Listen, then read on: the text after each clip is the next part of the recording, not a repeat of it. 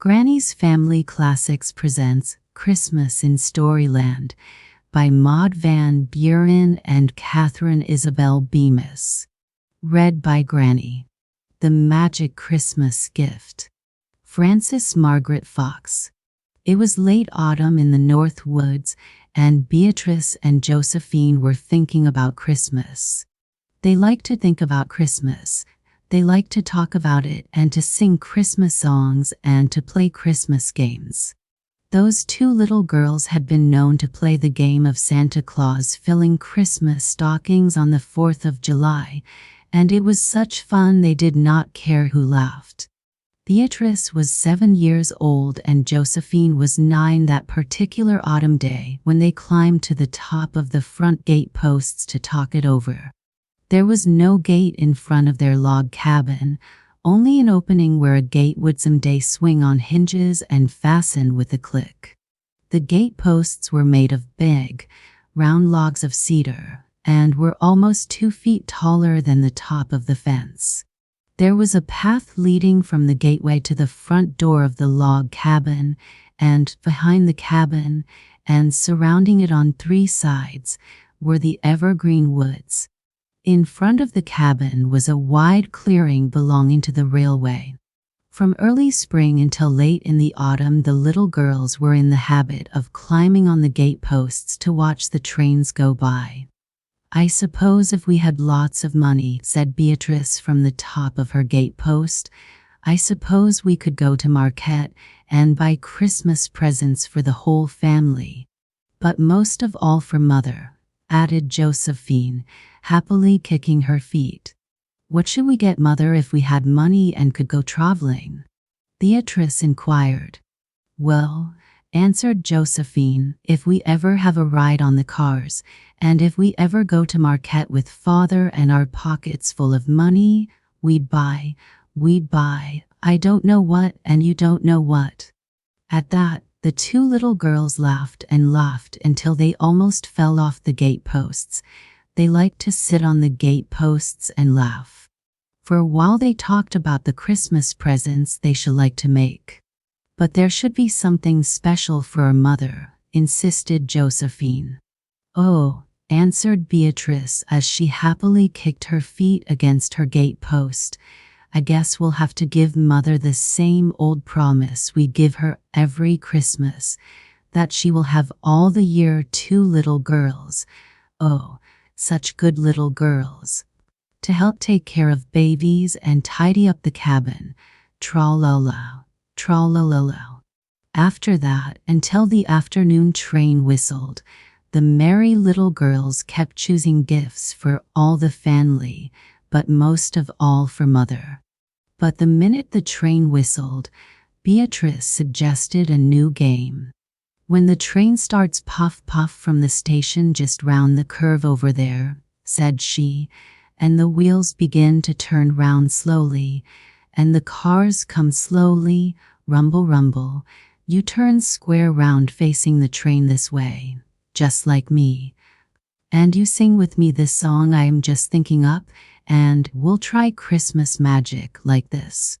White magic. Christmas magic. Send her Mother a Christmas gift. Gold magic. Christmas magic. Send her Mother a Christmas gift." By the time the passenger train was opposite the little log cabin, the laughing children were gazing straight toward it, singing over and over to the rumble of the wheels. "White magic. Christmas magic.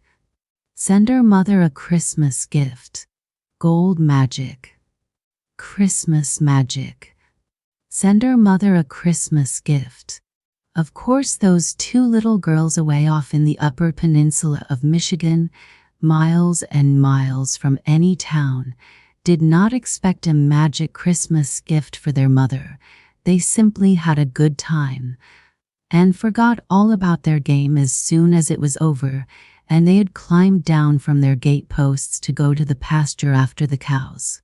But the day before Christmas, when the little cabin was bursting with Christmas joy and secrets, the postmaster from the settlement called to see Beatrice and Josephine. He said he wished to speak with them alone.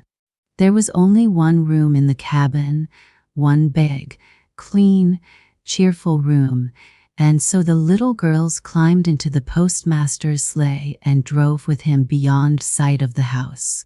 Then he said, "Whoa," to his horses, and without another word he untied a big, flat parcel that looked like a picture in a frame, and it was a picture in a frame. A big picture of two merry-looking little girls, each seated on a gate post in front of a log cabin home that had evergreen woods behind it and a clearing in front. It was a long time before either child could speak. Then Josephine whispered, "How did it happen?" "A lady on a passing train who is a stranger to us all," the postmaster answered, "took a snapshot of you too, because you looked so happy. Then she had the picture enlarged and framed and sent it to me to give to you, so that you might give it to your mother for Christmas. She said she was sure I would know who you were by the picture, so, as I thought you would like a big Christmas surprise for your mother, I asked to see you alone. Now we'll drive back to the house." At last Beatrice found her voice. "But did you ever?" was all she said, and "did you ever?" was all Josephine said, until they remembered to thank the postmaster for his kindness. On Christmas Eve the little girls could keep their secret no longer, and solemnly presented their mother with the magic gift. Mother cried. Tears of joy rolled down her face when she saw it. "I never before had a picture of any of you children," said she, "and I never expected to, because we live so far from a photographer. And this is so beautiful. Such happy faces. Oh, it seems too good to be true. It would not have happened if you were not such good little girls, always thinking of your mother." The next day 2 joyous little girls danced about the cabin, singing, "White magic, Christmas magic, brought her mother a Christmas gift. Gold magic, Christmas magic, brought her mother a Christmas gift." And the 2 little faces in the picture smiled down upon the happy family cheerfully, then and ever after. The spirit of Christmas. Edith Houghton Hooker. Everybody's hands were quite full of little pinpricks from the holly leaves. Alan and David and little Alice had all been helping with the Christmas greens, and at last the wreaths were securely fastened on tiny tacks in the windows, and sprays of holly peeped festively out from behind each picture. There was a large red paper bell hanging from the chandelier in the hall for Santa Claus to ring when he came in, and beside it a sprig of mistletoe, so there would be no embarrassment about kissing him in case he should be caught. It was Christmas Eve, and we all gathered around the fire to rest after our labors and to speculate about the prospects for the morrow. "Suppose he doesn't come," surmised David, "or suppose he would bring us only switches." The thought was terrifying. "It all depends on what you deserve," I answered. "Santa Claus has a way, you know, of finding out just what each child really ought to get." "Well," said Alan, the skeptic, "there are some who say there isn't any Santa Claus, that he's just a story made up by older people to amuse the children." "I never knew of anyone who'd seen him," Alice gasped. "You will get only switches, Alan, if you say such things," she warned him. "There are people who deny everything that's good and true." I took the conversation over, but their lack of faith hurts no one as much as themselves. "Would you like to hear about the old man who denied there was a Santa Claus and to learn what happened to him?" "Please, please," they all cried, and I began the story. Once upon a time there was an old man whose name was Mr. Grouch, and he had lived so many years that he could hardly count them. He was little and thin and bent over and wrinkled, and he had a scroggly little beard and cross, snapping eyes. He used to carry a big stick that he would shake at the boys when they laughed at him, and he never had a smile for anybody. He lived all alone with one cravat old manservant in a vast house, and no one even dared to ring the doorbell. One Christmas Eve I was coming down the street taking gifts around to some friends, and my mind was full of Christmas. There was a new fall of snow on the ground, and the sleigh bells were jingling. Even the busy shopkeepers seemed to be in the Christmas spirit. Banks of fir trees stood on the corners, and every now and then I passed someone proudly carrying home a tree over his shoulder. All of a sudden, whom should I see coming toward me but old Mr. Grouch, looking crosser than ever. He was shaking his stick at the Christmas trees and scowling at the fat turkeys, and for a moment I was half afraid to speak to him. Still, it seemed too bad not to give the old man the season's greetings, so I called out as cheerily as I could, "A Merry Christmas to you, Mr. Grouch." He turned on me, coming quite close and shaking his big stick in my face so that he frightened me. "A merry nonsense," he snarled, biting the words off short. "You should go home and attend to your business, not go running around wasting your own time and other people's. This Merry Christmasing is all nonsense, I tell you, fit only for children and simpletons. There's no such person as Santa Claus. It's all a myth concocted by idle folk to fool the children." I stood quite still, rooted to the spot, in terror lest Santa Claus should see me in such bad company. "You don't know what you're saying, Mr. Grouch," I finally brought out. "It's wicked to deny the spirit of Christmas." "Wicked or not wicked," he retorted, "I say it again, a merry nonsense to you and all your kind." He looked so fierce that I hastened on my way without another word, and as I turned the corner, I still heard him muttering, "A merry nonsense. A merry nonsense." On he went homeward to his great dreary house, and there he found a frugal supper laid out by the old manservant. He ate without appetite and then went upstairs. Then, after stuffing cotton in his ears and closing both the windows and the shutters to keep out the music of the bells and Christmas crackers, he climbed into his large four-poster bed, and pulling his nightcap down over his head, he went fast asleep. How long he slept he never knew, but suddenly he awoke hearing a strange sound. Flump! It was over near the fireplace, and there was a great rush of falling soot and plaster. Mr. Grouch sat up quickly, scratched a match, and lighted his bedside candle. He lifted it high and scanned the room, peering out over the bedclothes like a strange gnome in his pointed nightcap. He stared at the fireplace, and there, what do you think he saw? He could scarcely believe his eyes. And yet, sure enough, it was Santa Claus, dressed all in ermine and scarlet velvet, red cheeks glowing from the cold, his white beard glistening with snowflakes. There he stood chuckling softly and rubbing his hands together, the jolliest possible twinkle in his kind blue eyes. "A Merry Christmas to you, Mr. Grouch," he said in a deep, hearty voice. Mr. Grouch trembled so that the candle wax dripped on his hand. "A Merry Christmas, sir," he said, his voice sounding queer and squeaky. "Now, Mr. Grouch," said Santa Claus, smiling broadly, "that doesn't sound natural from you. Why don't you say a merry nonsense?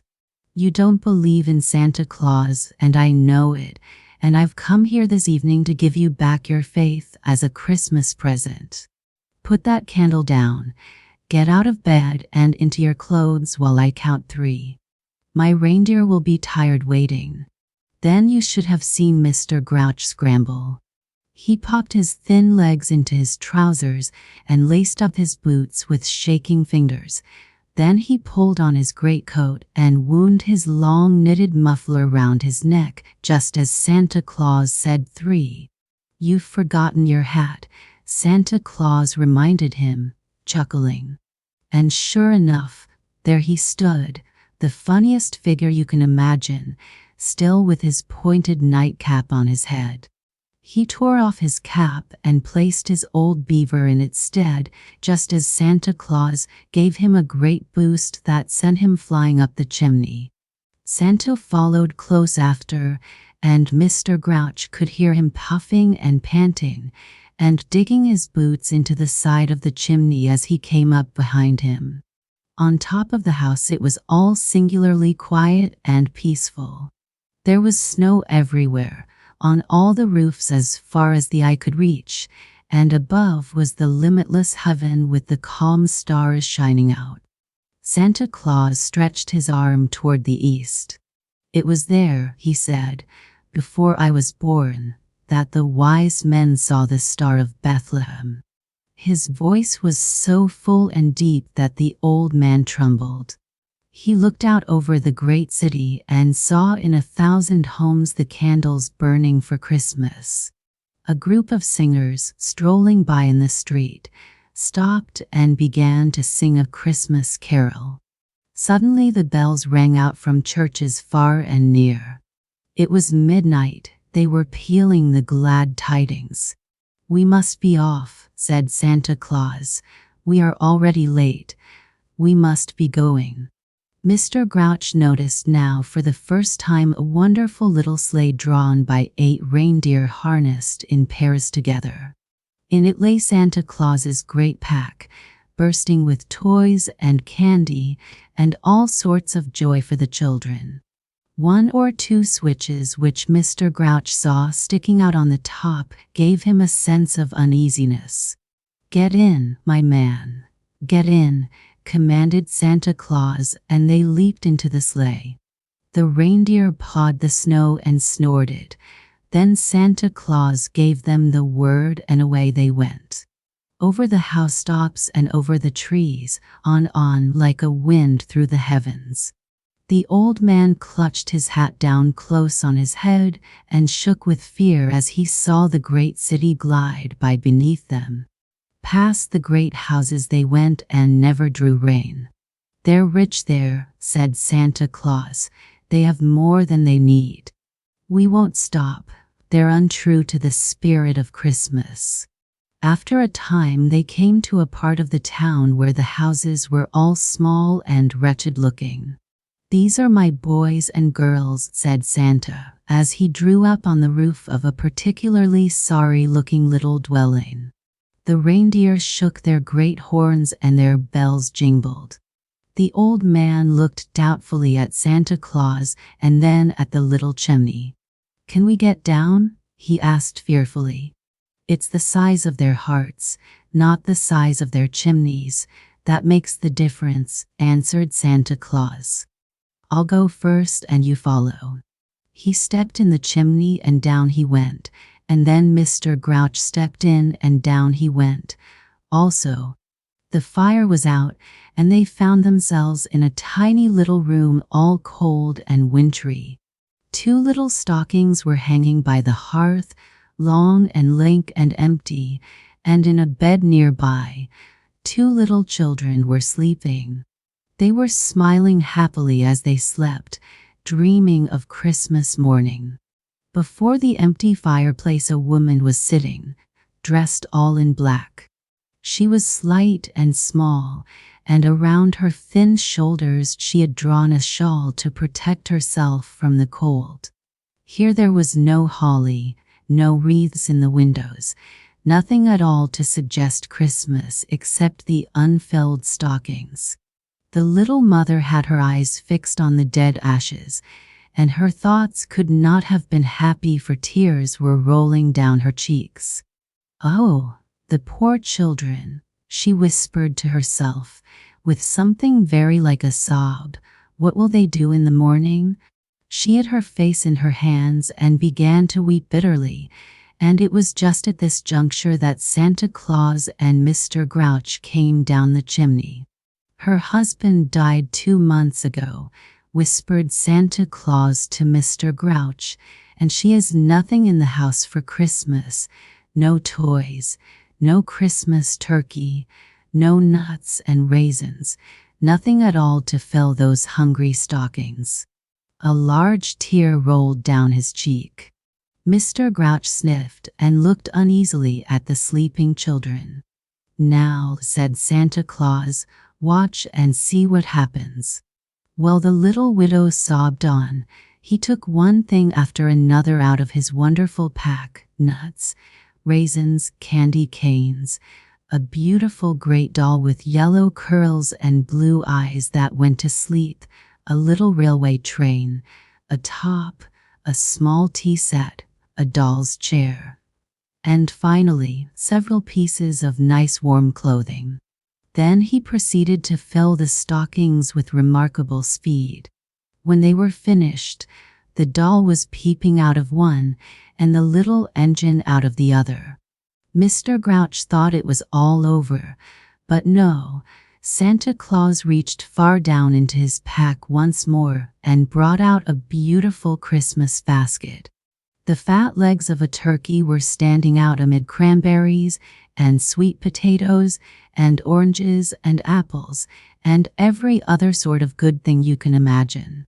Santa Claus placed the basket under the stockings and then poked Mr. Grouch in the ribs so hard that it made him jump. "Now," said he, "watch, for she'll be looking up." And sure enough, in a moment the little widow sighed and raised her eyes. Then you should have been there to see her. Her poor little face grew quite pink with joy. She gasped, and her breath came fast with bewilderment. She rubbed her eyes with her thin hands. She couldn't believe it was not a dream. Then she gave a little cry, just between a sob and a laugh, and fell on her knees before the basket.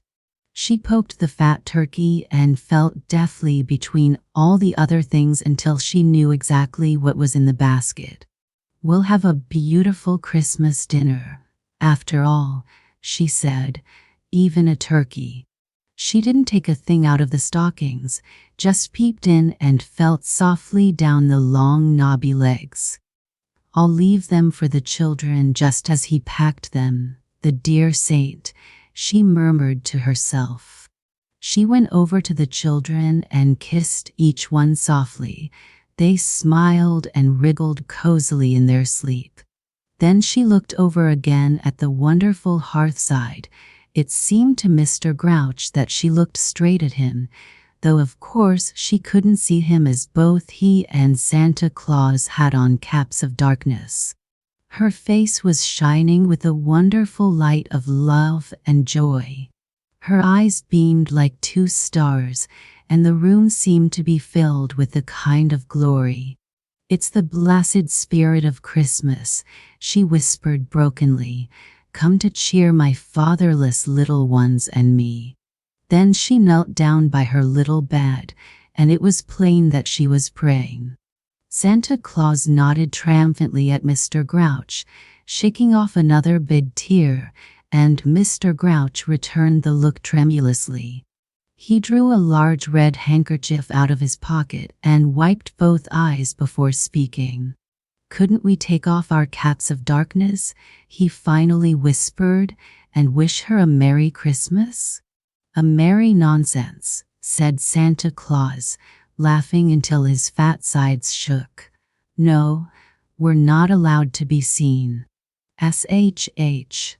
It's time to go up the chimney." Up they went into the dark night where the reindeer were waiting for them.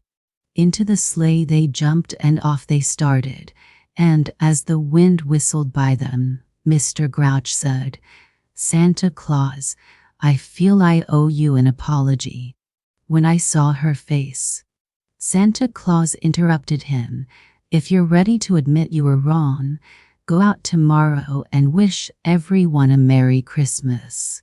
Far, far away they went, out over the rolling sea till they came to a ship which had had to sail out from port just 3 days before Christmas. Down into the forecastle they went, where the sailors were sadly thinking of their homes, and spread cheer around until each man wished the other a Merry Christmas. All the long night they sped over the great world, leaving joy behind them.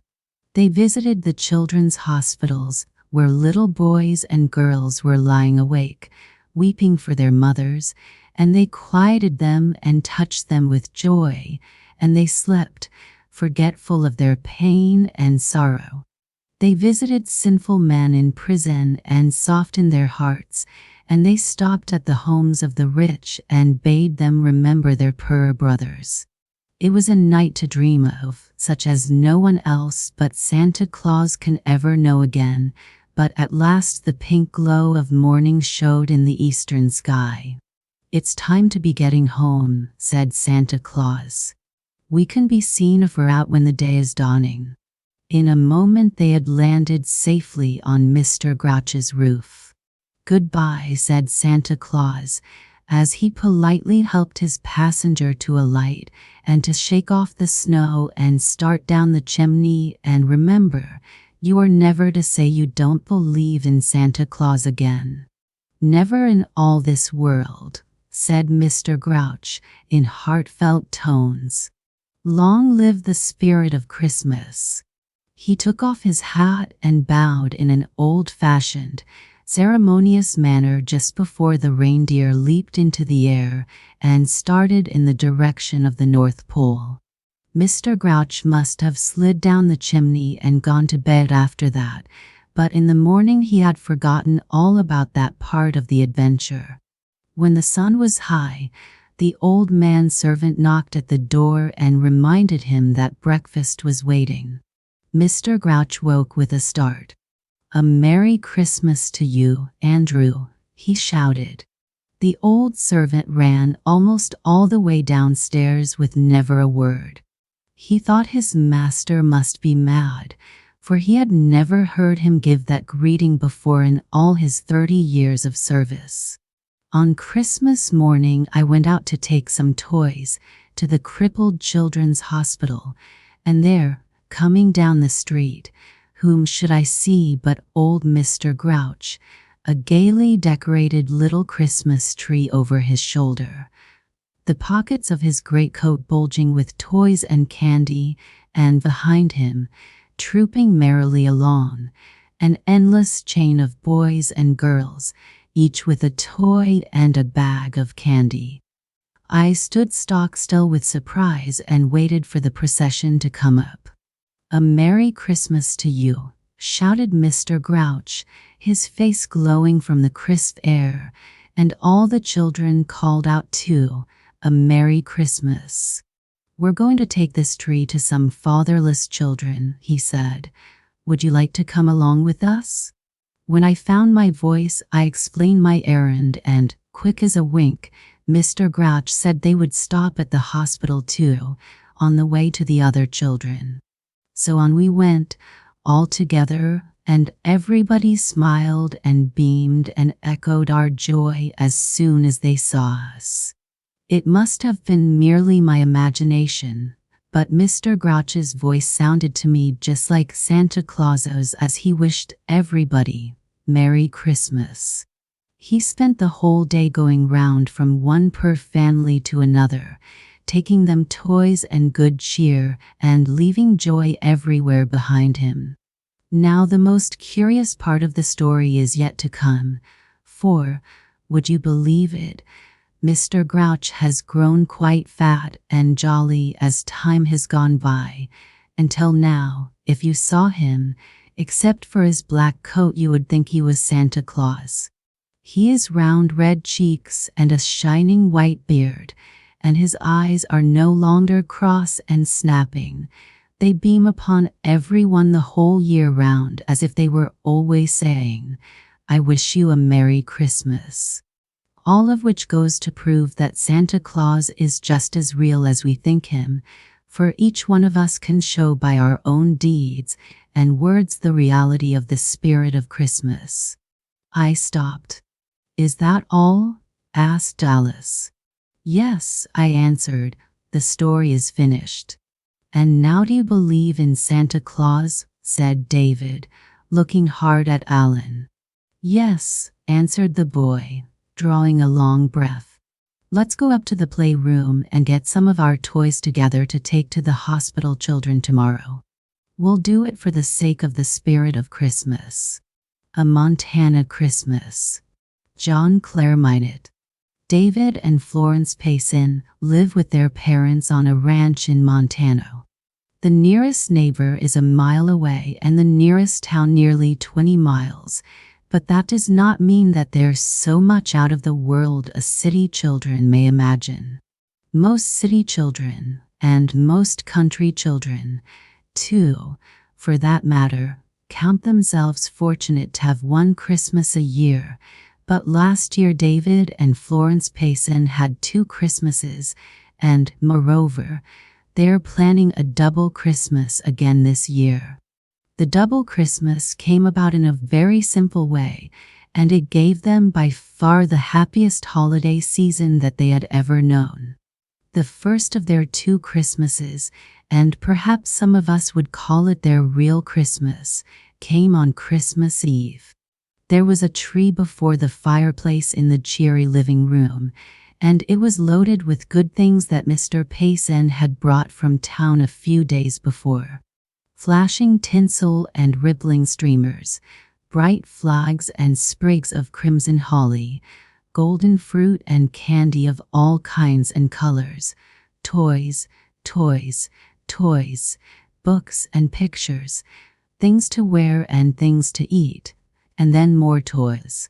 All these made the tree very beautiful and wonderful to David and Florence when at last the living room doors were opened and they were free to rush in. What a happy Christmas Eve they had then! In all the wide land there were perhaps no children who had a merrier time round their tree that night than David and Florence Payson had in the big living room of their lonely ranch house. They took very few of the presents from the tree that evening. It was enough to admire them and to dance round and round the tree in search of the treasures hidden among the branches.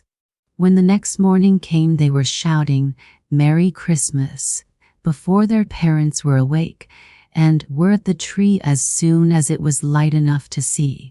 At breakfast David suddenly asked, "Does everyone have Christmas?" "Everyone," repeated Mr. Payson. "Well, I'm afraid some have a good deal more Christmas than others." David looked thoughtful. "Do you suppose that family in the log cabin over behind the bluff has any Christmas at all?" "Perhaps not," admitted Mr. Payson, and Mrs. Payson suddenly had the air of a person who all at once remembers something very important. David looked hard at his plate, and then he said, "Perhaps we ought to take Christmas over to them. We have so much that we can spare a little, can't we?" "Of course we can, David," said his mother promptly. "I'll fill a big basket with good things, and you and your father can carry it right over." But before the basket was filled, a very natural thought came to Florence. "How can it be Christmas to them without a tree?" she asked. "They shall have a tree," said Mr. Payson. "Come, David, we'll get one right now." David and his father found an axe and hurried off to a clump of small pines that grew near the river.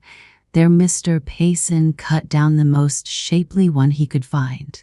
When they returned with it, Mrs. Payson and Florence had 2 baskets ready instead of one. Into the first basket they had put food and clothing. Into the second they had put some of the ornaments and holly that had decorated their own tree, and also a generous part of the fruit, candy, and toys. "Now will be Santa Claus and company," said Mr. Payson. "David, you and Florence can ride Old Diamond and drag the tree. I've tied a rope to it. I'll go ahead on general with the baskets." That was the way the strange procession set out. There was a light snow on the ground, but not enough to make travel hard, and the 2 miles were soon crossed. General was faster than Diamond, and a little while before the children reached the cabin they met their father returning. "I've left the baskets on the brow of the hill," he said. "You can easily drag them down to the door. You two are really Santa Claus and company, you know." So, suddenly and without any warning whatever, Christmas came to the log cabin. The family there had staked out a claim the summer before, and they had little more than the land itself. There were no signs of any holiday celebration anywhere about the shabby little place. It was indeed an amazed man that opened the door to the children's knock. "How do you do?" said David. "We've brought Christmas." "Brought what?" the man said uncertainly. "We've brought Christmas," repeated David, and he pointed to the tree and to the 2 big baskets that he and Florence had dragged down the slope to the door. As he spoke, a woman joined the man at the door. 3 little children were clinging to her skirts. "Christmas," she exclaimed, holding up her hands. "Is this Christmas Day? I declare, we'd lost track of the days altogether. Why, you blessed angels, where did you come from?" "We're not blessed angels," said Florence. "We're Santa Claus and company, and we live on the Payson Ranch over on the river." "Well, well," said the man. He began to understand what it all meant. "Come right in. I'll tie the horse." David and Florence stamped the snow off and went inside, dragging their gifts. The cabin was so small that they had to cut off the top of the tree before they could stand it up in the room. Then they all joined in hanging up the decorations and the gifts. The 3 children had said scarcely a word at first, but they grew noisy with happiness as the tree slowly began to display its wonderful fruit before their eyes. Perhaps it was the most beautiful Christmas day that ever came to 3 little folk who had not even known that it was Christmas until nearly noon. And when the big parcels of clothing were taken from the tree and opened one by one, there were tears of happiness in the grown people's eyes. Late that afternoon, David and Florence mounted Diamond, waved goodbye, and rode back to the ranch. Which Christmas celebration was the better? Asked their mother, when they had told the story of their visit to the log cabin. "Both were wonderful," said David, "but somehow we were even happier there than here." "I suppose it was because the first was a getting Christmas and the second was a giving Christmas," said Florence. And in that sage remark Florence showed where the richest happiness of the Christmas season lies. The secret Christmas tree. Elsie Singmaster. In the kitchen of the little house on the mountainside there was only one sound, the whirring of a sewing machine. The kitchen was a pleasant place. There was a glowing fire in the stove, a brightly striped rag carpet on the floor, and a red cloth on the table. In 3 of the 4 deeply embrazured windows were potted geraniums. By the 4th stood the machine which whirred so busily. It was Christmas Eve, and if a little shawl and sunbonnet and a little boy's overcoat hanging on pegs behind the door were any sign, there were children in the house. But there was no sign of Christmas. There were no stockings hung before the fire. There was no tree. There were no presents. The mother who turned the machine was making men's shirts of coarse fabric. To her right on a table lay piles of separate portions of shirts, sleeves, fronts, bands, cuffs. On the floor to her left, a great heap of finished garments. Her bent head was motionless. She was able to shift the material upon which she was working from one side to the other without moving her shoulders or lifting her eyes, so that she seemed to work upon an unending seam. She had set herself the finishing of a certain number of dozen before the new year, and she had her task almost finished, though it was only Christmas Eve. By the table sat an old man. He had a bright face and blue eyes. One would have said he had still a good deal of the energy and strength of his youth. He was reading the Christmas story in the Bible, but his eyes strayed often from the page, whose contents he knew by heart, to the figure by the machine. Once when the left hand swept to the floor a finished garment, he started from his chair. But the right hand was already gathering together the pieces of another, and he sank back.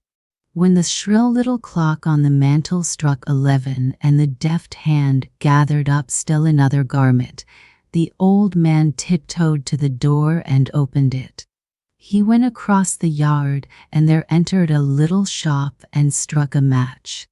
Then he exclaimed in joy over the product of his own hands. "It's the handsomest I ever seen," said he. Almost filling the little shop, its proud head bent, its wide arms spread benignantly, stood a Christmas tree, gorgeous, glittering. Each tiny twig was tipped with a white ball. Among the branches hung thick clusters of golden fruit. There was no other color the old gentleman had. It was clear, fine taste in Christmas trees. Beneath the tree was a village. Into green moss were stuck little tree-like sprigs of pine. Scattered about were miniature houses. Here a little horse carved out of wood drew a cart. Here a flock of sheep wandered. There was a mill beside a glassy pond, a mill whose wheel, set in the broken summer time, would really turn. On one side of the garden stood a full-sized sled, upon it a chessboard, both handmade, but neatly finished.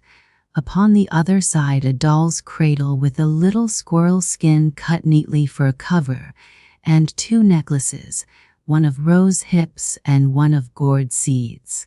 Before the garden lay another group of presents, a neatly carved spool holder, and a little pile of skins for muff or tippet.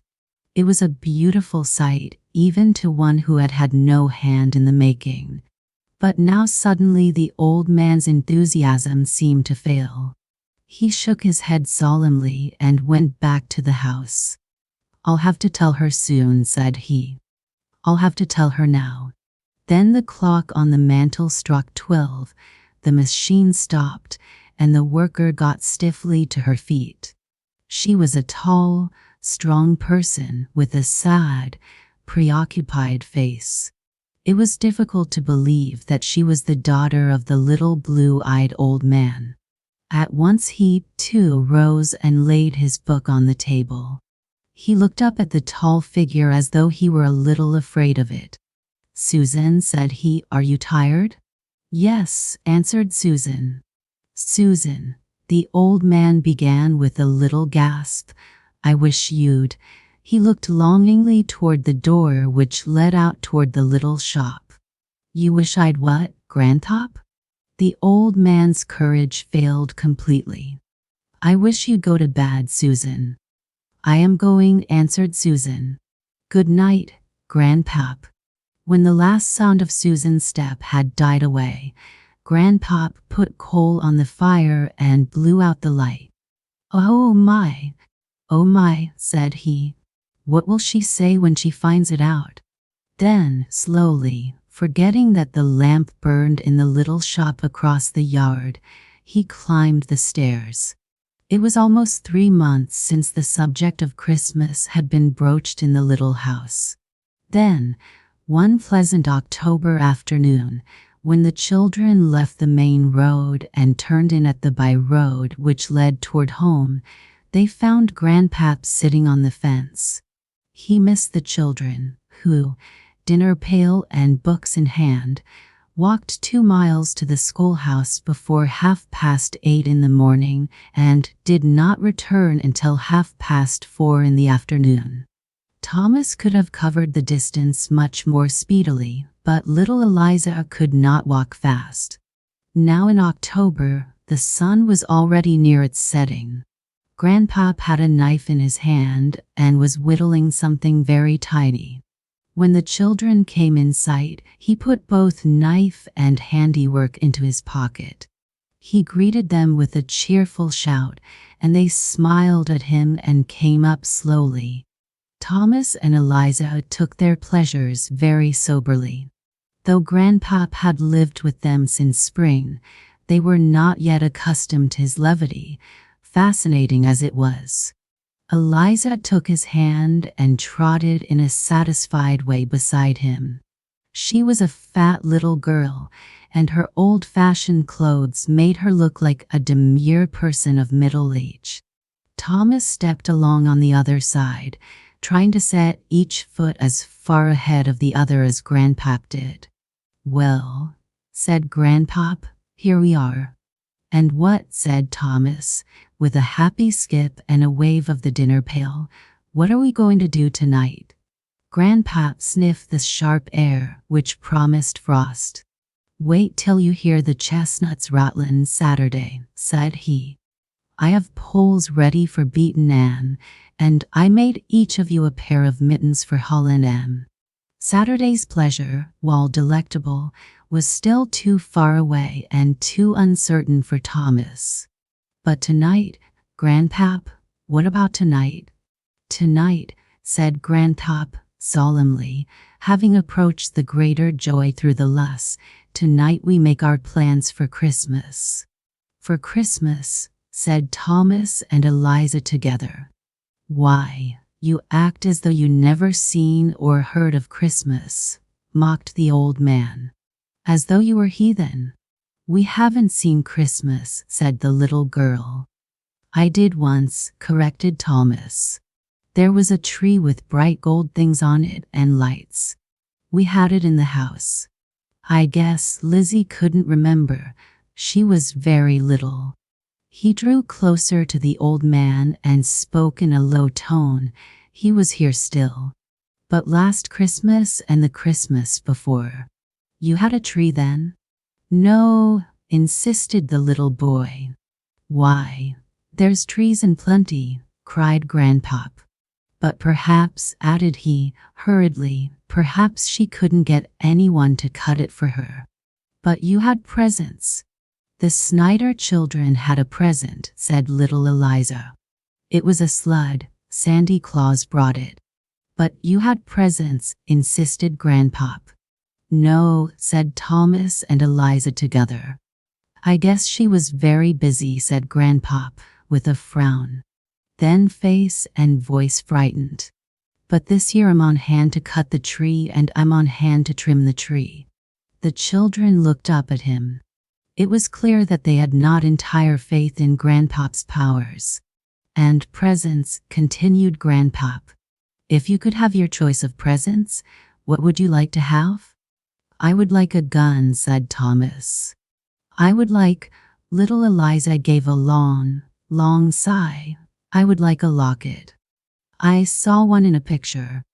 "I do not know what you will get," said the old man, "but you will get something."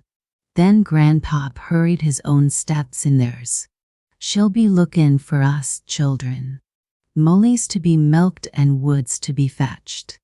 Further progress was swift, for the road descended sharply. Under the shelter of a small cliff-like elevation stood the little house, startlingly white in the thickening darkness. It was a lonely place, entirely out of sight of other houses.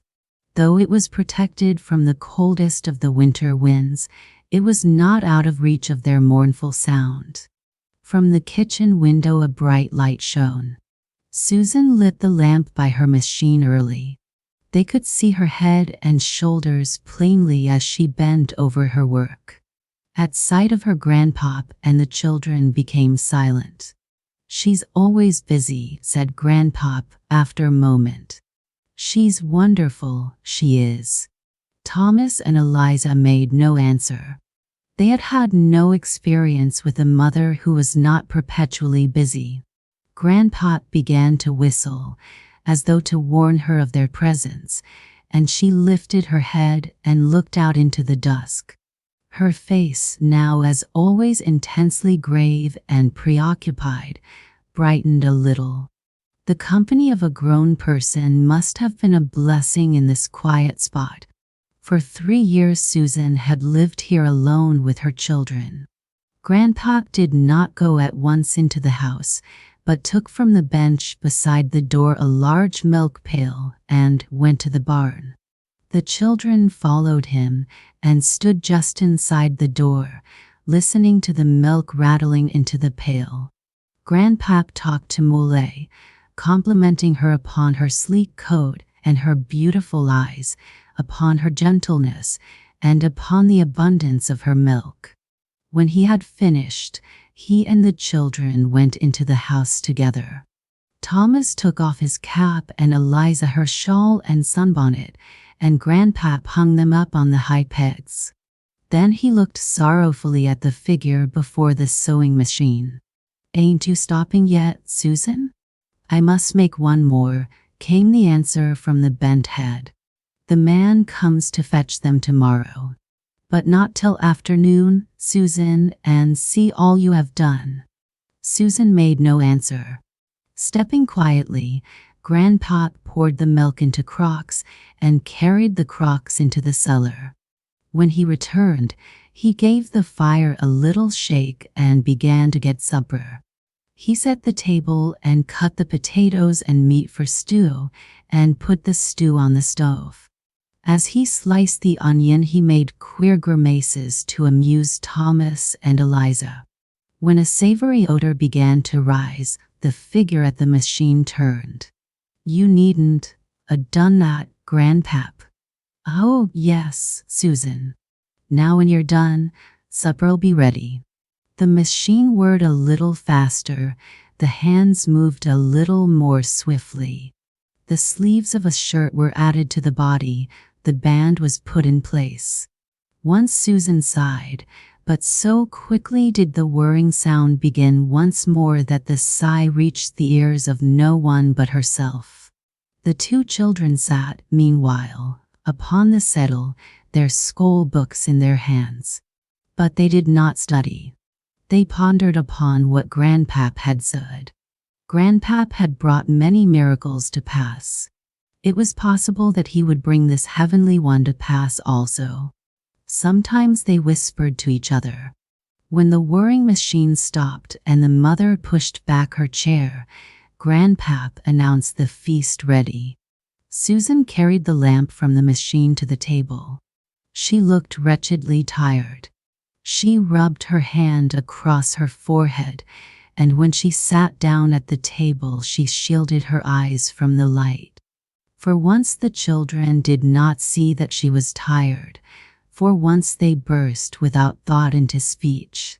Grandpap's promise had intoxicated them. "Grandpap says we will have a Christmas," said Thomas, before he had lifted his spoon. "With a big tree. He will cut it." "And with presents," said Eliza. "I would like a gun," said Thomas. "And I a locket," said Eliza. The mother shivered.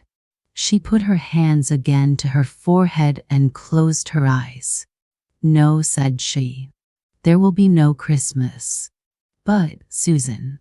Susan looked straight at her father.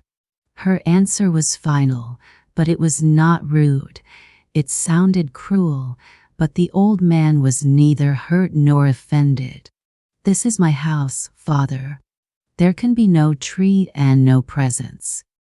I cannot stand a tree and I have no money for presents."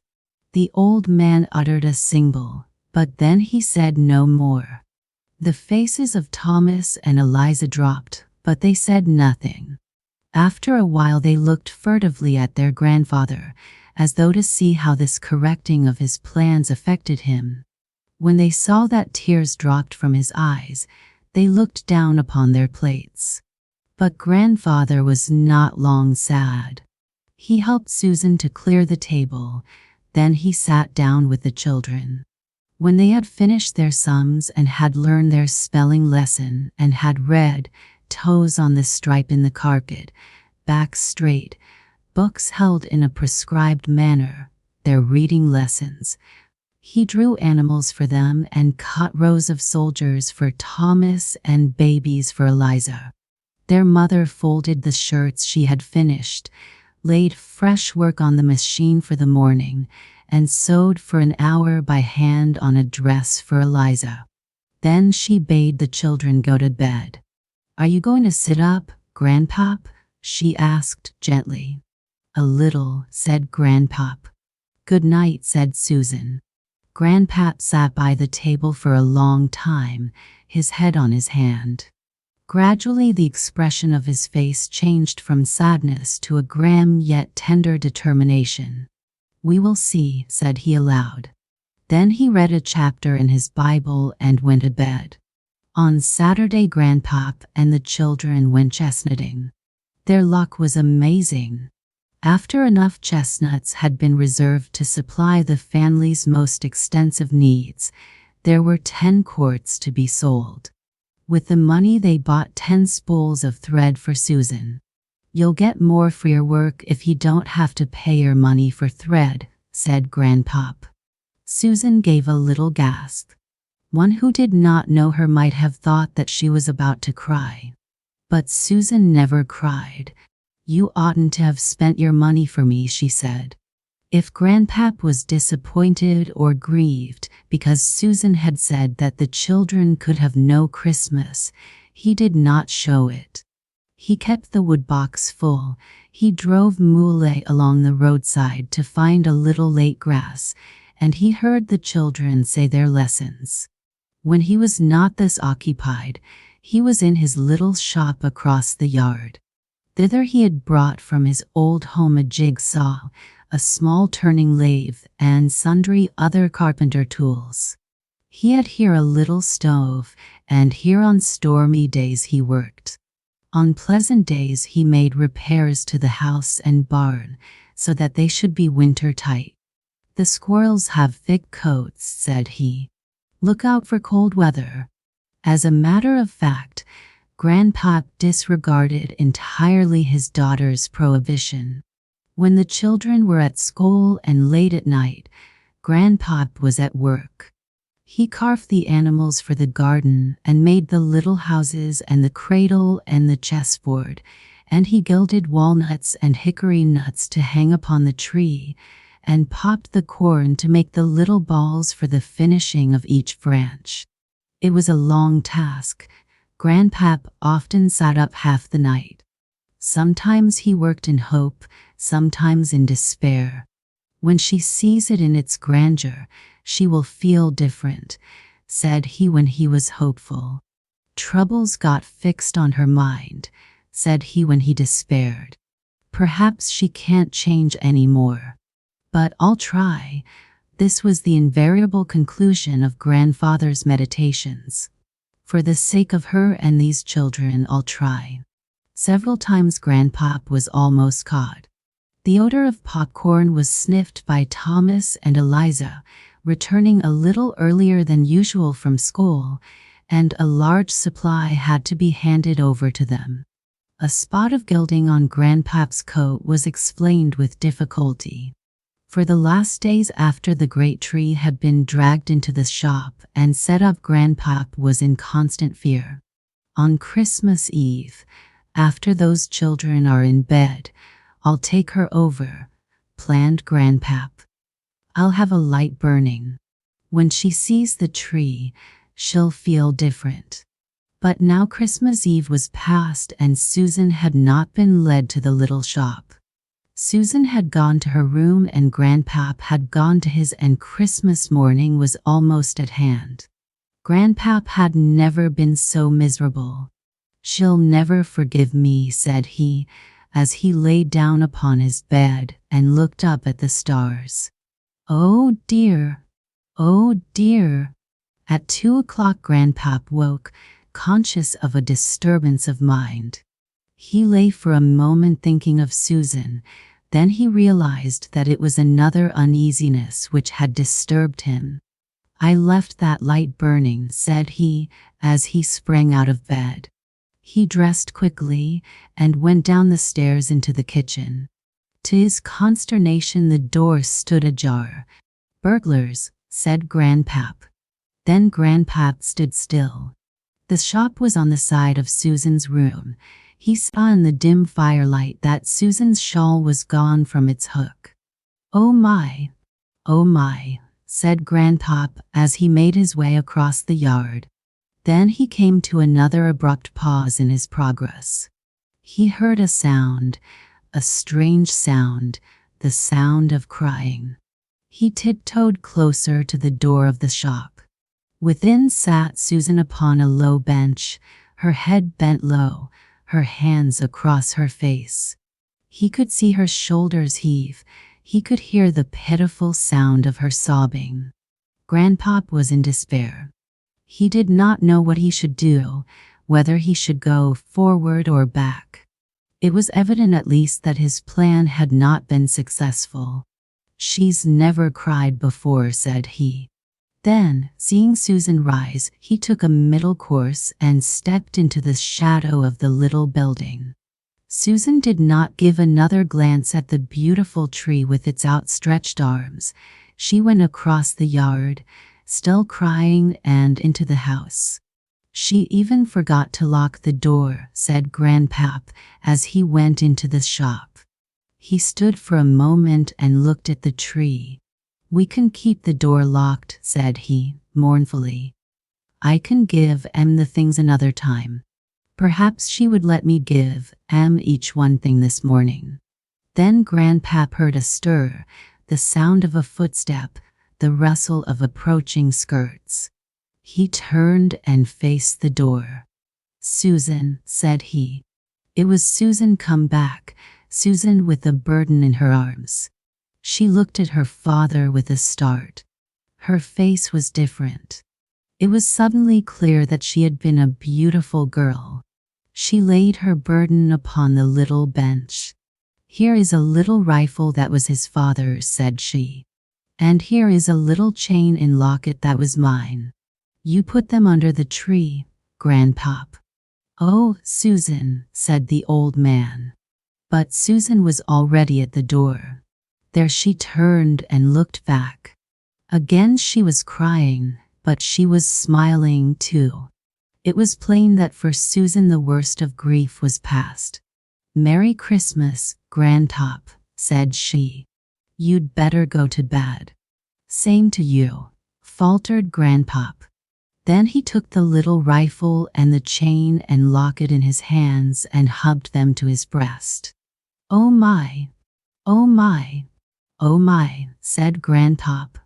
"What will those children do? How old Mr. Longtail became a Santa Claus." Harrison Katie. "No, sirree, you don't catch me giving anything to Christmas charity. No, sirree. It's all nonsense anyway," said old Mr. Longtail as he slammed his door shut with a great bang right in the face of a startled snowbird who had called to solicit a contribution for the Christmas fund for the poor and needy. Then with a frown he turned, drawing his old padded dressing gown more closely about him, and hobbled over to his large easy chair before the blazing fire. Seating himself among its cushions, he proceeded to pour out a steaming bowl of broth from a copper pot, and to help himself to a bit of toast from a trivet before the fire. "Ha, ha," he squeaked. "This is pretty snug," and his lips curled into a satisfied smile as he glanced over to where the boisterous snowflakes were dashing against the window pane. "Ho, ho," whistled the cold north wind as it rattled the shutters. "Crackety, crackety," answered back the leaping flames in the grate with a merry shower of sparks. Yes, Mr. Longtail was snug, very, very snug. His comfortable little house fairly glowed with warmth, and its pantry shelves sagged under their weight of good things. So, on this cold winter's day, the day before Christmas, He of all the many forest folk could afford to scoff and shoo away unwelcome callers. For why should he worry about the needy and the cold? His shelves were full and his fire was warm. Besides, did he not have many storehouses filled to overflowing? But many there were in the great world who were not as free from worry as Mr. Longtail. Many days of heavy storms and cruel winds had drifted the snow and covered fields and forests alike with a thick white mantle which, freezing, had made it almost impossible for many little creatures to reach their hidden stores or to find a stray berry. For weeks past they had been watching and waiting in the hope of better weather. Christmas was drawing near, and they had planned a grand celebration around a great fir tree which grew on a lofty knoll at the very edge of the forest. They had planned to trim it from top to bottom with long garlands of holly, while myriads of blazing candles would glisten and sparkle as they shed their light upon boughs heavily laden with presents. Then one day came bad weather, and with him a great blizzard which howled and shrieked and added huge drifts of snow. The little forest people looked out from their windows to see the blizzard imps dancing in glee, and as days went by they slowly gave up hope of the great Christmas celebration. Many tiny creatures watched their storehouses of provisions gradually disappear under the snow, and each day saw the list of the needy increase. So the day before Christmas found every little eye carrying a look of worry, and every little voice sobbed, "We can do but little for this Christmas, and that only for the very poor, all but old Mr. Longtail." His eyes held no look of worry.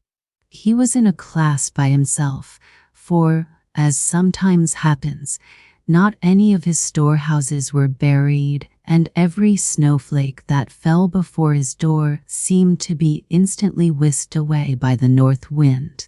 And so he sat before his fire and drank his broth and wheezed in his most disagreeable voice, "Christmas? Bah! I'll have none of it."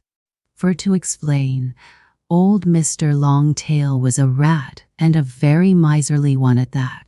In fact, he traced his pedigree directly back to the great family of miser rats, who had a habit of gathering hordes of curious things and tucking them away in funny little storehouses where one could find everything from an old button to a bit of brightly colored glass, along with queer dried roots and vegetables. Old Mr. Longtail had lived a long time, and as he had likewise inherited the family traits, his storehouses were many. So he sat all alone the day before Christmas, buried in his great armchair, and thought only of how very comfortable he was, he, the very richest creature in the great forest. But old Mr. Longtail was not happy, for with all his great riches there was one thing more he longed for. That was a certain kind of yellow corn, and that corn was hidden away in a certain corn bin in a certain old barn a goodly distance away. "Ah, if I only had a little of that fine corn for my Christmas dinner," sighed old Mr. Longtail, for secretly he did intend to celebrate Christmas Day, but all by himself. Finally he went to the window and peered out. "Phew, it's a pretty rough day, but I believe I might make it," he exclaimed as he drew on his big coat and wound his woolen scarf about his neck. Then he threw an empty sack over his shoulder and, buckling on a pair of snowshoes, headed straight for that distant barn. Reaching it after a very long and difficult trip, he removed his snowshoes and crawled under the old building until he came to a convenient crack in the floor, and raising himself carefully he crept noiselessly within. Everything was silent and deserted except for the groaning of the wind about the eaves. Mr. Longtail lost no time in getting across the floor to a large wooden bin beside the wall, and he sped quickly along its side until he came to an opening, and then, with a hurried look over his shoulder, he stepped inside, not inside the bin, but right into a large box trap, the cover of which dropped with a thunderous clap, and old Mr. Longtail found himself a prisoner. It was all so sudden and unexpected that it quite took his breath away. He tried to find a way of escape, but there was no escape for old Mr. Longtail. Exhausted, he crouched down and moaned, "Oh dear! Oh dear! I'm caught! I'm caught!" And his falling tears went splash as they fell on the floor of his prison. Yes, he was caught, and caught so well that unless something unforeseen happened, he was doomed to spend his Christmas day in that box trap. Poor old Mr. Longtail, who had planned to celebrate all alone with a delicious feast. 1 hour passed, then another, then many more followed, and Mr. Longtail commenced to feel cold and hungry. Yes, hungry right in that terrible trap in that well-filled corn bin. He shivered and shivered until the old box trap fairly made the corn rattle. "Hush! Hush! What's that?" whispered one little snowbird to another as they huddled under the eaves of the old barn. "I hear Saven." Just then old Mr. Longtail gave a low moan. "Phew, someone is in distress," cried the little snowbirds together as they cocked their heads to one side and listened. Again came a moan. "Phew, some poor soul is in distress and we must help him." And those two little snowbirds spread their wings and went whirling down to a window sill, and finding a broken pane, they poked their heads in and listened until they heard the sob again. Then they both peeped loudly. "Who's there?" Faintly from the bin came a plaintive cry. "Help! Help! It's me, poor Mr. Longtail." The two little snowbirds without hesitation flew right into the old barn and commenced to investigate. "It's old Mr. Longtail, all right," said one as he spied the tip of the rat's tail protruding from the end of the box. "Oh, so you're the crabbed old fellow who shooed us away from your door this morning," said the other upon recognizing Mr. Longtail's voice. Mr. Longtail sobbed, "Set me free, and anything I own is yours." "We're going to set you free all right," cried the little birds, "but we don't want anything of yours." "No, sir. We only accept presents from willing givers, and just to show you, we are going to return good for evil." And straightway they began to dig those yellow ears of corn from under the old box trap. Suddenly it fell on its side, and the cover opened enough for Mr. Longtail to slip out. He didn't stop, and he didn't even thank those little snowbirds for saving his life. No, he only ran just as fast as his legs would carry him straight for his home. "My, that was a narrow escape," he puffed as he bolted his heavy door. "You don't catch me leaving this snug little house again," and he stirred the fire and dropped down into his big easy chair. For a long, long time he sat and looked into the crackling flames as they danced and leaped up the chimney. Then gradually old Mr. Longtail commenced to see strange shapes. Curious visions appeared, visions new and strange, and along with them came troubling thoughts, and, do all he couldn't shut them out. As the flames danced, they shaped themselves into weird pictures of huddled creatures bent with cold and hunger, as they drew their cloaks about them. He could hear the roar of the winter tempest. He saw lines of empty stockings and heard plaintive calls for food. Then he saw a score of rich storehouses filled to overflowing, with doors heavily barred, while before them walked a grotesque figure, and that figure was turning away groups of starving forest folk. And, Last of all, he saw two tiny snowbirds helping someone out of a trap, someone who whined and whimpered and cried, "Help! Help! It's me, poor Mr. Longtail." This was too much for him.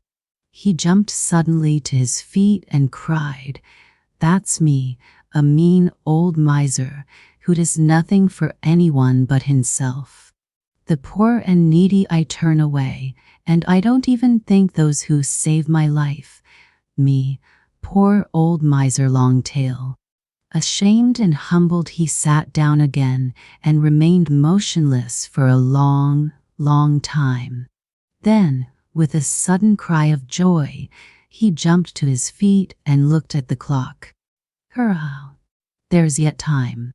There's still a few hours left," he cried as he drew on his coat, and, gathering a pile of empty bags together, he disappeared into the night. The night before Christmas. That magic hour of all the year when Santa Claus, behind his team of reindeer steeds, rides hither and thither from one chimney top to another. But on this particular night the little creatures of the great forest had given up all hope of any Christmas visitor and were huddled in their beds for warmth. They were fast asleep, dreaming their troubled dreams of empty shelves and stockings. Outside, the great world lay covered with ice and snow, for the blizzard had gone on its way and a cold winter moon shone on the hanging icicles. Then suddenly there came, at the exact hour of 12, the ringing of a bell. The little people awoke with a start and in excited voices cried, "It's a Christmas bell! It's a Christmas bell!" In a flash they were out of their beds, and, hurriedly dressing, they scampered toward the echoing bell. And what do you suppose they saw? A smiling old rat who, with the aid of his long tail, was ringing the bell, while before him on the ground was spread a wonderful collection of Christmas gifts, and above all was the sign, "Peace on earth and goodwill toward men. A Merry Christmas to all." From Mr. Longtail. The Story of the Field of Angels. Florence Morse Kingsley. In the deep valley below Bethlehem, an undulating meadow stretches east and west, its grass starred thick with blossoms in the days after the autumn rains. The villagers call it the Field of Angels, though to some it is known as the Place of the Star. In the days of the Caesars, the turrets of Middle Eder, the shepherd's watch tower, still looked down upon the place. Those shepherds had long ceased to watch their flocks there by night. 6 miles to the north, behind the scarred shoulders of the ravaged hills, lay shamed and desolate Jerusalem. There was no longer a temple therein whither the tribes of Israel could go up to praise and magnify the name of Jehovah. Of all that great and glorious Zion there remained only a place for wailing by a ruined wall. But flowers bloomed again in the red tracks of the Roman armies, and again there were little children to whom the horrors of that time of death were only as a tale that is told between waking and sleeping. When the sun shines in unclouded heavens, and myriads of flowers wave in the sweet wind, and the lark floods his acres of sky with down-dropping melody, what young thing will lament ruined temples or yet vanished cities, be they never so glorious? And so, the children were plucking the first flowers in the Field of Angels with shouts and laughter. In the dwarfed shadow of Middle Eder sat an old man who talked with himself in the midst of his great silver beard, his blue eyes shining like twinkling pools amid the frosty sedge of a winter's morning. "The young things crop the blossoms like lambs," he muttered, and stretched his withered hand to gather a tuft of the white, star-like flowers. Then he smiled to see a troop of little ones running toward him, fearless as the lambs to which he had likened them. First came a tall girl of 10, her clear olive cheek shaded by a tangle of curls. She held a flower-crowned baby in each hand. Behind her lagged 3 or 4 smaller girls and half a score of boys, shyer and more suspicious than their sisters. "Good sir, wilt thou gather flowers in the angel field?" demanded the tall girl, fixing bright, questioning eyes upon the stranger. "Thou hast said truth, maiden," answered the old man. "I have come from overseas to gather them. And I will also tell thee one thing.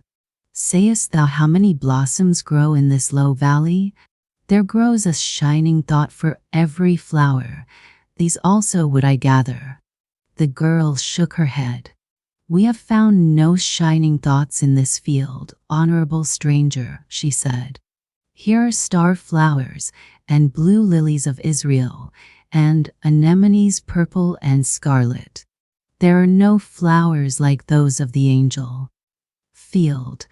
But I would that we might see the shining things which thou hast gathered. Sit ye down upon the grass, every child of you," cried the old man, his blue eyes beaming with delight, "and I will show you my shining thoughts, for in truth they are fairer than the flowers which perish in the plucking. See, child, the blue lilies of Israel, how they droop and wither, and the star flowers drop their petals like early snow. But I will show you that which can never perish. Look you, children, I was no taller than yon little lad, he with the scarlet tunic, and I wandered with the shepherds in this field, which in those days was known only as the Valley of Flocks, gathering flowers and minding the paschal lambs. They strayed not far from their mothers. Great Jerusalem was in its latter glory, and a marvelous bright star shone in the heavens. Wise men there were who declared that the star heralded the birth of Israel's deliverer, he who should be King of kings and Lord even of the Romans. The shepherds talked of these things in the night watches, and I, folded in my father's Abba, listened between dreams. 'Twas in this very spot we gathered on the night of which I will tell you. My father, the head shepherd, and very learned in the Psalms and prophets, sat silent while the others talked softly of the flocks and of the weather, which was uncommon mild for the time of year, and of the pilgrims who had gathered out of all the provinces to pay tribute to the heathen emperor. The heavens were dark save for the great star which shamed all the rest into twinkling sparks. The young moon hung low in the west. I saw all this from the shelter of my father's cloak, and was content even as the lambs which lay close to the warm hearts of their mothers in the soft, damp grass. Suddenly my father lifted up his great voice. "The Lord is in his holy temple. Let all the earth keep silent before him." So spake he, and the others, marveling, held their peace. My young eyes were just closing in a dream of peace, but they opened wide at sound of my father's solemn voice. "Behold, I will send my messenger, and he shall prepare the way before me, and the Lord, whom ye seek, shall suddenly come to his temple. Behold, he shall come, saith the Lord of hosts." Then did the earth swoon and tremble, or so it seemed to my young fancy, and the light of the star on a sudden blazed forth with myriads of sparkling rays, of all colors splendid and rare. And radiance presently took shape to itself and became the figure of a man clad in dazzling garments who stood over against the sleeping flocks. He spoke, and his voice was as the voice of Jordan when he rolleth his spring floods to the sea. Every man of the shepherds was fallen to the ground with fright, but I lay unafraid in the shelter of my father's cloak and saw and heard all. "Fear not," said the Shining One, "for behold, I bring you good tidings of great joy, which shall be to all people. For unto you is born this day, in the city of David, a Savior, which is Christ the Lord. And this shall be a sign unto you. Ye shall find the babe wrapped in swaddling clothes, lying in a manger. Then were the heavens and the silent valley and the heights of Bethlehem filled with shining ones, who lifted up their voices in songs the like of which never yet fell on mortal ears. Glory to God in the highest, and on earth peace, goodwill toward men. The anthem rose and fell in glorious waves of melody toward the star blazing in mid-heaven. The voices passed singing into the silence, and the shining forms, blent once more with the celestial rays of the star, wavered for an instant before our dazzled eyes, and were gone. My father was the first to recover himself from that trance of wonderment. Let us now go even to Bethlehem, he said, and see this thing which is come to pass, which the Lord hath made known to us. The shepherds girt themselves to depart, and I, creeping from the warm folds of the Abba into the chill night, followed hard after them. Being low of stature, for I was no higher than yon little lad, I saw a thing which the others perceived not. The soft, damp grass was starred with snowy blossoms both far and near where the feet of the angels had trod. I lagged behind to gather of them a great handful. The dim light of the inn swung halfway up the rocky steep, and there we waited in the darkness, my young heart beating loud in my ears, whilst my father parleyed with the keeper of the gate. There was no babe within, the porter said, and would have shut the door fast in our faces, but that my father, being a man of authority and insisting that it was even as he had said, presently pushed by him into the khan. And indeed there was no babe in all the place, only pilgrims lying close to the sleeping lofts and their beasts which crowded the courtyards.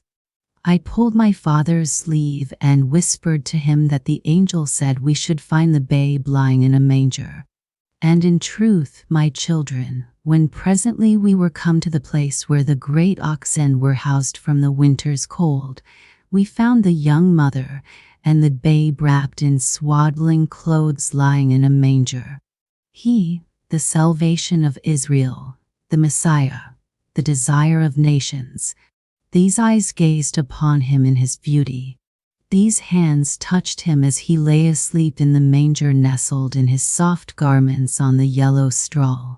The tremulous voice faltered, ceased.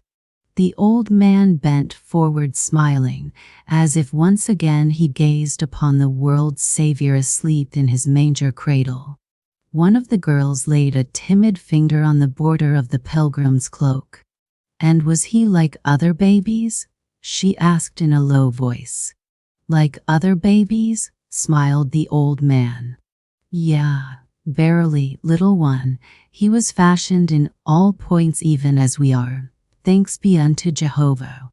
Yet was he unlike, so wondrous fair, so heavenly beautiful was that babe of Bethlehem as he lay even as an angel asleep in that humblest bed of all the earth. The milk-white blossoms I had gathered shone faint in the half-darkness like tiny stars. I laid them at his feet, and their fragrance filled all the place's incense. The aged shepherd looked down at the flowers in his withered hands, his slow tears falling upon them like holy dew. Also he murmured strange words to which the children listened with wonder, albeit they understood them not at all. Behold, he was in the world, and the world was made by him, and the world knew him not. For by him were all things created that are in heaven, and that are on earth, visible and invisible, whether they be thrones, or dominions, or principalities, or powers. These things saith the Amen, the faithful and true witness. Then the children stole quietly away one by one, till presently they were again at play amid the myriad blossoms of the star-flower. But the old man rested beneath the shepherd's tower, while the shadows lengthened across the field of angels. Shopping with Grandmother Minton. Daisy Crab Curtis. There, said Grandmother Minton, standing stock still in the middle of the sidewalk, all unmindful of the fact that she was blocking the way of the hurrying Christmas shoppers. That child has hurt himself. I can tell by the way he cries. Pick him up, Susan. Oh, Grandmother, protested Susan. He's dirty. Bumps hurt a dirty boy just as much as a clean one, said Grandmother Minton. Susan sighed, and with the air of a martyr lifted the weeping urchin to his feet. It's his forehead, poor child, said Grandmother Minton, gently touching a red bump on the boy's forehead. Don't cry, sonny. Grandma's got something in her little black bag that will stop the hurt. Here 'tis, arnica, and a nice clean handkerchief to bind it up with, she went on soothingly as she worked. Feels better already, eh? And here's something more to help, she added, popping a piece of white candy into his mouth. That's good for the cry. All right now. Grandmother, come, whispered Susan with scarlet cheeks. She was painfully embarrassed by the curious crowd that had collected about them. Wait till I see if he walks all right, said the old lady, whose face was filled with motherly anxiety. Of course he walks all right. Do come. The bystanders made way respectfully for the little old lady and her stylishly dressed granddaughter. Susan carefully avoided their glances, but Grandmother Minton beamed impartially upon them all from behind her massive rimmed spectacles. Would Grandmother ever learn not to make herself so conspicuous? Susan wondered. Mother might have known that something like this would happen. She ought not to have insisted upon Susan's going with Grandmother to the city, and on a shopping expedition, too. Why, thought Susan, glancing at her companion, even if Grandmother wasn't always doing things that make people stop and look at her, they would look at her just the same because of her queer, old-fashioned clothes. Why will she insist upon making them herself, and all after this same old pattern, when Father's ready and willing to buy her the best the stores afford? Why can't she be like Lillian Teller's grandmother, always dressed in fashion and with her hair stylishly arranged? And why will Grandmother persist in carrying that absurd old black velvet bag everywhere she goes? Hasn't each of us, at some time or other, given her a new bag? Why don't you take one of your new bags?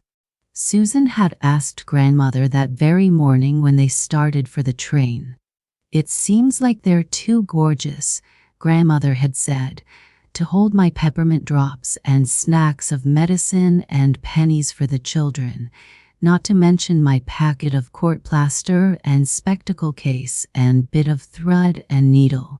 The bags you dear people gave me just go with broidered handkerchiefs and smellin' salts and $10 bills, she added, with a twinkle in her eye.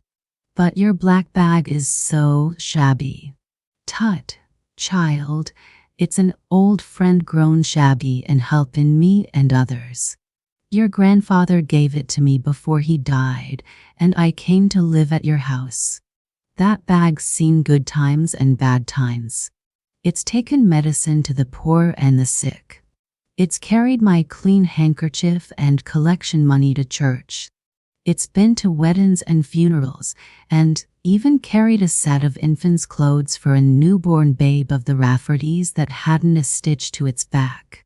Why, said Grandmother Minton, tenderly smoothing its rusty drawing strings, you don't know how lonesome and homesick I'd feel without this bag. Here we are at Trosher and Brown's, said Susan as they approached a great store. Now, what's first on your list? She asked briskly. I'll just hurry her along, she thought, and maybe we can catch the 1:30 train home." "Let's see," said Grandmother Minton, pulling a worn piece of paper from her bag. "You'll have to read it for me, Susan. I love my readin' specs at home." "Peppermint sticks," read Susan. "Candy's in the basement. Let's take the elevator." "Department stores are funny," said Grandmother Minton with a chuckle. "Candy, calicos, and furniture all mixed up together." They had reached the candy counter, and she addressed the clerk in a confidential tone. "Yes, I want peppermint sticks, red and white ones. They're the tastiest for Christmas." "What?" "Oh, 2 dozen, I should say. Let me see. They're for the Raffertys and Bensons and Manders, and best make it 3 dozen. "What's that, Susan? A shopping card? You tell her how to make it out. I'm too old-fashioned for shopping cards, I guess." "What next, Susan?" "Oh, yes, dolls. Nellie Rafferty wants a yellow-haired one." "Can you tell me where the yellow-haired dolls are?" she asked the clerk. Nellie Rafferty set her heart. "I know where the dolls are, Grandmother," said Susan hastily. She did wish that Grandmother would not always take the clerks into her confidence. Grandmother Minton fairly reveled in the doll department. She went from one showcase to another, exclaiming over the pretty curls and attractive dresses. Each doll brought for her inspection seemed more beautiful than the last, and she could not decide which one would best please ragged little Nellie Rafferty. Susan was in despair. It was after 12 o'clock, and she had seen other items on Grandmother's list: a fire engine, a red card, some brown yarn, a girl's coat, infant's underwear, shoes, and stockings. She fairly gasped. Why, they would be lucky if they reached home on the 3:18. "Grandmother," she suggested, "how would it be if I bought some of the other things for you while you're selecting the doll?" "Shall I," consulting the list, "buy the girl's coat and the infant's underwear?"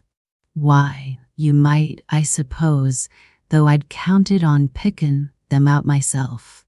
It will save time if I do it." "Well," agreed Grandmother Minton reluctantly, "I'll try and tell you exactly what I want. The coat's to be 8-year size, and mind, it must be durable. Like's not, it will be handed down from one child to another in the Benson family, and they're such husky young ones it'll have to be good and stout to stand the strain. The infant's underwear is to be 1-year size and wool, Susan. Don't let them give you anything but wool." "Yes, yes," said Susan, impatient to be off. "Stay right here, Grandmother, until I come for you." It took Susan much longer than she had expected to purchase the coat and underwear. She had to go to the 3rd floor for the coat, and she found a sales clerk busy trying to please a most exacting customer who seemed to want to examine every coat in stock before making a selection. When Susan's turn came, she hurriedly purchased a dark blue chinchilla and then went in search of the underwear. The afternoon shoppers were beginning to throng the floors when Susan finally made her way back to the toy department. That, thought Susan, must account for the fact that, although she had nearly reached the spot where the dolls were sold, she had not yet caught a glimpse of a little white-haired lady in an old-fashioned black dress and with a shabby black velvet bag in her hand. "This is the very counter where I left her," said Susan with a puzzled frown. "She must be looking at some of the showcases nearby, or perhaps she has walked a little way to look for me." She was beginning to feel anxious, for she knew that Grandmother Minton would not be likely to wander about the big store for herself. Susan began to thread her way among the shoppers, scanning each one sharply. At first she was deliberate and polite, But after she had circled several times round the toy department and still had caught no glimpse of Grandmother Minton's kind old face, she became desperate and pushed her way rudely hither and thither. What had become of her grandmother? Was she wandering helplessly round with no one to pilot her? Would anyone notice that she was lost and try to help her? Susan stopped short in her wanderings. A possibility that filled her with dread had flashed into her mind. Such things had happened to other people, she knew. Could it be that Grandmother had been taken suddenly ill and been rushed to the hospital? What would Father say? Was not Grandmother Minton his own mother? Had he not cautioned Susan that morning to take the best of care of her and bring her safe home to him again? Now, she would have to telephone and tell him. Oh, she could not. And what would Mother say? And all the Raffertys and Bensons and Manders? They worshipped Grandmother Minton. Someone grasped Susan's arm, and the polite voice of the floorwalker questioned her. "What is it, miss? Have you lost your purse?" Susan realized then that she had been wringing her hands and that tears were in her eyes. "No," she gasped. I wish I had. Beg pardon. "I've lost my grandmother," explained Susan. "Have you seen her?" The puzzled look upon the floorwalker's face caused Susan to be more coherent. She told him what had happened, and he suggested that she go to the waiting room and rest while he went to the office and made various inquiries. He was sure that they would be able to find her grandmother. And Susan, because she was bewildered and felt faint and weary and knew nothing better to do, acted upon his suggestion. The waiting room was filled with the usual number of weary shoppers, some of whom were trying to soothe fretful children. Susan sat down in one of the vacant chairs. It had been more than an hour since she had missed her grandmother. Could it be only yesterday that she had gone to her to have her gloves mended at the very last minute, so that she might wear them to the concert? It seemed ages and ages ago.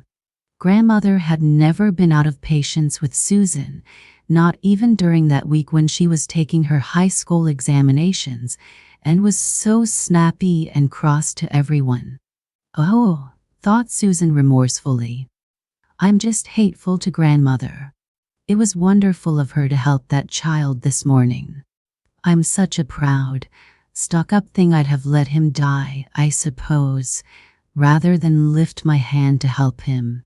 Grandmother would help anyone who's in need. She'd give her last cent too." "There," said a cheery voice, "you look better. Wasn't it lucky I was nearby when you felt faint?" Susan turned sharply and her eyes opened wide. There, bending solicitously over a woman who lay on the divan, was Grandmother. She had in her hand one of the little bottles from her black bag and was bathing and rubbing the sick woman's forehead. Susan held her breath and drew near. How infinitely dear Grandmother was. She had taken off her coat and looked so quaint and grandmotherly in her fitted basque and softly shirred skirt. How suitably the close little bonnet framed the white hair, plump face, and kind blue eyes. Susan's gaze wandered to the woman to whom her grandmother was ministering. She was so stylishly gowned that Susan was astonished when she saw her face. It was much wrinkled and, in spite of the faint touch of rouge on the cheeks, looked ghastly. "She's old," thought Susan, in spite of her stylish, young-looking clothes. Why, she must be older than Grandmother. Maybe she's a grandmother too, but she doesn't look like a comfortable one.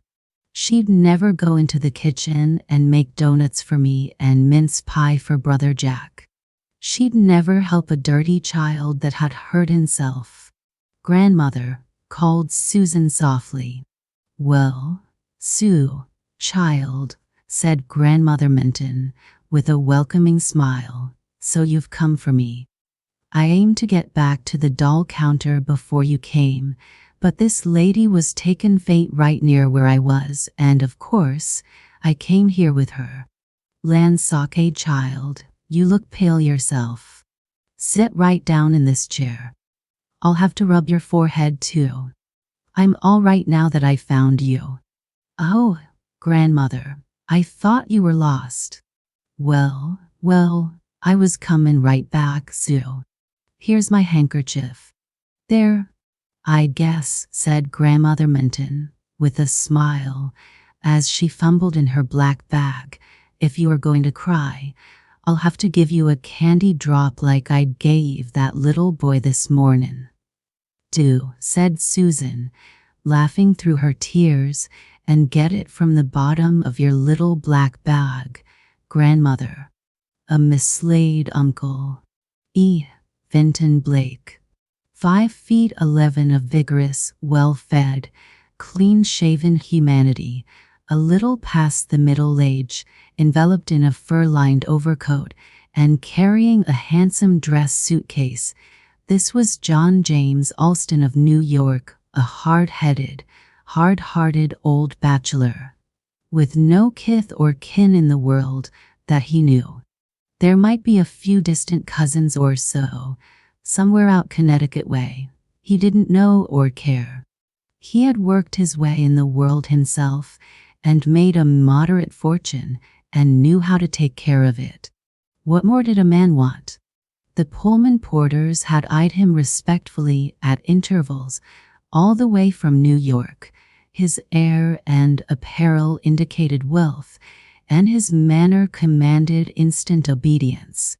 Nothing in his firm-set mouth, the poise of his head, his cool dignity, betrayed the fact that the habits of a lifetime were attacked and in danger of being carried by assault. And the besieger was a mite of a 4-year-old girl, all daintiness and captivating ways, whose mother occupied a nearby chair in the Pullman car. The little miss persisted in hovering about the cold, quiet gentleman and attracting his attention. John James Alston rather liked children when they were well behaved, and when Mama said, "No, no," and drew the intruder away, the dainty red lips quivered.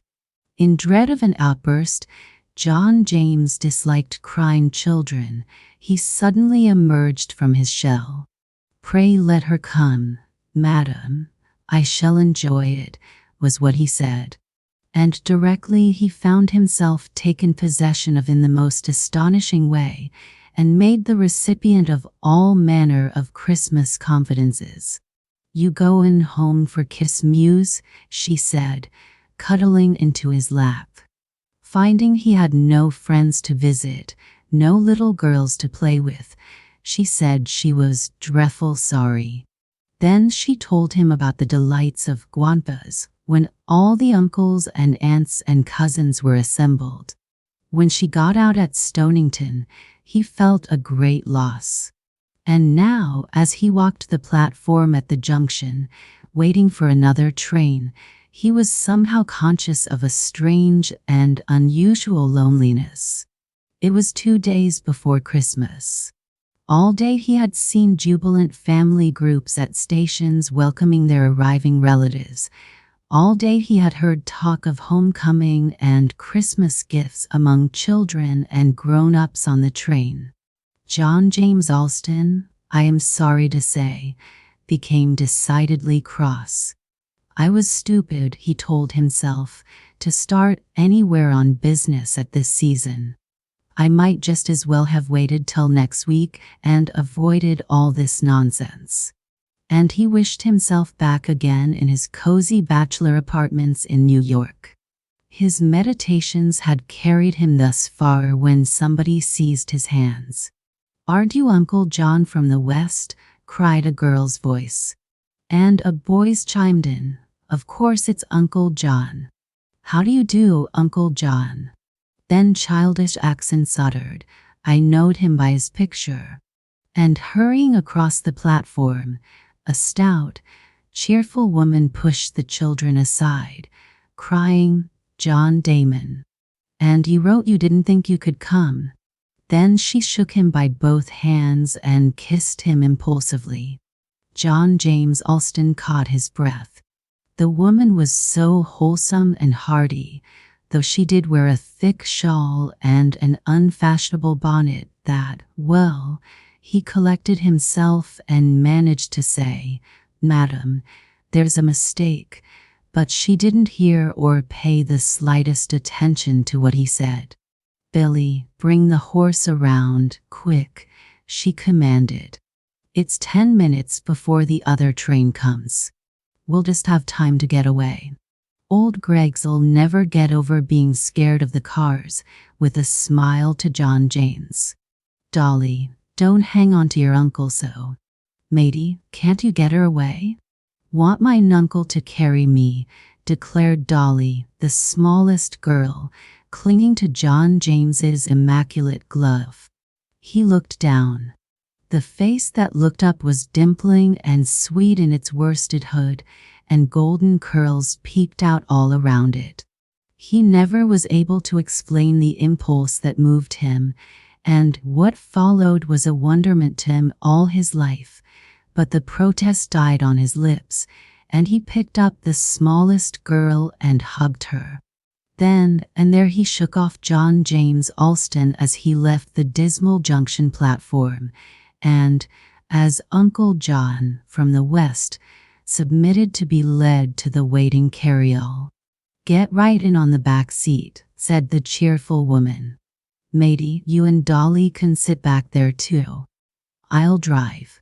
Or, no, Billy can drive. Sarah's grammar was not quite up to the mark, but you can hear the like of it in the country any day. They piled in jubilantly and pulled up the buffalo robes. John James's dress suitcase was in the way, and he told Billy to put his feet right on it and never mind. "Won't your brother Asher be glad to see you?" exclaimed the woman. "Lo est see, it's full 10 years, if 'tis a day, since you came east. How is everything in Cheyenne?" John James assured her that Cheyenne was all right. "You must, been lonesome since Annie died. Pity you never had any children. Home wouldn't be home to me without children." "That's true," said John James. "I don't suppose you remember Matey. She was a baby when you saw her last." John said he hardly remembered Matey. "And Billy, he's 10, and Dolly, for they've come since he left us. They're both mine. And I've a little brother, Aunt Sarah," put in Matey. "Yes, Asher and Mary's had both sorrow and joy," said the cheerful woman, more soberly. "They lost a little girl, but they have a little 2-year-old boy. His name's John, after you." "Oh, so I've a namesake," said John James. He tried to get his bearings and kept his ears open for names and facts. But reflection was also at work. He remembered that the day after tomorrow was Christmas, and the uncle from the west had not one Christmas gift for his namesake or the family. He realized with a sudden alarm that he had to do something, and do it quickly. "By the way, is there a long-distance telephone round here?" he asked. "Why, yes, down at the depot," said Billy, pulling up. "One I should drive back?" "No, I'll just run over there myself," said John James. "You keep old Greg's round the corner here. I'll be right back." He made haste across the wide country square. Aunt Sarah, watching him, said, "He's spry, ain't he? And then, I guess he's well off. That coat didn't cost no small sum." John James found the telephone and got connections with a Boston businessman whom he knew well. Before he had talked 3 minutes, the businessman's hair began to rise on his head, and he interrupted to inquire if John James was really himself or another. With great irritation, John James replied in hasty language and bade him confine his attention to the subject in hand. He talked for fully 10 minutes. At the end, he was assured that his order was received and would be duly honored. And rush it, was John James's parting injunction as he hung up the receiver. The station master eyed him queerly as he came out. "Lo, S.C. You look like John Damon used to. Not exactly, either. More cityfied. But you be him, ain't ye?" "That's what they call me," replied John, and submitted to be greeted as an old friend in the jolliest way possible. He also acquired some new facts. "Your father's feeble, very feeble," said the man. "I'm glad you were able to come home to spend Christmas with him." "I find it hard to leave my affairs," soberly said John James. "They said you wrote so. Wall, you'll find Asher some grayer, but jolly still. He's got the mortgage all paid off but 500 or so. He was talkin' of old times only t'other day, and how much you boys used to think of each other. D'ye remember how he once took the whippin' 'twas meant for you, and never said nothin'?" "I remember a good many things," said John James as he left him, and in a few minutes again took his place in the carryall. He was becoming more and more interested in the family history which Aunt Sarah continued to give him when, at last, the carryall turned up a farmhouse lane, and they saw a woman step uncertainly to the side door. "There's Mary," said Aunt Sarah, and the children began to shout, "Here's Uncle John." Asher Damon, the first to respond to the summons, stepped out of the door, a typical New England farmer, in his shirt sleeves and overalls. "By jinks, this is great," he exclaimed. John James, descending, received and returned his vigorous hand grip, kissed Mary, his sister-in-law, was rushed at and embraced by 3 strange women who addressed him as Cousin John. Then they all stood in a group and talked at once. "But come in," said Asher suddenly, "come in and see Father. He'll be overjoyed. He's insisted on Sarah goin' to the depot every day for a week on the chance of your comin'." So John James went in to see his father. He trembled a little under the keen and searching gaze of the old man, who got up and took him by both shoulders, turning his face to the light. "You're changed, boy, changed," he said tremulously. "Seems like you're steadier, graver. But you've lost your wife, Annie. It's natural, after all. It's a good deal to me to see you today." And John James Alston suddenly shrank into himself and felt like the imposter he was. "Yes, I think he's changed a little," said Asher's wife, surveying him closely. "But it's 10 years, and people and things don't stand still. There's the baby, your namesake, John." She ran into the bedroom at a child's cry and brought out a round-faced, curly-haired toady-year-old, whom she deposited on Uncle John's knee. He said, "Great Scott," and clutched the new burden awkwardly, conscious of extreme confusion of mind. "That comes of not being used to children," cried Mrs. Sarah, merrily, catching at the child. "Here, Mary, he's not safe. John's got to have some lessons in baby tending." And all the women laughed. If John James Alston ever fancied a country life lacking in variety, he changed his mind from that day. They took him out to see the cattle, and Asher dwelt on their strong points. He was made to take note of the rakish, upward curve in the noses of the Berkshire hogs, and saw the prize pullets and the Toulouse geese. He heard about the rotation of crops. And though he tried his best to say the right thing at the right moment, he saw one and another look at him sometimes in a puzzled way that made his blood run cold.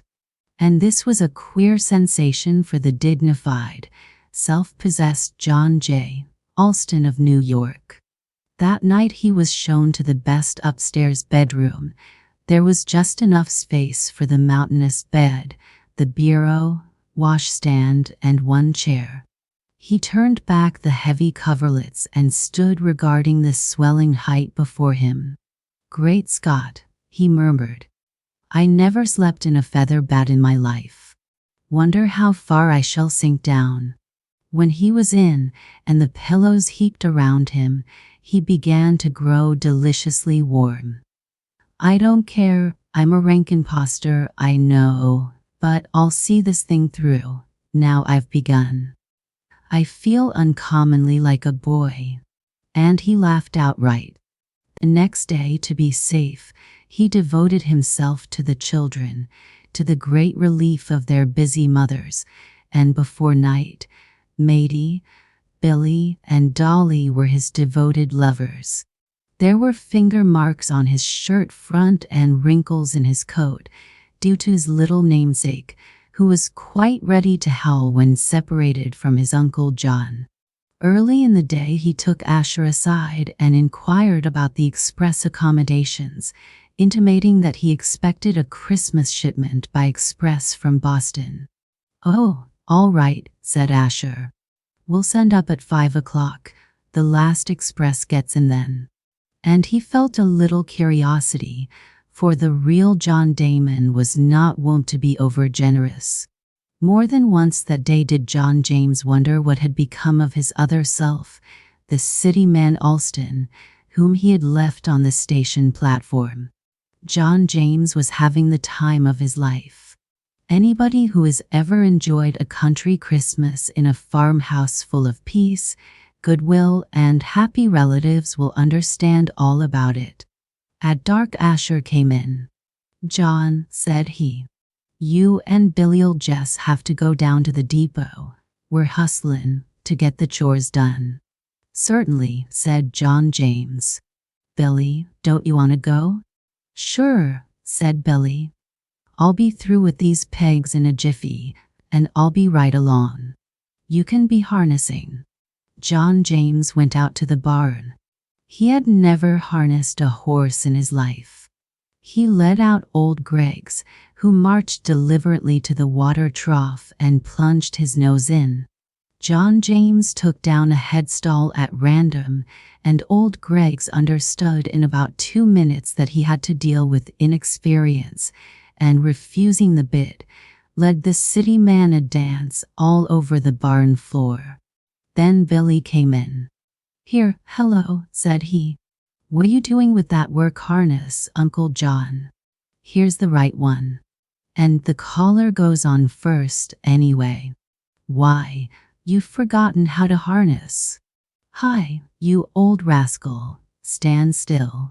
John James had the mortification of beholding the 10-year-old corner old Greggs and equip him with the necessary rigging in no time at all. "I thought you had a good many horses in your business, Uncle," said Billy, fastening one of the traces, while his uncle tried the other.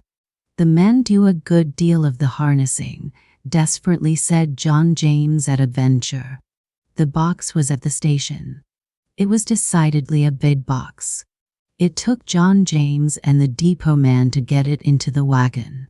When the wagon, much heavier now, slid upon the horse's hocks, going down a steep incline on the return trip, there were prancings, suddenly uplifted iron heels, then a furious run.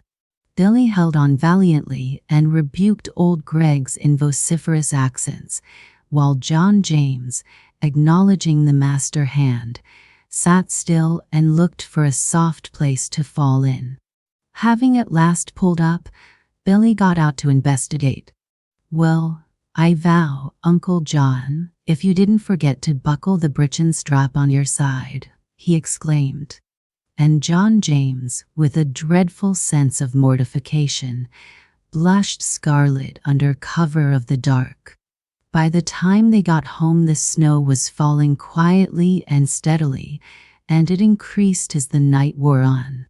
Late at night, after the household were abed, John James and Asher opened the box. It was a surprise indeed, that box. The Boston man had fulfilled his commission admirably, and John James chuckled as he pulled out one article after another. "We generally have our presents on our plates or chairs at breakfast," observed Asher. "The women folks put "and here, as you see," indicating the table in the living room with its modest gifts. "The children hang their stockings by the fireplace. They like the fun of pulling things out." "Well, here's something for little John," said John James, unwrapping a gorgeous drum and a stunning horse with truly hair all over him. "And here, just undo that long box, Asher. Here are some good books for the children." Asher opened the long pasteboard box. "Land o' Goshen," said he, "I never see such a doll. Looks like an angel gone to sleep." "That's for Dolly. Won't she squeal?" said John James. "Billy skates, doesn't he? These will fit him, I hope, and here's a pair for Matey. What's this? It's labeled for the girl." He tore a hole in the paper. "Oh, a dress. That's for Matey too. Here's a white knitted shawl for whom? You know best about the women folks. I had to just guess at it. Here's some fancy embroidered collars and stuff of that sort. Mary would like the shawl and Sarah the collars," said Asher slowly. "All right, put 'em there. Aha, now, this is the thing. Try on these rubber boots, Asher." "Hold on, John," said Asher resolutely. "You just go slow. Be made of gold or what? These things must cost a mint o' money." John James sat back on his heels and thought a moment. "I can afford it easily. I have been greatly prospered," said he.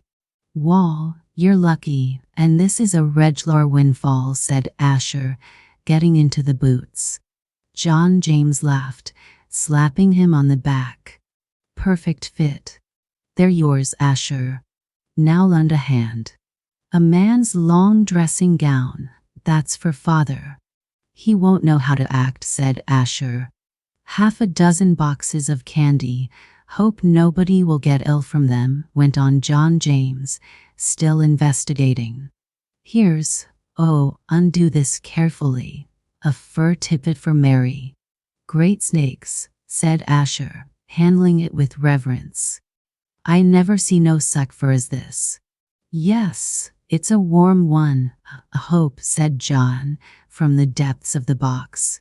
He brought out mittens for the children, a stunning suit for little John, dresses for Sarah, Mary, and the cousins, more books, mechanical toys that set Asher laughing as if he never would stop. Asher gazed around the kitchen, which looked like a museum. "I never see such a sight," said he. "I'm sort o' bewildered. Is this you and me, or some other fellows? You'll find out if you don't wake up and put all these things on the plates and chairs where they belong. Asher, we must clear up these wrappings. Hold on, here's something we overlooked." He picked up a small box containing 4 tiny boxes. "Rings for the children, by Jiminy," said Asher, looking over his shoulder. "Lucky we didn't cram it into the kindlings." It was 1 o'clock before they got to bed, and it seemed as if they were only just asleep before the 7 o'clock alarm went off and waked them up to a world of snow. They slept later than usual, but there was a tremendous hustling in that house once they were fairly awake. When all were dressed and had come down, the shrieks of the children and their own curiosity made it nearly impossible for the women to get breakfast. It was one of their Christmas rules that no gift on the table should be taken up till all were at the board. But Dolly, with low ohs and ahs of delight, touched softly the pink toes and hands of the big sleeping beauty in her chair, for the box was too big to go on the table. All their chairs were full, and the steaming breakfast cold before the jubilant household were ready to eat. Asher opened his fine new pocketbook, and seeing a piece of paper in it, took it out, stared, put it back, looked at it again with a dazed expression, and got up, overturning his chair. His old father looked up from the warm dressing gown they had put on him, and which he was smoothing like a pleased child. "What ails you, Asher?" asked the old man.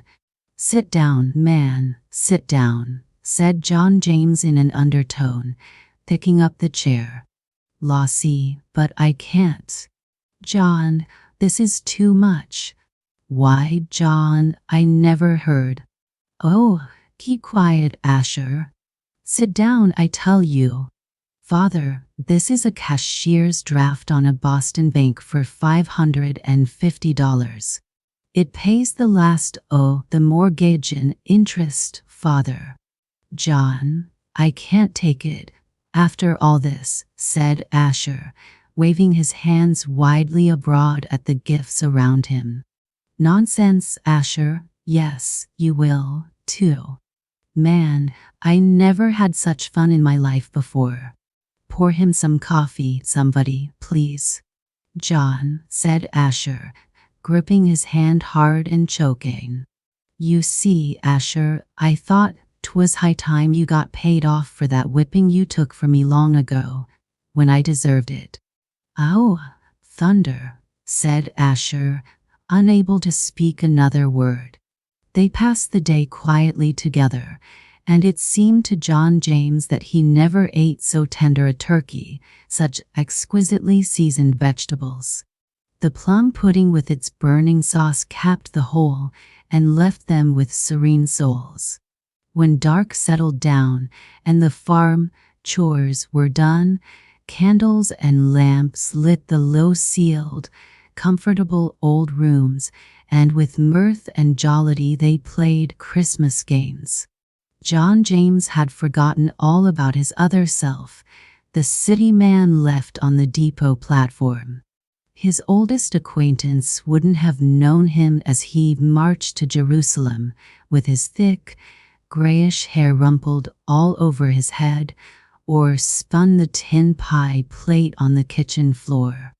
But suddenly there came a sound of bells, the tramp of a horse on the cleared path at the side door. "Somebody's come in the snow," said Asher, going to the door. They all pressed forward to see. "Well, I declare." "Hello. Here ye all are," cried a voice. "Ye didn't expect me, I'll be bound. I concluded to come after all. I was snowed in last night, or I shoulda got here this mornin'.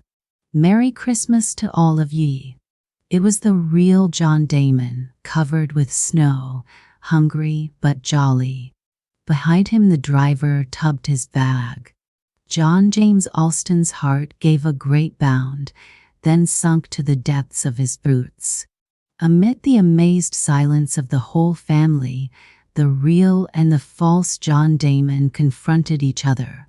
What, who's this?" stammered the newcomer, recognizing the resemblance in a moment, yet unable at once to grasp the astounding audacity of this stranger's performance. As for the family, they needed but to see the two men together in order to know them apart.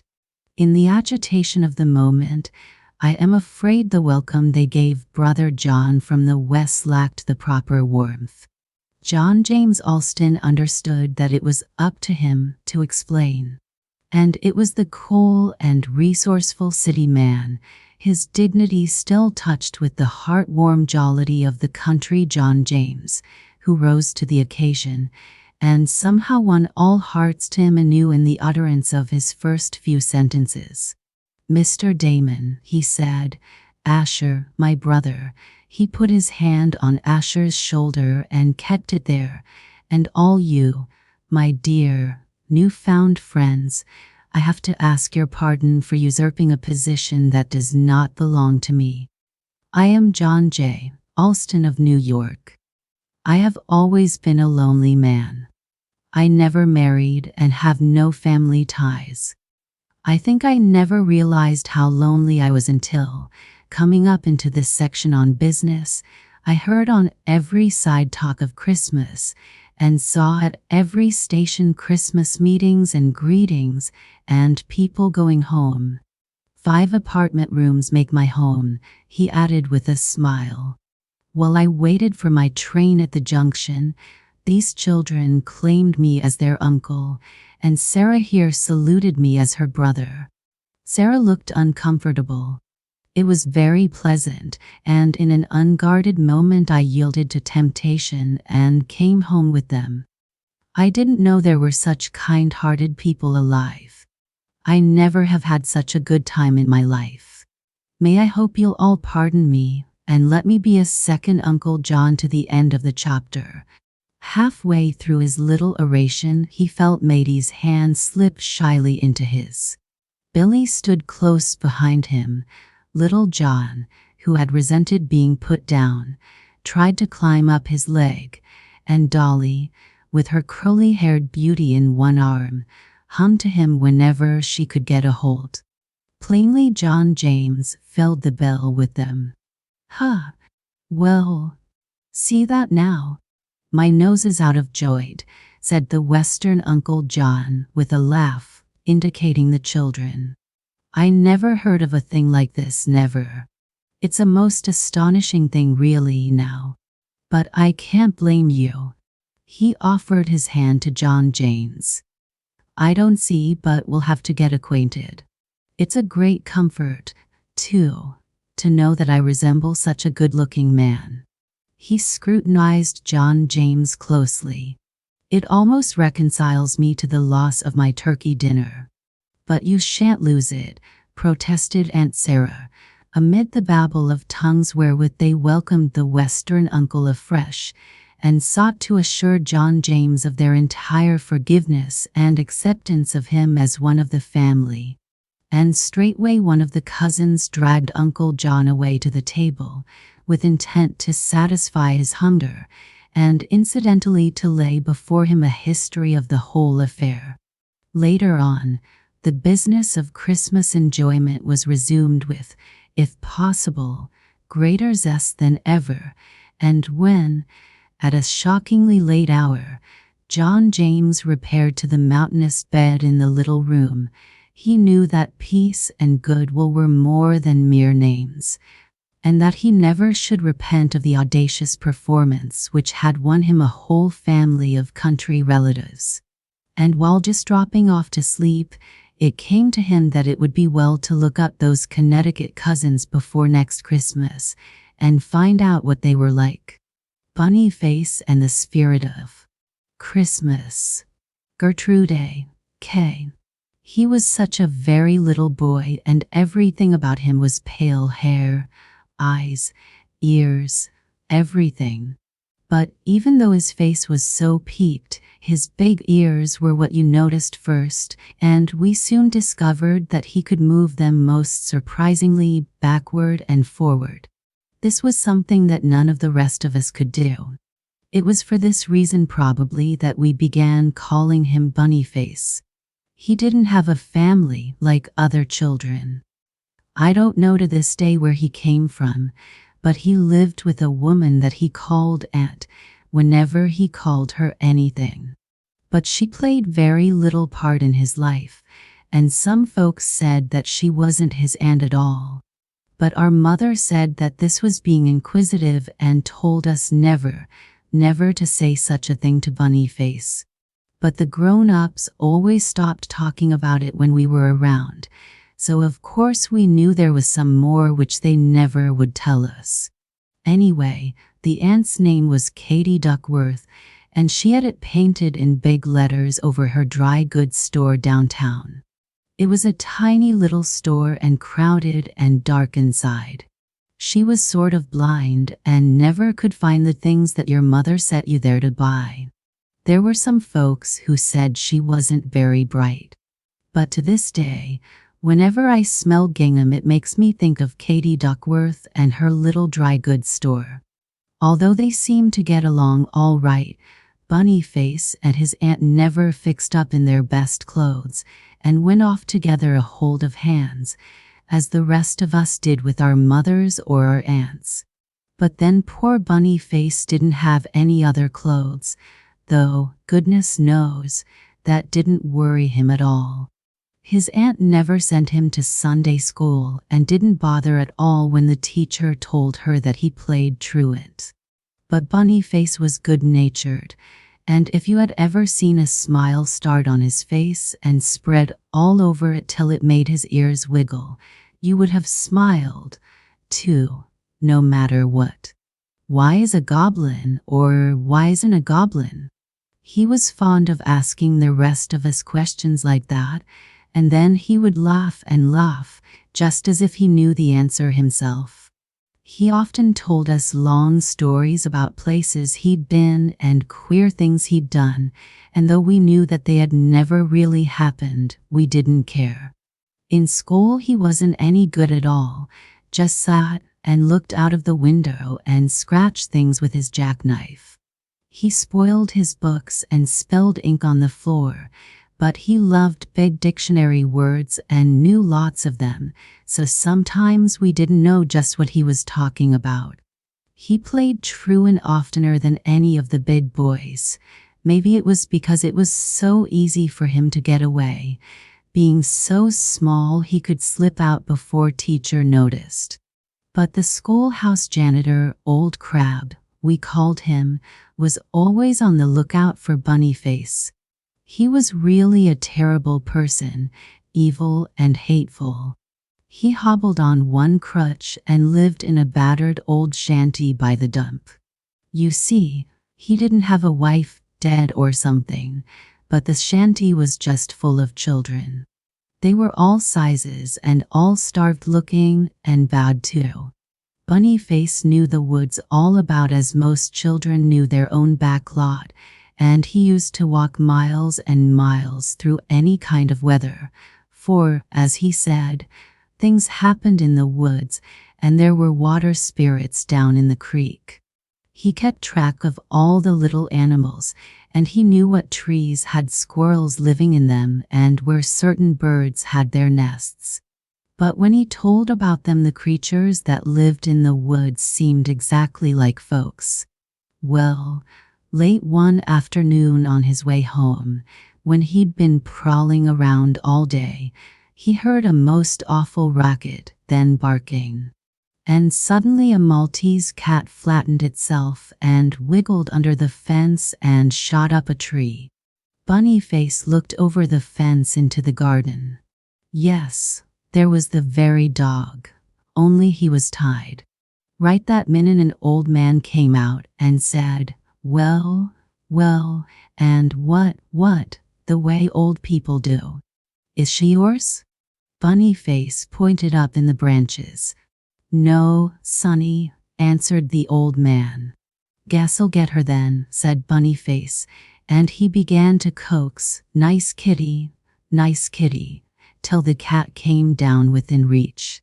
She was a poor, thin thing with eager eyes and shabby ears. But he thought that she had a fine coat. "Let's give her some supper," said the old man. So that is the way it came about that Bunnyface and the parson started being friends.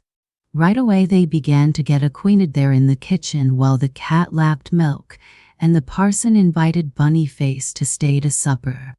He said that he could, all right, so that was settled, and they went into the other room to sit by the fire till supper time. "Think I'll take my cat," said Bunnyface. "Why not call her Agnes after my old horse?" said the parson. And so the Maltese cat was named Agnes.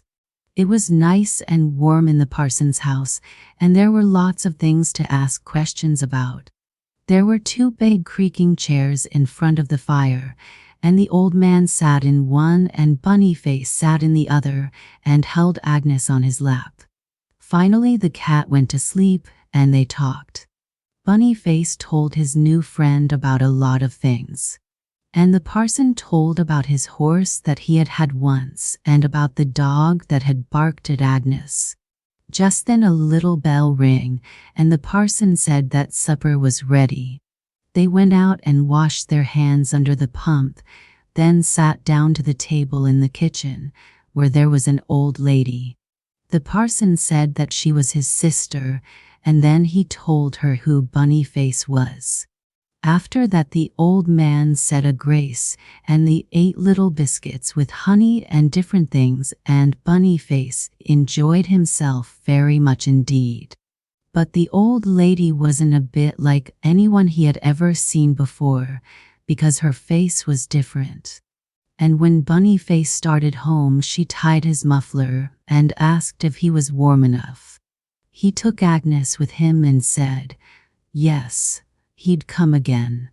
And the parson stood in the door and held the lamp up over his head till Bunny Face got way down the road. The next morning there was snow on the ground, and the children at school began to talk about Christmas. And very soon all the shops fixed up their show windows with Christmas things. But Hampton's toy shop was the finest. Everyone thought so, and each day we were nearly late at school because we stood and looked in so long. Old Mrs. Hampton always clerked with a black satin apron on and a scoopy black hat, and she wore thick glasses to look at the price with. Though the children didn't buy, they always asked how much everything was. One day Bunny Face followed some of the other children in, and there hanging up on the wall he saw a picture. It showed Santa Claus himself, pack and all, coming out of a little house with a bright green door and a red chimney. But there was something about that picture that made him feel very queer. Finally he knew what it was. It was the trees. You see, he knew exactly where those big, tall pine trees were, out on Clark's Road. He was sure of it. But he'd find out for himself. Anyway, there wouldn't be a picture of Santa Claus' house if he really didn't have one, and why wouldn't it be out on Clark's Road anyway? He kept on thinking about it all the morning. So that afternoon he played truant again. It was a cold day, and the snowflakes nipped you on the cheeks as they flew past, but Bunny Face pulled down his cap and hurried on. He scrambled over fences and took all the shortcuts across the snowy fields that led off toward Clark's Road. It was a long way to go on such a cold day, but he kept saying to himself what fun it would be when he got there to knock on Santa Claus' door. Then he'd wait and Santa Claus would say, "Come in," just like that, and open would pop the door and there he, Bunny Face, would be standing. Of course he'd tell Santa Claus right away who he was, and Santa Claus would probably say, "Stay to supper, won't you?" Then he'd see all the toys that were ready for Christmas, and maybe Santa Claus would say, "Help yourself, Bunny Face. Pick out something nice." Now the road curves just before you come to those tall pines, and Bunny Face decided to close his eyes and take 500 steps, then open them quick, for there he'd be exactly in front of Santa Claus' house. It kept him busy counting steps, and he got mixed up and maybe he cheated a little to make 500 come sooner, but finally it was 498, then 499. Then he opened his eyes. The wind was whistling through the branches and blowing the snow in cloudy rings under the tall black trees. But no little Santa Claus house with the green door and red chimney was standing there. Bunny Face couldn't see a house anywhere. Then he knew how cold he was, and his feet didn't feel at all. He rubbed his eyes, for this was the place. Those were the very trees, surely. Then he tried to think of all the other tall pine trees that he knew. Of course, maybe he had made a mistake. He would look at Mrs. Hampton's picture again tomorrow. There was nothing to do now but to go back across the cold, white fields. He tried not to think about eating supper with Santa Claus and choosing a present for himself. It seemed 1,000 times farther going back than it had coming. Indeed, he thought that he never would get there. But at last, just as the street lights were coming on, he opened the door of Katie Duckworth's store and dragged himself over to the stove. But my, how his heart jumped! For there, stretching out and looking very long, was Agnes fast asleep under the stove. He'd somehow forgotten about Agnes today, but he pulled her out and held her tight. How soft and warm and gentle she was. Katie Duckworth was selling red mittens to a woman who said they were for Christmas, and she bought hair ribbons and handkerchiefs and a lot more presents before she left. Boniface saw that his aunt had been putting Christmas trimmings around the store while he was away. It looked quite fine. But it seemed queer, too, that she'd never talked about Christmas. It seemed to Boniface that every single child had money to spend, for presents for other folks, mind you. This was all new to Boniface, for he had supposed that Santa Claus brought all the presents to everybody. So Boniface concluded that he must have some Christmas secrets too. He'd give presents to people himself and have surprises and whisper like other folks. But how about the presents? What were they to be? That puzzled him. He sat by the stove and thought and thought. The next day he went for a walk. And after a while he found himself on the last street of the town, just where the fields began. Ahead were the snowy woods and the frozen creek. "Guess I'll look for the pine trees," said Boniface. This had been in his head all the time, and he only said that to surprise himself. If he could only really find Santa Claus, he'd be all right. Then he'd explain that all he had was Agnes, and she wasn't a Christmas present to be given away. And he knew that there was no other way out of it. He must find him. So that day he visited all the pine trees that were anywhere about. But not under one of them did he find a house, let alone Santa Claus' house. He knew that it must be getting late, for the sun was big and red and low down behind things. He was coming to the dump, which was mostly covered with snow, but the janitor's shanty looked black and gloomy, and only a little thin blue smoke was coming out of the chimney. Suddenly a snowball whizzed past his head, and he saw the biggest dump child duck behind the corner. Then snowballs began coming from every way, for the other dump children had come out. After a while they got tired and began to talk. Boniface started it by asking if they knew where Santa Claus' house was. The real little dump children stared, but the big ones looked ugly. "Santa Claus your granny," they said. "Who put that in your head? Anyway, if there was one, our old man would take his shotgun to him." As Boniface trudged on, it came to him that there would be other folks beside himself who would not get presents on Christmas. It made him feel a little better to count them. "First," he said, "there's me. Second, Agnes. Next, the dump children. Let's see, fourth, the janitor, of course. And fifth." He might as well ease up all his fingers. "Fifth, Madame Iceberg." Yes, that was a good one, for she wouldn't get presents or give them. But you don't know who Madame Iceberg was.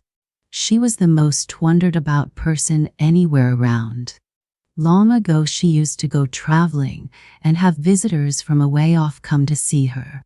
At those times the big house would be lighted from top to bottom, with all sorts of things going on. Then she was really beautiful to look at. But mercy me, how she'd gone off these last years.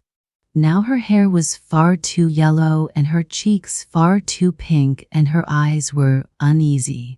There were no trespassing signs all over her place, and rather than buy at any of our stores, she used to drive every day in her high carriage over to the next town and do all of her shopping there.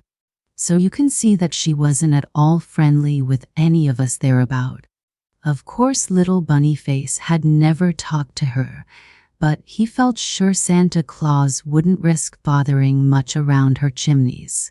So with his head filled with these thoughts, he went on till he came to the parson's little white house. Bunny Face decided to knock on the door and ask how the dog was. And the door was quickly opened by the parson himself, who invited him right in. And the parson's sister got him some supper, and he sat on a little stool by the fire and ate it while he told them about hunting for Santa Claus' house. Then Bunny Face said that he knew 5 folks that wouldn't have any Christmas. Yes, sir. Me, he said, Agnes, the dumb children, the janitor, and Madame Iceberg. Well, maybe not, said the parson. Then he talked about something else and asked Bunny Face if he had ever heard the Christmas story. As Bunny Face didn't know that there was one, he shook his head. So the parson opened a book and turned pages, then read, and there were in the same country shepherds abiding in the field, keeping watch over their flocks by night. When it was finished, the parson closed the book, saying, "It's the spirit of Christmas, Sonny, the spirit of Christmas that the world needs." Bunny Face liked the idea. Spirits were a sort of ghosts or goblins, he knew that much. Not like Santa Claus at all, fat and pink, but different. He'd rather think that the spirit was like a beautiful lady, a sort of fairy. So that's what he was thinking about one day coming home from school, when he heard the sound of sleigh bells behind him. He turned around and waited, for hopping bobs in those days was a great sport with the children. But it wasn't a bobsled at all, but Madame Iceberg's fine green sleigh, for rugs and all. "Who's afraid?" said Bunny Face to himself as the sleigh glided past him, and he hopped lightly on behind, to the surprise of all the people in the street. On they went, Bunny Face holding on for dear life, and Madame Iceberg in all her furs sitting there as grim as an image. They went very fast, and soon all the shops were left behind, and the houses, and they started to climb the hill toward the big gate. Then something made her look around suddenly, and their eyes met. "Well," she said, surprised, "who are you?" "Bunny Face," he answered promptly. For a minute she looked as if she might laugh, but she didn't. Then she said, "Do you know who I am?" "Yes," said Bunny Face, "they all call you Madame Iceberg." "Possibly," was all she said. Bunny Face was about to let go when she turned around again and said, "Now hold on tight." They were turning in through the big iron gates which stood open. Then the sleigh stopped in front of the house, and Madame Iceberg handed Bunny Face one of her bundles to carry, saying, "Here, boy, take this." The driver looked surprised, and so did the maid who opened the door, but nobody said a word, just followed her inside. It was big and dark and quiet in the house. Then suddenly Bunny Face saw something that made him stop short and drop the bundle. "There's the spirit of Christmas," he shouted as loud as he could shout. "Where? What?" asked the lady, ever so surprised. "There on the wall," cried Bunny Face, running quickly past the amazed group and stopping in front of the portrait of a beautiful person in white with flowers in her hair. "You silly boy," said Madame Iceberg. "That's only my portrait when I was married." "Oh, it's not you," said Bunny Face, giving her a long look and shaking his head. "It's the spirit of Christmas. I found her, he cried, jumping about and clapping his hands. "I don't know what you're talking about at all, Mr. Bunny Face, but come over here and sit down and we'll hear all about it." "Well, there's lots about it," said Bunny Face. And you're in it, too, for you aren't going to have any Christmas, you, and the school janitor, and the dumb children, and Agnes, and me. None of us are going to get presents. Then Bunny Face told her about Agnes, and the parson, and the dumb children who didn't believe in Santa Claus or anything. That's about all, he said, except Santa Claus' house, and I couldn't find that. So Bunny Face stood up and said he must go, and when he looked back, Madame Iceberg had sunk down deep in her chair so that he could hardly see her. But the spirit of Christmas on the wall looked like a white angel. Something exciting and most surprising happened the next day. The school janitor, Old Crab, was in jail. Yes, sir, and the big boys were down there trying to see him through the bars. He had been caught in Madame Iceberg's house the night before, stealing. The servants found him as he was getting away with the big roast under his arm. Everybody was wondering what she would do about it. Would she have him let off maybe, because it was so near Christmas? But nobody really expected her to do that. And just then the parson came walking along with his sister, and this one and that one told him that he was the very person to go up and talk to the madam about letting the janitor go. It was his duty. But he shook his head and said that it wouldn't do a bit of good, not a bit. But his sister said, "Oh, Archibald, do." So he went, the poor man. When he rang the bell, he told himself that he was a fool for coming, but the door opened just then, so he couldn't run, and the maid was saying, "Come in, please." And after a while Madame Iceberg came walking in. "Oh, you've come to talk about little Bunny Face, I know," she said, smiling and holding out her hand. "He has the most fantastic ideas," she said, "and he calls my portrait in the hole the spirit of Christmas, though I can't see why."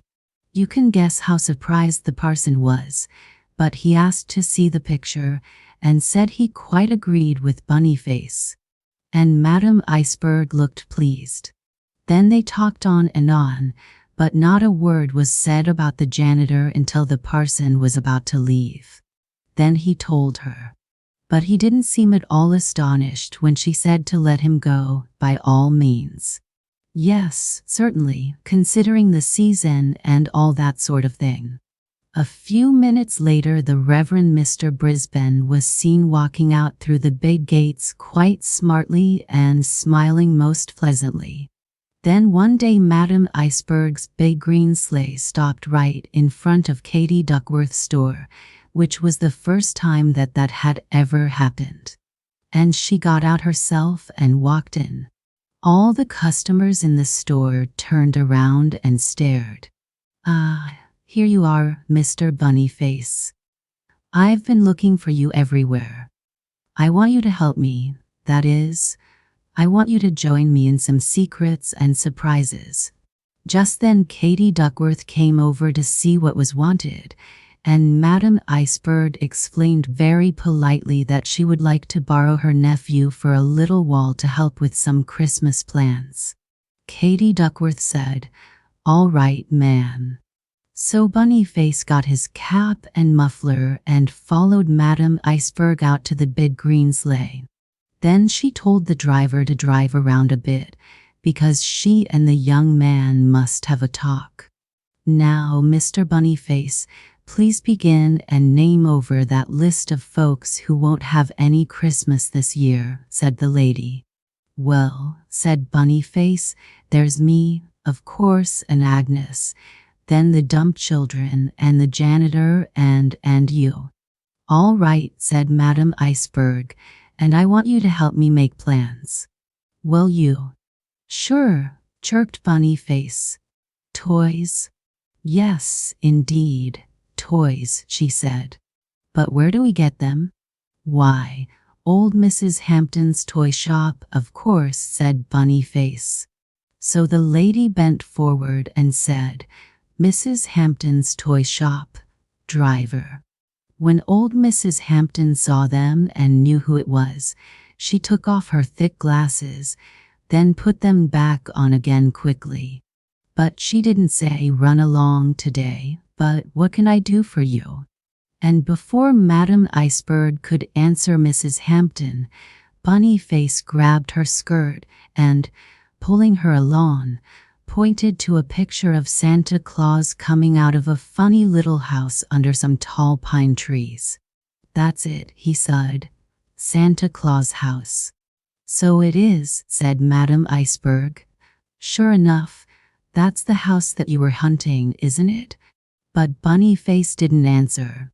He had his head on one side and was staring with all his eyes. The lady puckered her lips and pointed and sort of blinked, so old Mrs. Hampton wrote in her order book one framed picture entitled The House of Santa Claus. Now, said Madame Iceberg in a businesslike tone, let's begin to buy toys. Who for? Asked Bunny Face. For your dumb children, answered Madame Iceberg. So Bunny Face began. That and that and that, he said, pointing at fire engines and kites and hobby horses. And they bought dolls and dishes and sewing baskets for girls. Then Madame Iceberg paid for the things out of her purse and told Mrs. Hampton to send them up to her house and said, "Good day." The other customers looked too surprised to speak when the lady and the little boy closed the door behind them. When they were back in the sleigh and all covered up, she said, "Now how about Agnes' present?" "She hasn't any place to sleep," said Bunny Face, "but under the stove." "All right," said Madame Iceberg, "then probably a basket with a red cushion in it would please her. Don't you think it might?" Yes, Bunny Face thought that it might. So the lady said that she would make the red cushion herself. Then she told the driver to go to the hardware store, and they went in and she bought several baskets. "But," said Bunny Face, "Agnes only needs one." "I'm thinking of the janitor and some others on your list," said Madame Iceberg. "Are we going to give him a present?" asked Bunny Face. "Certainly," said Madame Iceberg, "for he's on your list." So at the next store she bought good things to fill baskets. Bunny Face thought she'd never stop. And now she said, "We're finished." "There are 2 more names yet," said Bunny Face. "What?" said Madame Iceberg with a twinkle look. 2 more. "Sure," said Bunny Face. "Yours and mine." "Oh, that is so," she said, "but off to talk to Santa Claus about your present, so that you'll be surprised. That's one of my secrets, you know." Of course that sounded pretty pleasant to Bunny Face, talking to Santa Claus about secrets and surprises. But something worried him at the same time. What was Madame Iceberg to get? And he grew so quiet that finally she bent over and looked at him. "I don't know what you're going to get for Christmas," said Bunny Face slowly. "Well, I know what I want," said the lady gaily. "Oh, what?" asked Bunny Face, sitting up straight. "Why, a little guest on Christmas Day," she answered. "A little what?" asked Bunny Face, for that wasn't a present at all. "Yes, a little guest, one Mr. Bunny Face, to come early on Christmas morning and stay all day. And to go around with me and help with all the secrets and surprises." When Bunny Face got out of the sleigh in front of Katie Duckworth's store, he not only felt that he had found Santa Claus' house on Clark's Road, but that he had been talking with the spirit of Christmas as well. But it was true, all of it, and the driver was to come for him early on Christmas morning, and Agnes could go too. Now, Bunny Face had never had a secret before in his whole life, and he found that keeping one was not as easy as he had expected. But he did enjoy sing-songing to the rest of us children, "I have a secret I won't tell," as we all walked to school. But nobody really believed it, for who could have a secret with Katie Duckworth? As you might know, Bunnyface was up pretty early on Christmas morning, already, holding Agnes and watching out the front window. You could hear sleigh bells everywhere and people's voices calling, "Same to you" and "Merry Christmas." Then came a sleigh around the corner and stopped in front of Katie Duckworth's store. The driver jumped out and ran in with a basket with red ribbons flying and a letter tied to the handle. The letter said, "A happy Christmas to Miss Duckworth, and please to allow her nephew to come and spend the day." Katie untied the ribbons and looked inside, and there were oranges and nuts that they could see, and so she said, "All right," to Bunnyface, who picked up Agnes and said goodbye. As they went through the gate, Bunnyface saw wreaths in all the windows and over the big door, and Madame Iceberg was standing there, waving her hand. "Merry Christmas, Merry Christmas," she said. And then it really began. First there were all the wreaths, and pine branches over the fireplace, and candles, and right under the spirit of Christmas there was a trimmed Christmas tree. My, such a tree. You never saw the like. But under the tree toys. Beginning with the velocipede, there was a sled, games, books, skates, a dark lantern. Oh, goodness me. I can't tell you all the things that there were. And if you'll believe it, there was the picture of Santa Claus' house, the very one. For a minute Bunnyface just couldn't talk. Then he jumped up and down and ran back and forth, pulling Madame Iceberg around by the hand, showing her this one and that one and how it worked. My, how they laughed at everything. For Miss Agnes from Bunnyface and Madame Iceberg was what it said on the letter tied to one Christmas present. And beside the basket and the red cushion was a ball for her to play with. Bunnyface put her in and held her down with both hands till she went to sleep. "And now, Mr. Bunnyface," said the lady, "we must go and take care of those other surprises." "To the dump?" asked Bunnyface. "Yes, and on the way back we'll stop at your parson's," said Madame Iceberg. Well, right then the sleigh came jingling around the house and stopped at the door, and what do you suppose? Well, all those toys from Mrs. Hampton's toy shop were packed in that sleigh, which made it look exactly like Santa Claus. It was a strange sight, that sleigh full of toys stopping in front of the janitor's shanty. The dump children heard the bells and came tumbling out pell-mell to see what there was to see. "Merry Christmas, everybody," said Madame Iceberg, beginning to hand them toys. Then came the big basket with the Christmas dinner for the janitor and all the children. Next to the parsons, then home again, "Mr. Bunnyface, and you will please hand him this," said Madame Iceberg as she put a letter into his pocket. But the parson and his sister heard the sleigh bells coming, and the door was open before they got there, and everyone was saying, "Merry Christmas," and "The same to you," as fast and loud as he could. Then Bunnyface said to the parson, taking out the letter, "I am to hand you this." And the parson took it and read, "With every good wish from your friends, Bunnyface and Madame Iceberg." And he seemed greatly pleased, and said, "Well, I guess we all know something about the spirit of Christmas now." It's her," shouted Bunnyface, pointing at Madame Iceberg, and he flew over and shook her by the coat, saying, "Now I know what those words mean." And she looked very happy as they started toward home. Fum.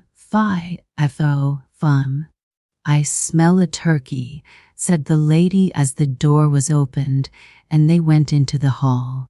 "Let's be quick." So taking off their things and a hold of hands, They went out where a table was set with 2 chairs, one for Bunny Face and one for her. And in the center there were red candles burning and a Santa Claus with a pack on his back. Then they sat down and Madame Iceberg leaned over and said, "Merry Christmas, Sunny Face, for that is what I am going to call you." And he said, "Same to you."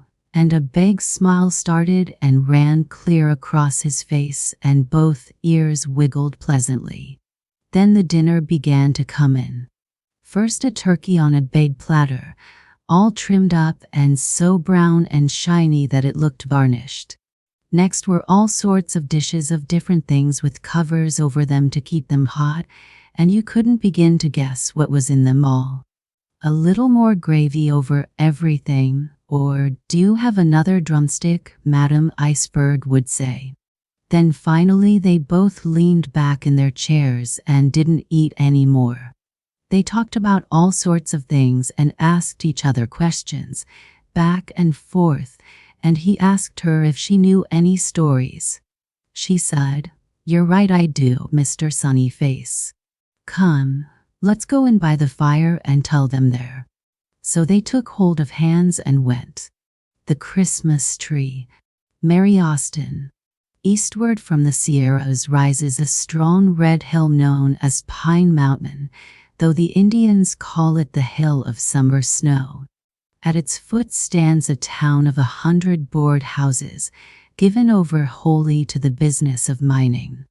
The noise of it goes on by day and night, the creak of the windlasses, the growl of the stamps in the mill, the clink of the cars running down to the dump, and from the open doors of the drinking saloons, great gusts of laughter and the sound of singing. Billows of smoke roll up from the tall stacks and by night are lit ruddily by the smelter fires, all going at a roaring blast. Whenever the charcoal burner's son looked down on the red smoke, the glare, and the hot breath of the furnaces, it seemed to him like an exhalation from the wickedness that went on continually in the town, though all he knew of wickedness was the word, a rumor from passers-by, and a kind of childish fear. The charcoal burner's cabin stood on a spur of Pine Mountain 2,000 feet above the town, and sometimes the boy went down to it on the back of the laden burros when his father carried charcoal to the furnaces. All else that he knew were the wild creatures of the mountain, the trees, the storms, the small flowering things, and away at the back of his heart a pale memory of his mother like the faint forest odor that clung to the black embers of the pine. They had lived in the town when the mother was alive and the father worked in the mines. There were not many women or children in the town at that time, but mining men jostling with rude, quick ways, and the young mother was not happy. "Never let my boy grow up in such a place," she said as she lay dying, and when they had buried her in the coarse, shallow soil, her husband looked for comfort up toward the hill of summer snow shining purely, clear white and quiet in the sun. It swam in the upper air above the sooty rock of the town and seemed as if it called. Then he took the young child up to the mountain, built a cabin under the tamarack pines, and a pit for burning charcoal for the furnace fires. No one could wish for a better place for a boy to grow up in than the slope of Pine Mountain. There was the drip of pine balm and a wind like wine, white water in the springs, and as much room for roaming as one desired. The charcoal burner's son chose to go far, coming back with sheaves of strange bloom from the edge of snow banks on the high ridges, bright spar or peacock-painted oars, hatfuls of berries, or strings of shining trout. He played away whole mornings in glacier meadows where he heard the eagle scream. Walking sometimes in a mist of cloud he came upon deer feeding, or waked them from their lair in the deep fern. On snowshoes in winter he went over the deep drifts, and spied among the pine tops on the sparrows, the grouse, and the chilly robins wintering under the green tents. The deep snow lifted him up and held him among the second stories of the trees. But that was not until he was a great lad, straight and springy as a young fir. As a little fellow he spent his days at the end of a long rope staked to a pine just out of reach of the choppers and the charcoal pits. When he was able to go about alone, his father made him give 3 promises: never to follow a bear's trail nor meddle with the cubs, never to try to climb the eagle rocks after the young eagles, never to lie down nor to sleep on the sunny south slope where the rattlesnakes frequented. After that he was free of the whole wood. When Matthew, for so the boy was called, was 10 years old, he began to be of use about the charcoal pits, to mark the trees for cutting, to sack the coals, to keep the house, and cook his father's meals. He had no companions of his own age nor wanted any, for at this time he loved the silver firs. A group of them grew in a swale below the cabin, tall and fine. The earth under them was slippery and brown with needles. Where they stood close together with overlapping boughs, the light among the tops was golden green, but between the naked boles it was a vapor thin and blue. These were the old trees that had wagged their tops together for 300 years. Around them stood a ring of saplings and seedlings scattered there by the parent firs, and a little apart from these was the one that Matthew loved. It was slender of trunk and silvery white, the branches spread out fanwise to the outline of a perfect spire. In the spring, when the young growth covered it as with a gossamer web, it gave out a pleasant odor, and it was to him like the memory of what his mother had been. Then he garlanded it with flowers and hung streamers of white clematis, all heavy with bloom upon its boughs. He brought it berries in cups of bark and sweet water from the spring. Always, as long as he knew it, it seemed to him that the fir tree had a soul. The first trip he had ever made on snowshoes was to see how it fared among the drifts. That was always a great day when he could find the slender cross of its topmost bough above the snow. The fir was not very tall in those days, but the snows as far down on the slope as the charcoal burner's cabin lay shallowly.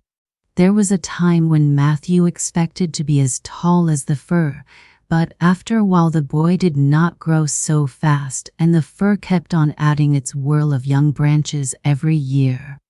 Matthew told it all his thoughts. When at times there was a heaviness in his breast which was really a longing for his mother, though he did not understand it, he would part the low spreading branches and creep up to the slender trunk of the fir. Then he would put his arms around it and be quiet for a long, beautiful time. The tree had its own way of comforting him. The branches swept the ground and shut him in dark and close. He made a little cairn of stones under it and kept his treasures there.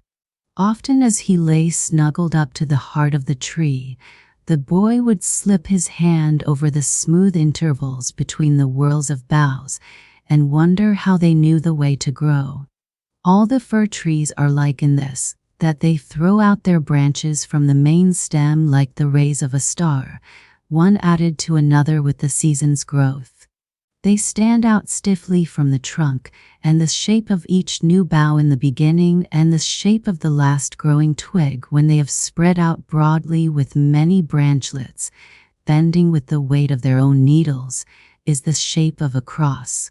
And the topmost sprig that rises above all the star-belt whorls is a long and slender cross, until by the springing of new branches it becomes a star. So the two forms go on running into and repeating each other, and each star is like all the stars, and every bough is another's twin. It is this trim and certain growth that sets out the fir from all the mountain trees, and gives to the young saplings a secret look as they stand straight and stiffly among the wild brambles on the hill. For the wood delights to grow abroad at all points, and one might search a summer long without finding two leaves of the oak alike, or any two trumpets of the spangled mamulus. So, as at that time he had nothing better worth studying about, Matthew noticed and pondered the secret of the silver fir, and grew up with it until he was 12 years old and tall and strong for his age.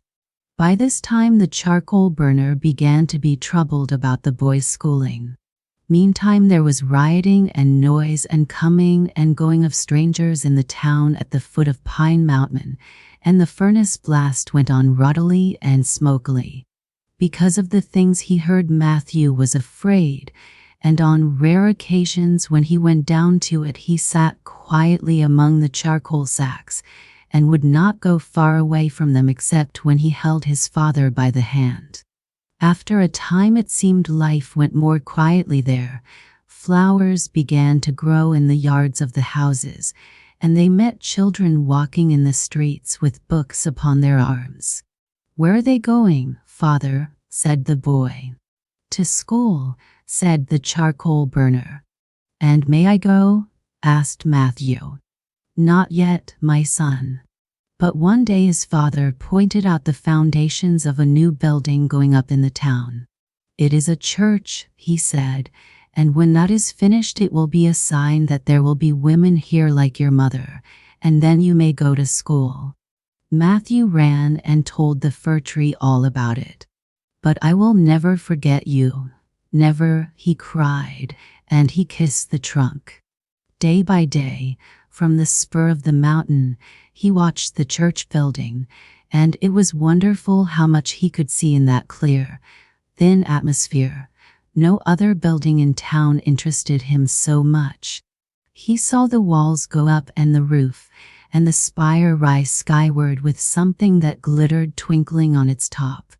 Then they painted the church white and hung a bell in the tower. Matthew fancied he could hear it of Sundays as he saw the people moving along like specks in the streets. "Next week," said the father, "the school begins, and it is time for you to go as I promised. I will come to see you once a month, and when the term is over ye shall come back to the mountain." Matthew said goodbye to the fir tree, and there were tears in his eyes though he was happy. "I shall think of you very often," he said, "and wonder how you are getting along. When I come back I will tell you everything that happens. I will go to church, and I am sure I shall like that.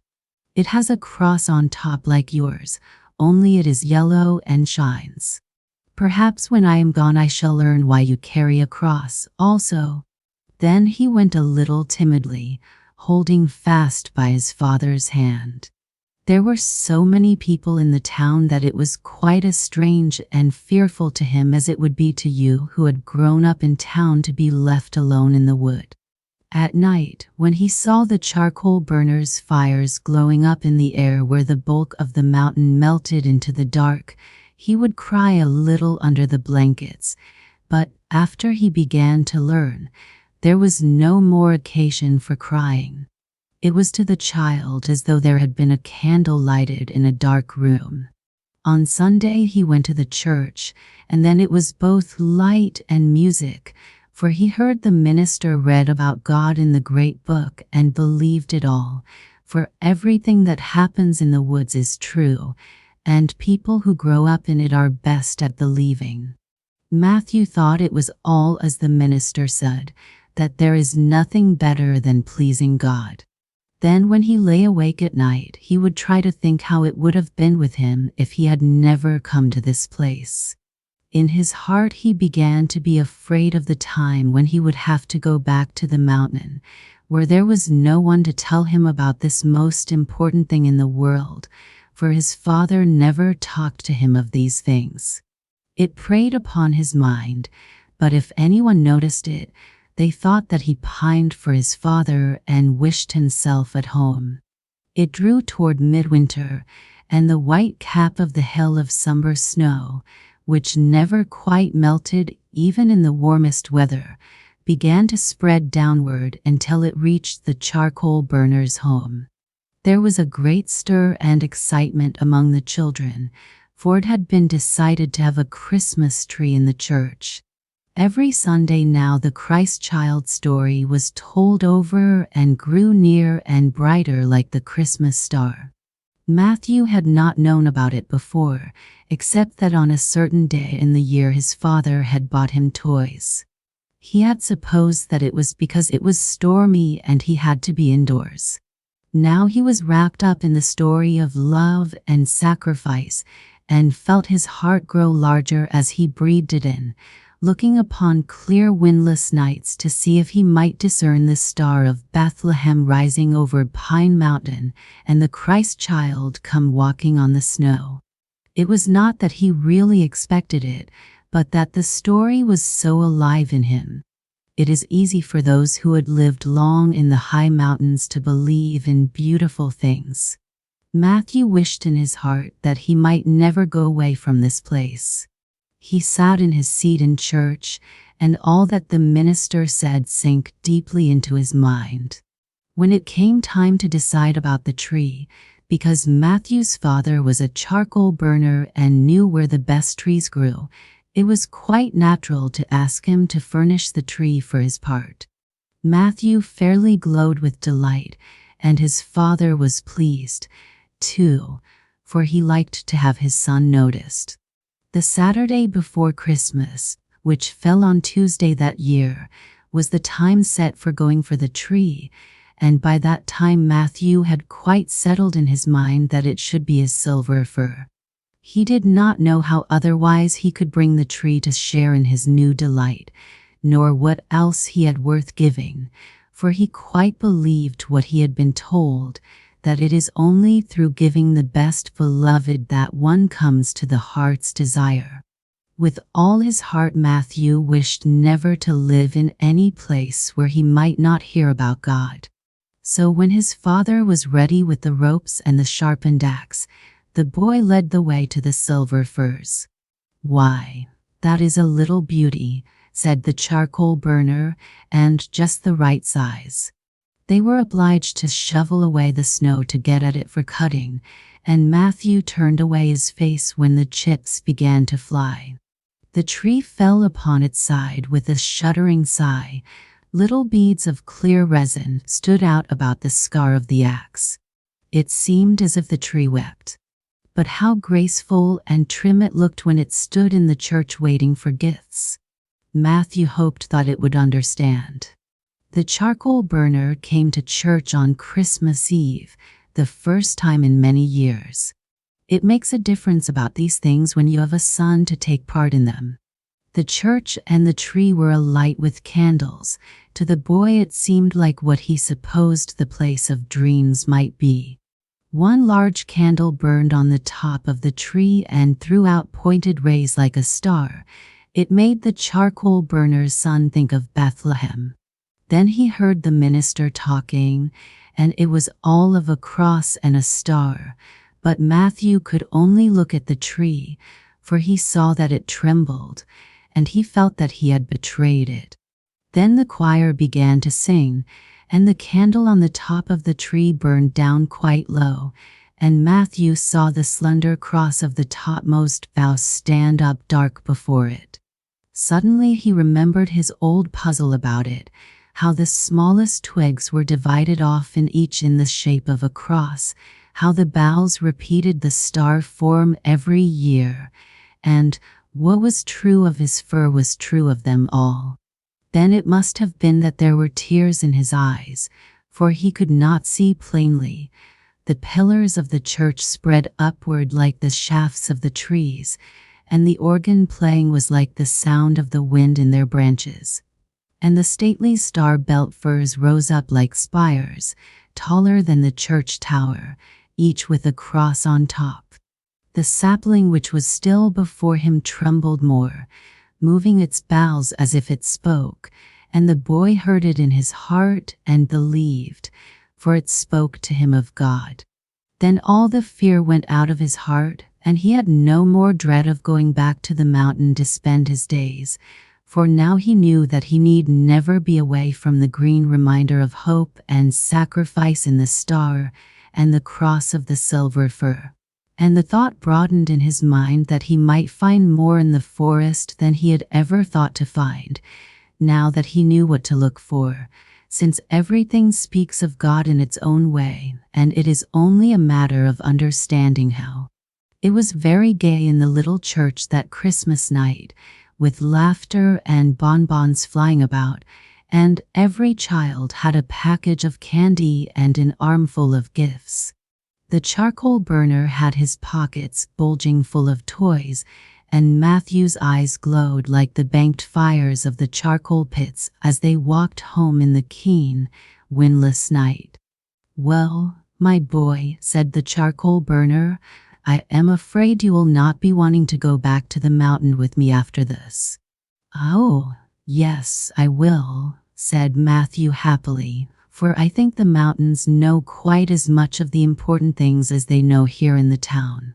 "Right you are," said the charcoal burner, as he clapped his boy's hand between both his own, "and I am pleased to think you have turned out such a sensible little fellow." But he really did not know all that was in his son's heart. Christmas luck. Albert Bigelow Paine. "Oh, E.B., it runs. It really does." Now, who was 12, a slender, sunny-haired little creature, first clasped her hands, then clapped them, then danced up and down the old woodshed, pausing at last in front of a big kitchen table, where a toy engine and train of cars were making a circuit around and around and around a tiny track. The hard boy, E.B., a few years older, rough-handed and poorly dressed, smiled at the child's pleasure. "That's nothing," he said. "I didn't have to do much to it." "But you did, E.B. It was all broken to pieces. Papa would be awfully disappointed to find it that way when he comes, and Tommy would never have gotten over it. Never. He set his heart on a train for Christmas, and it's been promised to him, and now to have it all smashed in the express.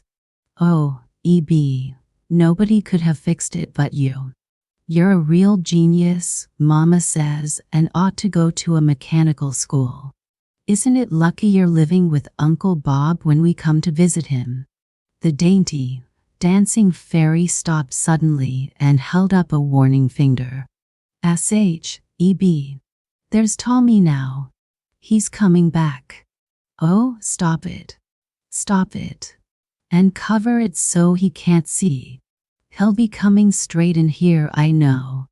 Outside there were the wild whoop of a small boy with large lungs, a clatter of a sled, a stamping of feet, then a plunging into the kitchen, just as E.B. had slipped a stick through the train wheels to stop it, and covered it with an old homespun saddle blanket, gathered hastily from the corner. A moment later Tommy burst in, red, snowy, and full of the curiosity which most healthy boys are likely to have, especially about Christmas time. "What are you doing here now, you and E.B.? What have you been making with all that wire and those tools? What's that blanket on the table? Pooh, Bus. What are you shivering for with that great cape on?" "I'm not cold, and I've been coasting for over an hour, down the back barn hill." "Oh, say, come in the kitchen now. I want to show you a funny icicle I found. Come quick, before it's all melted away." Like a whirlwind he had stormed in and out, followed closely by Nell, who threw a merry glance of relief over her shoulder.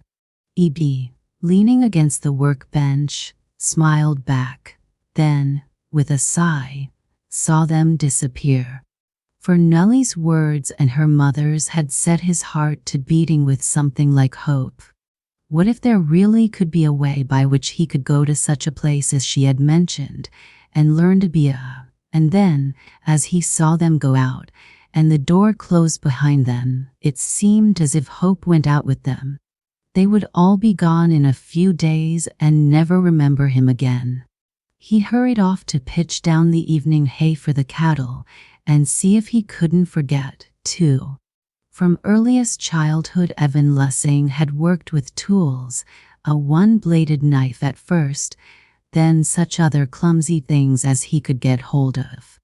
With these he had made curious toys that would run by water, or wind, or heat, or steam, some of them quite useful. When he came to Robert Whitaker's To Live, he built, besides other things, a churn of a new pattern, and a fan over the dining room table, both to run by water power brought from the brook. And when Mrs. William Whitaker, who was from the city, had seen these things, she had said the boy deserved a mechanical education, and then forgot all about it again, being very busy with all the Christmas preparations while E.B., pitching down great wads of sweet hay from the barn loft, was still dreaming in spite of himself of a day when he should leave the district school for a mechanical college and become a great inventor and marry Nellie Whitaker, and so live happy ever after. Then it came milking time, and swishing the broad white streams into the foaming pail, he dreamed again, and kept on dreaming even after he was in bed and asleep. Then he forgot, and when he remembered again it was morning, the morning of the day before Christmas. What a busy day that was. Of course, quite early, E.B. had to drive in for Papa, who was coming on the first train, and Nellie and Tom had to go along in the surrey. Then, when Papa came, there was so much to tell, only, of course, Nell couldn't tell how Tommy's train had been broken and fixed, because Tommy wasn't to know anything about the train until he saw it traveling around and around on the little track that was to go clear around under the Christmas tree. Then, at home, there were all the places to see, all the places that Papa had seen as a little boy, the hill where he used to slide, the same back barn hill where Tommy had been coasting, the brook where he used to fish, the hay mow, and the horses and cows, and the hens' nests where Nell and Tommy had found eggs, and where Tommy had been whipped by an old hen that wanted to sit, though why she should want to sit there all day in the cold on 2 nubbins of corn and a lump of frozen dirt that somebody had thrown at her, Tommy said he, for one, couldn't see. Papa laughed and said that maybe if she sat there until spring on the nubbins and frozen dirt, she'd hatch out a cornfield. Then they went into the kitchen, where Mama and Aunt Maria, a big motherly woman who had never had any children of her own, except one little boy named Willie, and that died, were baking and stirring and opening and closing oven doors, so that people had better keep out of the way. Only you couldn't, because it smelt so nice in there of mince meat and of baking cakes that came out all brown, with buttered paper sticking to them when they were turned out of the pans. Then, all at once, they found that Aunt Maria had turned out a little brown cake from a little pan, and she cut it hot, and Tommy had a piece, and Nellie and Papa, just as he used to have the day before Christmas, when he was a little boy. And after this they went into the dining room and saw E.B.'s patent fan, and into the pantry to look at E.B.'s churn, and Papa said, well, and that somebody ought to give a boy like that a chance. But they forgot all about it when they got to the parlor and looked at the funny album that had pictures of Papa and Uncle Bob, taken together, when Papa was a very little boy and Uncle Bob was his big brother. And when Uncle Bob came in, they talked about the day they had it taken, more than 30 years ago, and how Papa had rolled up his eyes and didn't keep still, and all that happened afterwards. The things that people always talk about when they forget for a little while that they are grown up, and only remember that they were once boys and girls, like the rest of us. And in the afternoon they had to go and cut and bring in the Christmas tree. Tom and Molly had already picked out a bushy little spruce up on the mountainside, and E.B. went along, because E.B. had been with them and knew the way. Besides, E.B. could cut better with a hatchet than anybody, so Tommy said. Then Tommy walked down the hill with his papa, talking all the time, while E.B. and Nellie, side by side, dragged the little spruce over the snow, and Nellie talked and E.B. listened, and was never so happy before in all his life, and never so sad, either. Because next week it would all be over, and he would be there alone, with no school except the district school, where he had learned about all he could, and with no chance of becoming a great inventor and doing all the things that he had dreamed. Of course, E.B. had to help to trim the tree. He had never trimmed one before, but he was the handiest of them all, and could go up a step ladder and fasten tapers to the high limbs, and string popcorn and tinsel just in the very places where it ought to be. Then, when that part of it was all done, and it was getting towards evening, that wonderful evening of hush and mystery and joy, Christmas Eve, it was Nellie who said that E.B. must be Santa Claus and put the presents on the tree. If we put them on ourselves, then everybody will see just what they are to have, and who gives it, she said. If E.B. puts them on, nobody will know until Christmas morning. We'll darken the sitting room, and each one can go in and put down his things and come right out again. Then, after supper, E.B. can go in and unwrap them and put them on the tree. Of course, Tommy, the real Santa Claus, will come afterwards and put on his things too. Nellie did not mention that she had a bright new tie for E.B. She knew there would be a chance to put that on herself in the morning. Everybody said Nellie's plan was a good one, so by and by E.B. found himself in the sitting room alone, with a great many whispered instructions, and the beautiful tree, and packages of things to be unwrapped and arranged in and about it. Tommy and Nell were tiptoeing and whispering about the hall, and Nellie called to E.B. to lock the door or Tommy would just have to come inside. So E.B. locked it, laughing, and wished in his soul that Nellie at least might come in to help him. Then he noticed that somebody had put a lot of loose cotton around the foot of the tree to represent snow, and he looked from this to the little candles on the slender limbs, and shook his head, and said something about fire and tow being pretty close together. By and by he went out to the kitchen to wash his hands. When he came in he stopped a moment to arrange something in the corner before going on with his work. The house was quite still now, but it was after midnight before E.B. was ready to go to his bed. It had been a wonderful evening for him. He had unwrapped and seen at close range all the pretty things that well-to-do people give one another at Christmas time: books, games, pictures, ornaments, articles of dress, confections, and even gems.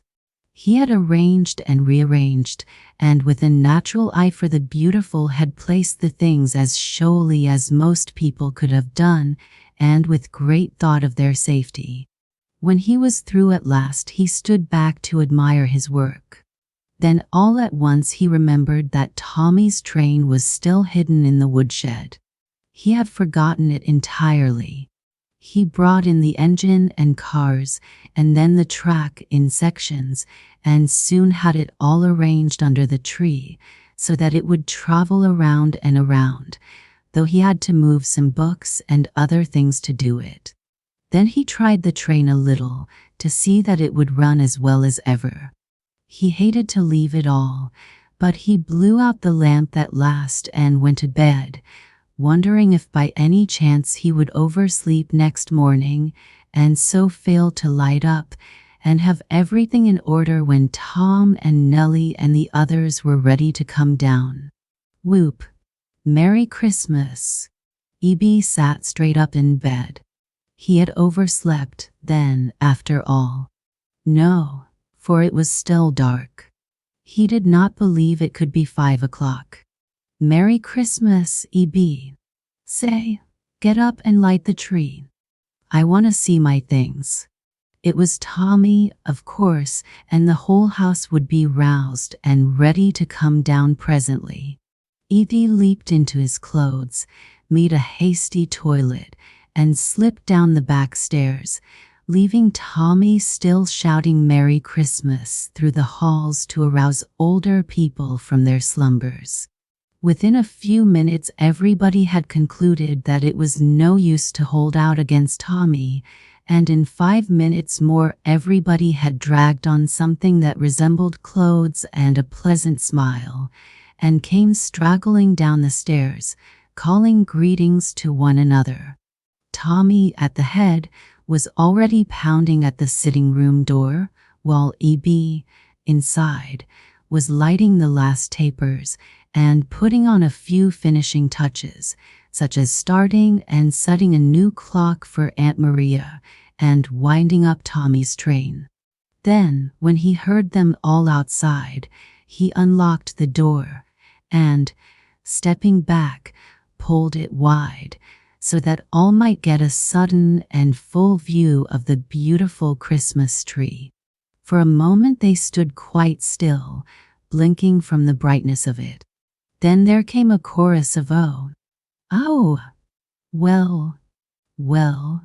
and "How beautiful!" with another wild whoop from Tommy, ending up with "Oh, gee! See my train!" A second later he had bounded forward toward the precious train and was ducking down under the tree for a closer view. "Tommy! Oh, Tom! Thomas! Look out! The candles!"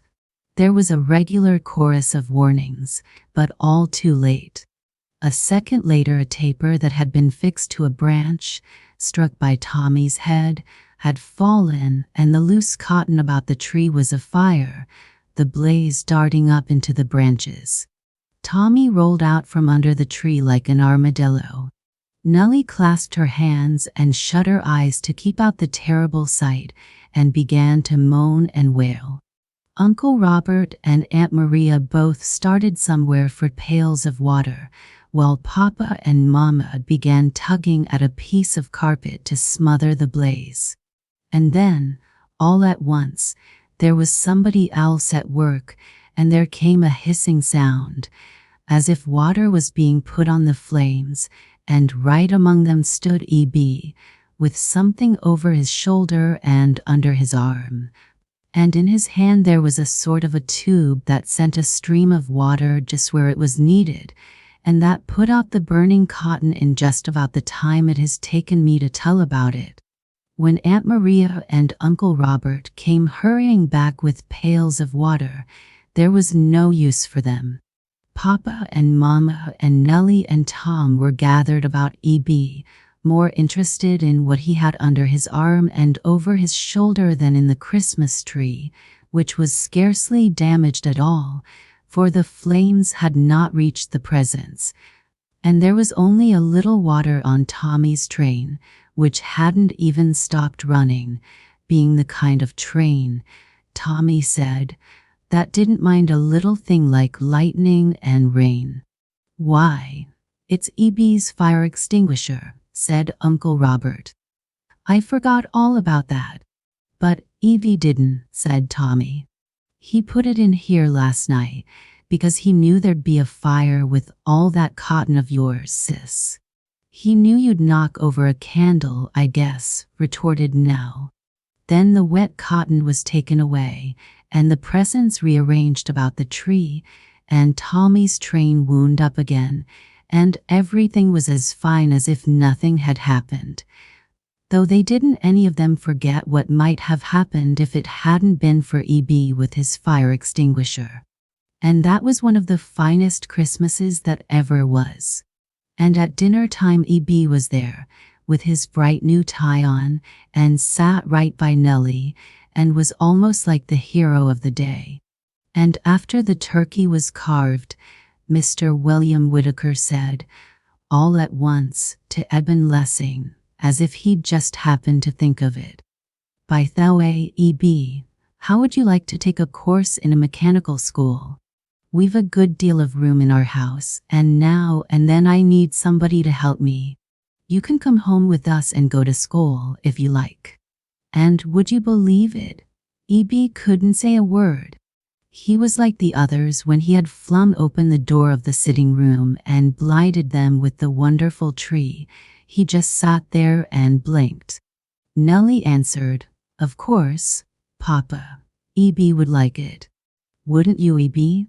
And then, somehow, E.B. nodded, and somehow said something that was taken for yes, and then everybody began talking at once about the things E.B. had made, and what he would do by and by, while Tommy, who, just at that moment, found out what it all meant, broke out with a great rejoicing whoop. "E.B.'s going home with us. E.B.'s going home with us to live." And Nellie whispered, "Oh, E.B., didn't I tell you it was lucky we're living with Uncle Bob when we came to visit him?" And night before Christmas. Temple Bailey. It was the night before Christmas, and stormy. Skosh, skosh, went the wheels of the carriage in the mud. Phew, EW, EW, whistled the wind, and it blew Peter's hat into the middle of the road. "Whoa," said Peter, and climbed down from his high seat. The princess poked her head out of the window. "What's the matter?" she asked. "My hat blew off," Peter told her, "and the wheel is stuck in the mud, Mississippi." "Oh, Peter, Peter," the princess chided, "you must get that wheel out of the mud at once." "Which is easier said than done," Peter grumbled. "It's that dark that I can't see my hand before me." "There's a light back there among the trees," the princess informed him. "Perhaps you could get someone to help you." "I'll go and see, miss, if you ain't afraid to stay alone," and Peter, after some effort, succeeded in quieting the plunging horses. "I am dreadfully afraid," came shiveringly, "but I suppose you will have to go." Now in the middle of the pine grove was set a little cottage. Peter knocked at the door. "Who's there?" asked a childish voice, and a little girl poked her head out of the square window. "Our wheel is stuck in the mud," Peter answered from the dark, "and I want to get a man to help me." "There isn't any man here," Jenny informed him. "There is only me and Jenny, and our mother has gone to nurse a sick neighbor, and she won't be home until morning." So Peter went back to the carriage and reported to the princess. "I shall freeze out here," said the princess. "I will go up to the house and sit by the fire while you look for someone to help you with the carriage." She climbed out of the carriage, and with Peter in the lead, she plodded through the woods, and the wind blew her long coat this way and that, and at last, wet and panting, she came to the little house. And once more Peter knocked, and once more Jenny came to the window. Then she flung the door wide open, and so tall was the princess that she had to stoop to enter it. It was a dingy little room, and there was a dumpy black stove in the corner, with a bubbling iron pot that gave forth a most appetizing odor. "Oh, oh, how nice and warm it is," said the princess, as she held out her hands to the fire. In all their lives the little girls had never beheld such a wonderful person, for the princess wore a long red coat and a black velvet hat with a waving plume, and her muff was big and round and soft, and she had a scarf of the same soft fur about her neck. Her hair was pale gold, and she had the bluest eyes and the reddest lips, and her smile was so sweet and tender that Jenny ran right up to her and cried, "Oh, I am so glad you came. Ginny, from her little chair, echoed her sister's words. But she did not run, for there was a tiny crutch beside Jenny's chair in the square window. And I am glad to be here, said the princess, whose quick eyes were taking in the details of the shabby room. It's so nice and warm and cozy. Isn't it? Said Jenny, happily, and we're getting ready for tomorrow. On a small round table beside Jenny's chair was a tiny cedar bush, and Jenny's fingers had been busy with bits of gold and blue and scarlet paper. We're going to pop some popcorn, Jenny explained, and string it and hang it on the tree. Oh, may I help? The princess asked.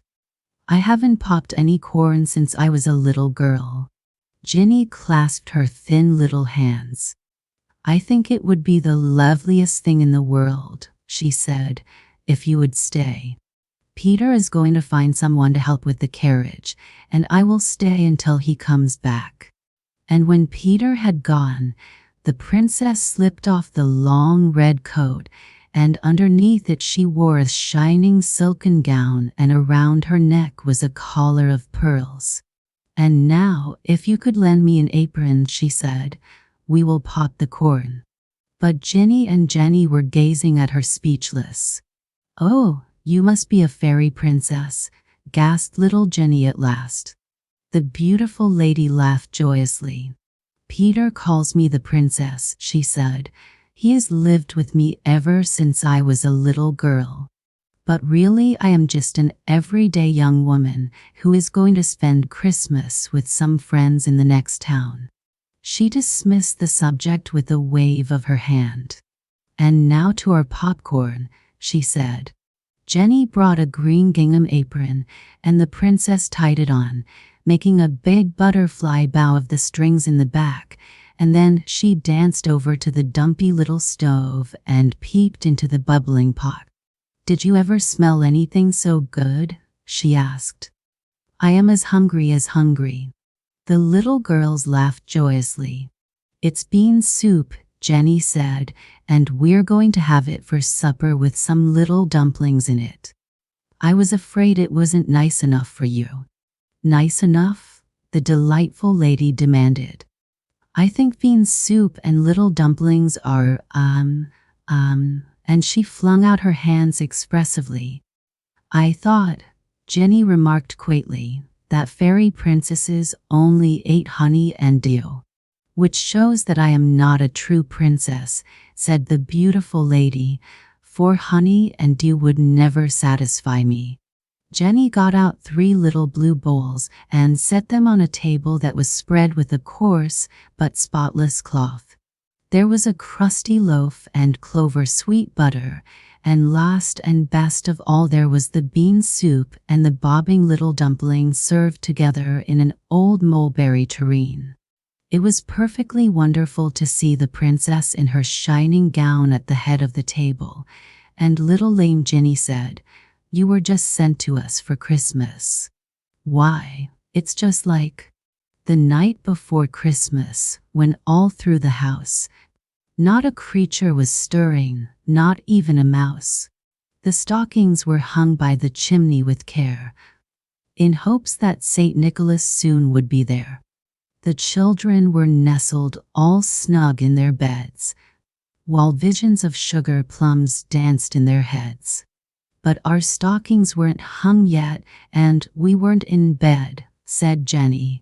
It was too early for that, said the princess, but let's go on with the rhyme, just for fun. I see you know it all through, so you mustn't mind my changing it a little. When out on the lawn, there arose such a clatter. Jenny sprang from her chair to see what was the matter. Away to the window she flew like a flash, tore open the shutters and threw up the sash. When, what to her wondering eyes should appear, but a miniature sleigh and 8 tiny reindeer. Oh no, I forgot. I mean, when what to her wondering eyes should appear, but a carriage stuck in the mud, right out here. and a little old driver, so lively and quick. You must have thought Peter was dear old Saint Nick. The children laughed gleefully, and Jenny said, "We would have thought that, only we aren't going to hang up our stockings this Christmas at all. Jenny and I aren't going to get any presents, for Mother hasn't been well, and she couldn't get any sewing. But she said we could make our Christmas merry, and we were to pretend that we had been to the big stores in the city, and had bought things for the tree, and dolls and everything." "That's a lovely way," said the princess gently, and she laid her flashing rings over Jenny's thin one. "And we are going to pretend," Jenny contributed, "that our chicken is a turkey. But we won't have to pretend about the mince pie, for Mother has made a lovely one." "I wish I could help you eat the chicken," said the princess wistfully, "and I should like to meet your mother. I know she is home. Why? And I haven't any mother, you know." "Oh," said the little girls, round-eyed with sympathy, and then the princess told them that all her life she had lived in a big, lonely house, and she had always yearned for a cozy home and for a sister. After supper they popped the corn, and just as they finished in came Peter. "I can't find anyone to help, miss," he announced, "and it's snowing. I'll have to unhitch the horses and go back to town and get something to take you over in." "No," the princess demurred, as she stood in the middle of the room with a heaped-up dish of snowy kernels in her hand. "No, Peter, I am going to stay here all night." Peter stared, and the little girls cried, "Oh, will you?" And the princess said, "I really will. And, Peter, you can bring up the steamer trunk and my bag. Won't your friends expect you, miss?" Peter inquired, as if awaiting orders. "I will send a note by you," was the calm response, and as the man went out she followed him and shut the door behind her. "Oh, Peter, Peter," she whispered confidentially, "I am going to give them such a Christmas." "The little girls, miss?" "Yes, they are so sweet and brave. And I have the presents in my trunk that I was going to carry to the other children. But they will have so much that they won't miss them, and I shall spend my Christmas in a plain little house, but it will be a joyful house, Peter."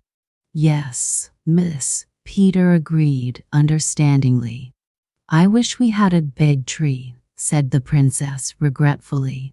"Well, leave that to me, miss," Peter told her eagerly. "You just get them little things to sleep early, and I'll be here with a tree."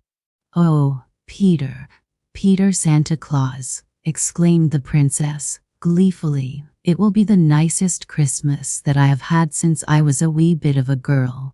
So Peter went away, and the princess, with her eyes shining like stars, danced back into the room and said, "Oh, let's play mariners."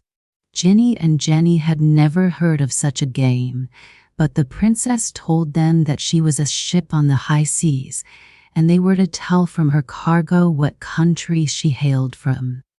"I carry tea," she began. "Where do I hail from?" "China," guessed Jenny. "No, Japan," cried Ginny, with her little face glowing. "No."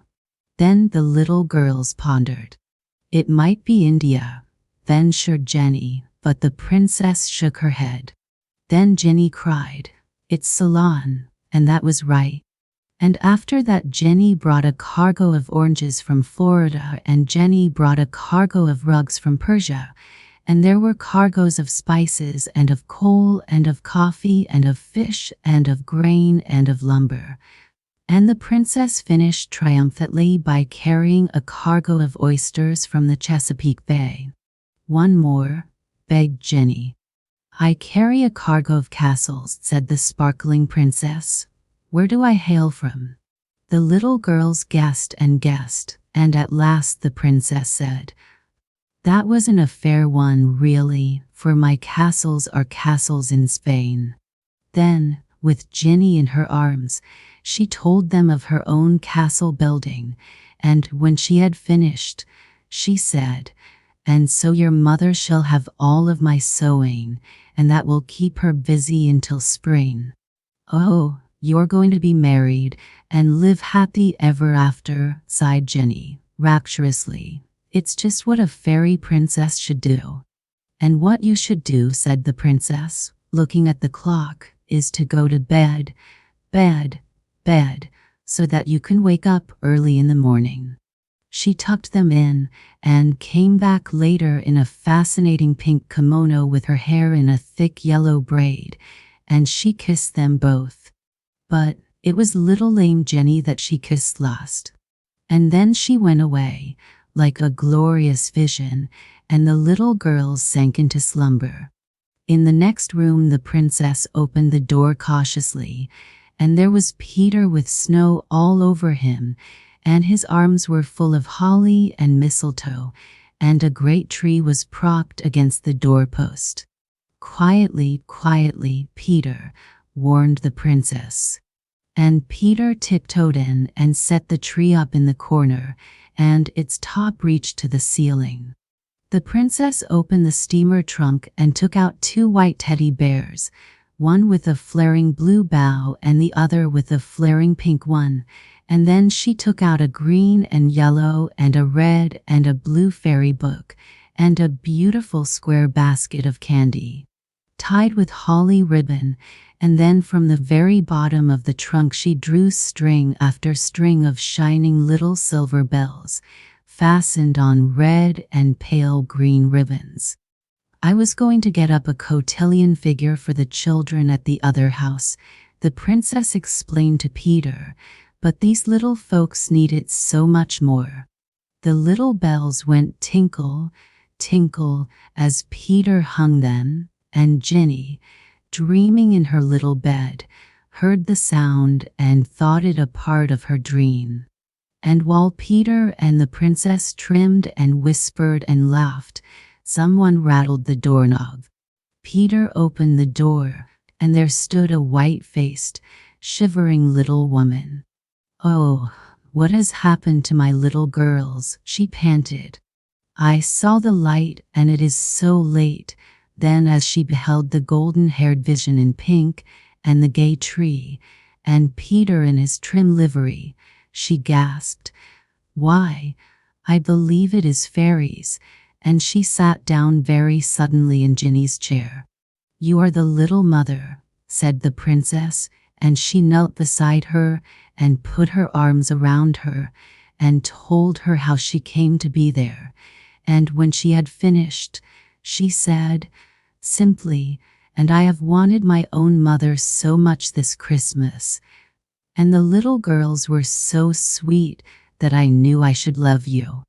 "You poor little thing," cried the little mother to the tall princess, and the beautiful lady put her head down on the other's shabby shoulder and wept, because in spite of her riches she had been very, very lonely in her big house.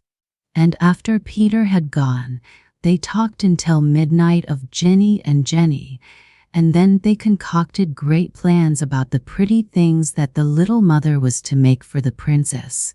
And in the morning, Ginny and Jenny, waking in the early dawn, saw, sitting on the footboard of the bed, 2 teddy bears, one with a flaring pink bow and one with a flaring blue bow. And the teddy bears held out their arms saucily and gazed at the happy little girls with twinkling eyes. "Ooh, oh," cried the little girls, who had never seen a teddy bear before, and that was the beginning of the most wonderful day of their lives, for all day the tree went tinkle, tinkle, as they foraged in its branches for bonbons. And the chicken dinner was a delicious success, and in the afternoon they all took a ride in the princess sleigh, with Peter driving on the box, and when at last he set them down on their own humble doorstep and lifted little Ginny in his arms, the princess smiled. at them radiantly from under her plumy hat. "Remember, Peter will come for you every Saturday, and you're to stay at my house all day," she said. "Oh, yes," Jenny sighed with rapture. "And you are to come to my wedding in the spring, all of you," said the princess, gaily. "And see the prince," said Jenny over Peter's shoulder. "And you're going to let me share a third of your mother?" "Yes, oh yes," from both of the little girls. "Then you shall share a third of Peter," the princess called back, as the smiling coachman drove her away through the glistening snow. Dame Quim's Quest. Ellen Manley. Farmer Jones was standing at his front gate one bright December morning when a quaint figure came hurrying along the road, a bent old woman in a long blue cloak, with the ruffles of a big cap flopping about her wrinkled face. "Good day," said she, as soon as she was near enough to be heard. "You're Farmer Jones, I believe. I think you will do nicely to head the procession. Just step right behind me and we'll move on."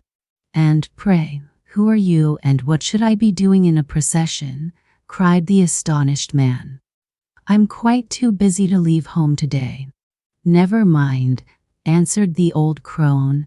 "I know all about you, for I've heard you grumbling over the weather many a time. As I came down the hill just now, you are complaining at the cold and wishing it were June. You're a regular weather fretter. I'm the grumble collector, and you'd better do just as you're told or there'll be trouble. My name is Dame Quimp, and my work is to hunt up grumblers and bring them to my old friend Santa Claus before Christmas. If there's anything he hates, it is grumbling, and he says he is going to teach some folks a lesson this year. It's no use to say a word, just follow me, and be quick about it, too." So off started Dame Quimp with Farmer Jones behind her, grumbling as he went. She soon stopped short before a little house by the roadside and listened a moment. There was a sound of violent stamping, and an angry voice cried out, "I hate that old dress, and I won't wear the ugly thing. I never have any pretty clothes," and out on the porch rushed the milliner's little daughter, in a fine temper. "Hoity-toity," cried the dame. "You're a pleasant little girl, to be sure. Just the one I'm looking for. Never mind asking why, but stop scolding at once and fall in line behind Farmer Jones." The child looked crosser than ever and began to cry, but she couldn't help herself, and away went Dame Quimp, Farmer Jones, and the milliner's little daughter. As they neared the first corner, loud voices were heard in angry tones, and there stood the baker's boy and the grocer's clerk having a hot discussion. "It's too far," cried the first. "I can't tramp way over on the hill for anybody. I hate to be sent on errands from morning till night from one end of town to the other." "So do I," exclaimed the grocer's clerk. "I'm always being told to take something somewhere for somebody just when I want a little time to myself. The skating's fine today and I ought to get off early, but I shan't be allowed to. It's a shame to have to carry bundles instead of being on the pond." "Very well, young men," cried Dame Quimp, "you shall have a nice long walk. I'm very pleased to meet you. Just step next in line to the little girl and we'll hurry along. No questions, please." So off went Dame Quimp, Farmer Jones, the milliner's little daughter, the baker's boy, and the grocer's clerk. As they passed the doctor's house, the cook, in her apron and cap, was standing at the gate grumbling to the iceman. "Sure'n, 'tis nothin' but cook, cook, cook, all day long, and meals havin' to be kept hot for a man that's niver in the house when he ought to be. I'm that tired of work that I've a fine mind to tell him he may cook for himself for a while." "All right, Bridget," called Dame Quimp, sharply. "You step off right now. Just take your place next to the grocer's clerk and we'll move on." And away again went Dame Quinth, Farmer Jones, the milliner's little daughter, the baker's boy, the grocer's clerk, and the doctor's cook. Pretty soon they came to little Tommy Brooks's house, and there was Tommy at the front door fussing with his mother. "I don't need any overcoat," cried he, "and I can't wear rubbers. They hurt my feet, and I left my mittens at school. I hate to be bundled up just like a girl, anyway, and I wish people would let little boys alone." "Thomas Brooks," called out the dame severely, "you put on that overcoat and those rubbers at once and get behind the doctor's cook. You're the boy for me. Stop lively now, all of you." And off started Dame Quinth, Farmer Jones, the milliner's little daughter, the baker's boy, the grocer's clerk, the doctor's cook, and little Tommy Brooks. A little farther up the street the shoemaker's wife was grumbling to a neighbor as she shook out her duster on the porch. "I've no patience with housekeeping," declared the sharp voice. "I don't do anything but chase dirt from morning till night, and yet the place is never clean, and my work is never done. Yes, it is a comfortable and pretty house, but I'm tired of the sight of it. I have to go and sweep the dining room this very minute." "Oh no, not at all," cried Dame Quinth. "That nice home of yours won't get any more cleaning this day. You can fall right in line behind Tommy Brooks and no remarks, if you please." So off they went again, Dame Quinth, Farmer Jones, the milliner's little daughter, the baker's boy, the grocer's clerk, the doctor's cook, little Tommy Brooks, and the shoemaker's wife. At the turn of the road there was the sound of excited talking and high words, and there stood the minister's twin grandchildren quarreling over a sled and a pair of skates. "I don't want the old sled," cried the boy. "I do nothing but give you rides on it. You can just let me have the skates and drag the sled yourself for a while." "Take the old skates," answered the little girl angrily. "I can't stand up on them anyway, and I'm tired of trying, and I don't want the sled either. I wish people would give us some nice presents. What's the use of being twins if you can't have a good time?" "Sure enough," cried Dame Quinth. "Two nice little children who can't be happy with a fine sled and a pair of new skates. I never heard of such a thing. Come right here and take places behind the shoemaker's wife, and don't cry about it, either, for there's no time to lose." And away hurried Dame Quinth, Farmer Jones, the milliner's little daughter, the baker's boy, the grocer's clerk, the doctor's cook, little Tommy Brooks, the shoemaker's wife, and the minister's twin grandchildren.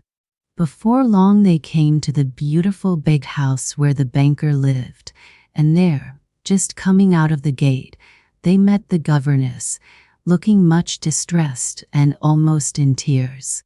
"What can I do for you, my dear?" asked Dame Quinth, anxiously. "You seem to be in trouble." "I'm the grumble collector, and perhaps I can help you."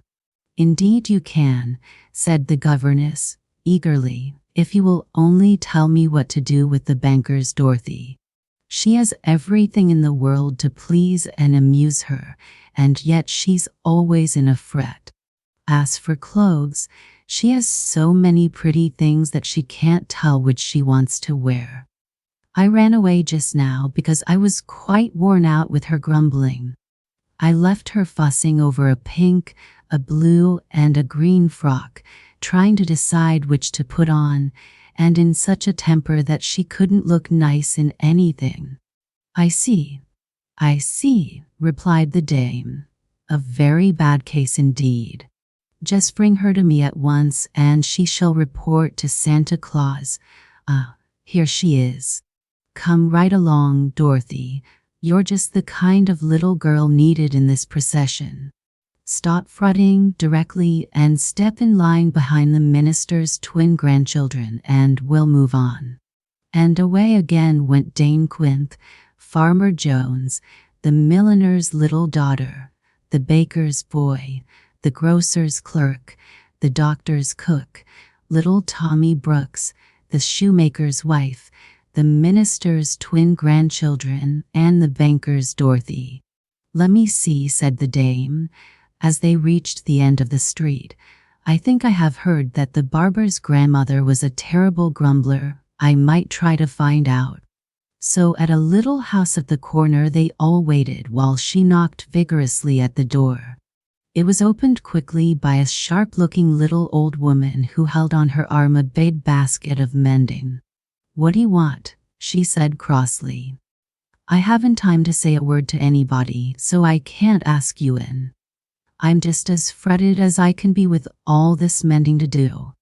I do think that after darning socks for nearly 50 years, I might be allowed to hold my hands for a bit, but every week here's this great basket full and nobody but me to attend to it.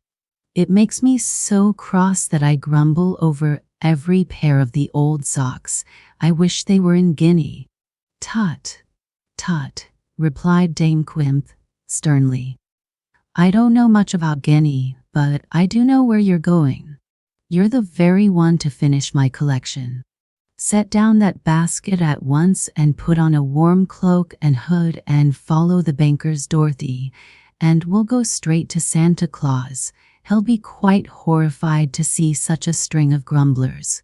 So off once more went Dame Quinth, with Farmer Jones, the milliner's little daughter, the baker's boy, the grocer's clerk, the doctor's cook, little Tommy Brooks, the shoemaker's wife, the minister's twin grandchildren, the banker's Dorothy, and the barber's grandmother, all following behind her, one after another.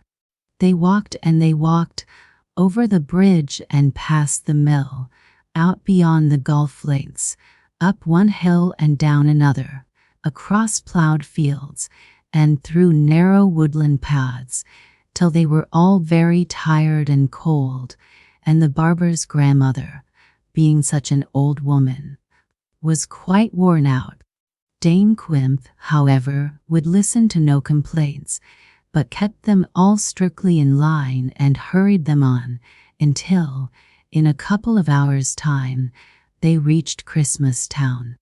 They found Santa Claus and his shop busily engaged in tying up delightful-looking parcels in gay paper, with seals and labels, gold and silver cord, scarlet and green ribbons, and sprigs of holly scattered around him in every direction.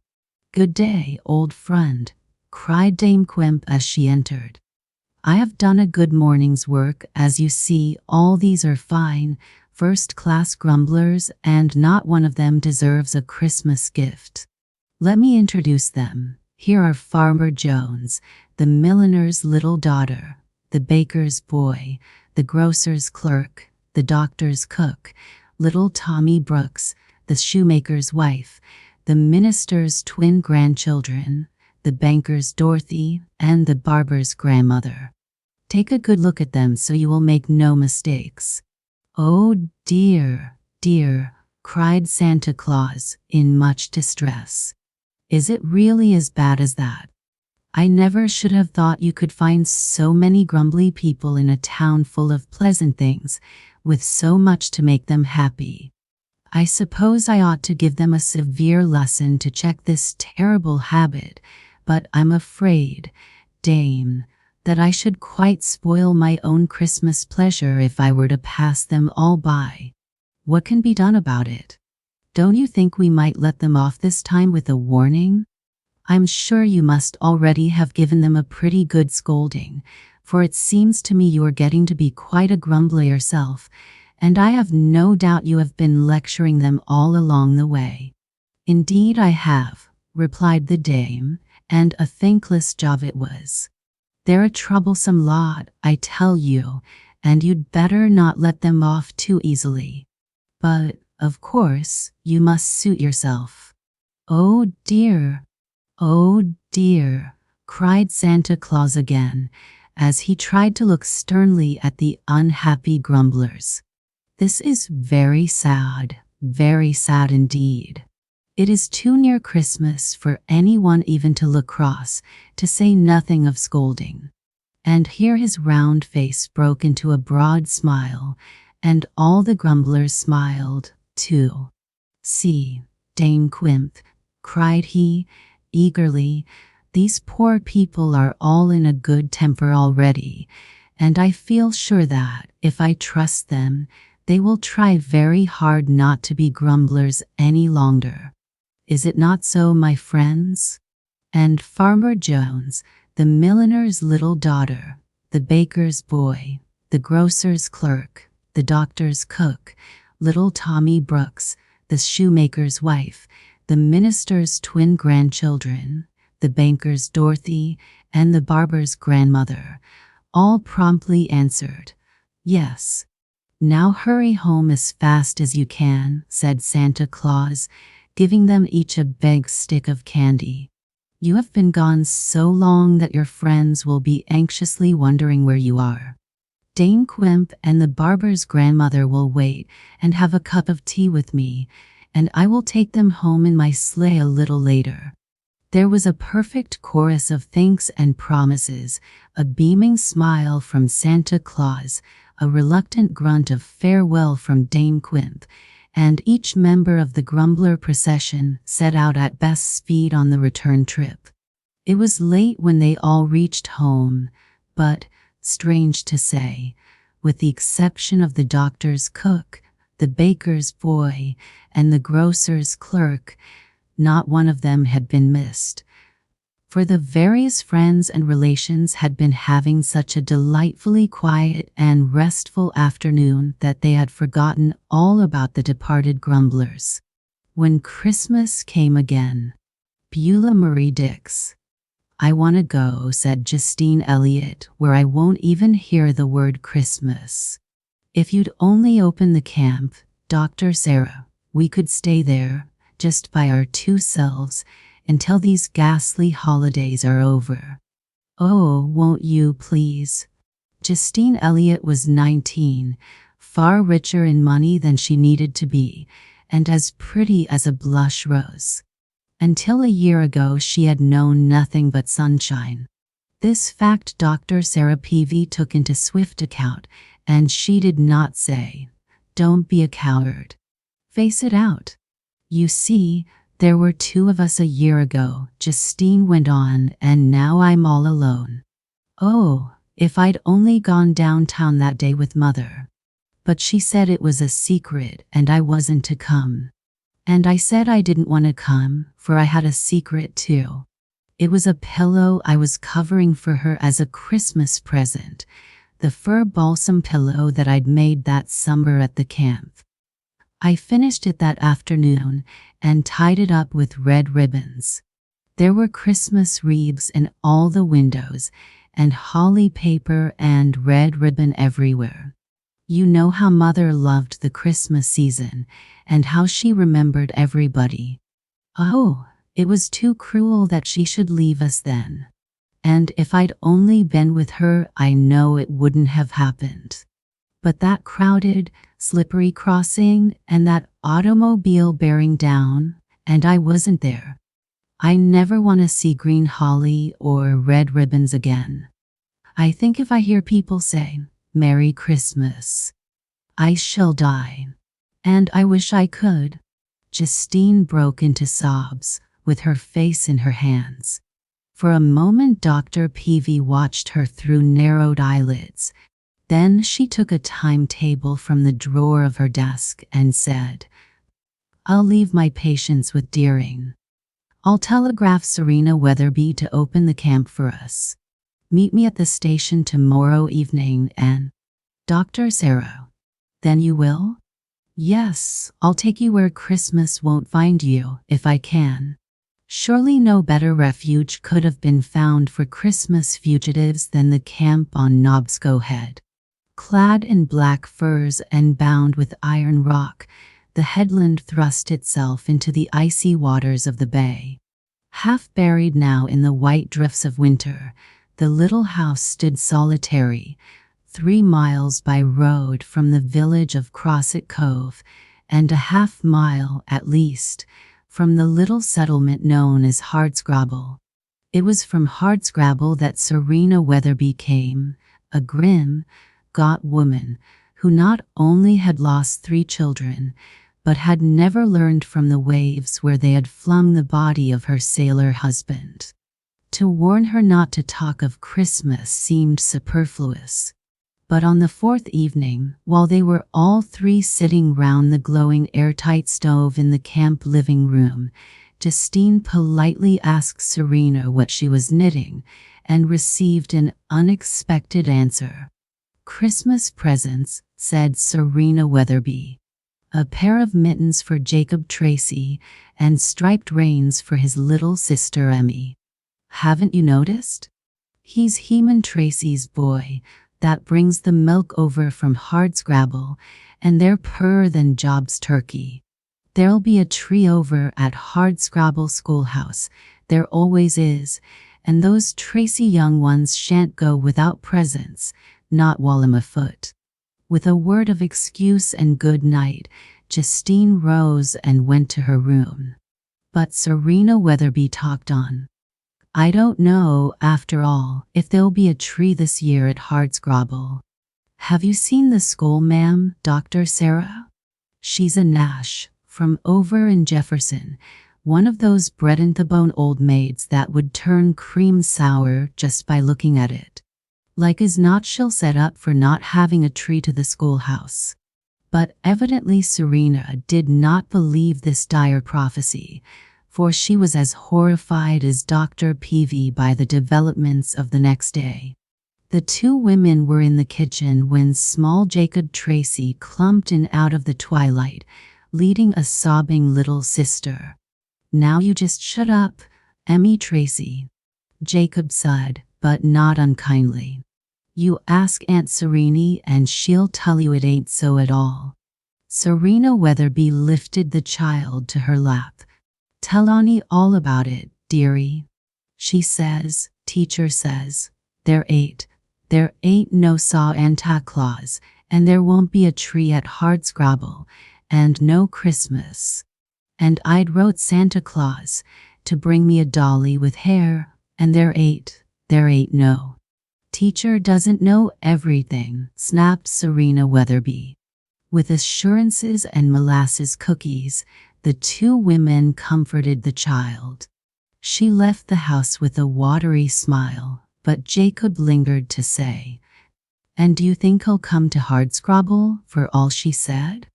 A few moments later, when Dr. Peavy passed through the open door to the living room, she found Justine seated with a book at the table. "What were they crying for?" asked Justine. "Miss Nash, who teaches the school at Hardscrabble, where the little ones go, told them that there was no Santa Claus. To tell a child that at Christmas time," flashed Justine. "She ought to be whipped." "That wouldn't help the children much," said Dr. Peavy, mildly, "or her, either."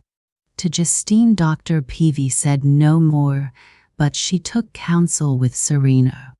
That evening, after Justine had gone thoughtfully to bed, Dr. Peavy made out a list of the names and ages of the 18 children who went to the little school at Hardscrabble. On the same sheet she made some tentative calculations: so much for oranges, so much for crinkly Christmas candy, so much for gifts, to be bought at the 10-cent store at Hanscomville. It was only a small sum, but, small as it was, it meant that Dr. Peavy would go without the evenings at the opera, which were the one luxury of her winter. The next morning, December 22d, Dr. Peavy tucked her list into her pocket and started afoot for Hardscrabble, where she planned to hire a horse and pawn from Seafast Hook. She had bidden Justine goodbye for the day without explanation. A little wholesome neglect would be tonic for Justine. she believed. And she believed also that you may sometimes attain your goal, like Alice in the Looking-Glass Country, by walking away from it. She was to have speedy confirmation of her belief. She had barely started down the shining hill slope to the wood path when she heard the crackling of a step behind her and turned to see Justine, as warmly bundled up as she was herself, with her purse in her mittened hand. The color came and went in Justine's cheeks. For the moment she seemed again the girl that Dr. Peavy had known in joyous summers at the camp. "Dr. Sarah," Justine began, breathlessly. "I didn't mean to peep, but your writing is so bad and clear. I only glanced at your list by mistake, but I knew in a minute, and I might have known anyway, knowing you. But why didn't you ask me to help? Oh, you surely don't think I'm like that horrible Miss Nash? I don't want Christmas for myself ever again, but I wouldn't take it away from other people, and least of all from little children. So let me help, please." For 1 second Dr. Peavy's heart contracted. She saw the purse in Justine's hand, and she read the passing thought in Justine's mind. Would she have to tell Justine that money alone could not buy a Christmas gift, even of the poorest sort? But Mrs. Elliot, as Dr. Peavy had often said, was one of the finest women that she had ever known, and Justine was her daughter. "Oh," said Justine, with a little catch of the breath. "You think that I should?" She slipped the purse into her pocket. "Of course you can't do it all alone. 18 children," she cried. "I'm coming with you, Dr. Sarah." Together they trudged through the cathedral gloom of the firs and over the dazzling whiteness of the fields to Hardscrabble. Together they clambered into the ramshackle pun and drove the 9 bright miles to Hanscomville. Such plans as they made on that drive! They would have a tree set up in Serena Weatherby's cottage, if the odious Miss Nash still refused to let them have the schoolhouse. They would string popcorn and red cranberries by the yard. "And we'll buy lots of sparkly snow and shiny didaddles at the 10-cent store," cried Justine. Her eyes were as bright as Christmas stars. "We'll cut the candy bags in the shape of stockings. And we'll buy a dolly with hair for that wee Emmy. I'll have time to make it a dress and a petticoat at least. And I'm going to get a sled for Jacob Tracy." So they planned all along the road, which seemed short, and in Hanscomville they made the plans come true. Up and down the little main street they bustled, and made their purchases, Dr. Peavy painstakingly, Justine with a lavish hand. Presently they were stuffing packages into the pun of bags of oranges and nuts and Christmas candies from the grocer's, bulging, frail bundles from the 10-cent store, skates and pocket knives, an extravagance at which Dr. Peavy held up her hands, from the hardware shop, and even lordly, important-looking parcels from the general store. Among the last was a doll's carriage. "It's for Emmy's doll," said Justine, "and we must find room for it, even if we have to tow it behind the pun." On the way home they chatted about their Christmas tree. "It's the sort of thing that Mother would have loved to do," Justine said, and then she began to talk about her mother and to tell sweet, homely incidents of the life that they had lived together. They had passed through Crosset Cove when Dr. Peavy broke the not unhappy silence into which they had lapsed. "Justine, if we haven't forgotten to get a present for the schoolteacher." "For that Nash woman?" cried Justine. "She doesn't deserve a present." "I shouldn't like to say what she does deserve." Then they reached the long tug of Knoxgo Hill, where, in mercy to the tired old horse, they got out and walked. At the top of the hill they overtook a woman who was trudging on foot in the twilight. She was 30, perhaps, with a thin, tired face. She wore a coat that was not thick enough and a little, old-fashioned neck piece of worn fur. She was dragging a small fir tree through the snow, and every little while she stopped to beat her numbed hands together. "I thought I knew everybody in these parts," said Dr. Peavy under her breath, "but she's a stranger." "Why, it must be Miss Nash."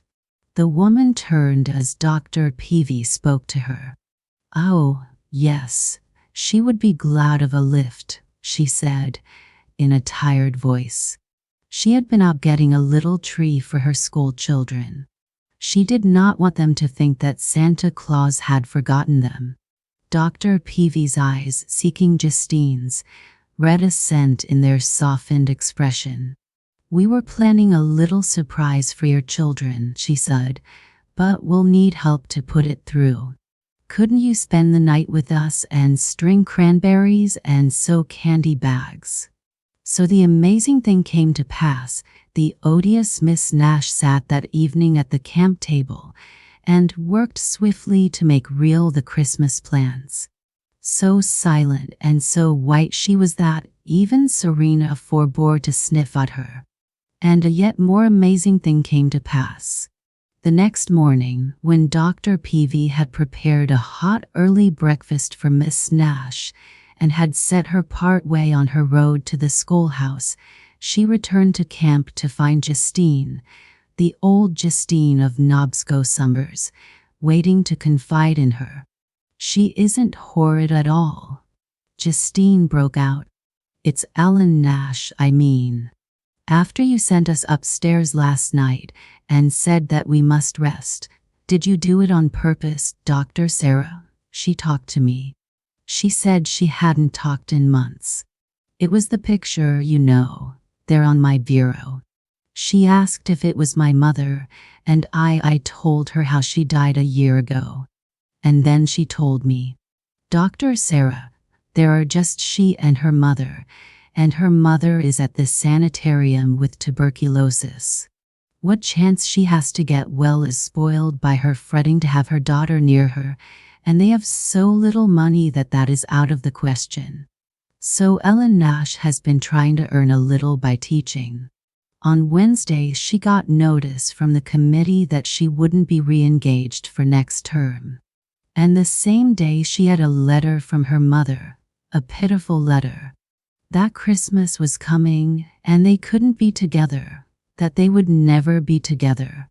And she says she guesses she was half crazy, but that morning, when little Emmy Tracy asked her if Santa Claus would come this Christmas, she answered right out of her heart that there wasn't any Santa Claus, and that all the talk about love and Christmas fellowship was just a story. Oh, poor thing. I can understand. Why, Dr. Sarah, she only went one little inch farther than I had gone, and she is so much worse off than I. For my blessed mother never suffered any, and we were together up to the very last hour. Dr. Sarah. Yes, Justine. I haven't been doing this year as mother would have expected me to do. That's all over now, said Dr. Peavy heartily. She hardly knew how truly she had spoken, but she knew an hour later, when Justine again was at her side. Dr. Sarah, she said, with her old energy, can we go home tonight on the night train? What of our tree at Hardscrabble? Of course we won't disappoint the children. We'll write a letter, in the name of Santa Claus, and ask them to Serena Weatherby's on Christmas Day. She says she'd be glad to have them. You wouldn't think, to look at her dear old granite face, that she loved children so. And Ellen Nash will have the tree and the presents all ready. Oh, Dr. Sarah, it would have made you cry to hear how she went out to get a tree, and had even taken some of her hard-earned money to buy nuts and apples for the children, because she wanted to make up for what she had said. But now they'll have a sure enough Christmas at Hardscrabble and we'll go home. There's so much I must do, and only a day to do it in. So many children that mother wouldn't want to have go unremembered. And you, Dr. Sarah, you're willing to go home? Yes, said Dr. Peavy. It was a Christmas of bright sun and glad weather. Sarah Peavy and her sister set crimson roses beneath their mother's picture and opened their gifts in its presence. Sarah Peavy had the medical book that she had needed, and a brown print of a Madonna, and even a ticket for the opera. But the gift that she valued most came in the twilight. The telephone bell rang, and over the wire came Justine Elliott's voice. "Is it you, dear Dr. Sarah? I wanted to tell you. I've seen my old cousin Hester. She's tired of hiring maids, you know, and she's been looking for a woman to be a sort of companion housekeeper in her little apartment. I told her about Ellen Nash, and she's sending for her.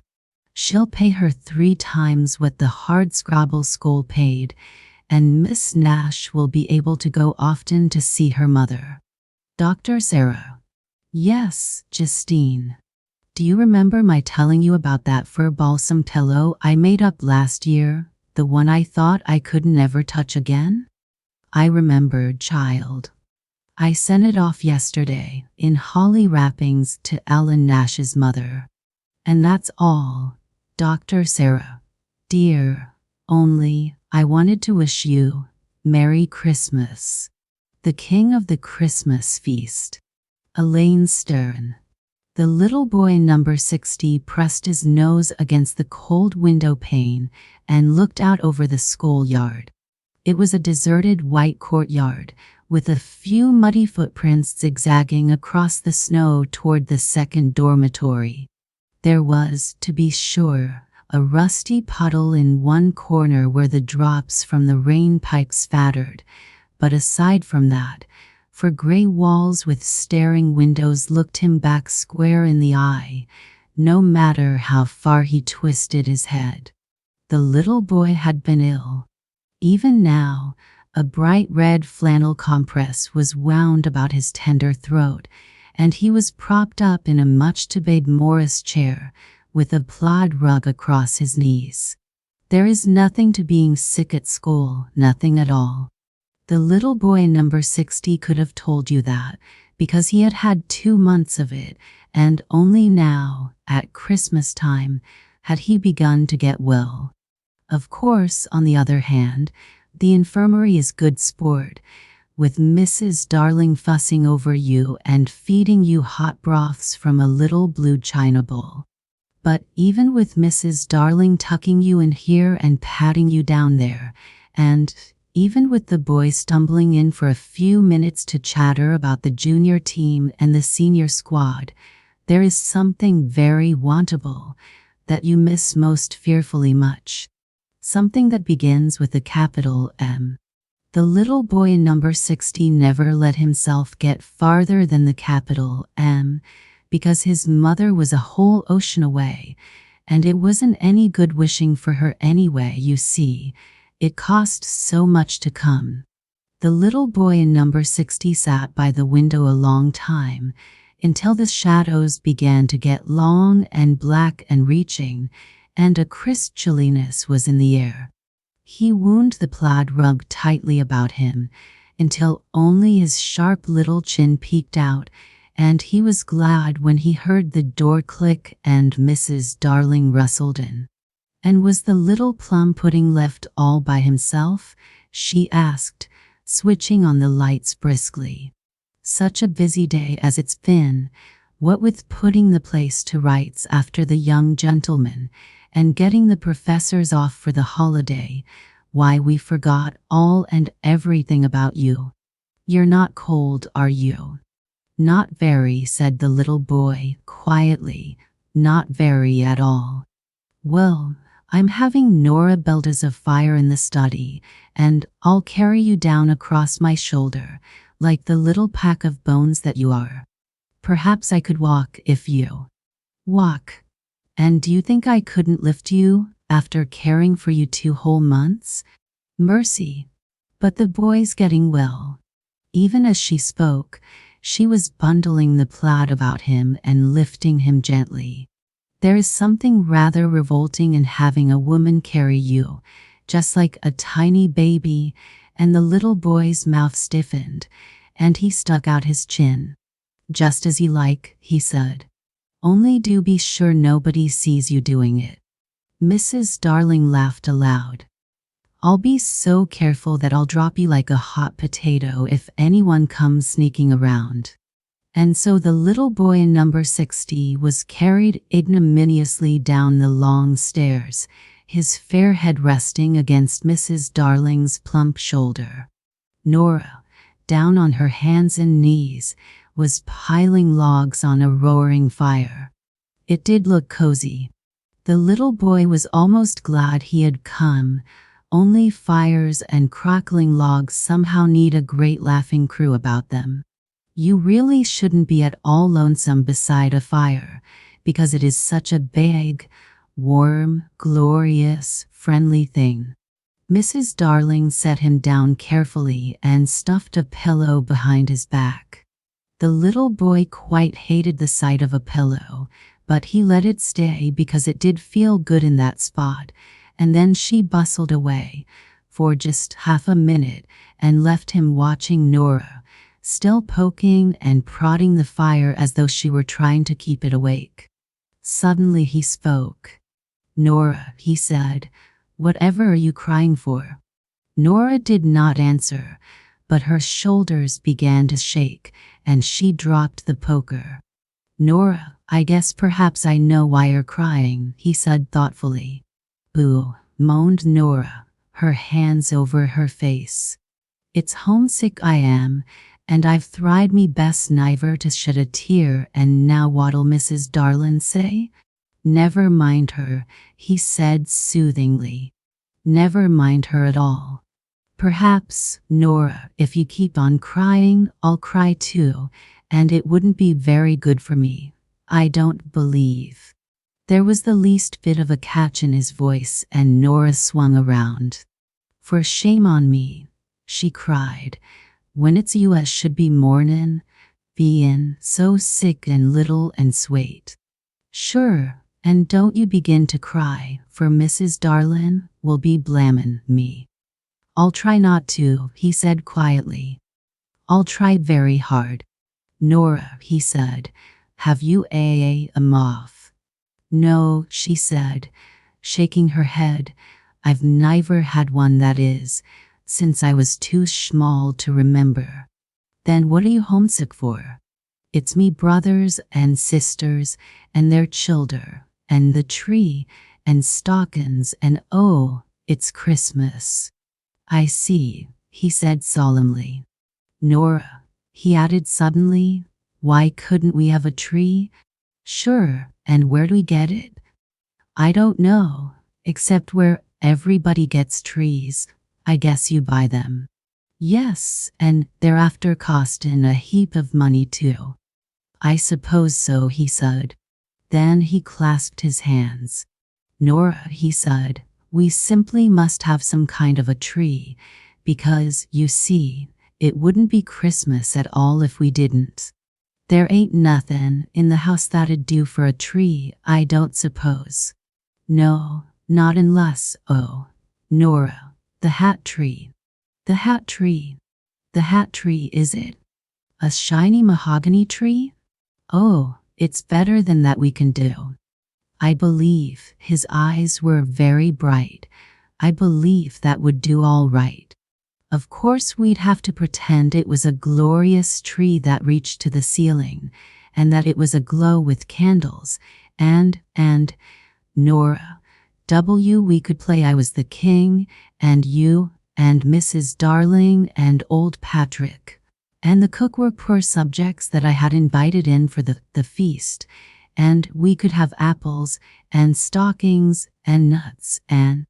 Sure, I don't believe Mrs. Darling will be lettin' you do it. But just at that moment Mrs. Darling, bearing a bed tray, appeared. Guess what you're going to have for supper tonight? She called across the cloud of steam that rose, but the little boy was too eager to guess. "Oh, Mrs. Darling," he cried, "can't we have a Christmas party here? Can't we have you and Nora and Patrick and a Christmas party? And this Christmas Eve? Whatever are you thinking of? With Nora and old Patrick and no tree or nothing?"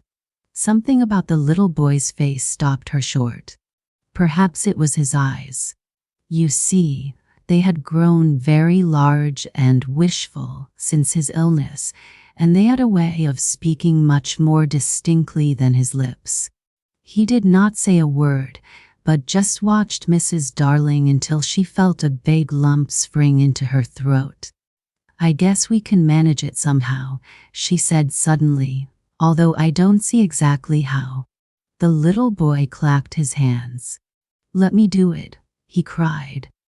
"I'm going to pretend that I am, well, a sort of a..." It was much easier telling Nora things than Mrs. Darling.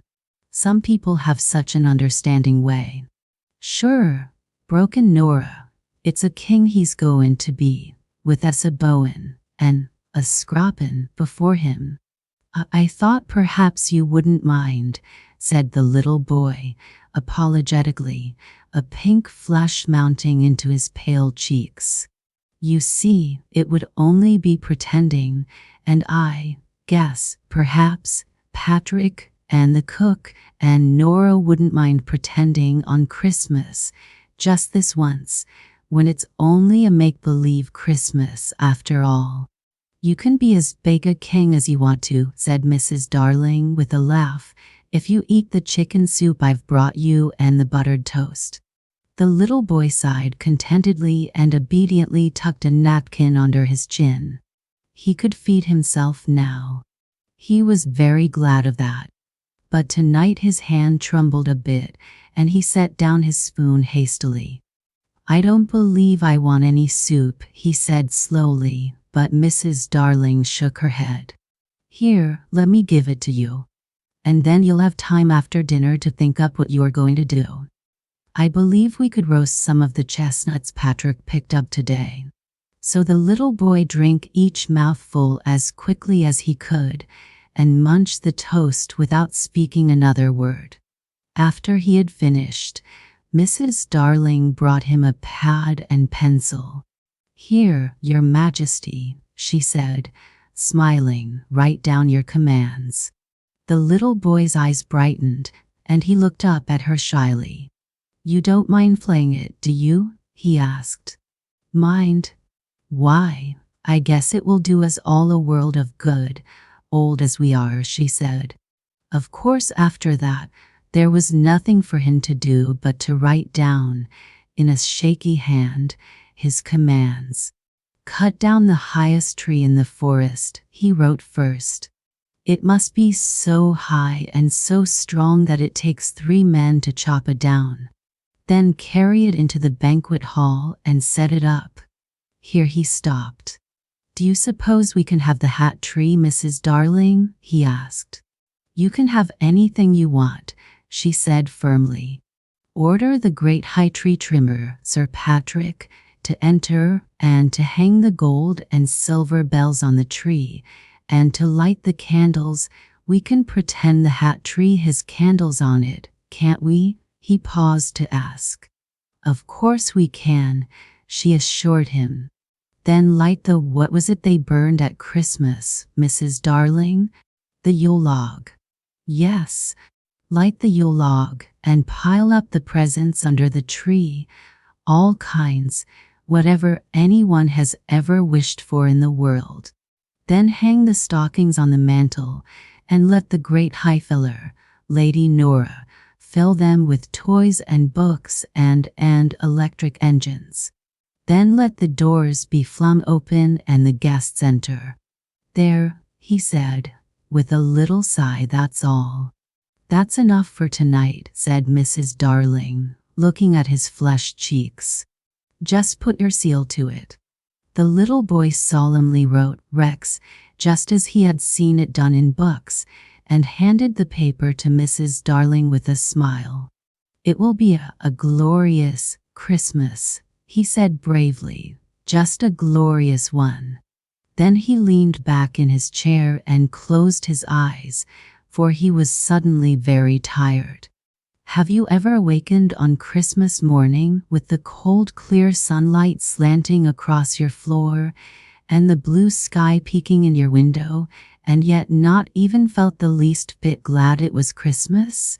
The little boy opened his eyes and looked around as though he half expected to see a bursting stocking, and to hear his moth, he jerked over on his side. Even if it was Christmas morning, what was to prevent a fellow from taking another nap? But something hot and wet slid down his cheek before he could stop it, and as long as there wasn't anyone around, it didn't make so much difference. But the little boy brushed it angrily away and sat up in bed. "Merry Christmas," he said fiercely to the table in the corner. "Merry Christmas," and he lay back on his pillows with his eyes fixed on the ceiling and his lip between his teeth. Somebody was whistling in the lower corridor. He could hear it quite distinctly, and it sounded so glad and cheerful that the little boy slid to the floor, although his legs wobbled under him, and opened the door. "Hello, down there," he called over the banisters. "Merry Christmas." "Hello, up there," came back old Patrick's crackled voice. "Merry Christmas, Your Majesty." The little boy laughed out loud. "Patrick, Patrick, do come up. How did you know to call me that?" "Sure, Your Majesty. I'll be there as soon as I mop up the last few steps. Get back into bed, and I'll come and pay me respects."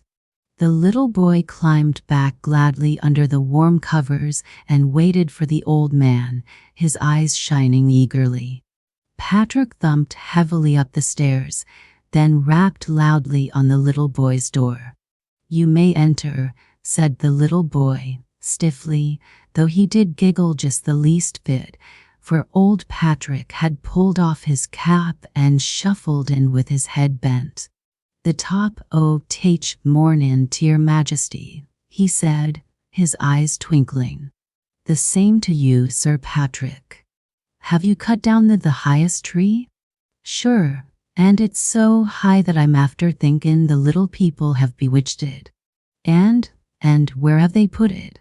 "Right beside your throne, Your Majesty." "Oh," said the little boy with a gasp, "I forgot about having a throne. Isn't that fine? And the ceremonies are to begin immediately after your royal breakfast." "But, Patrick, Sir Patrick, I mean, can we have the chestnuts you picked?" "Sure, 30 men have been gatherin' chestnuts for Your Majesty since yesterday mornin', and the chief cook is roastin' 'em on the kitchen stove." Oh, and when can we have the feast?" "When everyone's wished for whatever they wants the most in the world," said old Patrick, with never a smile, and not a minute before. "What do you mean?" "Just that, Your Majesty. Just that," he said sullenly as he backed out of the room. "Oh, wait, Sir Patrick," the little boy cried. "I can't wait, Your Majesty, for there's much to be done, includin' shovelin' the snow off the front path." And with a wave of his hand he was gone. The little boy bombarded Mrs. Darling with questions when she appeared with his breakfast. What did Patrick mean? When are we going to begin? Oh, whatever does Patrick and Nora and the cook want for Christmas? What do you suppose I can give them that will make them ever so happy? Help! Help! Your Majesty, cried Mrs. Darling, putting her hands over her ears. But the little boy persisted. Please, couldn't I give them something? Well, said Mrs. Darling importantly, if you won't tell, I have a present for each one of them. Oh, but you had them to give yourself. It doesn't matter who gives things, Your Majesty, so long as people get them. It's the getting them that counts. The little boy nodded gravely. There was a great deal in that. And he waited for Mrs. Darling to continue. There are a pair of heavy woolen mittens for Patrick to keep his hands warm all winter, and for Nora a red scarf of just the right shade to set off her black hair and eyes. For the cook there is a stout new pair of overshoes, hers being worn to the very soul. But still the boy was not satisfied. Mrs. Darling saw it in his eyes, and she guessed the reason. As for me, she said carelessly, I don't expect to get anything, let alone what I really want and need most of anything in the world. What do you need? Asked the little boy, eagerly, entirely forgetting about his breakfast. Mrs. Darling shrugged her shoulders. It's something I have use for every day, and nobody could be expected to think of it. The little boy hitched his shoulders impatiently. It's fun telling what you want anyhow, he said. Well, then, I never can remember the things I have to do without putting them down on a pad, and I never have a pad handy. If only someone would string some sheets of paper together for me to scribble things on. But what's the use of talking? Whoever would think of such a thing? The little boy smothered a laugh the best way he could, and tried to look very solemn while Mrs. Darling lifted the tray off his knees.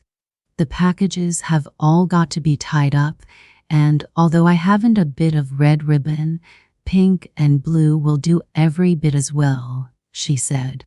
Yes, agreed the little boy, only don't come back for about half an hour, will you? I want to write to you, well, some letters, you know. Mrs. Darling nodded and closed the door softly. Of course, when you have only half an hour to make a whole Christmas present, it behooves you to hurry. The little boy reached over for his dressing gown and slipped his arms into it, then drew on his slippers.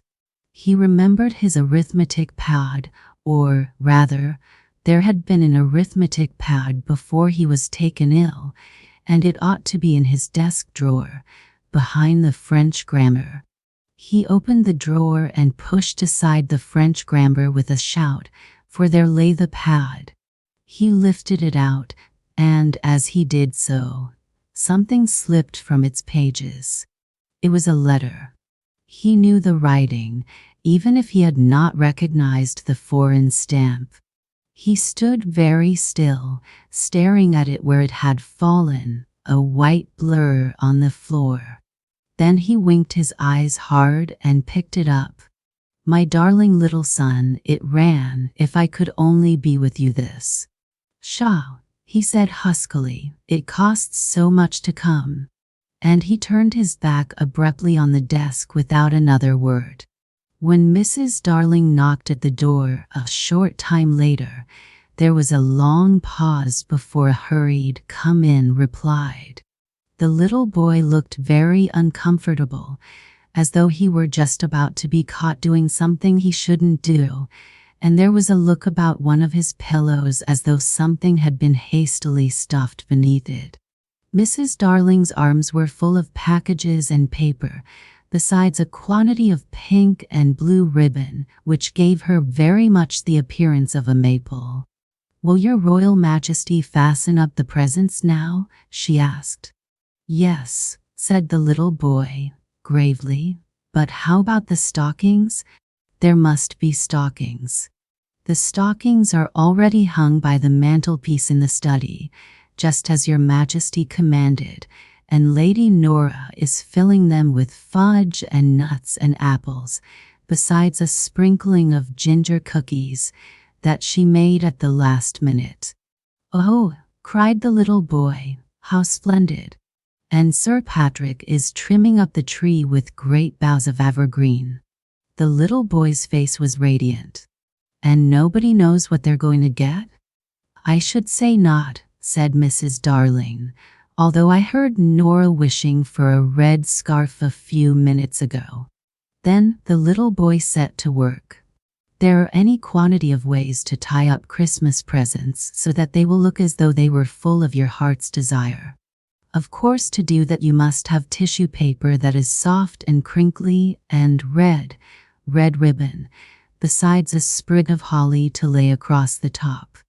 The little boy had only stiff brown paper, but it did very well, for it bulged out in places where it shouldn't have, and made the packages look a great deal more imposing than they really were.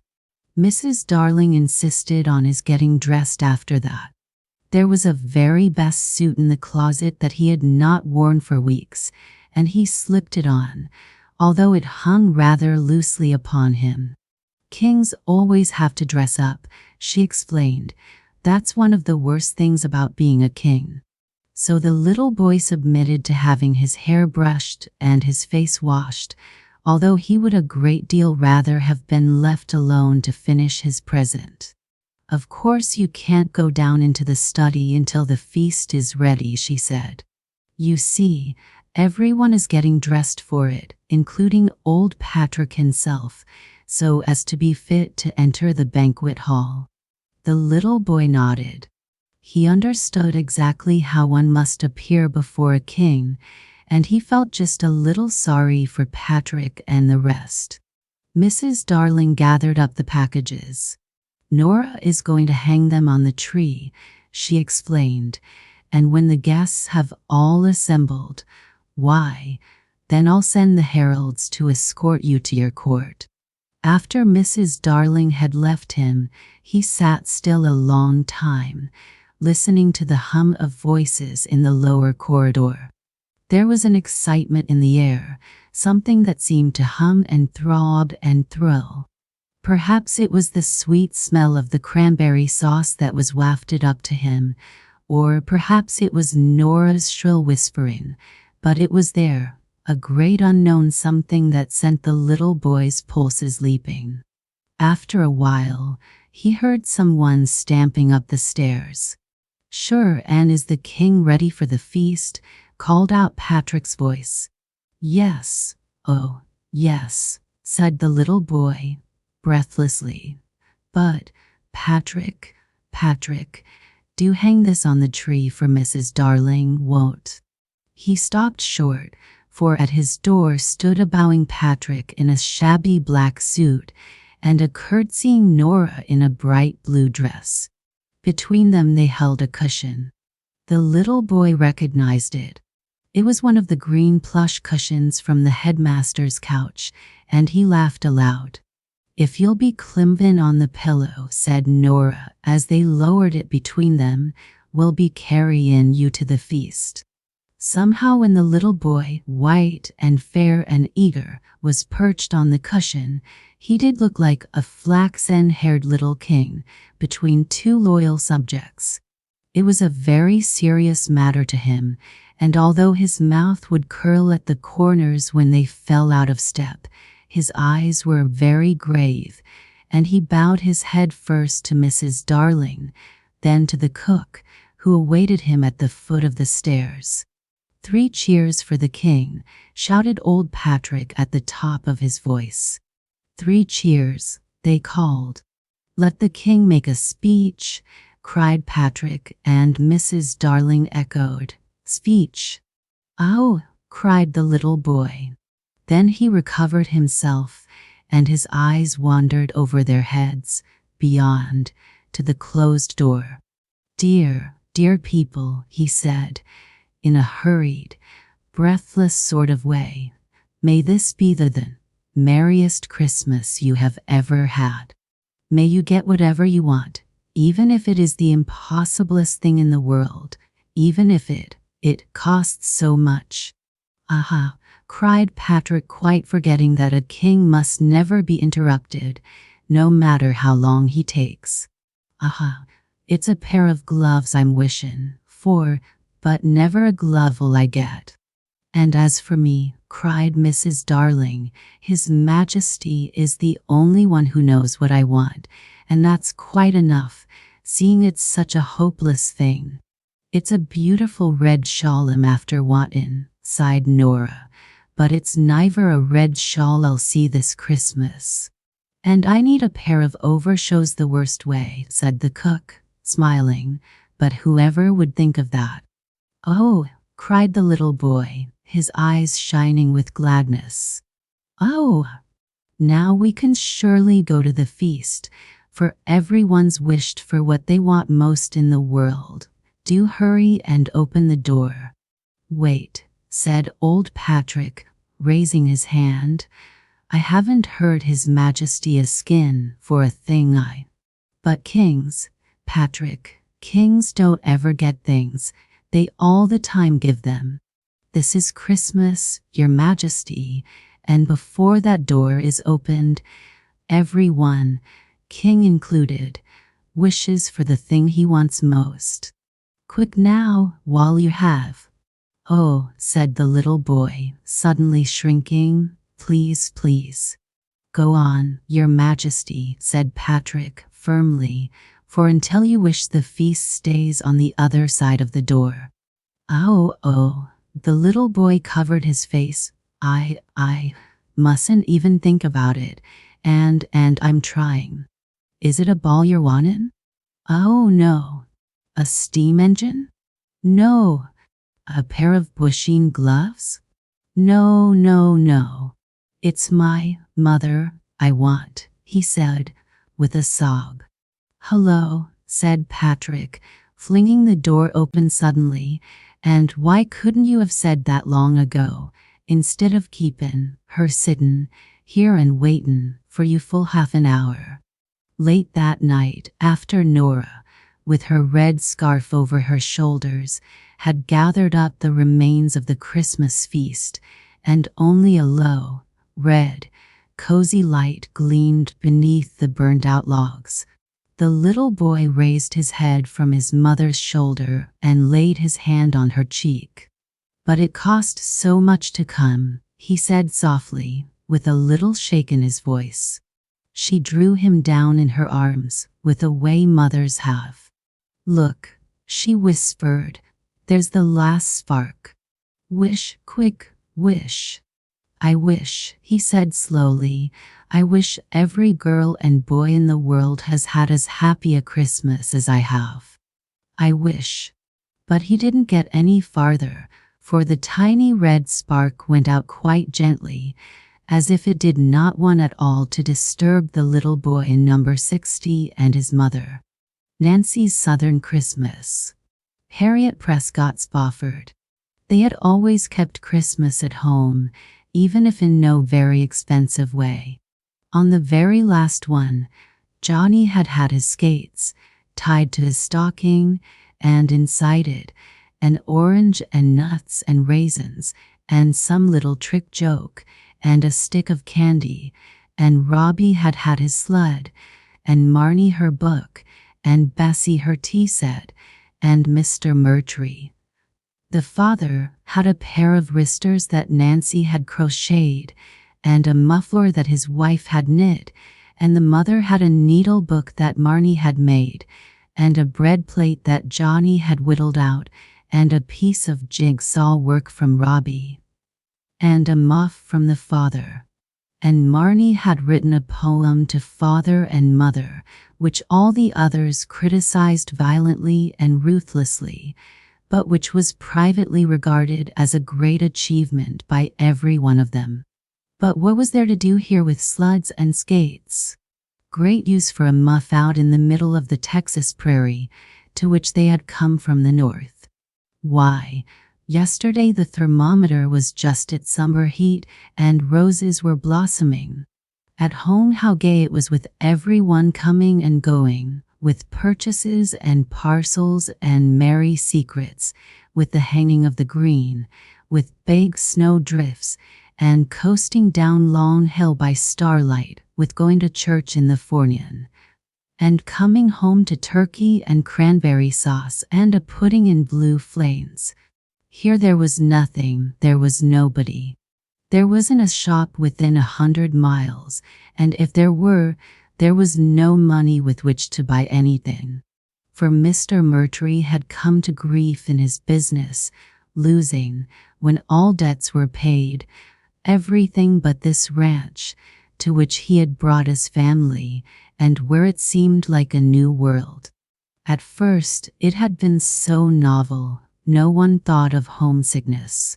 Nancy herself had enjoyed as much as anyone the singing of the mockingbirds at night, the flashing of the cardinal's red wings in the radiant mornings, and the bubbling of his song, the fragrance of the jasmines, the beauty of the innumerable flowers, the charm of the wide landscape, the giant trees draped in their veils of gray moss.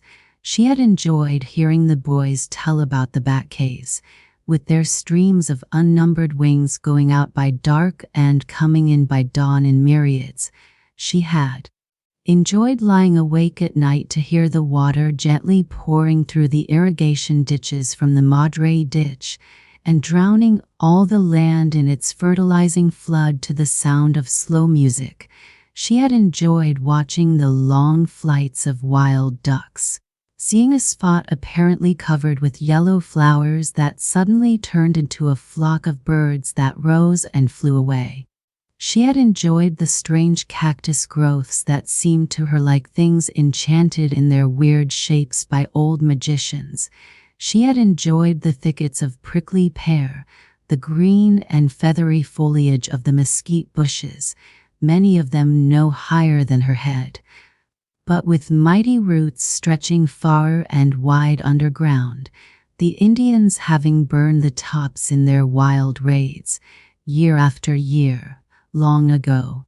But now Nancy was longing for the bare branches of her old apple tree weaving their broidery on the sky, for the young oak by the brook which held its brown leaves till spring, for the wide snow fields, the shadows of whose drifts were blue as sapphire. She was longing to hear the bells ring out their gladness on Christmas Eve and Christmas morning, for the spicy green gloom of the church, for all the happy cheer of Christmas as she had known it. Bells? There wasn't a bell within hearing. There wasn't a church, except the ruins of an old Spanish mission 3 or 4 miles distant. How could there be Christmas green where there wasn't a spruce or a fir? There was only this long, dreary prairie of the cattle range under its burning blue sky. It was the very kingdom of loneliness. Christmas without snow, without an icicle, without whistling winds. Oh, it wasn't Christmas at all. And then suddenly, as the angry words resounded and echoed in her mind, she asked herself what made Christmas anyway. Certainly it wasn't the things people did. In some places they kept it with blowing of horns and burning of firecrackers, as they did 4th of July. Perhaps in that way they expressed as much gladness as others did with the pealing from belfries and the rolling of organ tones. For Christmas was a time to be glad that Christ came to make all Christendom good and blessed and happy. And, just as suddenly, Nancy could not help asking herself what she was doing to express gladness or to make Christmas happy. North Pole or South Pole, Christmas was Christmas, and it wasn't all in pleasure or all in gifts, and she got out of bed and knelt down and said a prayer, and went to sleep in a better frame of mind. But if it wasn't all in pleasures or all in gifts, there must be some gifts, and next day, Nancy set herself to thinking out the problem. It was still some time before the great holiday, and every hour must be improved. For the first thing, she betook herself to one of the men on the range who often came about the buildings, and he found for her several huge horns, and, with his help, and taking Johnny into her confidence, they took grease and brake dust and scraped and polished these horns till they shone almost like silver. Then the 3 dug for a big mesquite root and secured one, at last, that grew from a great stalk, and they scraped and polished that into a very handsome piece of wood, and, Having a little knack of carpentry, they fitted the enormous horns into the mesquite root, and there was a chair for any palace. It was to be their father's, and was to stand on the gallery, where, some night, the night blooming cereus that laced the whole front would open its slow, delicious flowers, and shed the balm of heaven about him. They found it a little difficult to keep the secret, because they began work upon it before Mr. Mertry went off on his hunting trip with some friends, but after he had gone, things were easier. As the mother was not inclined to prowl about and look into everything, as the head of a house sometimes thinks necessary. And for the mother, they knew where some tall flat grasses grew, near a stream that was brimming at the season, and Johnny waded in and got them. Nancy plaited them into a low work basket and lined it with a bit of silk that had been her doll's skirt in her day of dolls. The doll, that had been religiously put away, was taken from her slumbers and furbished for Bessie's Christmas. "Why, really, it's going to be a Christmas after all," she said. "Only it's so queer to have it so warm," grumbled Johnny. "Winter without snowballing isn't winter." "Oh, I don't know," said Nancy, beginning to defend the thing she had adopted. The man who had found the horns for her found also a little baby fox, and that was kept in great seclusion to become, on Christmas morning, a pet for Johnny, and Marnie and Nancy had great times together feeding it. He had the funniest little bark already. "Oh, we're coming along," cried Nancy. But there was more to be done. She remembered that once, when her father had taken her to see the ruins of the old mission, she had observed a number of Mexican shacks or huts nearby. She saw the dinner of one family, which consisted of half a sweet potato and a red pepper. But she had also seen a big cage full of canarios. And so Nancy and Johnny set out to walk over to the mission, losing their way several times, but finding it again all at once. There an Indian woman, who was about 30 years old and looked 100, flung her baby, which was the loveliest little harmony of brown and rose you ever saw, into her husband's arms, and, after a great deal of pantomime and dumb show, sold, for the price of the last piece of silver in Nancy's purse, a pair of the canarios in a cage made of reeds, each one an exquisite pinch of feathers, a lot of living gems, of all colors of the rainbow, blue and yellow and green and purple and red and brown, iridescent little things, with a song like the faintest, prettiest echo of a heart's canary song. And there was Marnie's Christmas present settled. But for Robbie? Oh, there was the horned toad she had heard about. Robbie had seen one in some show or other at home and had longed for it. Here it was to his hand, if she could find it. And with the help of the man who had helped her before, and who could not fancy what she wanted it for, find it she did. Robbie would be delighted. If Nancy had been born in the region, or was living in any town there, she would have found no difficulty in making Christmas presents like those she had hitherto given. But these gifts that she found possible were unique and unlike anything she could have obtained at her old home. And now for sweetmeats. Well, they had dried some of the luscious grapes, and there were the raisins in the pantry, just oozing and crusted with sugar, and there was the barrel of molasses from the sugar mill down on the Brazos. No one could make more delicate candy than Nancy could and did. And there had been a great harvest of pecan nuts, and thus, so far as the stockings were concerned, Christmas had no more to ask. The expected day was close at hand, and Nancy pictured to herself how it would all go off, how the stockings would be hung up, how Johnny would help with the chair and then be in bed before his own gift appeared, and how she would be up at the peep of dawn to go out and bring in that baby fox, the delicate, delicious, dewy dawn, and make his bed under Johnny's stocking, tying his leash to the toe, after fastening it securely to a hook in the chimney, and how she would untwist and unbind and unlace a great bunch of the roses outside that were having a late blossoming on their luxuriant growth, and bring it into the window and train it all around the room under the ceiling. It would be, well, as beautiful as the Christmas green. It couldn't be more beautiful, she said in her thoughts. It was at this time that Mrs. Mertry began to be a little anxious about her husband. He should have returned from his hunting trip some days before, and he was still absent, no one could say where.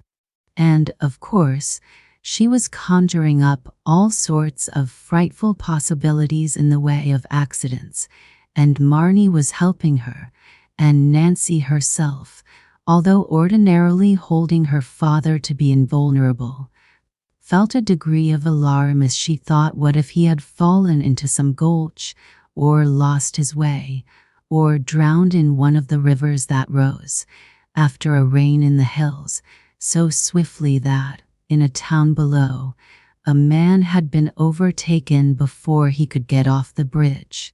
As for Johnny, he was for going out to find his father, if he only knew which way to go. As night fell, and it was Christmas Eve, the house was full of a sort of electric tension. No one said just what everyone was thinking, till suddenly Bessie broke out with a great sob, and cried, "I want my papa." Then everyone fell to comforting her, and all were furtively wiping away tears, when steps rang on the gallery, the door burst open, and the father, with his blue eyes shining out of his brown skin, and his great voice resonant, stood before them, holding an immense bird with wide spreading wings. "It's a wild turkey," he said, after the uproarious greetings, and as soon as they loosened their embraces. "I was resolved not to come back without a turkey for Christmas. And it's a great deal richer and sweeter than any homemade bird, as you'll see when it's roasted." A turkey! And Nancy had but lately been bemoaning herself that the dinner would be without a turkey. She had gone to bed, and so did not see her mother seize the wings of the wild trophy, and trim them, and run out to the kitchen to the adjacent building, and dry them well in a hot oven, and later trim them again, and bind them at the base with the palms of an old kid glove, and so finish for Nancy's Christmas as fine a feather fan as one could wish to wave on a hot summer afternoon. But at last, when the house was quite still, Nancy crept out of her room and summoned Johnny to help her with the chair. Johnny was too sleepy not to be glad to be dismissed after that, and then she disposed of the presents exactly as she had planned, and wondered what the large parcel was, swinging by a string from her own stocking, and went asleep to the tune of the song a mockingbird sang, sweet and strong and joyous, in the pecan tree outside, till a rising wind swept it away. And if you could have looked into the living room of that bungalow next morning, you would have seen Johnny hugging his baby fox, and Bessie hugging her doll, and Marnie chirping to her birds, and their mother putting spools and needles and scissors into her work basket, and the father taking his ease in his bed chair with its shining supports, and Nancy leisurely fanning herself, as if there were not a norther blowing outside, which, had the casements been open, would have blown the rain quite across the room. Rain? No, oh no. For, see, look, for wonder, the loveliest, silveriest, soft snow was falling, which, even if it melted tomorrow, made Nancy's northern heart feel, in her southern home, the spirit of Christmas everywhere. A book for Jerry. Sarah Addington. It seemed to Jerry that he would really die if he didn't get a book that Christmas. Here he was, 8 years old, learning to read, liking to read better than almost anything else in the world, and he had no book to read from. He read at school in books furnished by somebody or other. Jerry didn't know who, but that wasn't enough. Jerry wanted a book for his very own. He wanted it big enough to carry under his arm and small enough to put under his pillow at night. He wanted it to have stories in it about bears and street burnards and dragons and boys, no girls. Stories, too, about snakes and explorers and boats and soldiers. He wanted the book to have red and yellow and green pictures of airplanes and lions and pirates, one picture on every page. This was the book Jerry wanted. This was the book he dreamed of in bed at night and thought about in the daytime, the book he pretended to carry under his arm and made believe was under his pillow. But there wasn't the slightest chance of Jerry's getting that book, or any book. Indeed, Jerry would have been ashamed to mention the word book at home. People don't talk airily about blue and gold books when their mothers don't have enough breakfast and their fathers don't have enough supper and nobody in the whole family ever has enough dinner, even on Sunday. And that was the appalling state of affairs at the Judkins. Nobody ever mentioned it, but there it was. They hadn't enough food, they hadn't enough fire, they hadn't enough clothes. There were 5 Judkins, Mr. Judkins, Mrs. Judkins, Jerry Judkins, the baby Judkins, and Mutt Judkins, who, though he was only a dog and, as dogs go, not of high social position, yet was a highly important member of the Judkins family. He was a mutt dog. The Judkins frankly called him Mutt, yet this dog was far from a mutt at heart. Indeed, he had a thoroughbred soul, such as some of your blue-blooded aristocratic dogs never dream of having. He never whined when he was hungry, like the fussy little Pomeranian next door. He didn't need his silk pillow to sleep on, like the lazy Pekingese across the street. Not much. Mutt was a real sport. He took what he got, which wasn't much, but it was always all that the Judkins could give him. Bread and gravy, potatoes sometimes, even a bone now and then, a skimpy, dry bone, to be sure, but none the less a bone. Mutt took these and was grateful and happy, even put on airs as if it were a feast that the Judkins had set before him.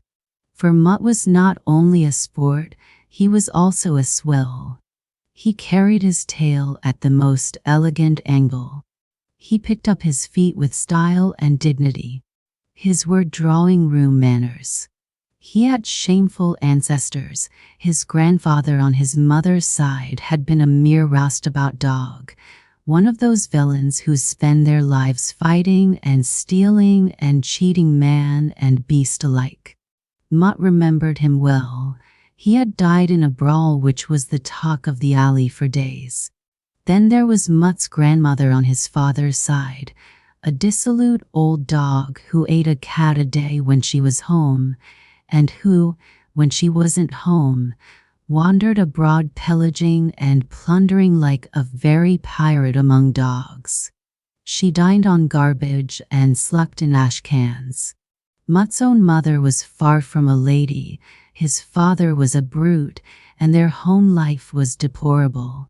And yet along came Mutt, their descendant, a gentleman if not a scholar, a dog well-mannered, refined, gallant, heroic. The last of a long line of ruffians, thieves, bullies, and traitors, Mutt was a cavalier among dogs, and he lived with the Judikins and was the very center of their small and humble universe. Some people said the Judikins ought not to keep mud. They were too poor. But, as Mrs. Judikins said, when you're poor you need a dog the most of all, and as for giving up mud, rich or poor, the Judikins would as soon have considered giving up the baby, I do believe.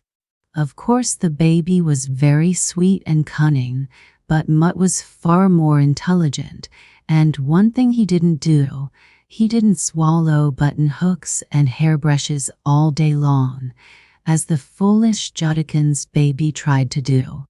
The Judikins would have been a very happy family then, if only they hadn't been so poor. But they were poor. There was hardly any money at all in Mr. Judikins' pocket, none at all in Mrs. Judikins' pocket, less than none in the brown box on the mantelpiece, for there, where the money used to be, were now only bills. Bills for the rent of the Judikins' tiny house, bills for the doctor, for once the baby really swallowed part of the hairbrush and old Dr. Jollyman had to come running and fish out the bristles. It was all because Mr. Judikins didn't have a job. Fathers have to have jobs, it seems, to keep families going, and Mr. Judikins didn't have one, so his family wasn't kept going very well. It scared Mr. Judikins half to death sometimes to think that the whole family depended on him like this.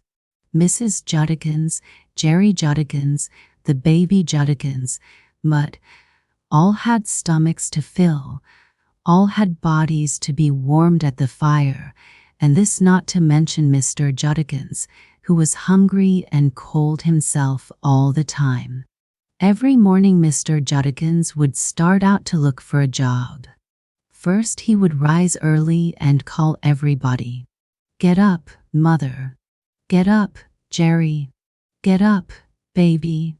Ma was the only one who didn't have to be told to get up. Then Mr. Judikins would bustle around and make a fire.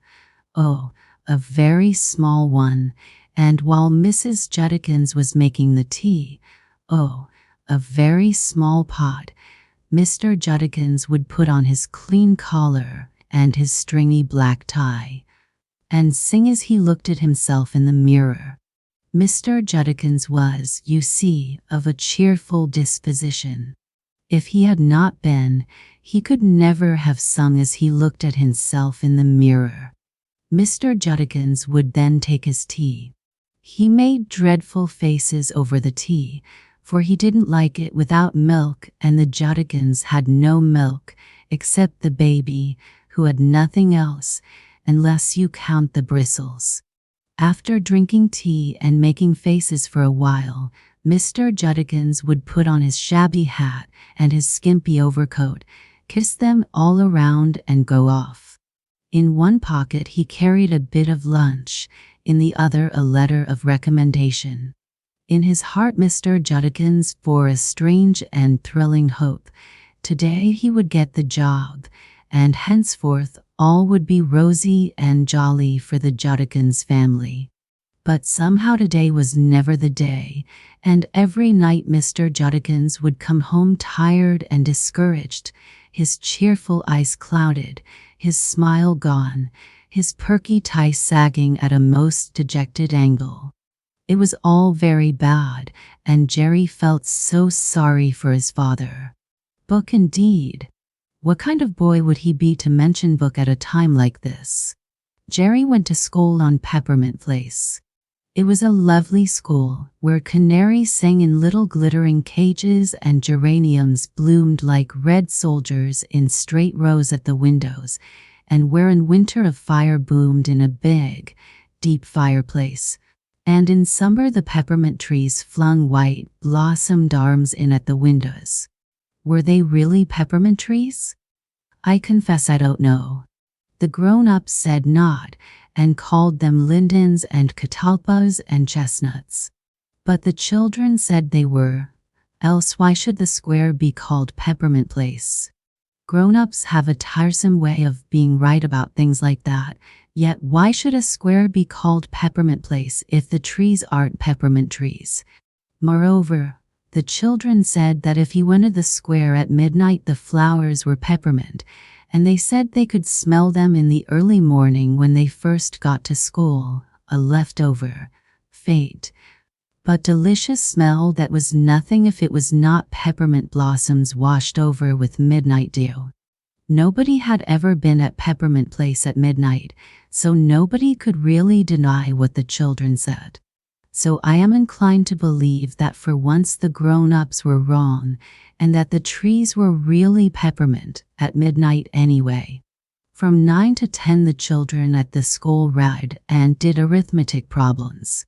Jerry had struggled from 9 to 10 many mornings with the queer marks in his primer, until, lo, one morning he found he could read, all as sudden and surprising as that.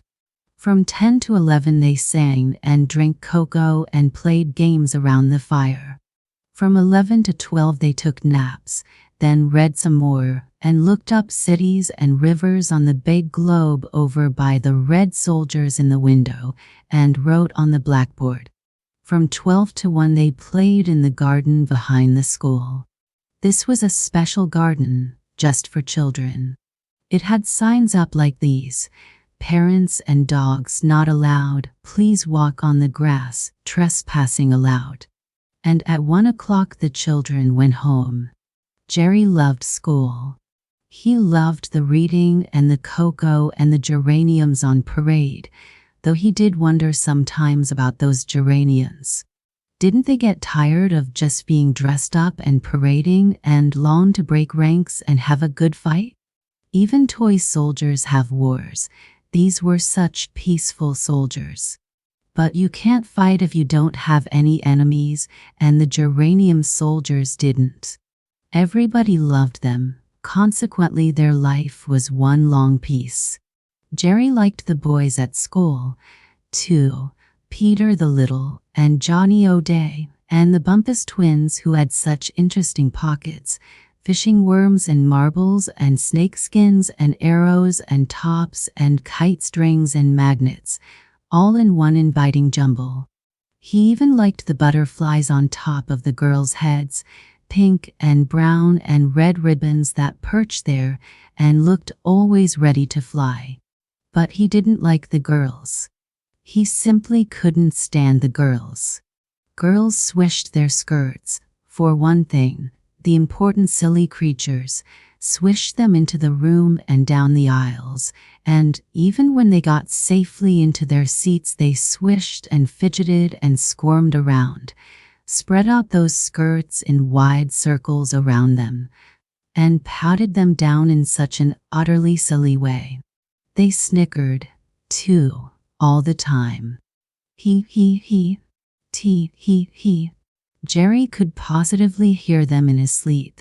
He could see them in the dark, putting up small hands before their faces, hee-heeing and tee-heeing behind them, and rolling foolish eyes around.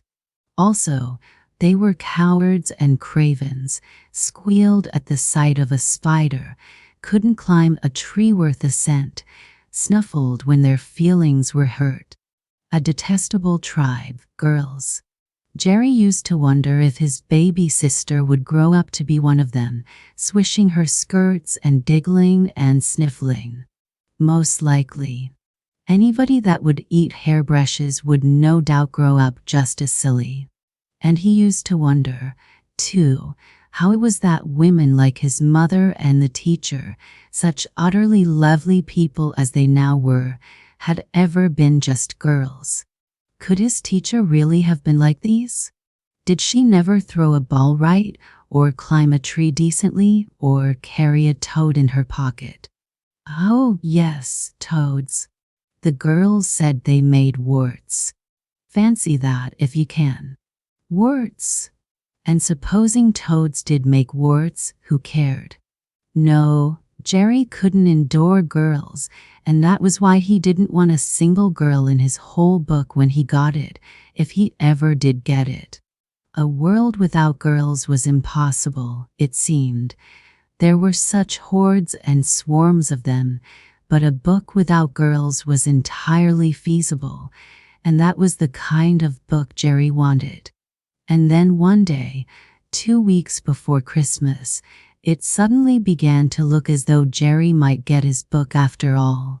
It was the teacher's idea, and when she had suggested it, Jerry wondered why in the world he hadn't thought of such a simple thing. The teacher said, "Now today we're going to write our letters to Santa Claus. Peter, you pass the pencils, please, and Katinka may distribute the papers. And you must all tell Santa just what you want, and don't forget commas and periods. Santa Claus is very partial to commas and periods. Last week Katinka wrote a whole page without a single comma. I can't think what made her." Katinka, who was passing papers, blushed guiltily, and Jerry, though he hated girls, felt a little sorry for her. Katinka was hardly as odious as most girls.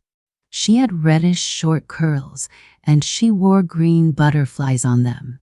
She was fattish, her face was usually sticky from lollipops, her aprons were always torn and dirty, but even she switched herself around a good deal. Couldn't help it, being a girl, Jerry supposed. And once she had stopped in front of Jerry's house to pat Mutt with a grimy, affectionate paw. Well, Jerry wrote his letter. He knew precisely what he wanted. So he told Santa Claus all about it, told him about the dragons and pirates and lions and soldiers he wanted in the book, mentioned the blue cover, explained the size, called Santa's attention to his record as a good boy all year, and stated that there must be no girls in the book. Then he went over the letter, scattering commas and periods lavishly in every sentence, and signed his name, Jerry Judkins, 123, Whippoorwill Road. As Jerry watched it go up the chimney, he felt a tug at his heart he had never quite felt before.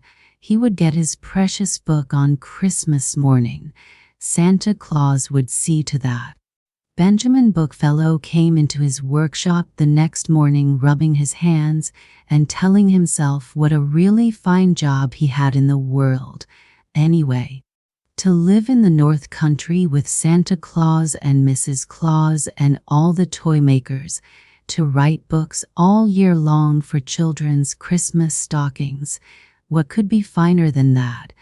Asked Benjamin Bookfellow of himself. Most of all, he thought, he liked this cozy room of his where the sun shone in so gaily and the plot tree, thick with plots for stories, reared its beautiful branches over his head.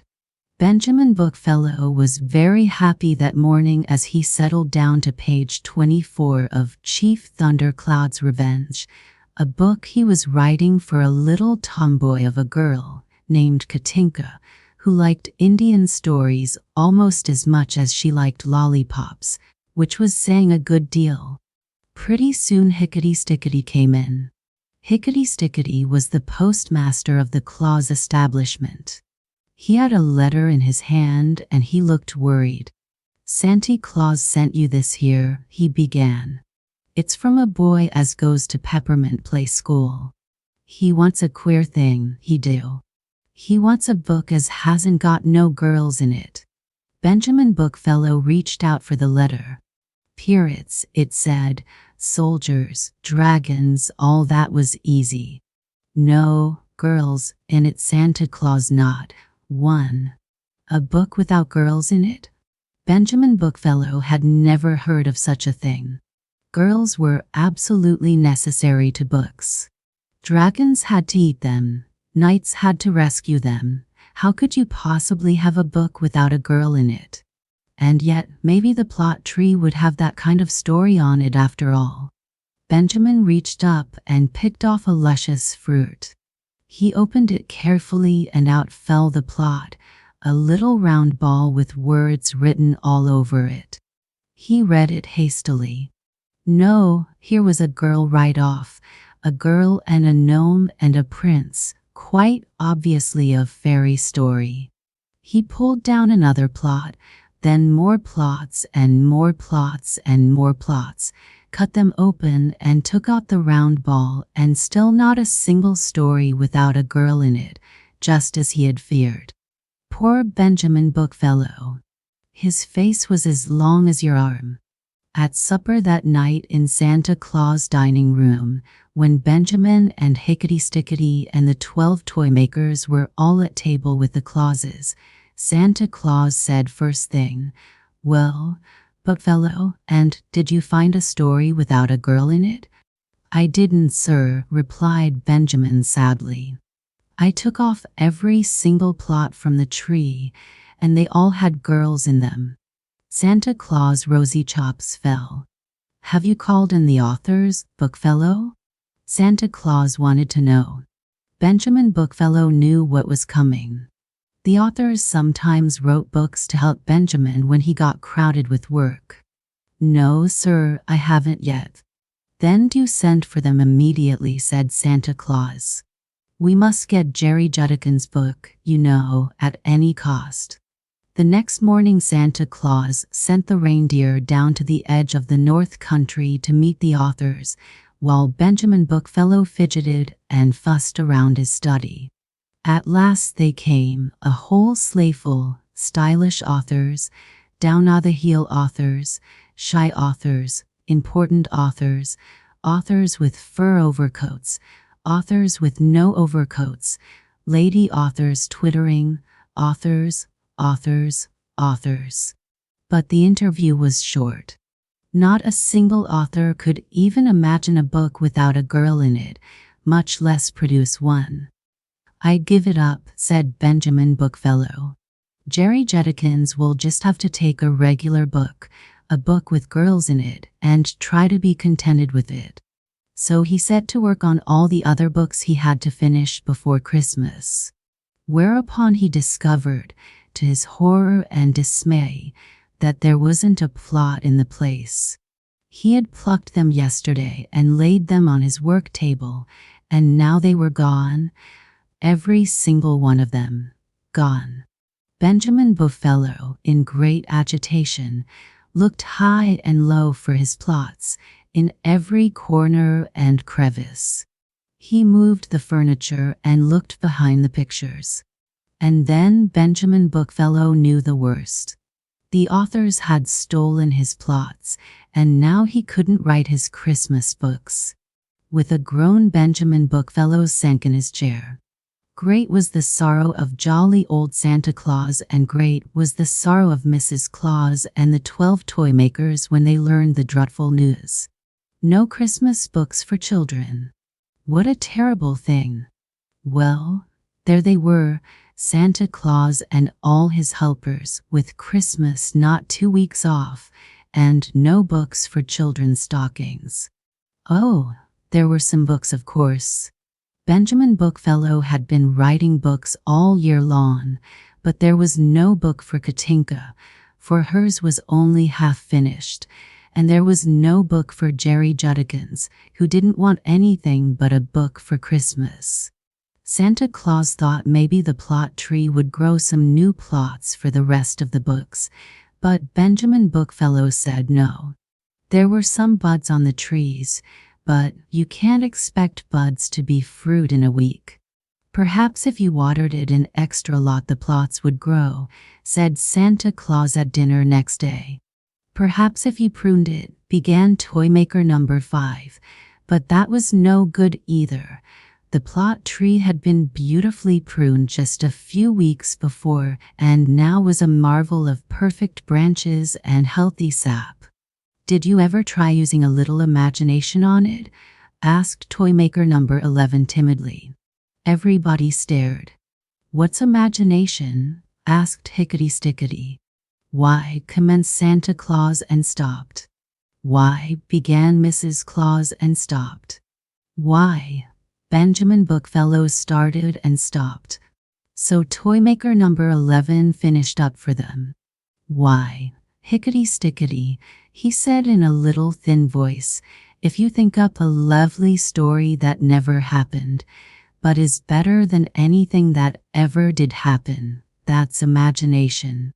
There's a spring," he added dreamily, "where the waters of imagination grow." "I know where that spring is." "You do?" everybody at the table cried.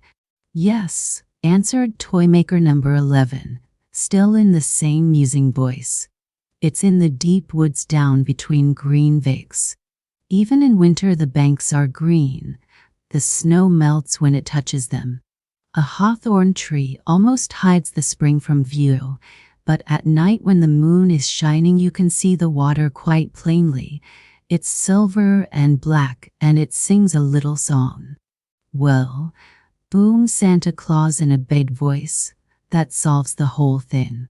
Tonight we'll get some of that wonderful water and sprinkle it on the plot tree, and then it will burst forth with plots and Bookfellow can write his books." Which is just what happened. When the moon came up that night, Benjamin Bookfellow, led by Toymaker number 11, went in the deep woods down to the green banks behind the hawthorn, scooped up a pailful of the wonderful water, and took it back to the plot tree. At the first sprinkle the buds began to flower.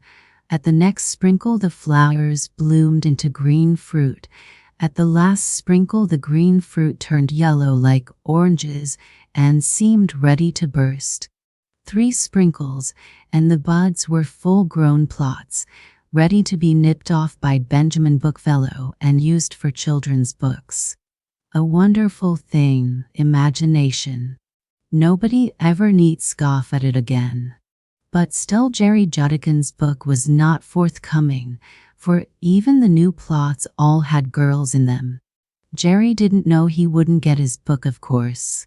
He didn't dream that in all the store of Santa's treasures there wouldn't be a book without a girl in it.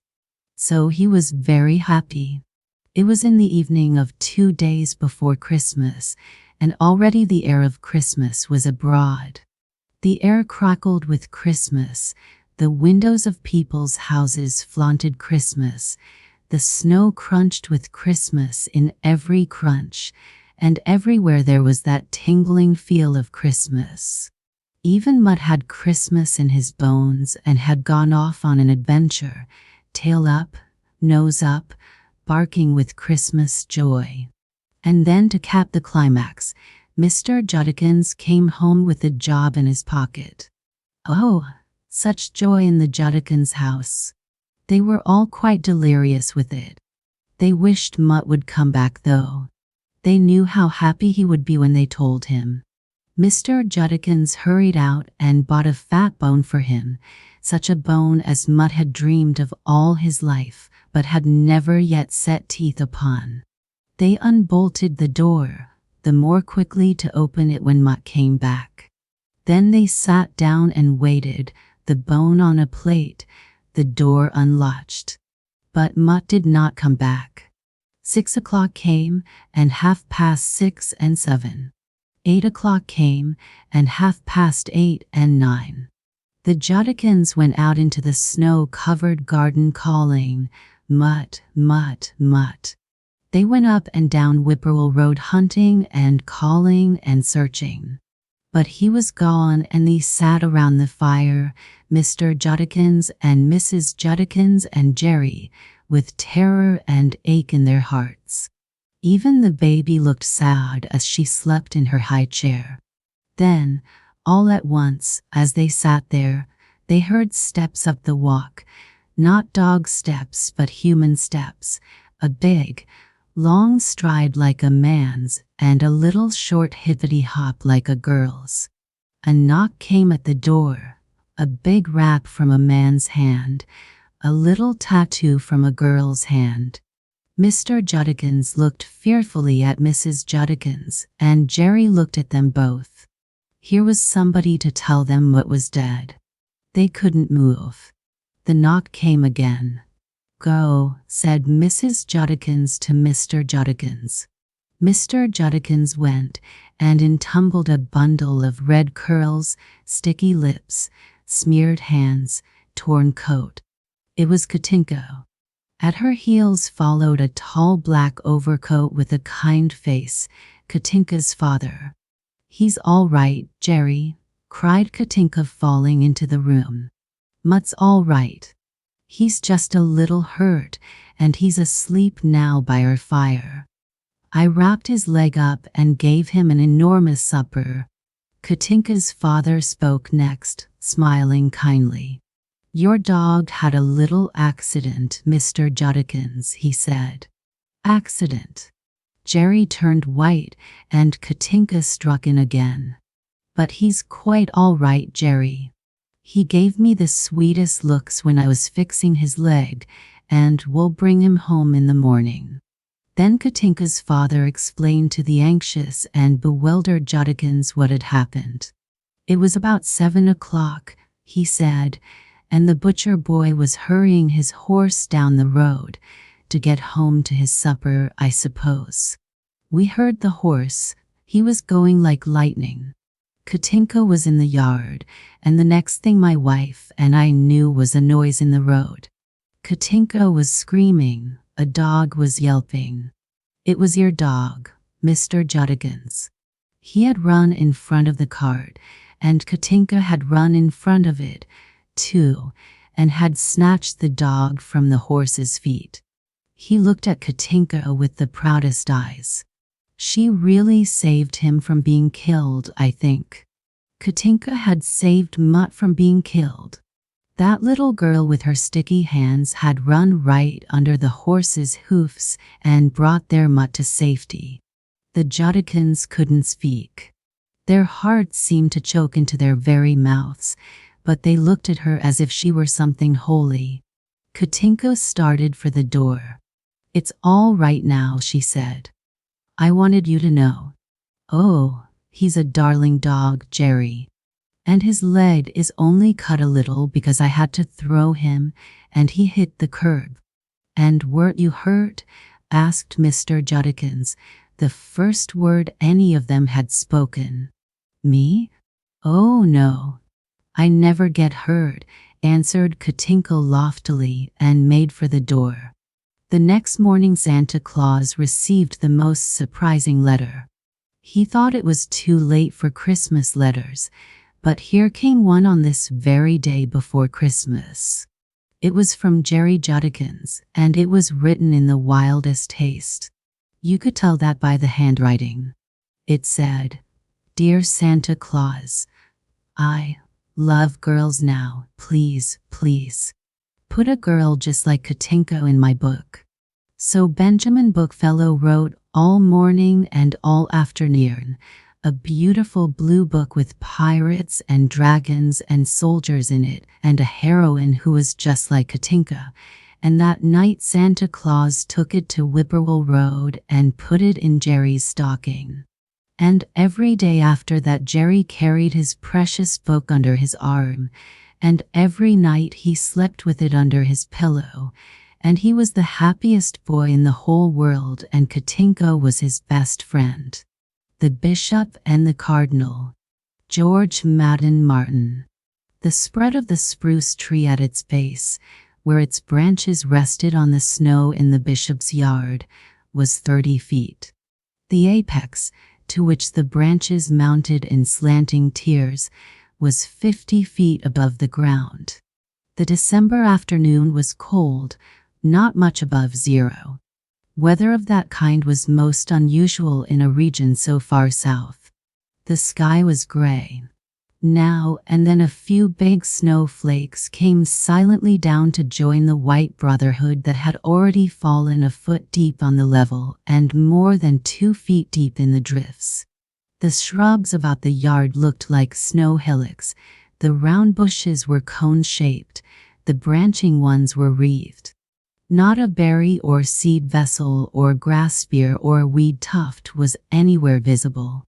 In these bleak surroundings, a valiant and energetic gentleman in the scarlet cassock and biretta of a cardinal with wings and beak and feathers, you understand, was darting from point to point of the big evergreen, from apex to branch.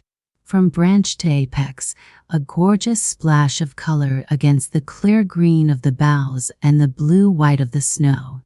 The spruce, with the flitting cardinal on its boughs, stood at the side of the bishop's grounds between his slate-roofed and ivy-clad house and the brick orphan asylum. The bishop's bedroom was on the same side of the house as the spruce, and just now the Bacheller bishop himself was at a window of the square bay of this chamber, looking out upon his grounds and the bait evergreen in the bleak and wintry setting. He was just becoming acquainted with the spruce and his side yard. The robe that he wore at the moment had less of the episcopal dignity than that of the cardinal in the evergreen. The bishop's was a grey and black dressing gown, and it was tied about his body with a grey and black cord and tassels. His expression, or what could be seen of it, for this square-featured, clean-shaven bishop wore a green celluloid shade over his eyes, was rueful. It was the first Christmas after his arrival from a distant state to be head of the southern diocese. And behold, 3 weeks after his coming, here he was, ill with the measles. He was in his venerable predecessor's house, and that was why the stately spruce and the cardinal were new to him. The dwelling in its old grounds, with a small, slate-roofed church to the left of it and the asylum to the right of it, stood on the car line a little way out from the chief city of the diocese. The wife of the late bishop had owned it long before trolley cars were dreamed of, had built the church and the asylum, and given them to her husband's diocese, had died, and left the dwelling to her husband. When, within a year, he followed her, he had left the place as an episcopal residence for his successors. The old bishop's pension servants remained, integral parts of the institution. Neither a new broom nor a new bishop must sweep too clean. Even one who has authority, when he finds himself among the old associations and traditions and institutions of a sedate community, must move slowly. The bishop found the household of which he was bachelor proprietor somewhat dreary. There was old Mrs. Dyer, the housekeeper, a distant relative of the old bishop's, gold-spectacled, tall and spare. There was old Auntie Sally, the colored cook, silver-spectacled, short and fat. There was Thomas, the colored coachman and gardener, gray-haired, and, for the time, confined to his room over the tool-house by rheumatism. There was old White Tim, the general factotum and furnace tender of the asylum, the rectory and the church. He had gone to town that morning for his Christmas purchases, and so far, at 4 o'clock in the afternoon, had not returned. In this venerable company the new bishop felt a mere infant in arms, an infant with measles, the more so, because from the beginning he had refused to have a trained nurse, and had put himself into the hands of Mrs. Dyer and Aunt Sally. The house overflowed with flowers and delicacies that his good people, few of whom he yet knew, had sent him. But today, as he stood at his window and gazed out on the winter scene, he was feeling lonely and a little aggrieved. No doubt it was the bleakness of the day and the nearness of the Christmas season under the present conditions of captivity that depressed him. In a direct line across from him, at no great distance, stood the asylum. Its side windows looked on his own, and both sets of windows looked upon the spruce tree. As he had barely established himself in his present residence when he took the measles, he had had no chance to become acquainted with the asylum, or its affairs, or its inmates. Had that little red-feathered fellow out there on the snow-clad evergreen tree gone crazy? The bishop came from the city, and knew neither the spruce nor the cardinal by name. The cardinal was dipping and rising about the tree, fluttering and darting, now here, now there, from branch to twig, from twig to branch. "And always as if he had his red-ringed small eye on the gallery," said the bishop, who meant by gallery himself at the window. Just then the cardinal left the big spruce tree altogether and dropped to the snow-mantled clump of spirea nearer the house. Immediately there appeared upon the branches of the spruce 2 flashing, swaggering, top-knotted blue jays. The cardinal flew from the spirea. Down from the spruce dropped the jays to the bush that he had left, and almost at once 2 brown and speckled sapsuckers perched upon the branches of the evergreen. The bishop looked on with interest. Almost parrot-like, the cardinal was clinging with the coral-red claws of his coral-red legs to the sharp edge of the window-sill. His red head and coral beak were held sidewise, and his beady eyes were upturned sharply. Behind him was a world that was cold and desolate and threatening. The white flakes were falling persistently. Then the bell of the bishop's telephone rang. The doctor, who twice a day came in to see him and cheer him up, had forbidden him to use his eyes or to do any hard work or to see his secretary, who had not had the measles, but he could use his ears and his tongue. So he had had the telephone brought into his room and set upon a table, and he talked daily with his dean at the cathedral in town, with various members of his clergy, and with other official persons. He turned from the window at the ring and lifted the receiver. Bishop Herbert at the telephone. "Yes," said he, and his voice was deep and genial and sonorous. "He is telling you that he is hungry, please," said a voice, small and anxious. "Who is hungry? Who is this speaking?" "The cardinal bird on your windowsill. This is Gwynnie." "Why should he be telling me? And who is Gwynnie? And how does she know a cardinal bird is on my windowsill and hungry? I can see him there. I live across from you at the asylum. He is hungry because I can't come over and put crumbs on his bird tray, and it snowed 3 days now. Where is his bird tray? And why can't you come? It's there by the spruce tree. You can see it from your window. It's a tray on a stake in the ground." The other bishop kept it full. "I can't come over and fill it the way I've been doing because I've got the measles." "Is that so?" said the bishop. "So have I. Is there anybody over there who can come and fill it? You cannot expect me to ask Mrs. Dyer to wait out there in a blizzard. And old Aunt Sally would go under in the drifts." "The doctor told us you had measles," said Gwynnie. "You took them first. Then we did. He's just gone.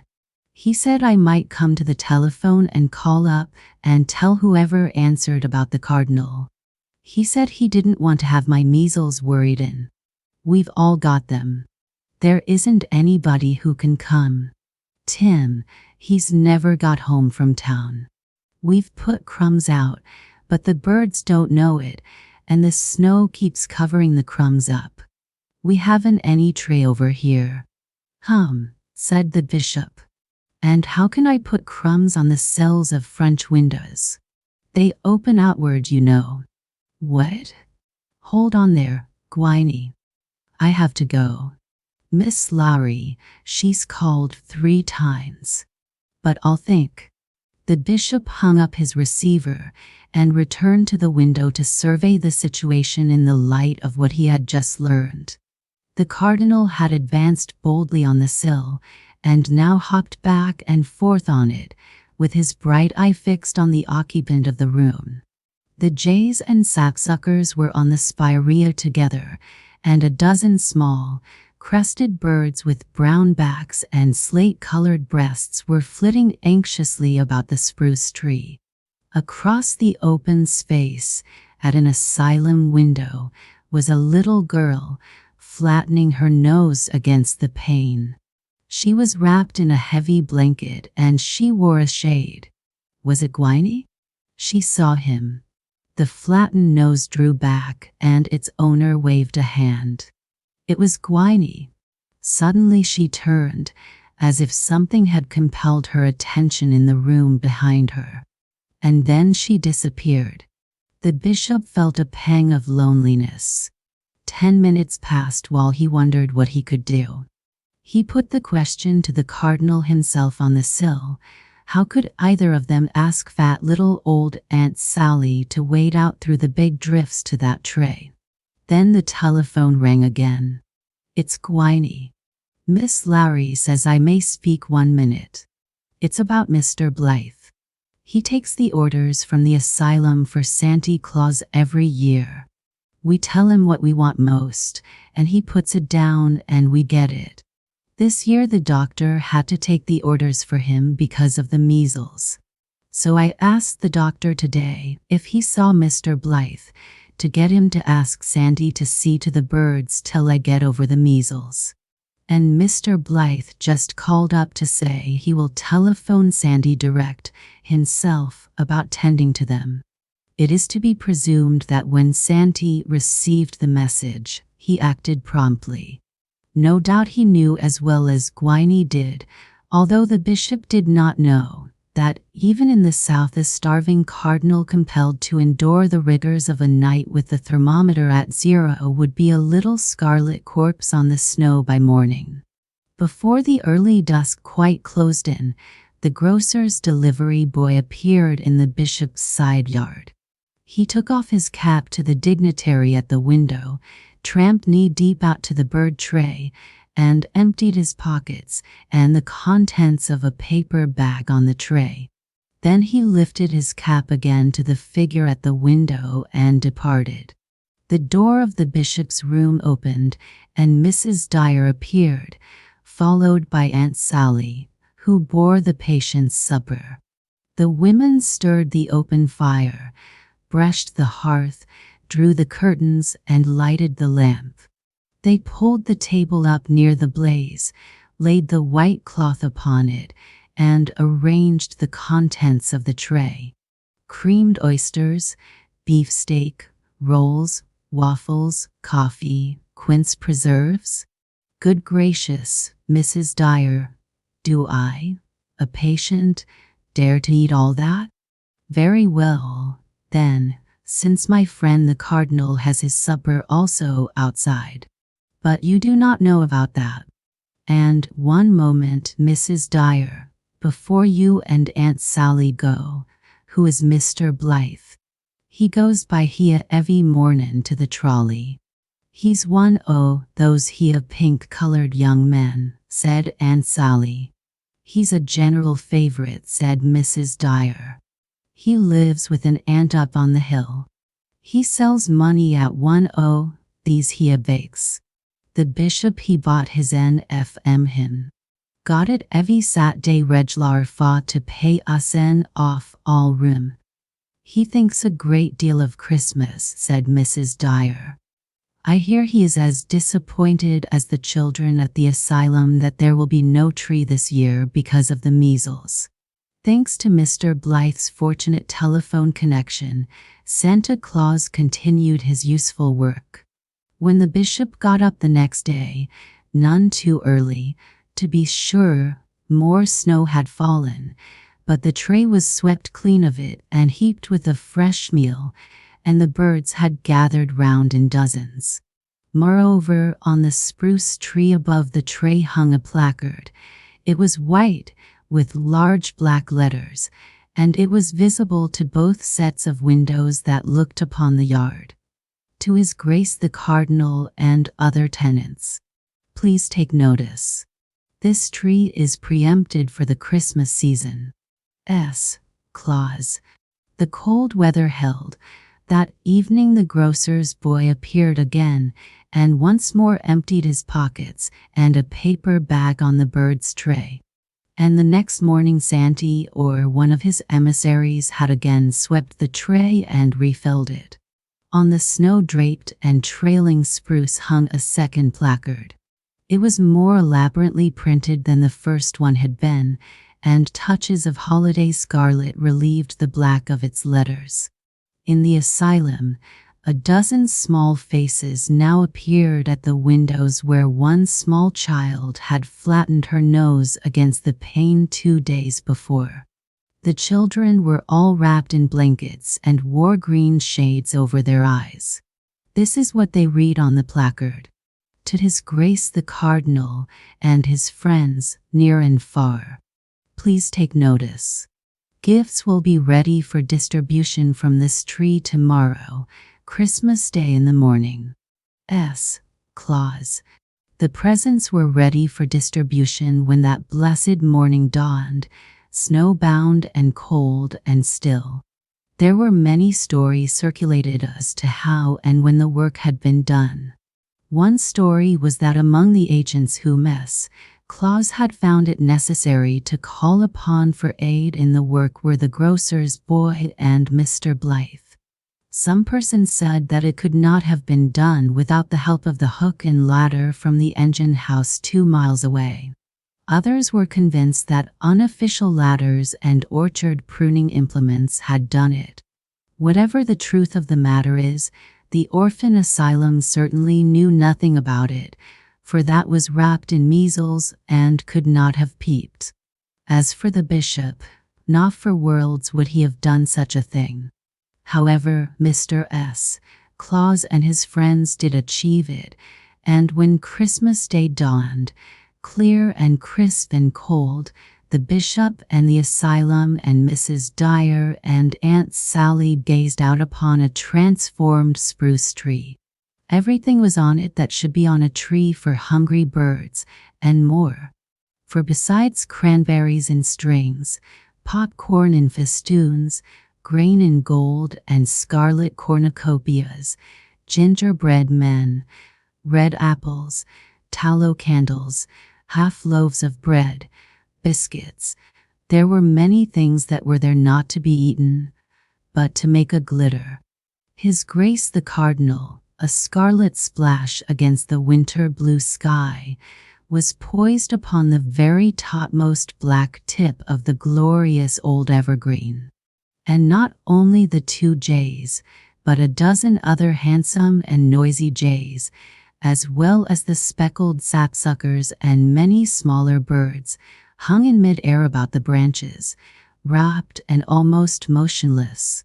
As the vested choir from the choir room that adjoined the asylum crossed the yard through the brick cloister for the 7 o'clock service at the little church, they sang with hearty voices, "O morning stars, together proclaim the holy birth, and praises sing to God the King, and peace to men on earth." The bishop and Gwynne and the many little children of the asylum, all warmly wrapped in big blankets, gazed out on the scene through their frosty windows, and among those marching in the choir through the cloister were Mr. Blythe and the grocer's boy, robed and beaming, and singing most heartily of all, a story of the Christ child, a German legend for Christmas Eve as told by Elizabeth Harrison. Once upon a time, a long, long time ago, on the night before Christmas, a little child was wandering all alone through the streets of a great city. There were many people on the street, fathers and mothers, sisters and brothers, uncles and aunts, and even gray-haired grandfathers and grandmothers, all of whom were hurrying home with bundles of presents for each other and for their little ones. Fine carriages rolled by, express wagons rattled past, even old carts were pressed into service, and all things seemed in a hurry and glad with expectation of the coming Christmas morning. From some of the windows bright lights were already beginning to stream until it was almost as bright as day. But the little child seemed to have no home and wandered about listlessly from street to street. No one took any notice of him except perhaps Jack Frost, who bit his bare toes and made the ends of his fingers tingle. The north wind, too, seemed to notice the child, for it blew against him and pierced his ragged garments through and through, causing him to shiver with cold. Home after home he passed, looking with longing eyes through the windows, in upon the glad, happy children, most of whom were helping to trim the Christmas trees for the coming morrow. "Surely," said the child to himself, "where there is so much gladness and happiness, some of it may be for me." So with timid steps he approached a large and handsome house. Through the windows he could see a tall and stately Christmas tree already lighted. Many presents hung upon it. Its green boughs were trimmed with gold and silver ornaments. Slowly he climbed up the broad steps and gently rapped at the door. It was opened by a large manservant. He had a kindly face, although his voice was deep and gruff. He looked at the little child for a moment, then sadly shook his head and said, "Go down off the steps. There is no room here for such as you." He looked sorry as he spoke. Possibly he remembered his own little ones at home, and was glad that they were not out in this cold and bitter night. Through the open door a bright light shone, and the warm air, filled with fragrance of the Christmas pine, rushed out from the inner room and greeted the little wanderer with a kiss. As the child turned back into the cold and darkness, he wondered why the footman had spoken thus, for surely, thought he, those little children would love to have another companion join them in their joyous Christmas festival. But the little children inside did not even know that he had knocked at the door. The street grew colder and darker as the child passed on. He went sadly forward, saying to himself, "Is there no one in all this great city who will share the Christmas with me?" Farther and farther down the street he wandered, to where the homes were not so large and beautiful. There seemed to be little children inside of nearly all the houses. They were dancing and frolicking about. Christmas trees could be seen in nearly every window, with beautiful dolls and trumpets and picture books and balls and tops and other dainty toys hung upon them. In one window the child noticed a little lamb made of soft white wool. Around its neck was tied a red ribbon. It had evidently been hung on the tree for one of the children. The little stranger stopped before this window and looked long and earnestly at the beautiful things inside, but most of all was he drawn toward the white lamb. At last, creeping up to the window pane, he gently tapped upon it. A little girl came to the window and looked out into the dark street where the snow had begun to fall. She saw the child, but she only frowned and shook her head and said, "Go away and come some other time. We are too busy to take care of you now." Back into the dark, cold streets he turned again. The wind was whirling past him and seemed to say, hurry on, we have no time to stop. 'Tis Christmas Eve and everybody is in a hurry tonight." Again and again the little child rapped softly at door or window pane. At each place he was refused admission. One mother feared he might have some ugly disease which her darlings would catch. Another father said he had only enough for his own children and none to spare for beggars. Still another told him to go home where he belonged and not to trouble other folks. The hours passed, later grew the night, and colder grew the wind, and darker seemed the street. Farther and farther the little one wandered. There was scarcely anyone left upon the street by this time, and the few who remained did not seem to see the child, when suddenly ahead of him there appeared a bright, single ray of light. It shone through the darkness into the child's eyes. He looked up smilingly and said, "I will go where this small light beckons. Perhaps they will share their Christmas with me." Hurrying past all the other houses, he soon reached the end of the street and went straight up to the window from which the light was streaming. It was a poor, little, low house, but the child cared not for that. The light seemed still to call him in. From what do you suppose the light came? Nothing but a tallow candle which had been placed in an old cup with a broken handle in the window as a glad token of Christmas Eve. There was neither curtain nor shade to the small, square window, and as the little child looked in he saw standing upon a neat wooden table a branch of a Christmas tree. The room was plainly furnished, but it was very clean. Near the fireplace sat a lovely-faced mother with a little 2-year-old on her knee and an older child beside her. The two children were looking into their mother's face and listening to a story. She must have been telling them a Christmas story, I think. A few bright coals were burning in the fireplace, and all seemed light and warm within. The little wanderer crept closer and closer to the window pane. So sweet was the mother's face, so loving seemed the little children, that at last he took courage and tapped gently, very gently on the door. The mother stopped talking. The little children looked up. "What was that, mother?" asked the little girl at her side. "I think it was someone tapping on the door," replied the mother.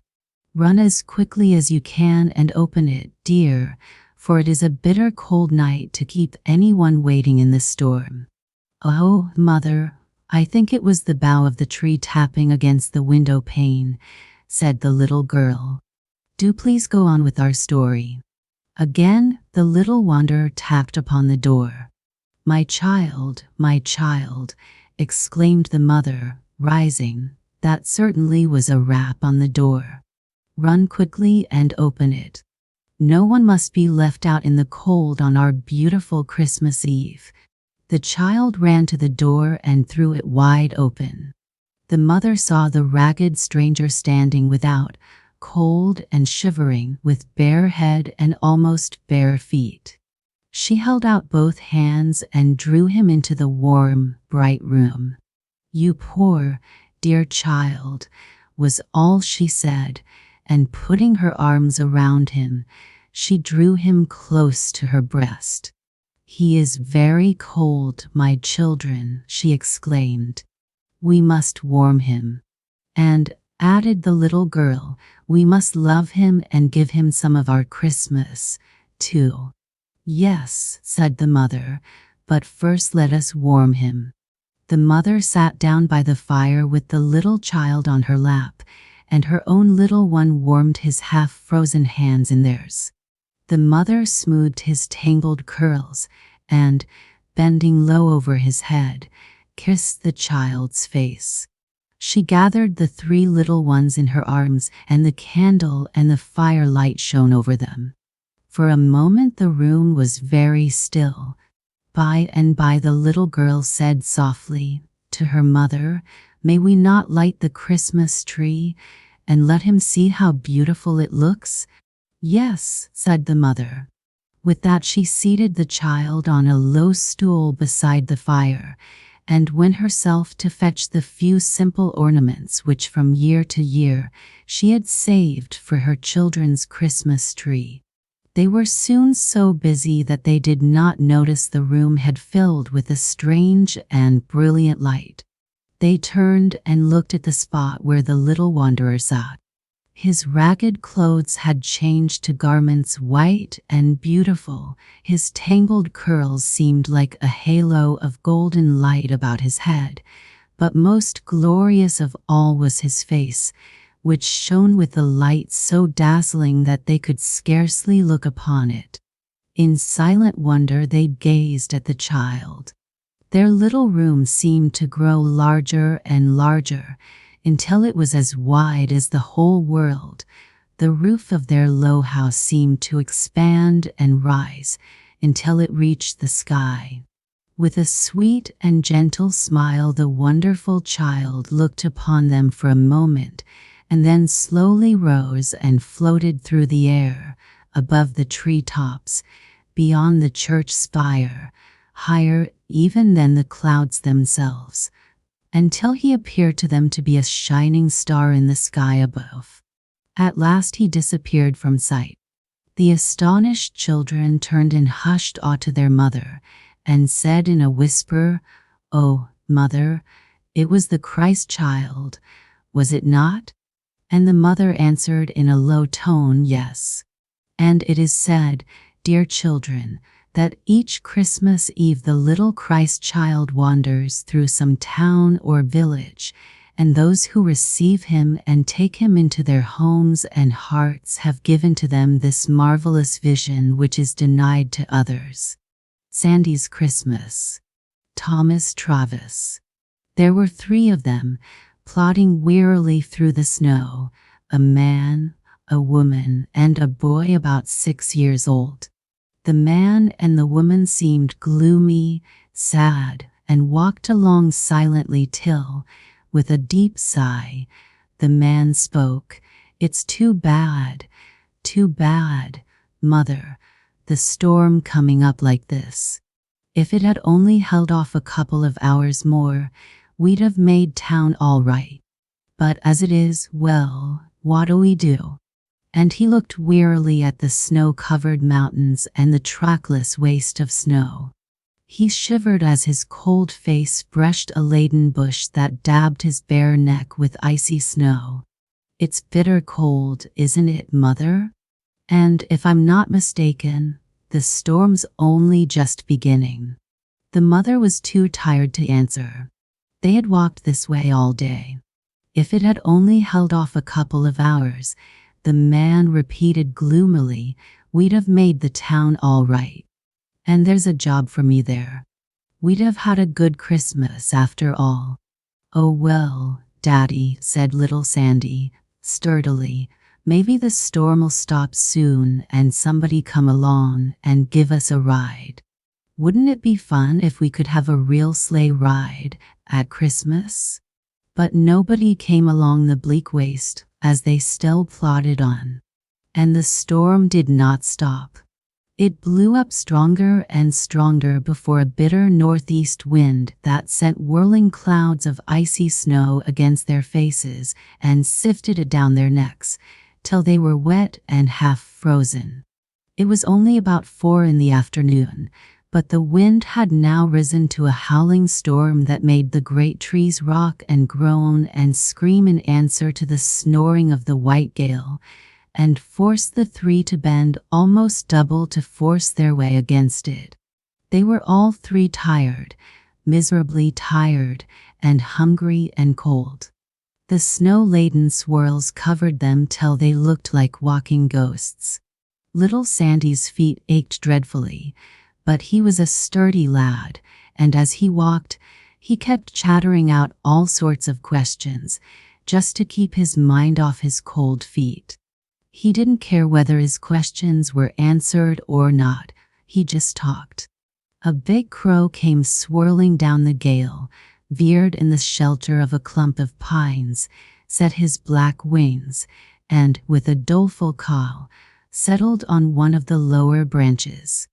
Another did the same, and another, the 3 crows snuggling up to each other with a soft chuckle that said, just as plain could be, "Boy, but it's cold. And it's going to be a cold night for old Jim Crow. Better be looking up a bed now, before it gets too dark. It's a hummer, the scale is a hummer." And the father felt just about the same. "We'd better look for some sort of a shelter, mother," he said. "We can't make town tonight. We'll be frozen stiff. Just my luck. Out of work since Thanksgiving. Get a letter that there's a good job here for me if I can make it by Christmas, and here's the snow." And he peered through the blinding storm to where the city lights showed once in a while deep down in the valley. "But look, Dad," Sandy shouted. "Look, there's just the place for us." And he pointed down in a hollow, where a little log cabin lay pushed into a thick clump of tall evergreens. Snow was drifted over the roof and over the trail to the door as they entered and looked around. In fact, it had no door, only the place for one. It had 2 windows, but only one had glass in it. And it had neither fireplace nor stove, only a square of logs filled in with sand for the fire and a hole in the roof to let the smoke out. "Just my luck," said the father, "just my luck." And he shivered again as the bitter wind swirled a cloud of icy snow through the door and window. But Sandy piped up, "Well, anyhow, it's better than nothing. And besides, I think it's just fine. We can camp here and be all right. Come on, let's make a warm fire." For his feet ached now so badly he could scarcely keep the tears back. They hunted around, found an old lantern and lit it, for it was now dark. And the gale had helped them somewhat after all. For they found great dry branches of the fragrant pine, broken off by the wind, piled in heaps, some of it splintered to shreds under the twisting of the gale. Soon a roaring fire was going.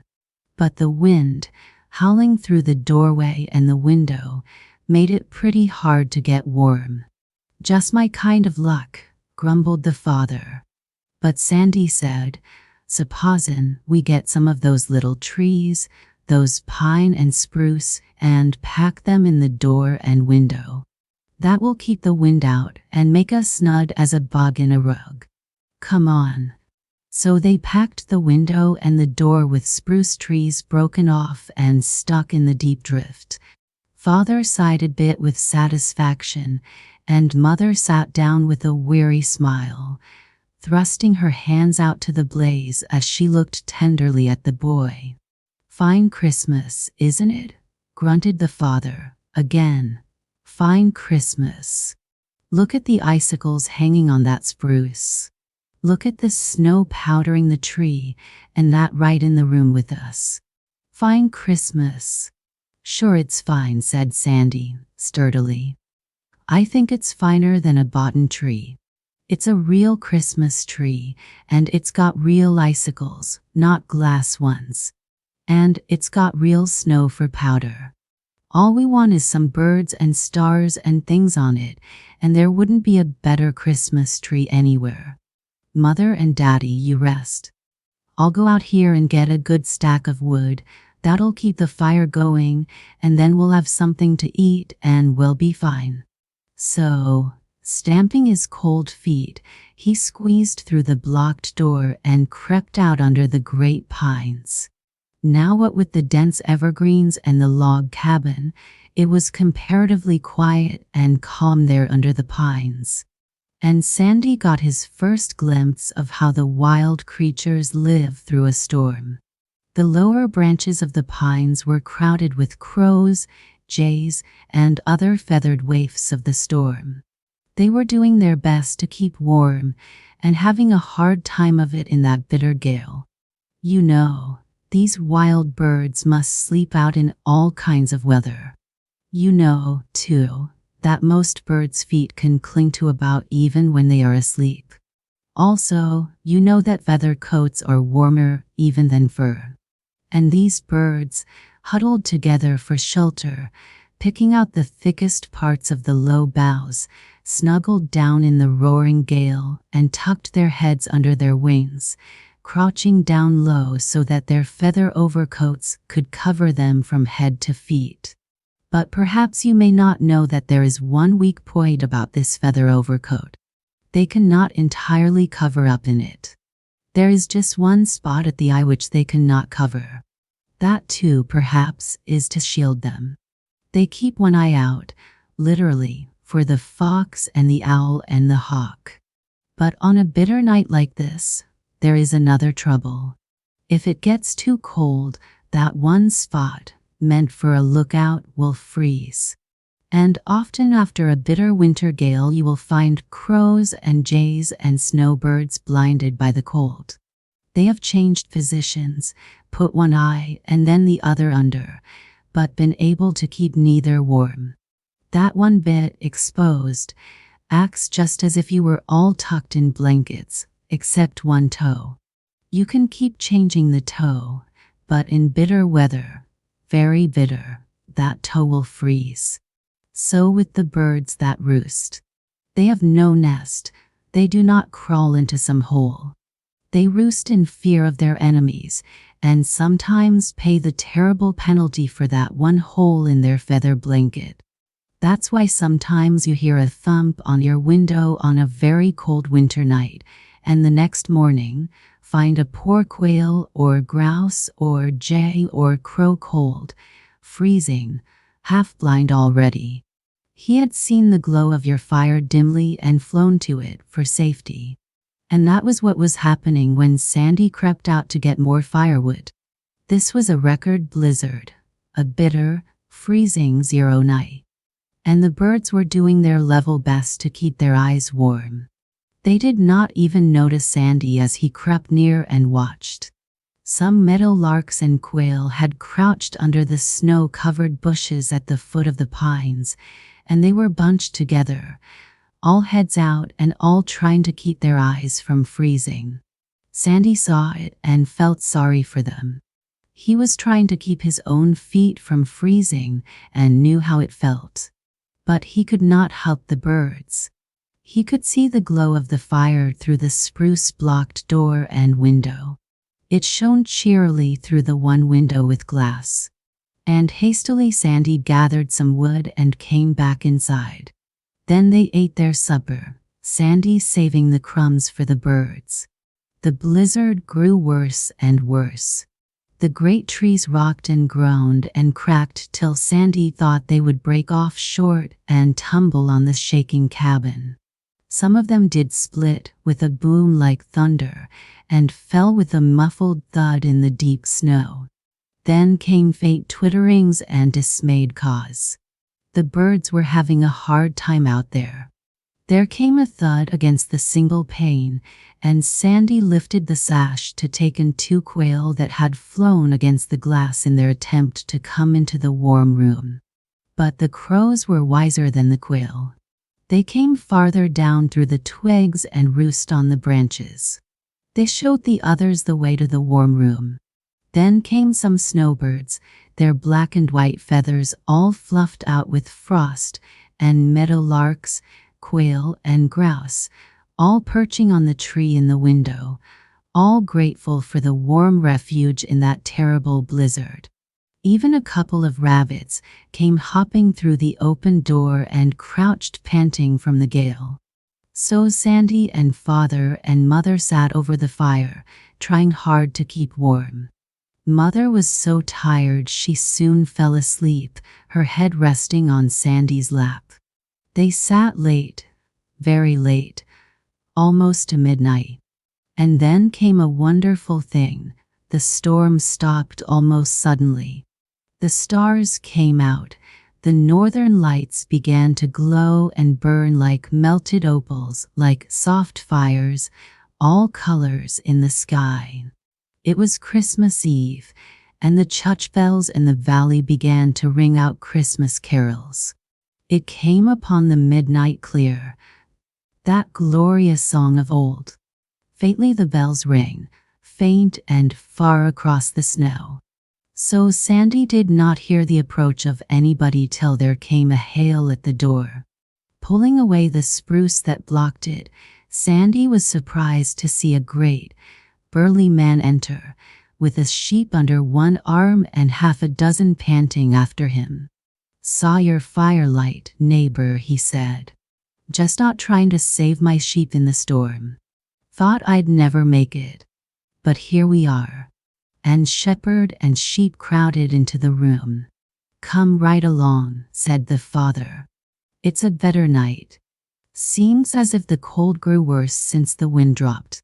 Come on in and sit down by the fire. Fine Christmas, eh?"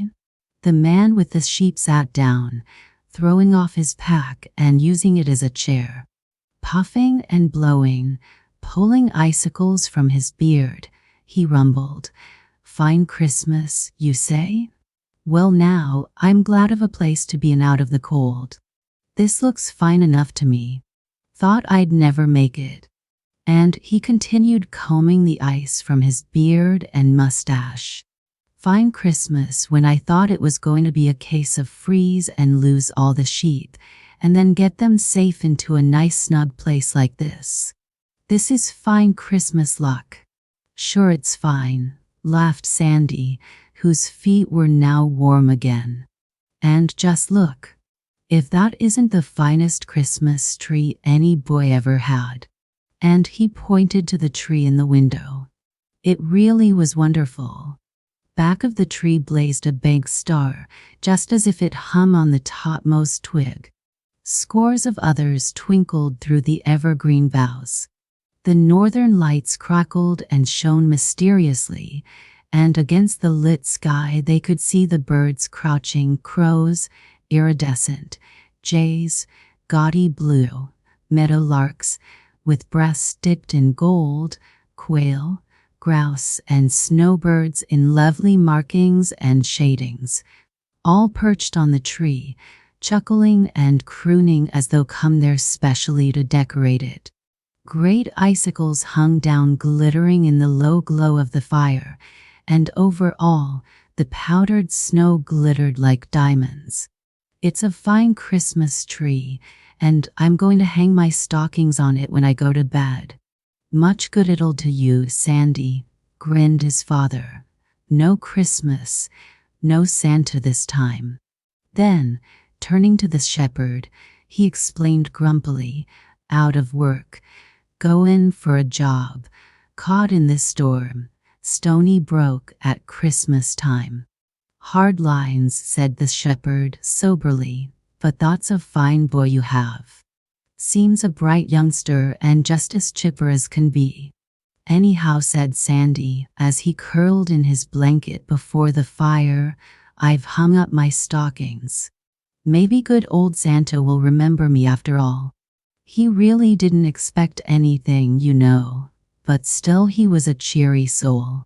And as he slept, he dreamed a big, strong, genial Santa came and filled his stockings with the nicest things dreamed, and mumbled in his sleep, well, anyhow, it's a good Christmas after all. But the others just slept, father and mother too sad and tired even to dream, till they were roused in the early dawn of Christmas by a wild yell from Sandy. There he stood in his blanket, hauling out gift after gift from his stockings, from the twigs of the trees, and even some from beneath the tree. He never knew how they got there. But Sandy's father told me that the shepherd had them all in his pack, bringing them home for his own family Christmas tree. But the storm that stopped Sandy's father stopped him too. And seeing Sandy so sturdy and brave in the cold and night, he thought he would give the presents to him and then buy others, since he couldn't get home in time for Christmas Eve. But Sandy never knew how they came. His eyes simply grew big and shining in his 6-year-old face.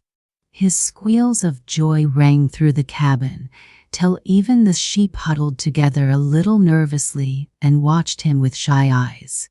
The birds of the tree chuckled and flew out into the new dawn of Christmas Day. The shepherd's sleigh came along and gave them all a lift to town. And father got his new job. As the party separated in town, the shepherd took little Sandy in his bag. Strong arms, as the boy said. Well, we had a Merry Christmas, didn't we? I think it was fine. And the shepherd gave him an extra hug as he answered, Sandy, you have the best Christmas gift of all. A Merry Christmas comes from inside a man, from his happy and live soul, from his brave spirit. The boy that has a gift like that doesn't need anything else. He'll have a Merry Christmas anywhere. Sandy didn't entirely understand. He just shook hands cheerily with the shepherd, waved an arm to the sheep, now huddled cozily in the straw of the sled, picked up his bundle, and walked on with a grin of joy. And anyhow, he said that night, as he heard his father telling about the terrible Christmas Eve they had had, anyhow, we had a real tree and real birds and real stars and real snow powder and real sheep and a real shepherd. I think it was just the finest Christmas tree any boy ever had. The Little Fir Tree. Carolyn Wells. Longer ago than you ever heard of, and farther away than you ever dreamed, the great tree master went out to make the trees. Now the making of trees was a most important matter, and the tree master put his whole mind to it. He made all sorts of trees to use for building houses and making things to furnish the houses. Oak, maple, elm, ash, mahogany, rosewood, and many more, as you well know. Then he made all sorts of trees to bear food, fruits, nuts, olives, and queer things like breadfruit and coconuts. And he made lovely trees just to look pretty. He made dogwood, magnolia, horse chestnut, and holly. Then the tree master gave each tree its orders about blooming blossoms and bearing fruit, and at last the tree master thought his work was about done, and he turned to go away. "Oh, please, sir," said an anxious little voice, "aren't you going to give me anything nice to do?" "Who is speaking?" growled the tree master, in a voice of thunder.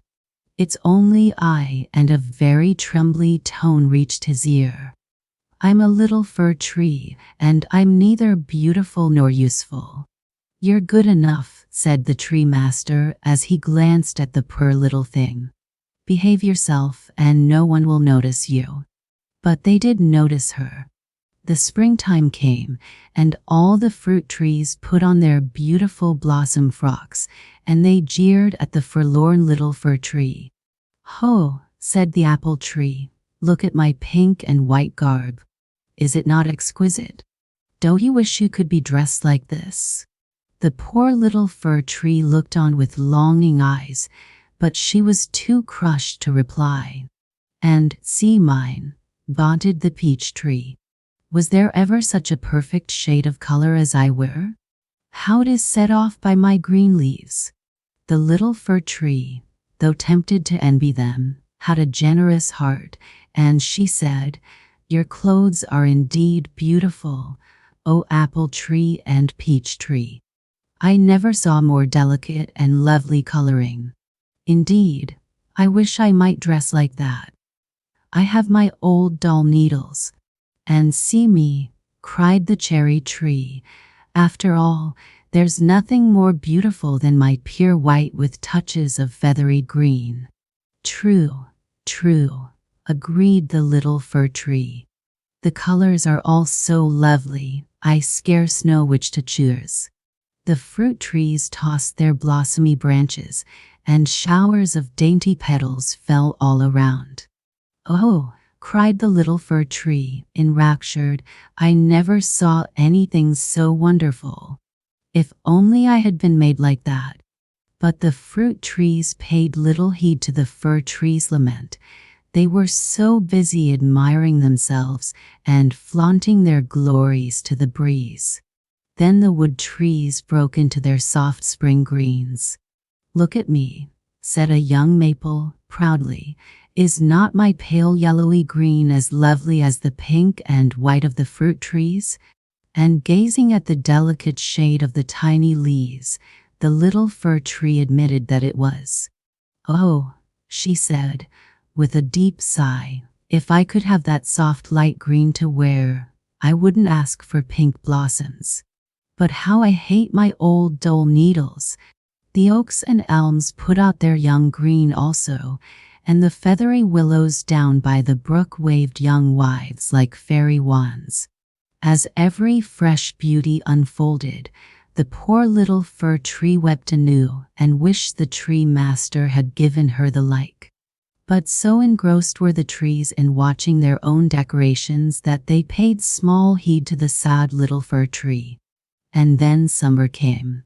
The fir tree felt sure new beauties would come to the trees, and she almost hoped some wonderful change might come to her. But she watched and waited in vain. The others, though, how they reveled in their happiness. The fruit trees fairly laughed aloud under their happiness of fruit. Saucy red cherries, crimson velvet peaches, mellow golden apples, dewy purple plums, everywhere a riot of color, fragrance, and sweetness. How they boasted! "Ah, little fir tree," they said, "what would you give for glories like these?"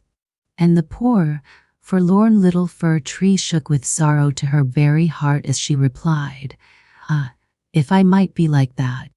"Too bad," said the peaches, carelessly, and they went about their business, which was to hold their soft cheeks up toward the sun that he might kiss them till they blushed. "Yes, too bad," chattered the pears, not heeding what they were saying, as they swayed gently on their stems while they slowly ripened to a golden and rosy glow. The poor little fir tree shuddered at their cruel indifference, which was even harder to bear than their outright scorn. And the shade trees were just as bad. And then autumn came. Oh, the triumphs of the trees then! The wonderful flaming banners of scarlet and gold that they flung out to dazzle all nature. The rich depths of bronze and crimson that lurked mysteriously in their thick foliage. The little fir tree marveled. "Is there no end to their magnificence?" she thought. "Must I ever see more and more of these wonders that I may not share?" And the poor little thing wept until her needles lay in a pool all around her feet. The willows down by the brook saw her, and they wept in sympathy. The little fir tree saw the weeping willows, and she was grateful for their kind thought, but so saddened was she that she only wept more needles to the ground. And the nut trees, they shook their nuts in her very face, and taunted her afresh with her uselessness and her lack of beauty. The little fir tree thought she would die.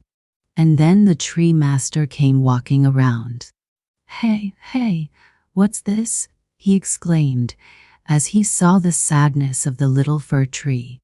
In a burst of woe, the fir tree told him all her trials and sorrows. "Oh, pooh, pooh," said the old tree master, who was really most kind-hearted. "Have you forgotten this? All through the winter the other trees will be shivering and shaking in bare boughs. They will have no beauty, and they will be sad and forlorn.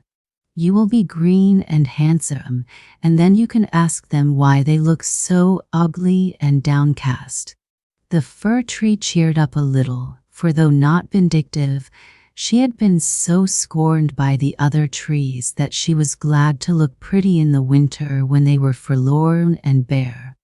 And yet, somehow, she felt it was not enough. To be sure, she was green and glossy and shapely, and all the other trees looked really ugly, but she had no gay-colored blossoms and no rich fruits or nuts. The kind old tree master laughed when he heard this. He was not so busy now, and he could listen to the troubles of his little fir tree. "Ho, ho," he said. "So you want fruit and flowers, do you? Well, I rather guess we can fix that. Hereafter you shall bear wonderful fruit and flowers and nuts every winter, when the other trees are impatiently waiting for spring. And the blossoms and fruits you show shall far, far excel anything they have ever flaunted in your face." The little fir tree could scarcely believe this good news. But it was true. The tree master ordered that she should be the Christmas tree. And so, every winter, the fir tree blossoms out in marvelous blooms of color and gold. Her branches are hung with wondrous fruits such as never grew on a summer tree. Nuts are there, and more holly berries than the holly tree herself ever showed. And high above, crowning the glorified little fir tree, the Christmas star sheds its rays in a blessing never bestowed on any other tree. Sir Cleggs. George Philip Crop. In the days of Uther, the father of King Arthur, there lived a knight in England who was a member of the famous Round Table, and his name was Sir Cleggs. Of all his knights none was dearer to King Uther than Sir Cleggs. There was nothing strange in this, for everybody loved Sir Cleggs, both because he was brave and good and cheerful, and, above all, because he was so generous. No poor man ever came to Sir Cleggs in vain. He was always ready to help those upon whom sickness, or the waste of war, or any other misfortune had fallen, and far and wide he was known as the poor man's friend. And not only was Sir Cleggs known for his charity to the poor, but he was famous also for his generosity toward those of his own rank and station in life. His hall and his chambers were always filled with guests, and his tables were always spread for those who were hungry. There was no lack of the very best food and drink in Sir Cleggs' house, and when good food and drink are to be found, you may be sure there will be plenty of friends to enjoy them. Thus Sir Cleggs and his fair wife, the Lady Clarice, kept open house with the most generous hospitality. Most of all at Christmas time there were great feasting and merriment in Sir Cleggs' castle. From every corner of England the knights and their ladies gathered there, and so cheerful and kind were Sir Cleggs and Lady Clarice, and so abundant was the fare provided for all comers, that you might have searched all through King Uther's kingdom and not have found any Christmas feasting happier or more cheerful than that under Sir Cleggs' roof. Thus for many years Sir Cleggs lived in this generous fashion, and never thought of his money except as a means whereby he could help the needy or give pleasure to his friends. But there's always an end even to the longest purse, and as time went on and as Sir Cleggs' friends grew more numerous, it took more and more to entertain them. All the money he had, Sir Cleggs spent freely, and when his money was gone, he sold his cattle and other goods to keep up his household. But this was soon used, and after that Sir Cleggs' lands went the same way as his money and his cattle. As long as he had a penny left, said Sir Cleggs, no friend should know the lack of it. But at last, when Sir Cleggs had nothing more to sell and nothing in which the swarm of friends who had gathered about him could find their pleasure and profit, then straightway they heartlessly left him. Thus the good Sir Cleggs, who had never thought of his own welfare, but had spent all his substance in order that others might be comfortable and happy, now found himself deserted as soon as he had nothing more to give. He was no longer able to appear at King Uther's court, and he who had been one of the merriest and best loved of the knights of the Round Table dropped quietly out of sight, and soon was altogether forgotten. With his wife and his children, Sir Cleggs went to live in the one poor house that was left to him, and there in poverty and obscurity he strove to forget the fickle friends who had so readily forsaken him. Now it happened some years after this that King Uther decided to spend the Christmas tide at the royal castle of Cardiff, which stood not far from Sir Cleggs' humble dwelling. Great preparations were made for the Christmas feasting, and invitations were sent out to all the brave knights of the kingdom. On Christmas Eve all the knights and their ladies were come together at Cardiff, and then the feasting began in earnest. The cooks and the servers ran hither and thither, and all was excitement and bustle. In the great hall there were tumblers and dancers and magicians to amuse the Christmas feasters with their tricks and gambling. Singers and minstrels of all kinds had been summoned, and the music of the pipes and trumpets and bugles was heard far and wide. Nothing was spared that might help to make the time speed rapidly and joyously for all the assembled knights and their ladies. In his little house not far away, Sir Cleggs heard the sounds of rejoicing in the great hall of the castle, and it made him sad and bitter. He had not been invited to the feasting, for long since he had been forgotten, and none of his old friends troubled to inquire whether he was dead or living. "Many a happy day," said Sir Cleggs to the Lady Clarice, "have I given to those who reck not now of my sorrow."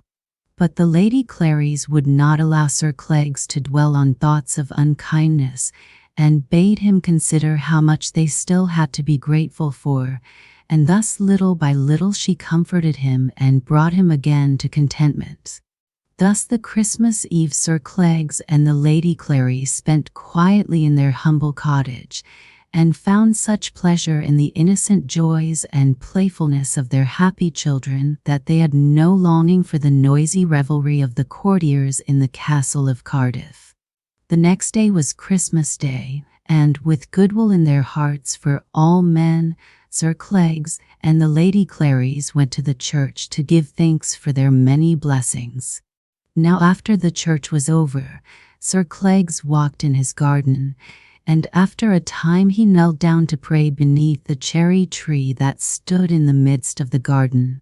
As Sir Cleggs knelt, praying, he suddenly felt a bough of the tree striking him on the head, and, seizing hold of it and springing to his feet, lo, what was his astonishment to see the bough covered with green leaves and full of cherries, red, ripe, and luscious.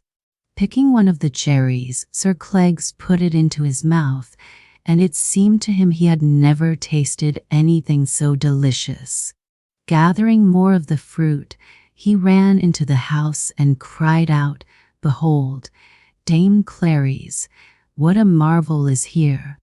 And when the Lady Clarice had come, she could hardly believe her eyes. "Cherries at Christmas time!" she exclaimed.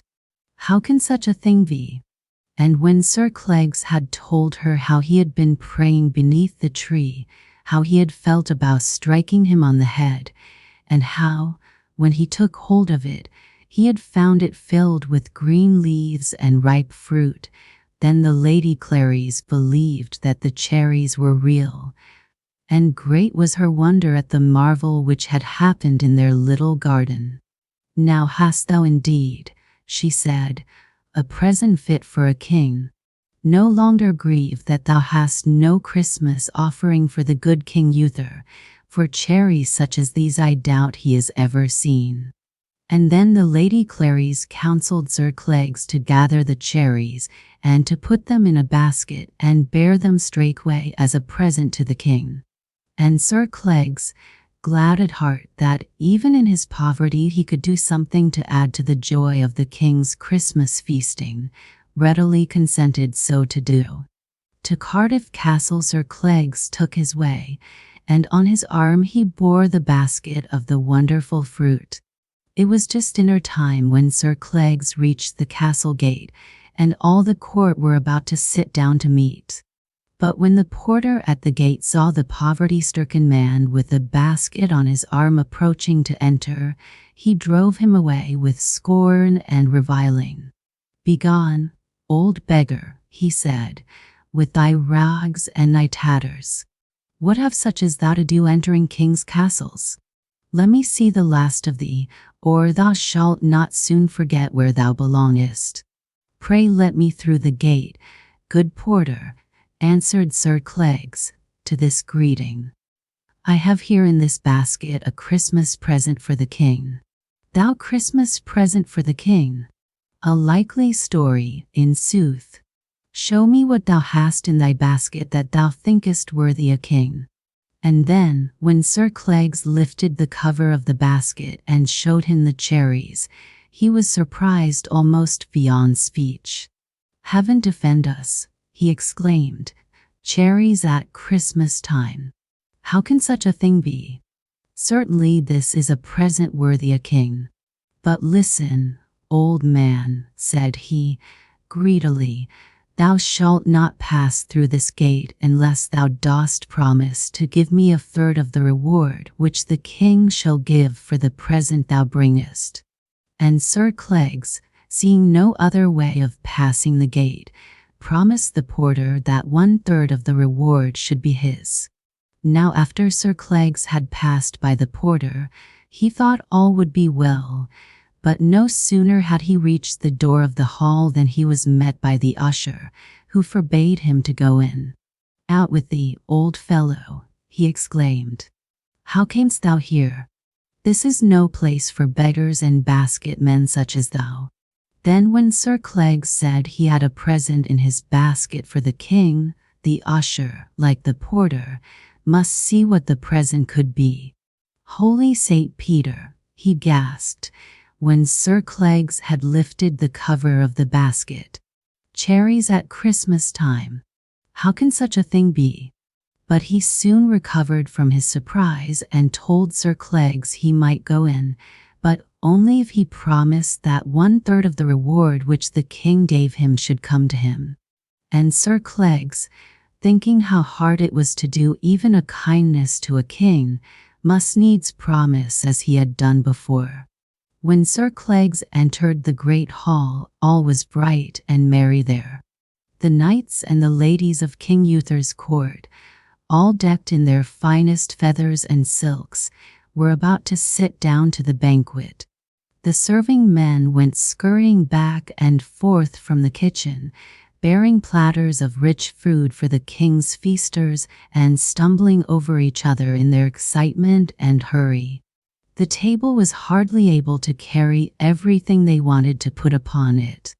There were great haunches of venison, and roast swans and geese and ducks and pheasants by the dozen. At each end, there stood a huge pasty, almost as big around as a cartwheel. The king's cooks had used all their art in concocting cakes and pies and puddings, to say nothing of the sweetmeats of marchpane molded into the forms of towers and castles, or of knights on horseback, or baskets of fruit and flowers, and various other fanciful and astonishing structures. Everybody's mouth was watering, but the king was not yet ready to sit down to the feasting, and the courtiers and their ladies stood chatting and laughing merrily with one another. All were too busy to pay any heed to the shabby Sir Cleggs, with the basket on his arm, until the watchful eye of the king's haughty steward happened to fall upon him. Horrified to see such a melancholy figure in the midst of so gay a company, he hastened up to Sir Cleggs and was hustling him out of the hall with short ceremony before Sir Cleggs managed to say that he had a present for the king. "Beggars are not givers," said the steward, "but show me, what is the present thou dost bring?" Then, when Sir Cleggs had lifted the cover of the basket and had shown him the cherries, he was no less surprised than the others had been, nor was he less greedy. "Cherries at Christmas," he exclaimed. "Whoever heard of such a thing? But listen, sir," said he, in a low voice, "thou speakest not with the king unless thou promise me 1/3 of the reward he gives thee." When Sir Cleggs heard these words, he thought to himself, "Little enough am I to get out of this. If I have a dinner for my pains, it's as much as I may look for." But he said nothing until the steward prodded him again, and then, seeing that there was no other way of getting by this greedy officer, he promised him 1/3 of his reward, as he already had done to the porter and the usher. At last the way was free for Sir Cleggs, and with his precious basket, he made his way through the throng of the courtiers to the place where the king was seated on a dais. "Receive, O king," said he, falling on his knees before King Uther, "this Christmas offering from one of thy most humble subjects." And when King Uther looked into the basket and saw that it was filled with luscious red cherries, he too, like the Lady Clarice, could hardly believe his eyes. "Cherries at Christmas," he cried. "Now certainly this is a marvel, and a right worthy gift thou hast brought to us, good fellow." Then when he had tasted one of the cherries, he declared a better cherry he had never eaten. And then he gave some to each of the knights and ladies, and they all wondered greatly to see such fruit at that bleak season. "The king's thanks hast thou won," said Uther to Sir Cleggs, "for thou hast made this Christmas feasting forever memorable. But sit thou now at our table, and have part in our dinner, and afterward thou shalt have whatever reward for thy gift that thou askest." Then he motioned to the haughty steward to make a place for Sir Cleggs, and certainly a strange figure this shabby knight made among all the gay lords and their ladies. Little they thought that this humble stranger had once bestowed benefit upon many a one of them, and little heed they paid to one whom they took to be but a poor old gardener. But Sir Cleggs said nothing, and sat quietly at the table, to his heart's content, enjoying all the good things the king had provided for his Christmas dinner. And though the best cooks of the land had shown all their skill and cunning, nothing at that feast was so wonderful as the cherries which had been brought by the humble stranger. Now when the dinner was over, the king had not forgotten the poor man who had brought him the unexpected present, and summoning Sir Cleggs to him, he bade him ask whatever reward he would in return for his welcome present.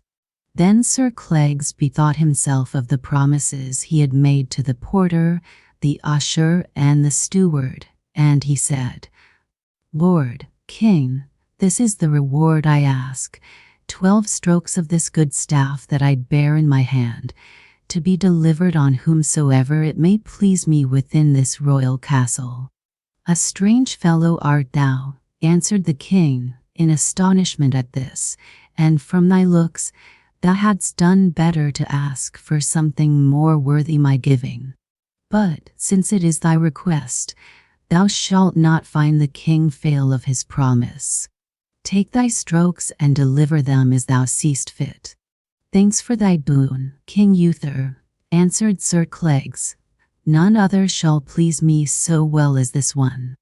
And then, turning to the steward in the hall, with his staff Sir Cleggs gave him a blow on the shoulders that made him bend double. "3 more thou gettest," he said, "for that is the full share coming to thee." And with a right goodwill Sir Cleggs gave the 3 strokes, and left the proud steward groaning with pain and terror. Then to the hall door Sir Cleggs made his way, and delivered another 4, no less hearty and stinging, on the shoulders of the astonished usher.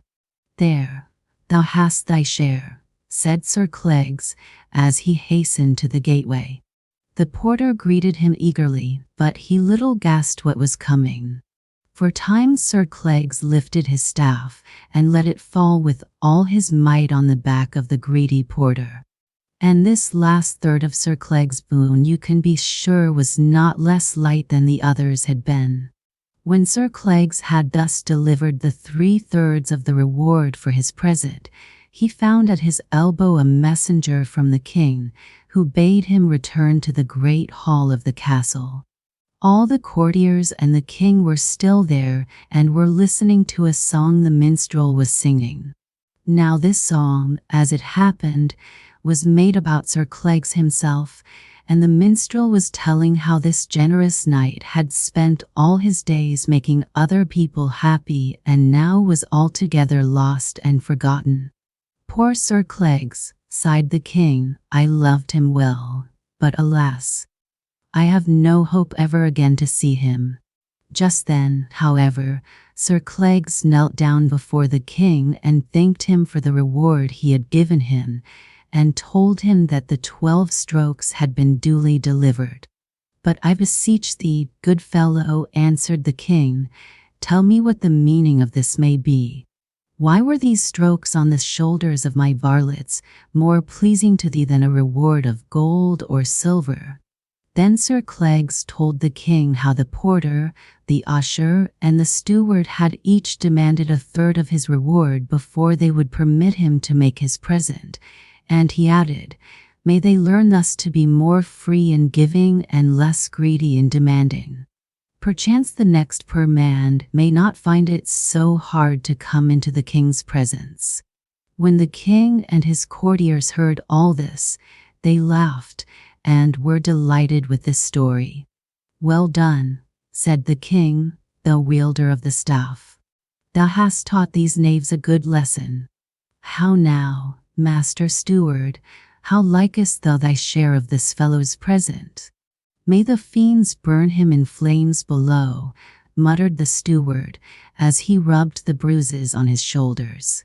Now the king was so pleased with all these happenings that had made his Christmas feasting so merry that he turned again to Sir Cleggs and asked him what his name was.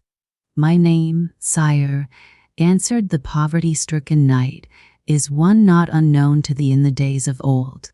My name is Sir Cleggs." "What?" exclaimed the king. "Art thou the long-lost Sir Cleggs whom men to this day praise for his good deeds and his charity?" And so moved with joy was the good King Uther to find his old friend again that he came down from his high seat and took him by the hand and could not make enough of him. When the courtiers saw how things were going, they all flocked around Sir Cleggs, claiming his friendship and acquaintance. But the king did not stop with kind words.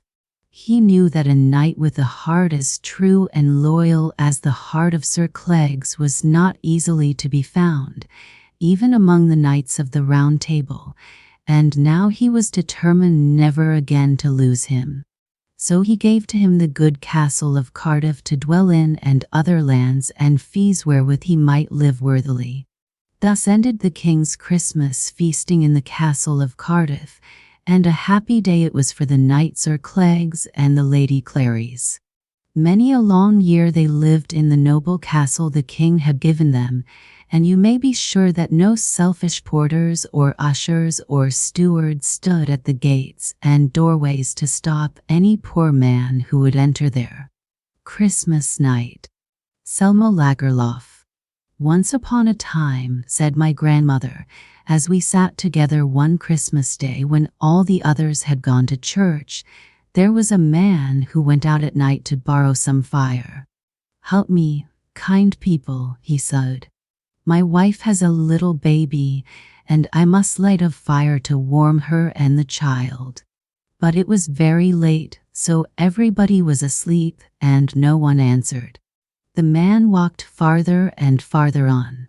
At last in the distance he saw the glimmer of flames, and, going in that direction, he perceived that the fire was burning in the open air. Around it lay sleeping a flock of white sheep, watched by an old shepherd. When the man came up he saw that 3 large dogs also rested asleep at the shepherd's feet. Waking at his approach, they opened their wide jaws as if to bark, but no sound was heard. The man saw the hair rise on their backs and their sharp teeth glitter in the firelight as they rushed upon him. One snapped at his legs, one at his hand, and a third sprang at his throat. But neither jaws nor teeth would obey, and the man did not feel the smallest hurt. He wanted to go on that he might get what he needed. But the sheep lay so close together that he could not move forward. So he stepped on the animals' backs and walked across them to the fire. But not a single one moved or stirred. "Why didn't they move, grandmother?" I asked. "You will find out in a little while," answered grandmother, and kept on with the story. When the man had almost reached the fire, the shepherd looked up. He was a surly old man, cross and disagreeable to everybody. So when he saw the stranger, he caught up the long, pointed staff he carried in his hand while he was watching the flock and hurled it at him. The stick flew straight at the man, but before it struck him, turned aside and whizzed far over the field. Here I interrupted again. "Grandmother, why didn't the stick hit the man?" But she went on without answering. Then the man said to the shepherd, "Good friend, aid me by letting me have a little fire. My wife has an infant child and I need it to warm them both." The shepherd would gladly have refused, But when he thought that his dogs had not been able to hurt the man, that the sheep had not run from him, and his staff would not strike him, he felt a little afraid, and did not dare to do so. "Take as much as you need," he said. But the fire was almost out. There were no branches or brands, only a heap of glowing embers, and the stranger had nothing in which he could put the coals. The shepherd saw this and was glad because the man could get no fire. But the stranger stooped down, took the coals from the ashes with his hands, and put them in his cloak. And the coals neither scorched his hands nor singed his cloak. The man carried them away as if they were nuts or apples. Here I interrupted a third time. "Grandmother, why wouldn't the coals burn the man?" "You will soon hear," she replied, and went on. When the shepherd, who was a sullen, bad-tempered man, saw all these things, he began to wonder, "What kind of night is this when the dogs do not bite, the sheep feel no fear, the lance does not kill, and fire does not burn?" He called to the stranger, asking, "Why is it that all things show mercy upon you?" "I cannot tell you if you do not see for yourself," said the man, and went away to light the fire for his wife and child. But the shepherd wanted to find out what all this meant, so he followed him and discovered that the man did not even have a hut to live in, only a sort of cavern with bare stone walls. The shepherd thought the poor little child might be chilled, and though he was a harsh man, he pitied and wanted to help it. So he gave the stranger a soft white sheepskin and told him to put the child in it. But the very moment he showed that he, too, could be merciful, his eyes were opened and he saw and heard what he had neither seen nor heard before. He saw a dense circle of silver-winged angels, each with a harp in his hand, and all singing that on this night was born the Savior, who would redeem the world from its sin. Then the shepherd understood why on this night all creatures were so happy that they did not desire to harm anything. The angels were not only around the shepherd, but he saw them everywhere. They were in the cave, on the mountains, and flying under the sky.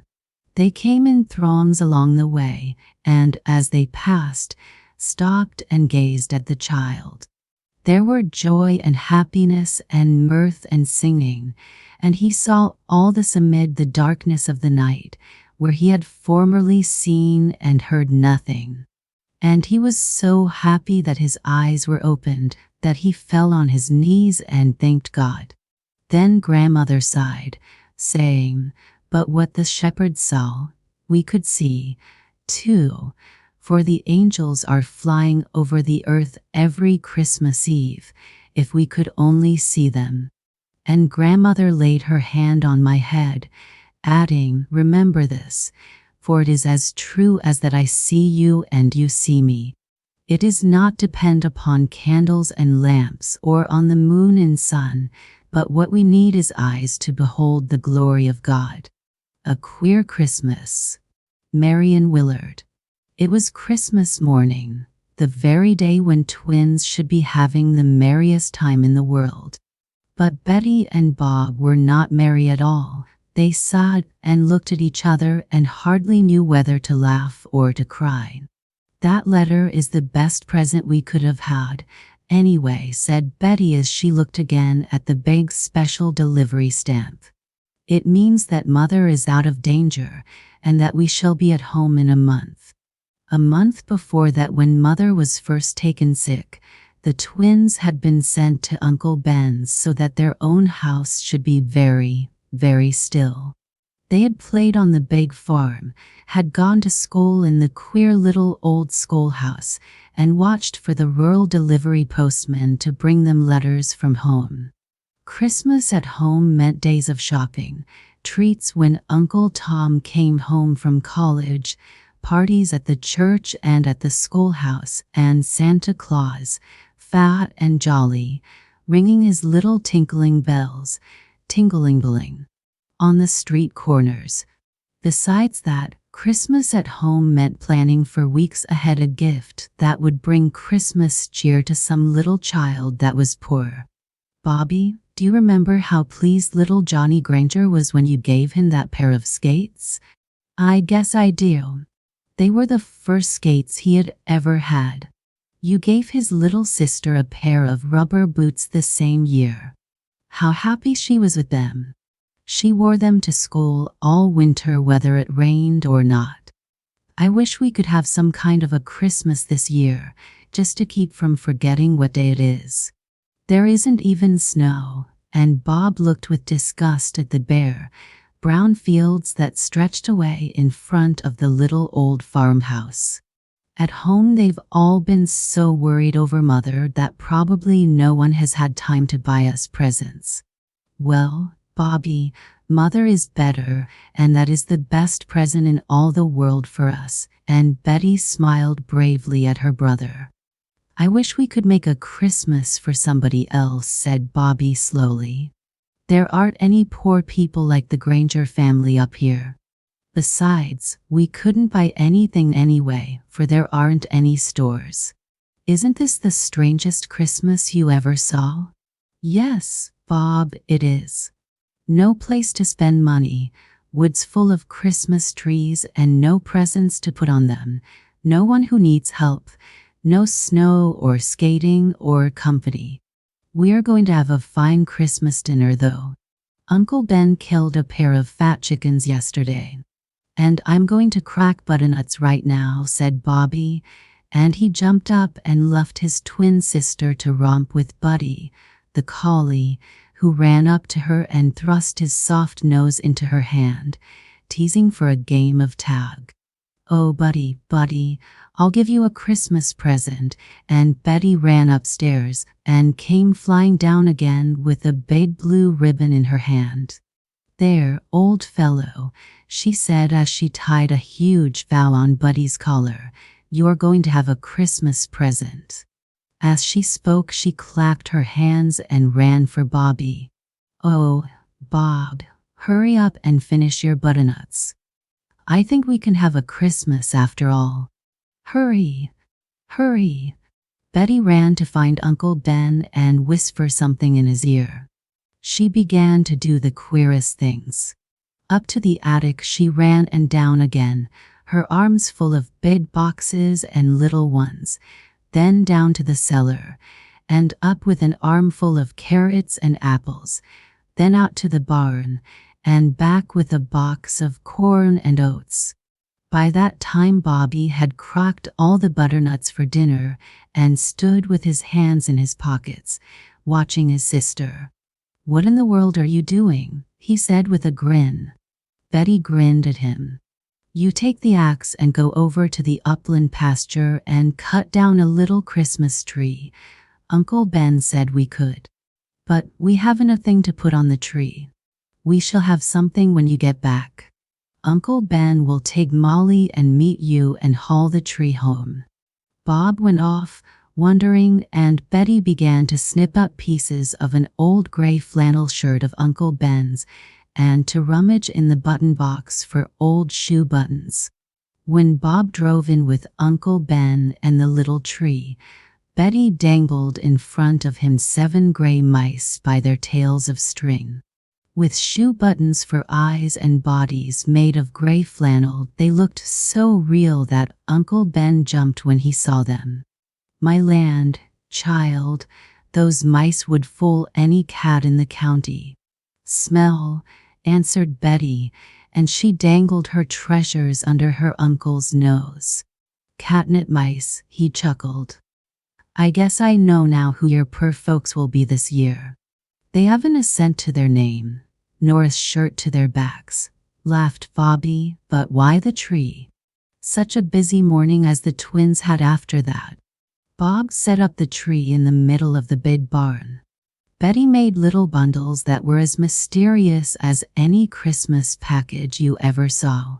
Then she hung them on the tree, a package of meat cut fine for Buddy, marked with his name in big letters, 7 catnip mice hung by their string tails for the 7 cats on the farm, 4 carrots tied in a bunch of hay for Molly, 4 apples tied in hay for Duke, the old gray horse, lumps of sugar in little bundles for Buddy and Duke and Molly. Then Betty was puzzled. She ran to Uncle Ben. "What does a cow like best?" she asked. "Well, my cows like cornstalks. There's a pile back of the old barn." So there were bundles of cornstalks at the base of the tree. Betty tied them in loose bunches for the cows. On the floor, too, stood a big bag of corn for the hens. After dinner the fun began. Everyone put on a sweater and went to the barn, Buddy at Betty's heels proud of his new bow. Not all the cats could be found, but 5 of them came in answer to Aunt Martha's call. Buddy took his meat and without a single "thank you" ran to an empty stall to eat it. The horses nodded "thank you" as they ate the sugar and the carrots and the apples that the children held out to them. Cats and kittens played with their catnip mice and lapped up saucers of milk. Mother Bunch slapped the gray kitten because he tried to steal her catnip mouse. The cows crunched their cornstalks and looked with mild surprise at the queer antics of the kittens. Bob carried the heavy pail of corn out to the hen yard, and Betty fed the chickens, which crowded to her feet. When the children went back to the barn with the empty pail, they themselves had a surprise. A wild gray squirrel had stolen in at the open door and was sitting up on his hind legs under the Christmas tree, eating the corn that had been spilled, and he seemed as much at home as if he had been invited to the party. "I guess he must be our poor family," laughed Betty as she threw him another handful of corn. "Twinnies," suddenly called a man's voice from the yard. Only Father called like that. The twins turned, and there he stood in the door of the barn, smiling at them. They rushed to his arms. How happy they were to see him. "So you youngsters had a tree for the penniless poor, did you?" he said with a laugh. "Well, run into the house with your father, and I'll see what this tree will have for you," said Uncle Tom, who stood just behind their father, his arms loaded with bundles. In less time than you would have thought it could be done, Uncle Tom had the tree ready for Betty and Bob. "We have to start for home by 5 o'clock, so you children had better open your bundles right now," said Father. The twins did not need to be told twice. Eagerly they opened the packages, gay with ribbons and seals. There were books, snowshoes, a red silk umbrella for Betty and a pair of skating boots for Bob, candy, a gold piece for each twin from Uncle Tom, and best of all, a little pencil note from Mother to tell them that she was really better and to wish them a Merry Christmas. "Well," said Bobby as the big car drove out of the yard with Father and Uncle Tom, "this hasn't been such a queer Christmas after all." A Christmas for Tony. Zona Gale. Little Anthony punched his small, hard pillow to make it as large as possible, so that his head would come well above the level of the windowsill. Wonderful, thick, Christmas-looking snow was falling, though it wanted 2 days yet to Christmas. "Mother," he cried, "I wish all the snow in the world would come and fall in front of our window." "It looks as if it had come," said Mother Margaret. That was what he usually called her, Mother Margaret, "because that's your name," he said. "Everybody calls you Margaret in letters. Nobody but me says Mother. You want your head to be higher, don't you?" she said now, and put down the paper roses which, all day long, she made for a great factory. She brought him her own pillow, and under that she folded a bed comforter. The poor little room had not a single cushion. "Now," she cried, "you can see all the snow there is." At any rate, Anthony could see nothing but snow, and the dim rectangle of the window across. The window across was the back window of an apartment which faced the avenue. Anthony's window faced the court and was over a store. There were 3 floors of families over the store, because the rooms were too old and inconvenient to use for offices. The window across had thin rose silk curtains at the casement, and often, in the evening, one could look straight through to the front window and see bright moving figures and an unbelievable dinner table, all made of bright things. And 2 or 3 times, for ecstatic minutes, a little girl had come and stood at the window across. Once, indeed, she had come right away out on the fire escape and stood there, dancing and laughing in the cold, until a white-capped maid had run in a panic and carried her in. Anthony's window had been open then, and he had heard the maid cry, "Dear child." So he always called her dear child. He lay now looking through the snow to the window across, and imagining that the snow lay so deep that they were at last obliged to make a tunnel from one window to another, so that anybody could get out at all. But it was always he and Mother Margaret who went down the tunnel to the window across, never the others who came up, because the little room was so bare and so shabby and so unlike the room he imagined beyond the rose silk curtains. And always he was well and strong instead of obliged to lie in bed, as he had lain now for almost a year, to give strength to the poor back, wrenched and threatened by a fall. Suddenly, as he looked, a beautiful thing happened. The silk curtains parted in the window across, the white-capped maid stood there, and she hung in the window a great wreath of Christmas holly tied with a scarlet bough. Anthony sat up and cried out and waved his thin little arms. "Mother Margaret, Mother Margaret," he cried. "Look, oh, look at." Mother Margaret came and looked, and she exclaimed too, with something of pleasure, but through the pleasure there went darting and stabbing a pain which had been coming again and again these past few days, and as Christmas Day drew nearer, it had been hurting her more and more. It had come that morning when she had first waked, and she had said to herself, for the 100th time, "What is the use?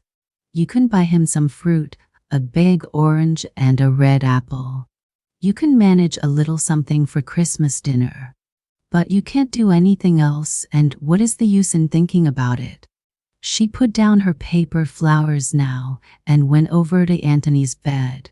"Tony, dear," she said, "I believe you're thinking about Christmas." He looked up, bravely and brightly. "No, Mother, truly," he said, "I wasn't thinking about it hardly at all." She sat down on the bedside and took his hand.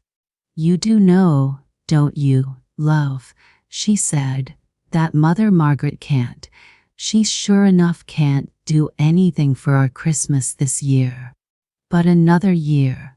"Yes, yes," Tony agreed eagerly, "another year. This year things are bad enough," she said, but if Mother thought that, somewhere in his little heart, he wasn't quite believing her, and was thinking that maybe some kind of Christmas would come to him. Why, then, her voice stopped of its own will, stopped, and steadied itself bravely and went on again. "Why, then," she said, "Mother just couldn't bear it at all." "Truly, Mother, truly," said Anthony. "I know we can't, I do know." "Oh, but why, Mother Margaret? That's what makes it so nice to see the wreath. It's just as if we almost had a wreath in our window, isn't it, though?" "Almost, almost," she said, and went back to her paper flowers. She had 6 dozen red roses to make before Christmas Eve. And then the snow, Anthony was saying eagerly. Why, Mother, it's like all the Christmas pictures. It's like the Christmas cards. And oh, Mother, think. It's just as nice and white for us as if we lived no matter where. Yes, said his mother bitterly, the snow and the cold are about the only things that are the same for us as for everybody. Anthony half closed his eyes and lay watching happily. Mother Margaret went on with her roses. As she worked, her lips were moving. But she was not counting the petals as one would have supposed. She was counting, as she almost always counted, what she had in her purse and what she must spend. And when one counts like this all day long, it begins to show in one's face, in one's voice, in all one's ways. Anthony was 7. It was 6 years since his father had died. And every year of these 6 years she had been fighting to keep Anthony with her. But this meant that she counted all day long. At 5 o'clock Mother Margaret went out with half her roses. At the factory she sent them in and asked, as she did each time, for more tissue paper. The manager looked doubtful. Had she enough to finish her order? Oh, yes, she said, but she carried a little back at each delivery. The man returned. She would have to wait. Everyone was busy with the rush mail orders. They could give out no paper till Monday. As she went out, she lingered and looked about her. She did not guess what a pretty picture she made in her old brown coat and hat which just matched her eyes.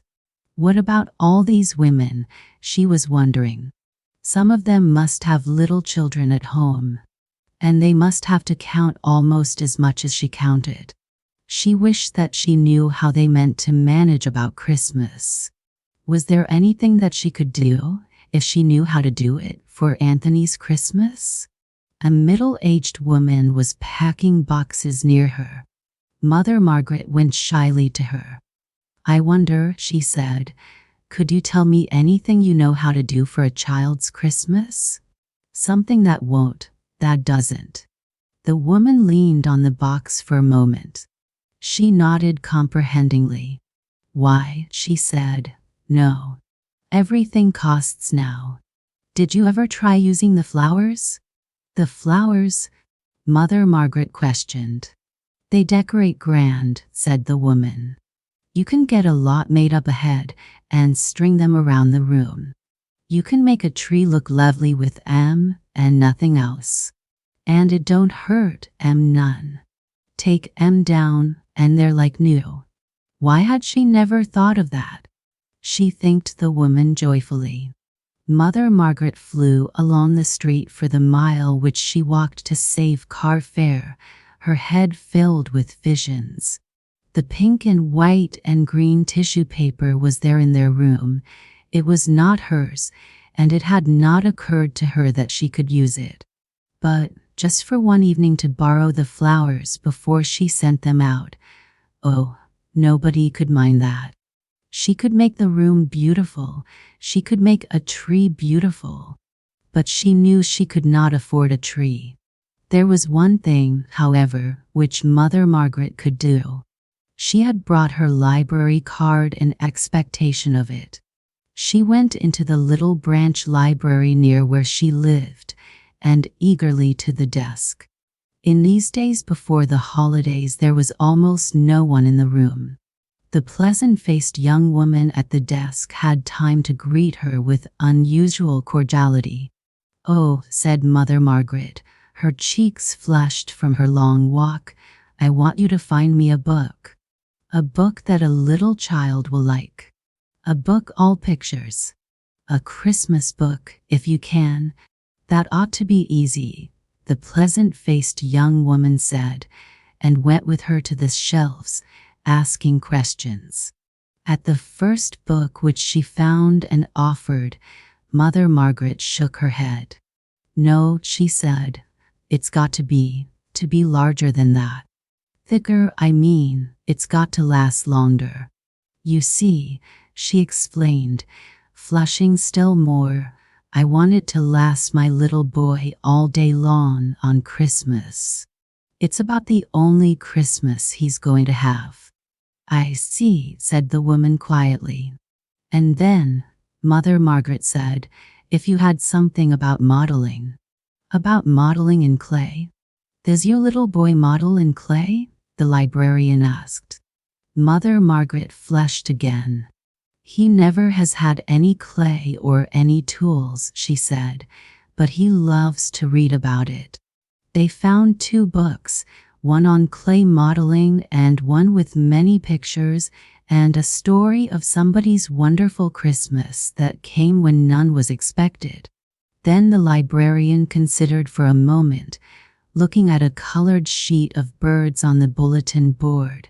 She took down the poster, rolled and tied it, and, from the bowl on her desk, fastened a sprig of holly in the cord. Flowers and birds and a piece of holly. Mother Margaret cried and thanked her joyfully. She bought her red apple and a great orange, looked longingly at a window of chocolates, and ran home with her treasures. As she was leaving the things in the sitting room, on her own bed, she heard Anthony calling her. Mother, oh mother, come here, he shouted excitedly. When she ran to him, he was sitting up, his face as near to the window as he could get. Look at, he said. They've brought home their Christmas tree. They've hid it on the fire escape. And there, leaning against the wall of the fire escape, outside the window across, was a beautiful, tapering evergreen tree, sent home for Christmas and hidden outside there, unquestionably to surprise the dear child. Anthony and his mother sat on the bed and looked at this tree. And presently they began to plan. On the very tip-top would be the star, or would it be the angel? They decided on the star. Below would come the ornaments, the candles, the nuts wrapped in silver paper, the pink hanging bags of candy, the popcorn strings. All this Mother Margaret arranged, because she had seen many Christmas trees, and Anthony never had seen any. But there was one thing that he could plan. And then, he said, right close under the tree would be the box all full of clay and things to model with. Yes, Mother Margaret agreed, with a catch in her voice. That should be there, without a doubt. Then she whispered to him. Tony, dear, she said, I've no Christmas for you, but I have got a little surprise.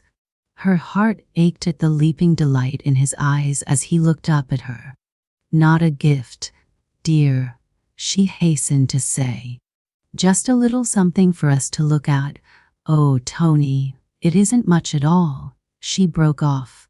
Why, Mother, Tony said, a little much is almost as nice as a great big much, you know.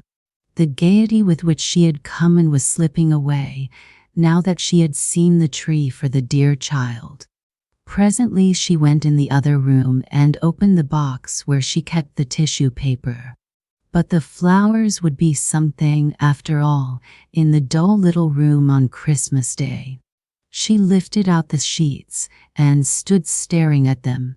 There were not more than 3 dozen sheets, and she had 3 dozen of the roses yet to make. 1 rose required a sheet of paper. These must be delivered by Christmas Eve, tomorrow night. No more paper would be given out till Monday. She could not even have the flowers for Anthony on Christmas Day. If only Christmas were tomorrow.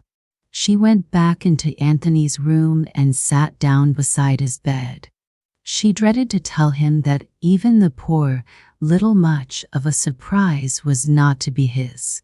She put it off until they should have had their supper. After supper, in the dark, they could just see the tall shadow of the Christmas tree leaning against the opposite wall in the snow. Presently the window across flamed bright with the lighted globes within the room. The tall Christmas tree there against the wall. Mother Margaret sat and stared at it. It seemed such a waste that it should be there all this time, with no one enjoying it. It seemed such a waste that it should stand there tomorrow, with no one enjoying it. It would be just as beautiful, decorated now, as it would be on Christmas Day. And then Mother Margaret's heart stood still at what it thought. But it thought about it once, it thought about it twice, and then it began to beat as Mother Margaret's heart did not often beat anymore.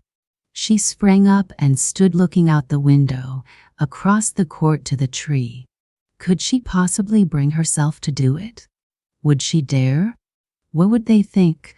What would they do? Oh, but she must try. Tony, she said, Mother must go out again now, for a few minutes. She slipped down to the street and around the corner to the avenue. There was no difficulty in distinguishing the apartment building. She walked boldly in the door and to the elevator. Fourth, she said with confidence. The white-capped maid opened the door. She looked at Mother Margaret as a stranger, and Mother Margaret wanted to say, "Oh, but I know you very well." Only when she had seen her before, in the window across, she had looked quite small and like anybody, whereas she seemed now a person towering infinitely tall. "I want," said little Mother Margaret, quite loud and bold, "to see your mistress." At once. The maid looked at her perplexedly. Small and pretty persons in shabby brown with nice voices and the ways of a lady did not often come knocking at this door demanding to see the mistress, and not by name. "I don't think," the maid began doubtfully. "Tell her that I shall not keep her," said Mother Margaret clearly. "But I must see her. Tell her that I do not know her, but that I am her neighbor, across the court." Then the maid gave way. There is something about that word, neighbor, that is a talisman. With "I'll see," the maid ushered her in. She stood weakly in the small and pretty reception room while the maid went to call her mistress. Then there came a step and a voice. Mother Margaret hardly looked at this woman. She saw someone in gray, with a practical face of concern. Then she saw nothing but direct and rather pleasant eyes looking into hers. "Madam," said Mother Margaret simply, "you have out on your fire escape a little Christmas tree. Christmas is until day after tomorrow. Tomorrow, for a little while, could you lend me that tree?" "Lend you," repeated the woman, uncertainly. "I live just back of you," Mother Margaret went on breathlessly. "I saw the tree. I thought, if you could lend it to me a little while tomorrow, oh, just as it is, and just till you get ready to trim it, I could bring it back quite promptly. Nothing should happen to it, and I could fix it up, just for a little while. My little boy never has seen a tree trimmed," she added. "My dear," said the woman. This, Mother Margaret thought, would be the exclamation at the impossibility of doing anything so wild. She looked miserably down at the floor, and so she did not see someone else come into the room until a soft, quick step was close beside her. "Why, this newcomer," said Mother. "This is a friend of mine." Then Mother Margaret looked up, straight into the eyes of the pleasant-faced woman of the library. "Oh," cried Mother Margaret. "Oh," and for a moment said no more. "I never knew I was going to ask this of you, when you done so much," she cried at last. She turned to the older woman in mute apology, and she was actually filled with wonder when she saw that the eyes of the older woman were shining with tears. They went into the little living room and talked it over, how it could be managed. The two women saw, because they looked with the heart, that there must be no thought of the gift of another tree. It must be just as Mother Margaret had suggested. The tree must be lent for a part of tomorrow and returned in time for them to trim it on Christmas Eve. For the dear child, said Mother Margaret, and then blushed beautifully. Tony and I call her that, she said. With that, they called the dear child to the room. The white-capped maid was putting her to bed and brought her in, partly undressed, with surprisingly fat legs and arms and surprisingly thick curls. Honey, the older woman said, a little boy lives across the court. This is his mama. The dear child opened wide eyes. I know that little bit, oh boy, she announced. He lives in the bed. Yes, Mother Margaret said sorrowfully, he lives in the bed. Say him a kiss, the dear child said sleepily, and was carried back to her undressing. So then it was arranged that when the maid was free, she should come bringing the Christmas tree round to the door of Mother Margaret's flat. I could carry it, Mother Margaret insisted. But no, it must be, it seemed, exactly as they said. Mother Margaret must be there to have left the outer door ajar, and to amuse the little boy and keep his attention while the tree was put into the other room. She must pin a handkerchief on the open door so that there should be no mistake. And then on no account must she leave the little boy when she heard the tree set in the other room, or else he would hear and wonder. Would she do all this exactly as they told her to? There was no thanking them. Perhaps Mother Margaret's broken words, though, were better thanks than any perfect utterance. She ran home, through a maze of lights and windows which danced and nodded and all but held out their hands. It is strange and sorrowful, at Christmas time, how much more, if you are going to have Christmas joy, the lights and windows seem to mean Christmas than if you are going to have none. When she went in, she saw that Tony had fallen asleep. His little pillow was still bunched, hard and round, on her own and on the folded quilt, and his face was still turned toward the window across. She sat down to wait. She would not wake him. Until after the maid had been there with the tree, she would not even risk lighting the gas and working at the flowers. She sat almost an hour in the dusk. The outer door of the other room was standing faithfully ajar, with a handkerchief pinned to a panel and the light there burning low. She could have been sure that she would hear the lightest step in the next room, and then, since Anthony was asleep, she meant to disregard their injunctions and slip to the door for a word of gratitude for the maid. But when she fancied that she heard a sound and caught a shadow, and when she had hurried to the door, she stood mute and hardly breathing in her wonderment. No one was there, save indeed a presence. And the presence was the tree, standing neatly erect in its small, green box, and hung from top to base with popcorn and tinsel and ornaments which, even in that dim light, glittered like angels and like stars. Mother Margaret went in and sat down on her little bed and looked at the wonder of it. And before she knew that it might possibly happen to her, she had hidden her face in her hands and was sobbing. A stir from Anthony sent her back to his room.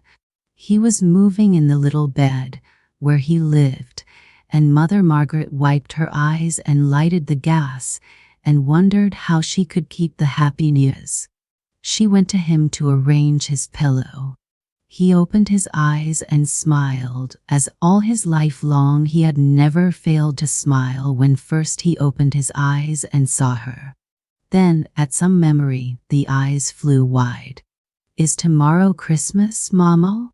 Without just the combination of events which had set her head whirling, Mother Margaret would never have answered as she did. Yes, darling. Tomorrow is Christmas. His face lighted. Is it? He cried. Is it tomorrow? Yes, she said again, tomorrow. Will the surprise be when I wake up? Yes, she said, the surprise will be when you wake up. He smiled again and drifted off to sleep. As she smoothed the tumbled covers, the old grip and terror came to her at sight of the little wasted body. The momentary qualm which she had felt died away. Why should he not believe that it was Christmas Day? She knew the heart of a child, knew that the day makes all the difference. Tony should think that he had won Christmas, in any case. It was past 1 o'clock when she finished the last of the roses. Tony was sleeping heavily. She turned down the gas and went to work. The bed, left from the days of her housekeeping, had a high, slender white frame, meant to hold a canopy. From this down to the footposts ran 2 cords carrying roses, and roses ran along the footrail. Working slowly and quietly, she brought the tree from the other room to stand by his side. She had not yet had time to examine the ornaments. She and Tony could do that together. His stocking, the poor little disused stocking, with the big red apple and the orange, she tied to a bough reaching toward the little boy, like a friendly hand. The library books were spread open at pages of bright pictures. The chart of colored birds was pinned to the wall. The sprig of holly was fastened to the coverlet. At the last moment, from scraps of her green tissue, she had fashioned a semblance of holly wreath, with a bit of red paper twisted here and there for berries. She slipped behind the bed and hung the wreath in the window. When, in the little hours, she crept to her own bed, she was without fatigue. She woke at dawn and was dressed and back in his room before he had opened his eyes. She lighted the gas and then she kissed him. "Merry Christmas, Tony," she cried. He struggled up, lovely with sleep. And in upon his dreams came the lines of the roses and the soft greenness and beauty and brightness of the tree. He sat up, his head thrown back, an expression of almost angelic wonder in his believing face. And he was, with all his joy, a practical little Tony. "Where'd you get that?" he cried. "Oh, Mama. Mama, Mama," and there was something in his cry that opened Mother Margaret's heart like a flower. A child before its first Christmas tree, that is an experience of heart. Tony was mute. Tony was shouting. Tony was leaning forward to touch things. Tony was leaning far back to win the effect of the whole. Tony was absolutely and unutterably happy. So was Mother Margaret for a while. Then Tony said an unexpected thing. "Think," he said, "that little Jesus was born today. Really, truly today." Mother Margaret looked at him. "They cannot tell surely which day, you know, son," she said uncertainly. "Oh, it was today," Tony told her positively. "I know it was today." Then, when he took in his hands the library picture book, there was the story of Bethlehem of Judea, and she must read it to him, and he listened as if he were hearing it for the first time. "It was this morning," he said over dreamily. "The star in the east was this morning, Mother Margaret. It seems true. Now I've seen my tree," he added quaintly. He seemed possessed with the idea of todayness. "Think," he said again, "all little boys is got a tree now. Right now. And me, too." It was a long, enchanted day, and she waited until the final possible moment to close it. "Tonykins," she said at last, "now the roses have to come down while Mama puts them into a box and takes them to their own family. And while she's gone, You can lie here and look at the tree, can't you? Yes, said Anthony, and it'll talk to me. Unquestionably, the tree talked to Tony. But the amazing thing was that it also talked to his mother on her way down to the factory. No sooner was she on the street from the happy holiday humor of their room than she was faced accusingly by the bustle and clamor of the streets on the night before Christmas. Everyone was intent on something outside himself. Everyone, Mother Margaret thought, would have known it was Christmas if he had not been told. All save Tony. Her heart smote her when she thought of that. For Tony, in the little bed where he lived, all the blessedness and peace of tomorrow had descended today, and he had lived them faithfully. And on Christmas morning, on Star of Bethlehem morning for all the rest of the world, it would all be past for him, when for all the rest of the world it would be dawning. Christmas dinner they ate together on Christmas Eve, there at Tony's bedside, with a royal feast of one thing extra, spread on a little sewing table set in the shadow of the tree.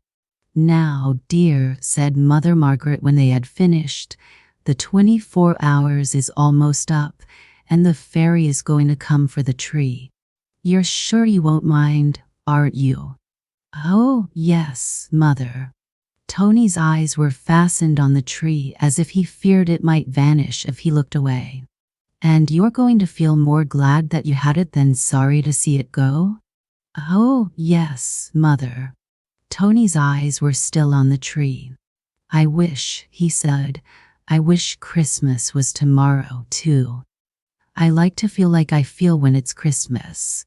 She sat beside him, silent, when outside the door came the trud and tap which they were both expecting. And somewhat to her bewilderment, Mother Margaret admitted 4 visitors. There was the kindly, practical woman, and the librarian with the pleasant eyes, and the maid with the dear child in her arms. She set the dear child down, and the dear child ran to Tony's bed, and in her hands was a box. Little boy, she shouted. See what? See what? She laid something beside him. And when, trembling a little with the wonder of it, Tony had unwound this, there lay his longed-for clay and some unbelievable modeling tools. Mother Margaret's eyes flew to the librarian, and the look of the 2 women met and clung, with something living in the faces of them both. And so it came about that when the maid drew the little tree from the room, Tony hardly knew. They went away with happy greetings and waving hands and promises to meet again. I, bring you my kitty and my thimble, shouted the dear child, kissing her hand. That other day, she added importantly. An hour later, Tony opened his eyes sleepily. Make a great big racket, Mother Margaret, he surprisingly demanded. Why, dear? She asked.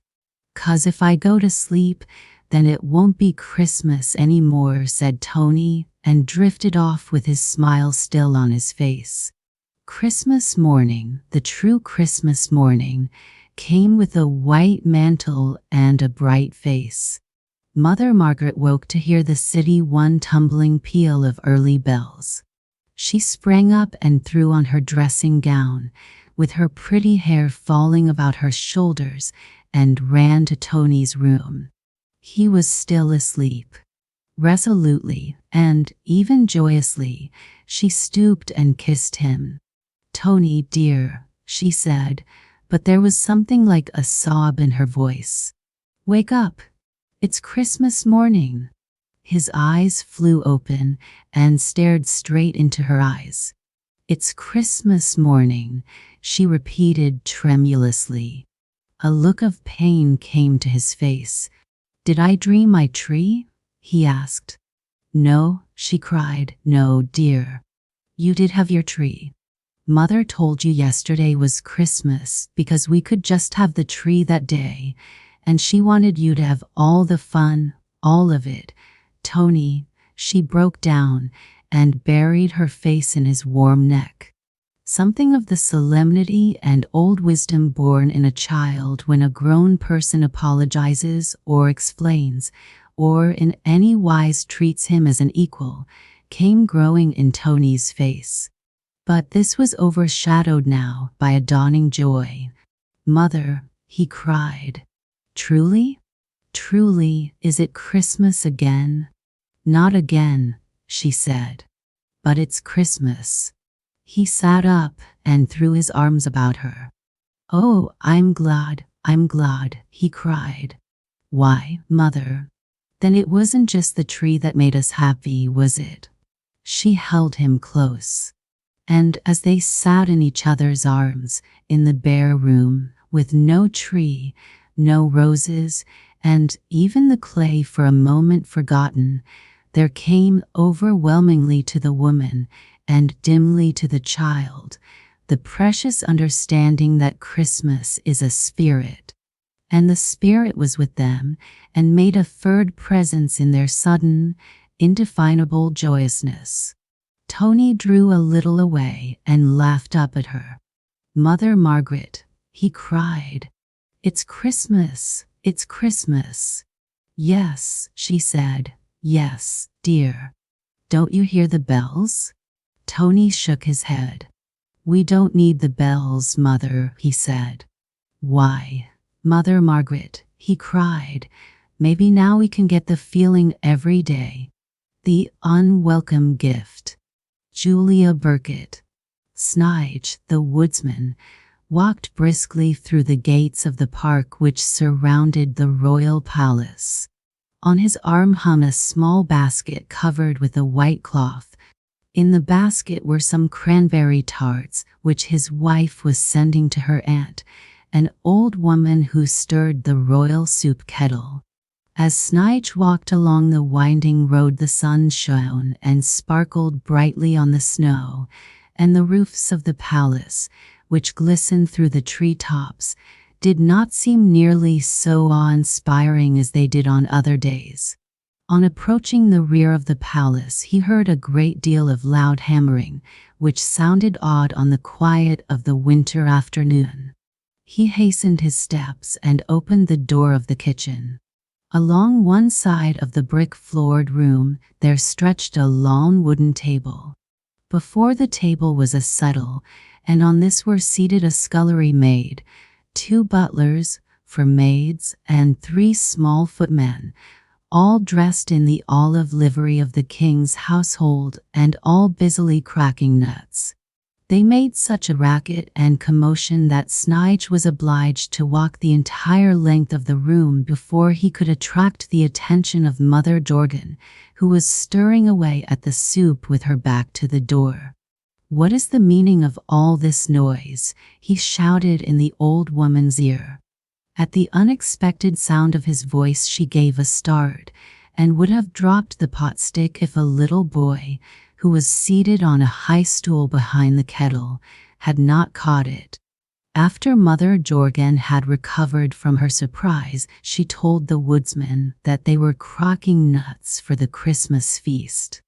They should all have been done the day before, but the scullery maid had forgotten, and the baker was now mixing up the fruit cake, so they had been forced to set everyone to work who was not already busy, in order that the nuts should be ready in time.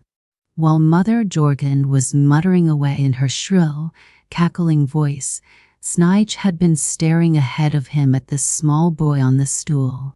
There was really no reason why anyone should look at poor little Babel.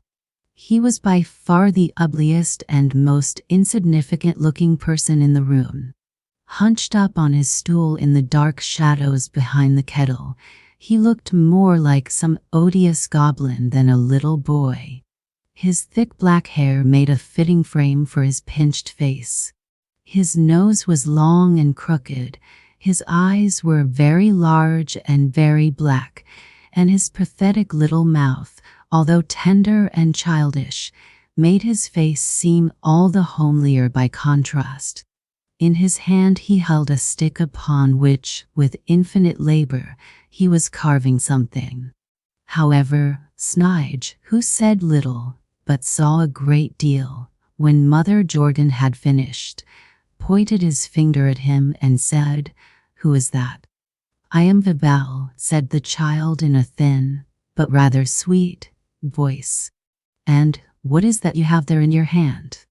"That," said the old woman, "is the scepter he is making for the king's Christmas present." And turning her back to the kettle, she looked significantly at Snige and tapped her forehead. "Tell Snige about your present, Isabel, and perhaps he will give you a better stick of wood." But the child held the stick close and answered fearfully, "Oh, no. Thank you, Mother Jordan. No, thank you. This will do very well for what I want. But I will tell the man what I know of it." At these words one of the small footmen, who had stopped swinging his hammer for a moment in order to eat a walnut, nudged his neighbor, and they both picked up their bowls of nuts and squatted down on the floor in front of the kettle. And the maid who dusted the royal throne, and was just then going through the kitchen, saw the pages and joined the little group. "We will now have some fun," one of them whispered to her. The bell, who was unaware of his audience on the other side of the kettle, turning toward Snige, began his tale. "You see," he said, "although I am lame and stupid and of no use to anyone, the good king allows me to stay here in his kitchen. I sit here all day behind the kettle, and when Mother Jordan has something else she must do, she allows me to stir the soup. Each day I have a crust of bread and bowl of froth from the top of the soup, and at night the baker allows me to lie behind the great oven. You see, I should be happy, for I have done nothing to deserve this easy lot.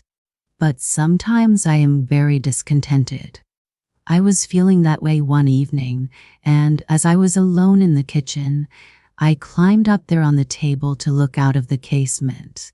It was a lovely night, with all the stars shining, and as I stood there thinking how ashamed I should be to be unhappy when so much splendor was about me, I saw before me a beautiful hand reaching up on the other side of the sill.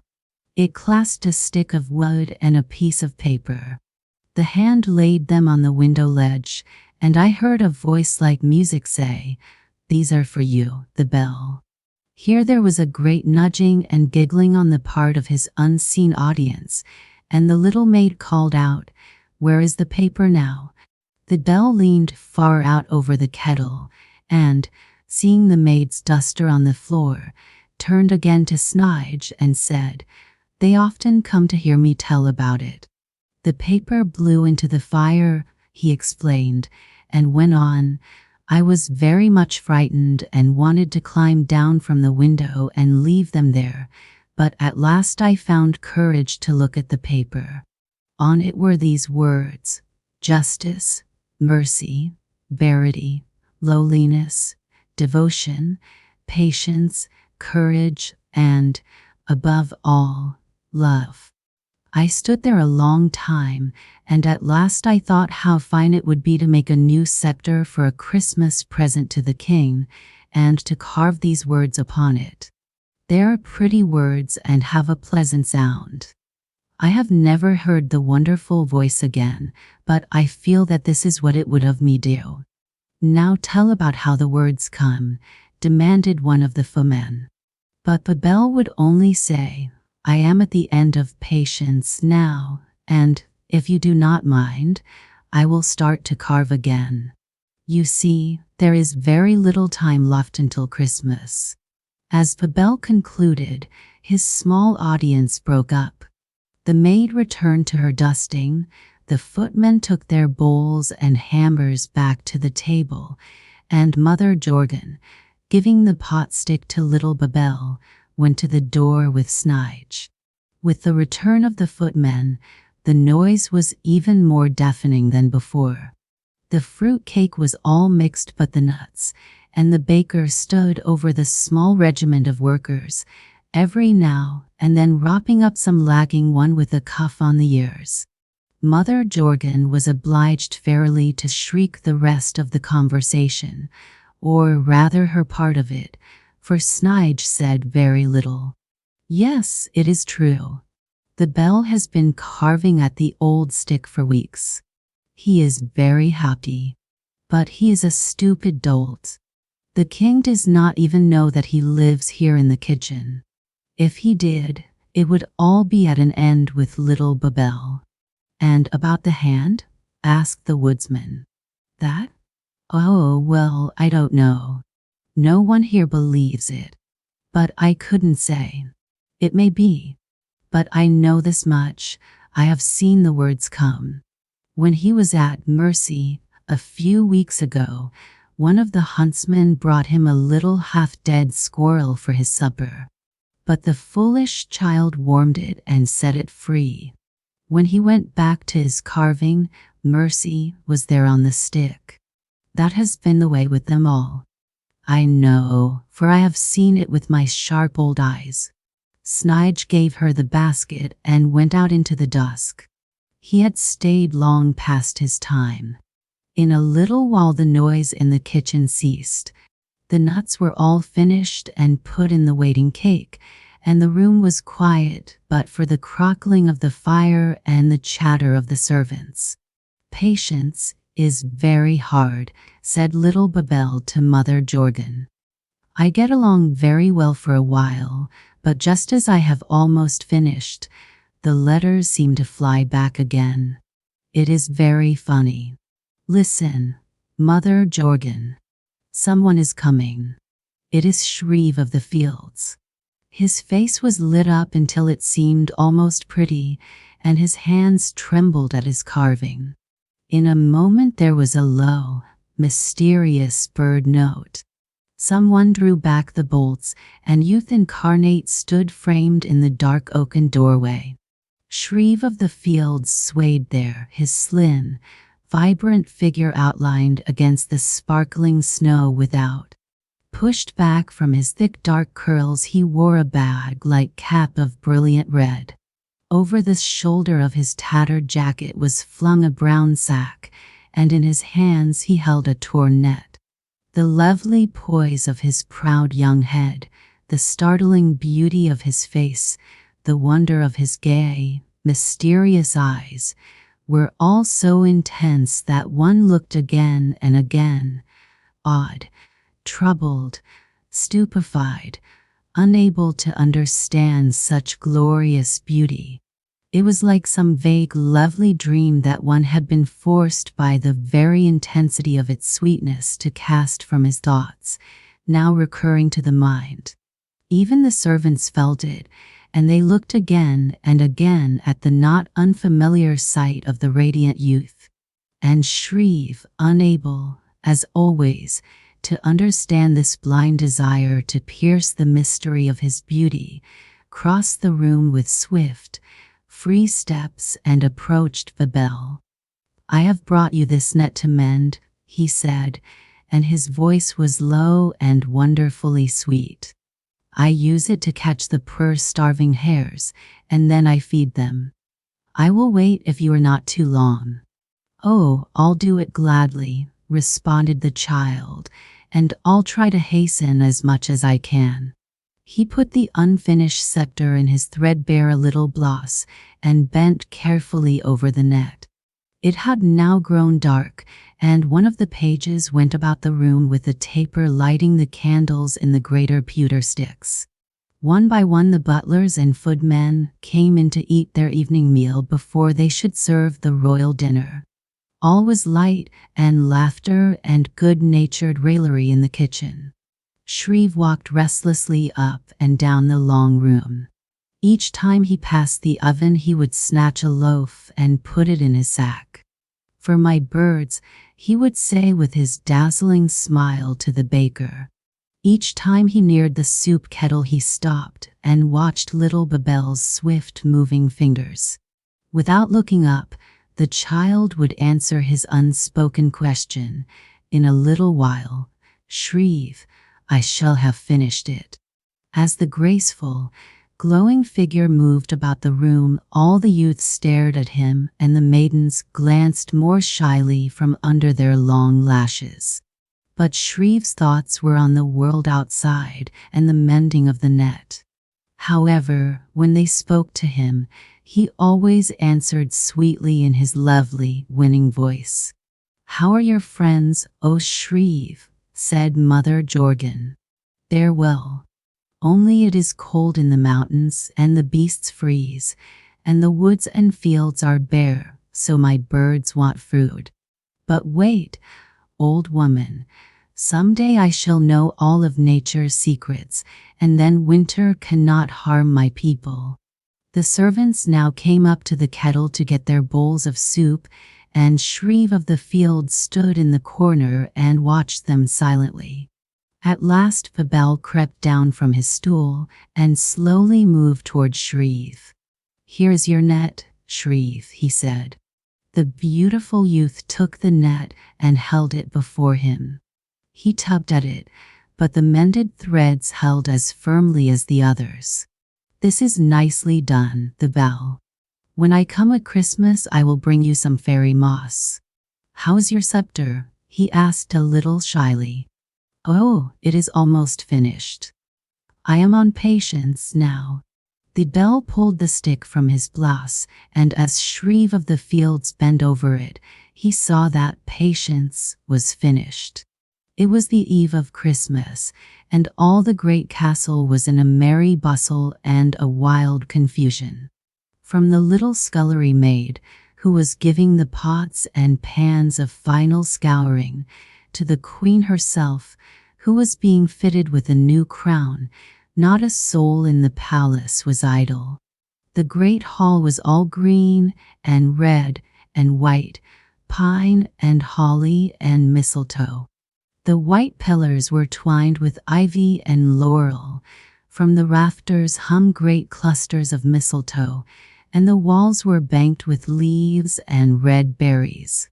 On each side of the royal dais stood a shining, glistening Christmas tree, and the galleries were hung low with Christmas screens.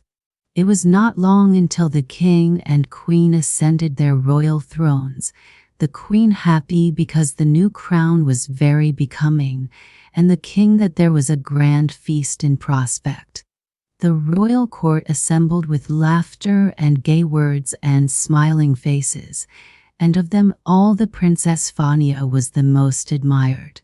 Tall and slim and beautiful, as the princess should be, with the dainty grace of a young fawn and the proud young way of one, she stood by the dais with a dark, handsome prince. Each time he spoke to her, although his words were laughing, she knew that he loved her, and each time he looked at her, his gay eyes said what his lips dared not speak. The princess, like everyone else in the room, was very, very happy. In the kitchen below sat Fabel, carving the last word upon his gift for the king. His face was very pale. It looked even thinner than usual. His great black eyes burned feverishly, and his hands worked swiftly upon the word love. "I must not be late. I must not be late," he said over and over again. Most of the servants had left the kitchen and were sitting in the gallery of the hall above, watching the royal pageant. However, there was a little girl left in the room who had to remain behind in order to keep the fire going in the great fireplace. "When will you give the king his gift?" she asked Babel. "When all the others have given theirs and Shreve of the Fields alone is left, he will give the king his beautiful raven, and then he will say, 'There is still another, O king, who has a gift for you.' Mother Jorgen has promised to let me go with her up the stairs, and when Shreve says this, then I will walk into the room and give the king his scepter." "Shreve of the Fields may forget," said the little girl, shrewdly. "He thinks only of his birds and beasts, of others he has no thought. Old Jason, the butler, says he has no soul." "Oh, yes, he has," said Bebel. "He is wild and timid like his animals, though, and is afraid to show it. He has told me how some nights he lies in his cave with his animals and longs for a human friend.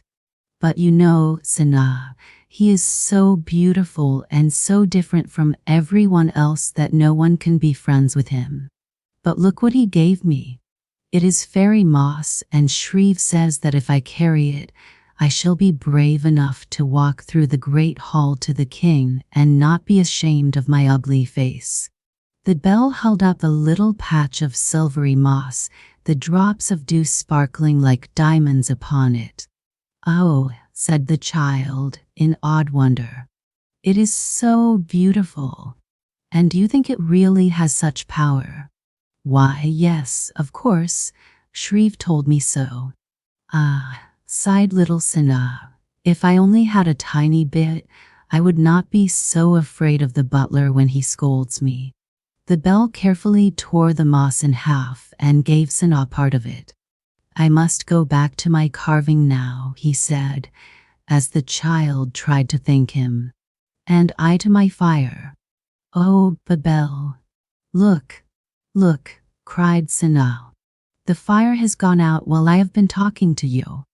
I will make you another." When Mother Jordan came in, the fire was again burning brightly. "Are you ready, Bebel?" she asked, her voice trembling with excitement. "Shreve is giving the king his raven." "No, dear Mother Jordan, I have mended the fire for Sana instead." "You foolish boy," and she tore the stick from his hand. "Why, of course it is done. Is love not there as plainly as the other words? Come, we must make haste or we shall be too late." As the two reached the door of the hall, Shreve of the Fields was standing before the royal dais, his proud lovely head thrown back and one graceful arm stretched forth toward the king. On the tip of his finger there perched a beautiful raven, all glossy black streaked with purple, and as quiet as if it were still in the forest. As these two of the woods stood there in their perfect, unaffected beauty, everything else about the gay court seemed curiously dwarfed and cheapened. "O king," he said, in his sweet, thrilling voice, "here is a gift for you." As the raven flew from his hand to the king, the courtiers crowded around the radiant youth, and Mother Jordan, in the doorway outside, whispered to Bebel, "Child, he has said nothing of you. If you still wish to do this dreadful thing, you must enter unannounced." And so, with his scepter held closely in one arm, the child bravely walked into the gay throng.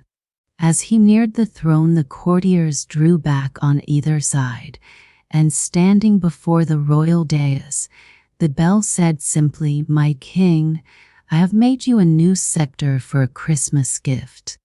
All about the throne lay precious and costly gifts, gold and tapestries, silver and precious stones. On the arm of the king's chair perched the beautiful raven, and in the queen's hand was a necklace of diamonds and rare aquamarines. Before them stood a child, strange and grotesque, holding in his hand a rough piece of firewood. "I have made you a new scepter," he had said. "Child," said the king, and his voice was not unkind, "this is not the time for you to appear before us." And he motioned a page to lead Bebel from the room. There was a painful silence as the child crept slowly from the bright hall, one hand still clasping the rejected gift. The queen signed for the fiddlers to begin their playing. The Princess Fania, who was standing with the noble prince under the balcony, remarked that such things were enough to spoil one's Christmas. The prince comforted her and said if he had his will, nothing should ever happen to mar a single moment of her entire life. The princess was even happier than before. The queen told the king, who looked a little worried, that such things naturally happen in such great households, and that, with the serving of the royal banquet, things would be restored to their former gaiety. This last suggestion comforted the king mightily, and indeed, before the page had even announced the banquet, everything was as gay and merry as it had been an hour before. In the bright, warm kitchen there was dance and song, and everyone there was happy too. That is, all but little Babel. He lay beside the oven, still holding tightly to the scepter, saying nothing. Mother Jorgen brought him a bowl of hot soup. He thanked her pitifully, but would not touch it. Now and then one of the servants would come to him and shyly, but kindly, ask him to come and have some of the wassail. Shreve came down from the feast above. The baker gave him 13 loaves for his birds, and he stopped to speak to Babel. "I am sorry, Babel," he said, in his timid, winning way, "but I had no chance to speak of you. It was a shame that the king refused your gift. But come, do not be sad. Everyone is sorry, and things will not be made better by lying there." But Babel did not answer. The tears sprang to Shreve's beautiful, mysterious eyes. "Would you like to come and sleep in my cave tonight?"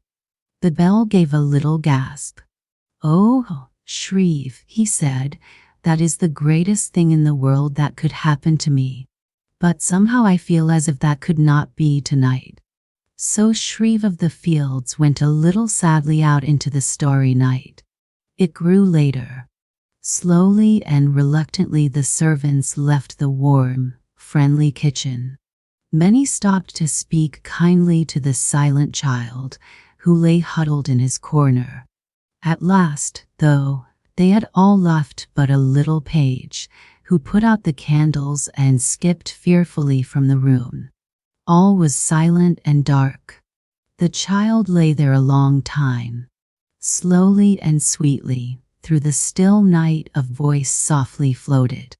"Babel, little Babel," it said, "come to the door." The child trembled, but did not get up. Once again came the low, mellow voice. "Babel, I am waiting for you. Come, open the door." As if in a dream, he crept across the floor. Slowly he slid back the great bolts and lifted the door latch. There in the snowy dooryard was a glorious vision. A figure that glowed and glistened against the snow like the fire and light of 1,000 diamonds. Over the head was a veil like lacy frost. From the scintillating robes stretched a beautiful white hand. "Come with me," said the voice, "and I will make you a great ruler." The bell shrank back against the heavy door. "Oh, no," he cried, "I am not fit to be a ruler. I am ugly and poor and of no use to anyone in the world." The vision reached out and took the scepter which Babel still clasped to his breast.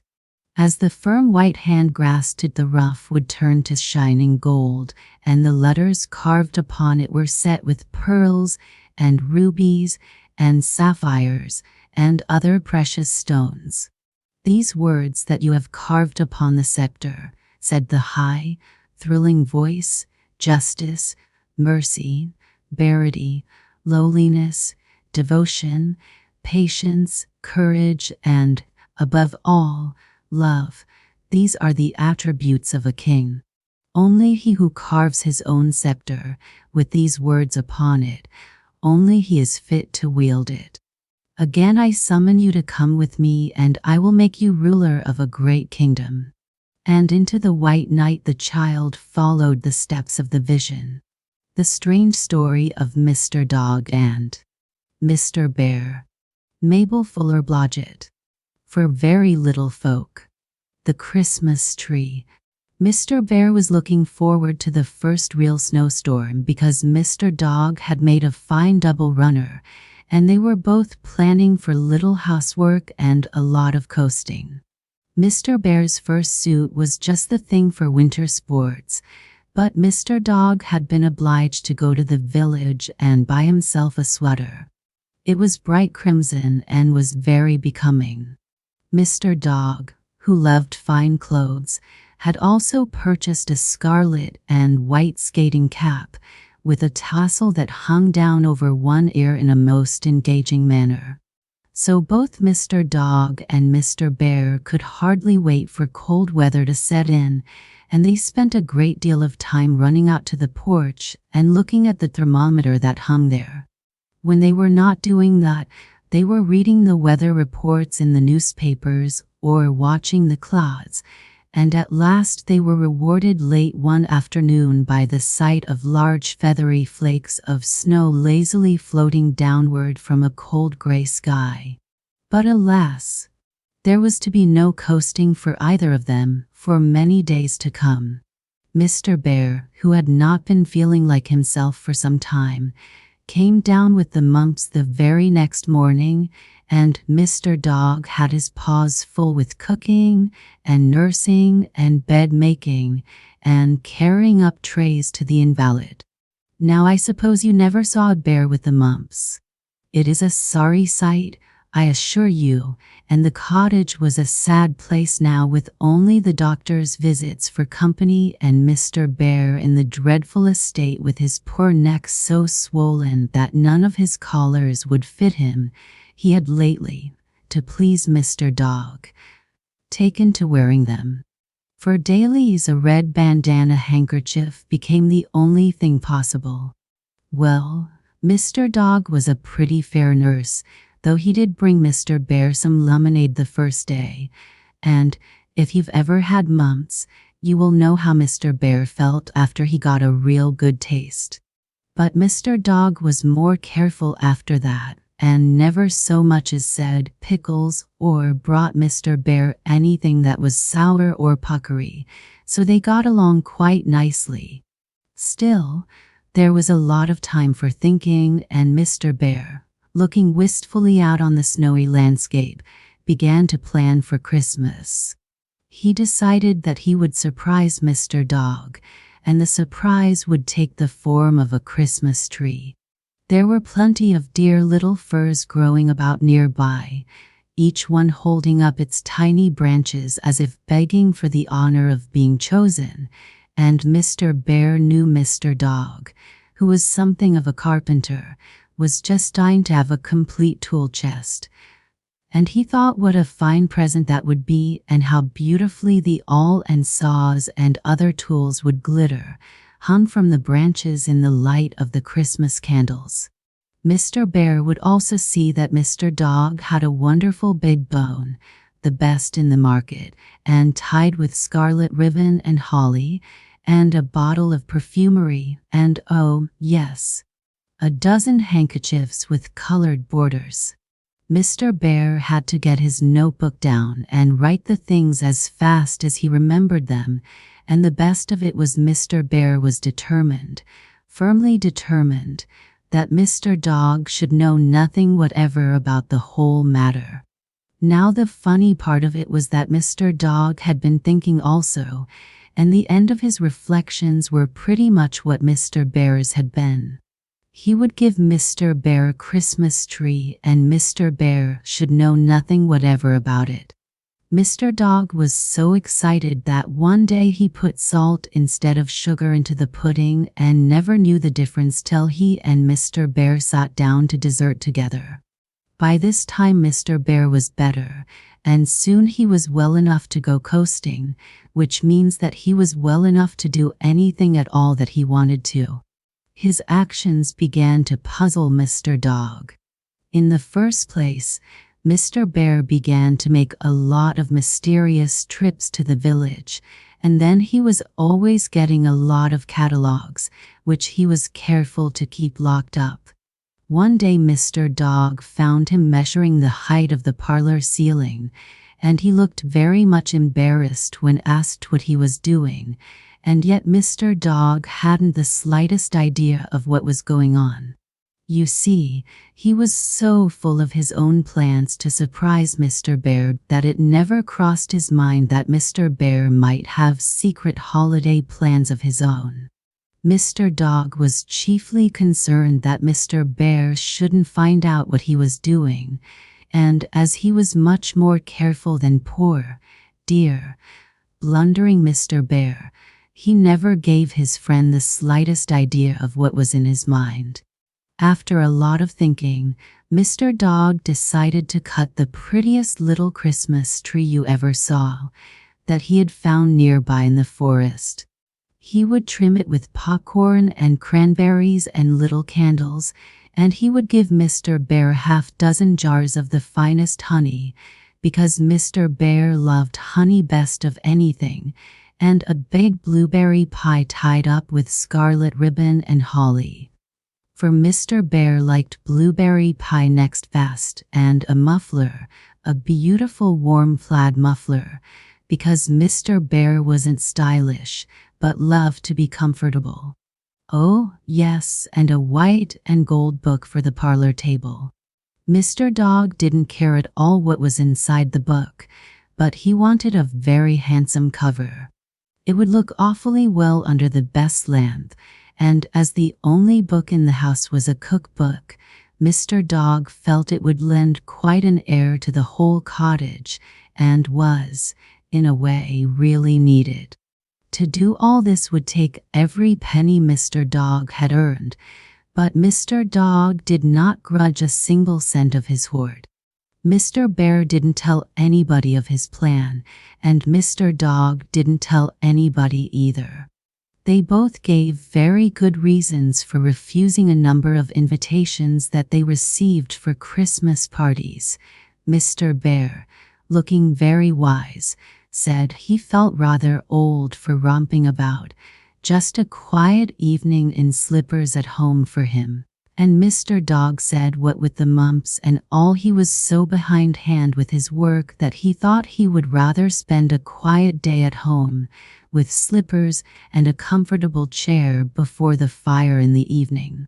But what were they going to do about Christmas? Their friends asked. Mr. Bear looked up in the air and rubbed his head and finally said something about wreaths in the windows, and Mr. Dog answered briskly that he was going to make the finest plum pudding that day for dinner they ever saw, and if that wasn't celebrating Christmas, what was? Still, it did seem as if the time would never arrive, for you know yourself how slow Christmas and birthdays and vacations are about getting around, and how very quickly school days and trips to the dentist and such things come. But at last it really was December 24th, and that very evening after sunset had been planned both by Mr. Dog and Mr. Bear for their grand surprise. Mr. Dog had all his presents on the top shelf of his bedroom closet, and Mr. Bear had all his presents on the top shelf of his bedroom closet, and both of them had their closets locked and the keys in their pockets. Neither of the friends talked much at supper that night, for both were too busy thinking. Mr. Bear wanted to get some good excuse for leaving Mr. Dog and getting into the forest where the Christmas tree was to be found. It was already cut, but it wanted trimming, and Mr. Bear decided to trim it right where it stood, or rather where it leaned against another fir tree, and then manage some way to get it into the house without Mr. Dog's knowing it. Mr. Bear's pockets were full of tinsel and bells, gilt walnuts, golden and silver balls, and such like ornaments. He fairly tinkled when he walked, but Mr. Dog was so very busy thinking that he didn't notice. At last supper was over and the dishes neatly washed and put away. The two friends turned to each other, and both spoke at once, and said just the same thing all in a breath without pausing. "I was thinking of taking a little stroll this evening." "Why, that's a good idea," said Mr. Bear, putting on his cap and galoshes as he spoke. It was handy for him not having to bother with anything more on account of his fine fur coat, though he would rather have liked a muffler. I think so, too, said Mr. Dog, hurriedly getting into his coasting togs, sweater, tasseled cap, and all. Which way were you going, Mr. Bear? I was thinking of going west. I was thinking of going east, said Mr. Bear, much relieved at the turn things were taking. And so the two friends parted. Mr. Bear called out over his shoulder, "No use, Mr. Dog, of being back before 8 o'clock a fine night like this." "Oh, no," said Mr. Dog, much pleased and inwardly planning to get his tree trimmed in the forest, and then to have it all set up in the cottage a few moments before that hour. So both friends hurried off, Mr. Dog to the west, to hang on his tree as fast as ever he could the strings of cranberries and popcorn with which his pockets were bulging, and Mr. Bear to decorate his tree in the most beautiful manner and as rapidly as possible. And my, weren't they busy? You may not believe it, but each of them got through the very same moment, which was exactly 17.5 minutes to 8 o'clock, and each of them was exactly 1/2 mile from home. Mr. Bear put his tree on his shoulder and started. Mr. Dog put his tree on his shoulder and started. Mr. Bear's tree was bigger and heavier than Mr. Dog's tree, but then Mr. Bear was stronger than Mr. Dog, so they both covered the ground at the same rate of speed. Now I suppose you have already guessed what happened. It was sure to, wasn't it? And it just did. Mr. Dog, stealthily coming up the back way, and Mr. Bear, stealthily coming up the front way, met right at the cottage door, and I wish you had been there to see them. I don't suppose their eyes were ever wider opened in all their lives, and as for their mouths, they were open too, and both their tongues were hanging out. Mr. Dog was the quickest, so he began to laugh first, but Mr. Bear was not long in following, and they both laughed so hard they had to lean their beautiful Christmas trees up against the side of the cottage while they rolled over and over in the snow, and neither one could stop.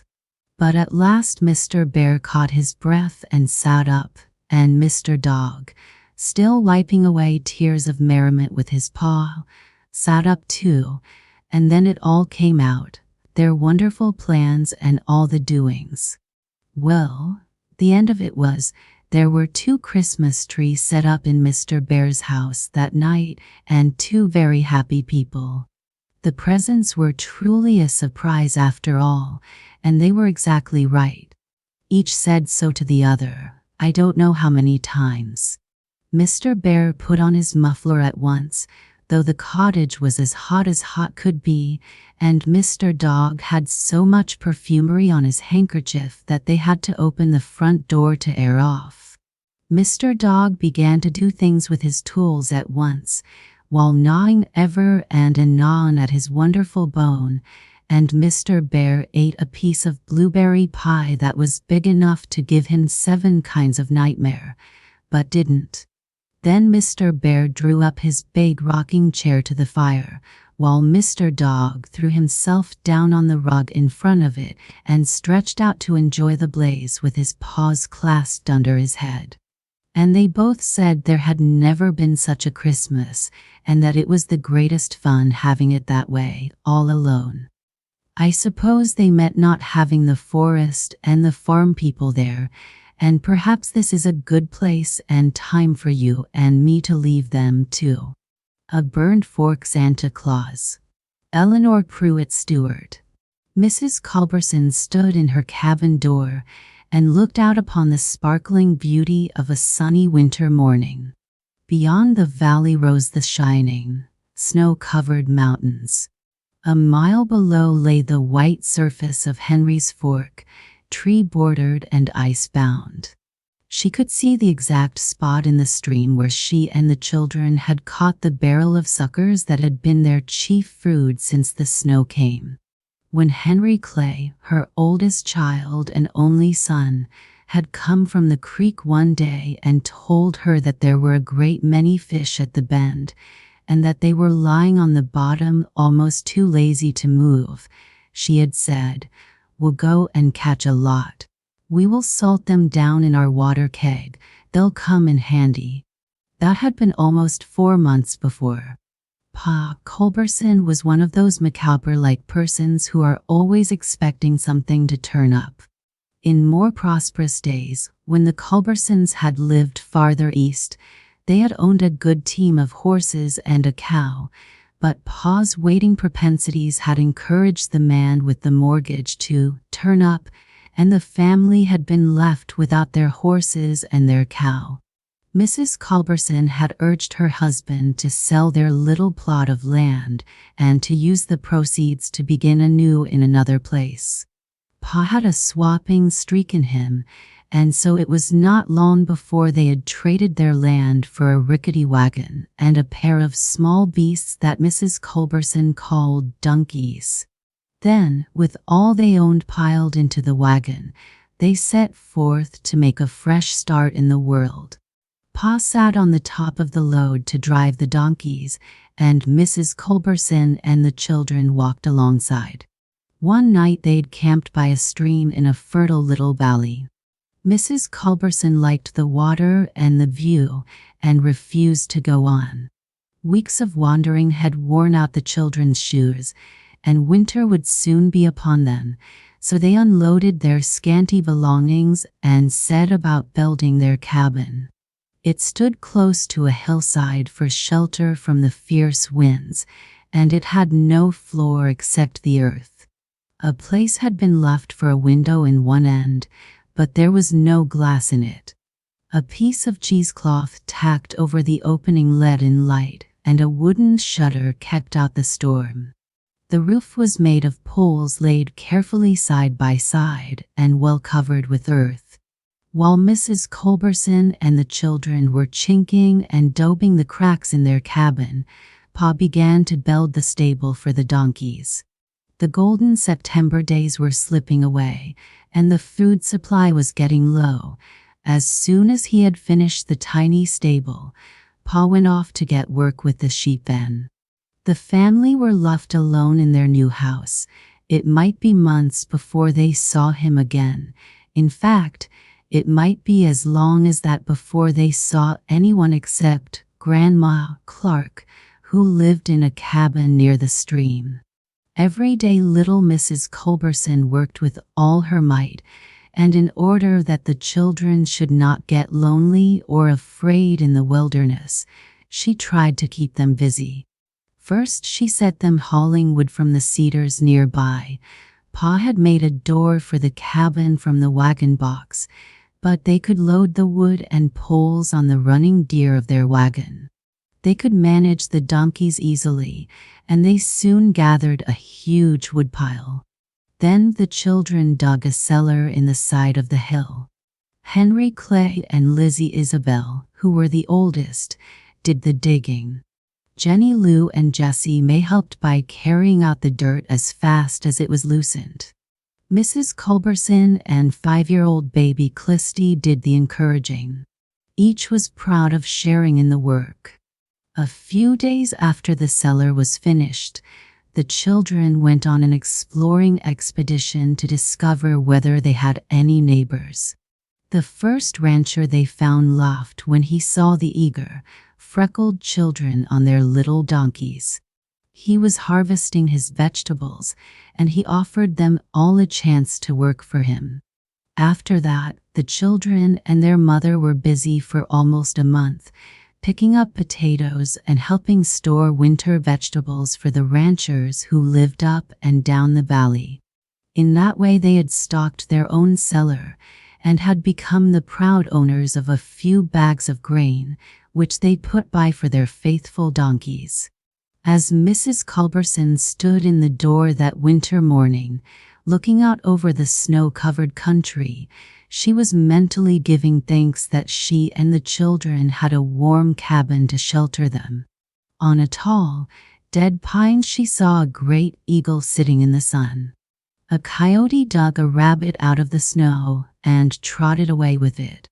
Far below on the creek, she could see the smoke curling upward from her nearest neighbor's chimney. Poor old soul, she said to herself. They're all alone while her grandson, Charlie, is away herding sheep. It must be plumb bad to have only one child, and to be a widow and old, too. Here it is just 2 days before Christmas. I believe I'll go down and bring her up here for a spell. Her care-seamed face was thoughtful. It's more'n 3 months since Paul left, and not a word from him. I do hope he hasn't. But she was too loyal to put what she feared into words, even to herself. Closing the door, she put the breakfast of saltfish and potatoes on the table. "Ma, can't we have a little tiny piece of bacon for breakfast?" asked Jenny Lou. "It's very near Christmas," said Jessie May.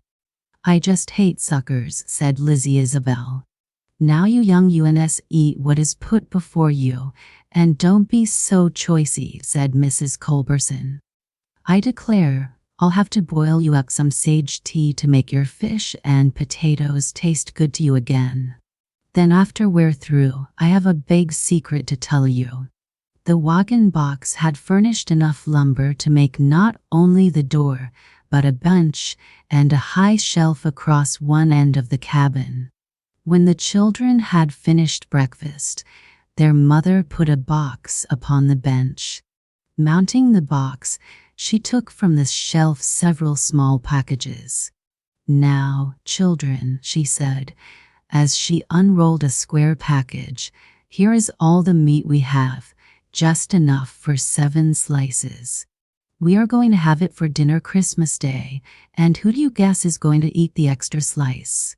That is my big secret." "I could eat all of it now," said Henry Clay. The children eyed the piece of bacon hungrily. "Children, what on earth has come over you to make you so gluttonous? I am ashamed of you. Now, if you can behave yourselves, I will tell you something." They watched her with fascinated eyes as she measured 2 cupfuls of sugar into a small pail. Next she took 4 tablespoonfuls of rice, carefully tied the little heap of white grains in a cloth, and dropped it into the pail with the sugar. Putting the lid on the pail, she again mounted the box and put the pail beside a small jar that contained a handful of coffee. "There," she said, with pride in her voice, "that is my sick corner. If any of you get sick, I have some little things for you." "I'm sick, I'm awfully sick," said Clisty. "Clisty Culberson, no one would ever dream you were named for your own grandmother, Clisty Yancey. Your Grandma Yancey would never act that way." The children watched her intently and silently as she measured the remaining sugar. "There's enough for a cake, and we can have a carrot pie," she said, "and perhaps some sugar syrup for breakfast, and there will be a little left in the bowl. Don't one of you young UNS dare to touch that bowl. The sugar in the bowl is for manners. Now mind that. We'll have a nice dish of rice, and enough grease will fry out of the bacon to season the potatoes and to make the pie crust, and we can have biscuit, too," she ended triumphantly. The children, catching her jubilant spirit, began to clap their hands and dance. "Now, Lizzie Isabel, we will clean up the house and get everything ready. You girls can wear your gingham dresses, and Henry Clay can, well, he can wear his pa's light shirt and his trousers, too. They will be too long, of course, but he can roll them up, and we can girt them in at the waist. We'll all dress up and go after Grandma Clark. She's all alone. We couldn't be so selfish as to sit down and eat all our good things alone." So they all worked with a will, but there was not much to do. "You children don't know how lucky you are to be poor," said Mrs. Culberson. "If we'd been rich enough to have a floor, we would have to scrub, and if we had a glass window, we'd have that to wash. But as it is, we can get this room in order in a jiffy." Through all her ups and downs, Mrs. Culberson had kept her set in out. She had her feather bed, the 10 beautiful patchwork quilts given her by different members of her family, the Yancey sheets, and the lovely Culberson tablecloth, all homespun and woven. It was a proud little group that later in the day left the freshly decked cabin and started for Grandma Clark's. All the girls' dresses were a year too small, their sleeves were too short and their waists too tight, but the children had pressed their worn ribbons, and their hair was neatly braided. And they were all so happy that only an unfeeling critic could have seen anything except beauty and sweetness about them. Henry Clay's trousers were many sizes too large, but they were rolled up at the bottom and well girt in at the waist. His shirt was caught up and tacked and pinned in so many places that it had almost lost all resemblance to a shirt. But if his 14-year-old body was too small to fill his father's clothes, his pride overflowed and made him seem large and important in his own eyes. They have laid poles upon the running gear of the wagon and wired them firmly, in order to have a safe place for Grandma Clark to ride. Mrs. Culberson took a last satisfied look round the neat room, warned the children once more to mind their manners, and not to let the company see that they did not have bread every meal, and to remember how fortunate they were to have a good warm cabin, plenty of wood, and friends to share their comforts, and them friends were all close neighbors, not more than 6 miles away. So they clambered on their odd carryall and drove off, with the donkeys valley deep in the soft snow. Miles away, up in the mountains near Bird Fork, lay the ranch of Jack Nevin. He was an old-timer, without kith or kin, but he never lived alone, for he was always taking someone in to share his home. At that time he had living with him old John Enderby, who had a special fondness for making fun of others. Once a year Jack Nevin made a trip to Green River for supplies, but, oddly enough, he would never permit anyone to go with him. No one who came to the ranch suspected that Jack's heart was starved for home ties, and that he longed for someone to love and to work for. For years he had had an imaginary family. He took almost as much pleasure in the growth and development of his imaginary children as he would have taken had they been real. Of course, he could not tell his friends about his pretense, but when he went to town he spoke to strangers of his folks and talked about them just as if he had actually had a family. This was the first time he had ever been in Green River when the holidays were so near. The windows of the stores were filled with toys and candies. As he drove up the street his heart was sad. There were so many things that he would have liked to buy if he had only had someone to give them to. When he drove into the livery barn, the proprietor, to whom he had talked on his other visits, called out, "Hello, Nevin. How are you? How are the little girls and their ma? In town to interview Santa Claus, I suppose."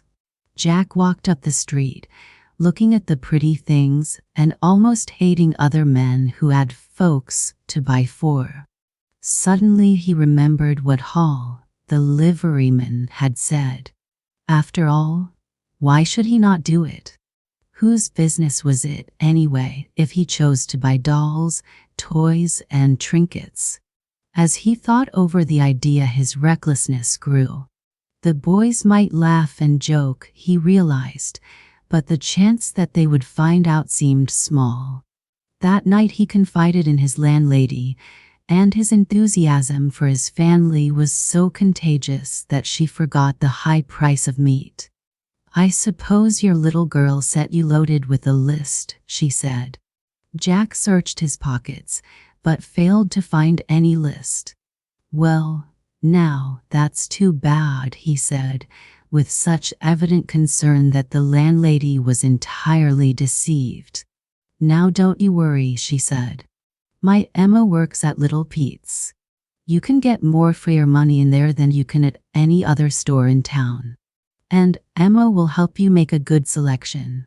The next morning the whim was still upon Jack Nevin. He went to Little Pete's and passed there the happiest 3 hours of his life, choosing and buying the things that he would have liked to put into little stockings. "I believe I'll take that sweater for Ma," he said awkwardly. After a while his fancy became more practical, and he bought warm hoods, pieces of flannel, gingham, and calico. At last all the bundles were wrapped and loaded on the wagon with the provisions that he had purchased for the winter. Jack was standing in a store entrance, trying to remember whether he had forgotten anything, when up the street rode half a dozen bird fork boys, with their chaps flapping and their spurs jangling merrily. They shouted a greeting when they caught sight of Jack. Jack watched them canter up the street with foreboding in his heart. It was already late in the afternoon, but he decided to start on the return trip to his ranch immediately, for he did not enjoy the thought that the boys might discover how he had been spending his time in Green River. Sunset of the following day saw him nearing home, but trouble had sat with him all the way. He could imagine what fun there would be at the ranch if those boys found out his poor secret. What could he do with all the things he had bought for his imaginary family? If he took them home, there was John Enderley to be reckoned with. Finally, a solution occurred to him. He would throw them into Henry's Fork. He knew where he could find an air hole. By driving across the ice below the regular crossing, he hoped to avoid discovery, and so, leaving the road, he turned down the long canyon that led out on the plateau on which the Culberson cabin stood. When he came in sight of the little log building, he gave a whistle of surprise, for he had not known that anyone lived there. As he approached the cabin he hallooed, and getting no answer, was about to drive on, when he noticed that smoke was coming from the stovepipe. He decided to go in and warm his feet, but when he entered the cabin, he found himself more interested in the evidences of poverty than in the stove. A box nailed to the wall served as a cupboard. He lifted the flower sack curtain before it and peeped within. He saw the bacon sliced for the Christmas dinner. He saw all the scanty preparations. "Ha," he grunted. "Cake with no eggs. I've made it. I know what it's like." Dropping the curtain, he glanced about the room. "No chairs," he commented. "Must be mighty poor. Kids in the bunch, too." Then he noticed a cap hanging on a peg. "Boy among 'em. By heck, I guess I'm in time to beat Santa Claus, but I didn't buy anything for a boy." For an hour Jack worked busily and happily. All that he had bought for his family he carried into the cabin. Then, opening cases of his own supplies, he carried in canned goods, dried fruit, a ham, some sugar, coffee, and a package of tea. When he had finished, he gazed about the little room and smiled. "Mighty near filled the cabin," he said. "Reckon some flour won't be amiss, and I've a good notion to fill that new lamp and leave it on the table, lighted. They're coming back soon, or they wouldn't have left fire.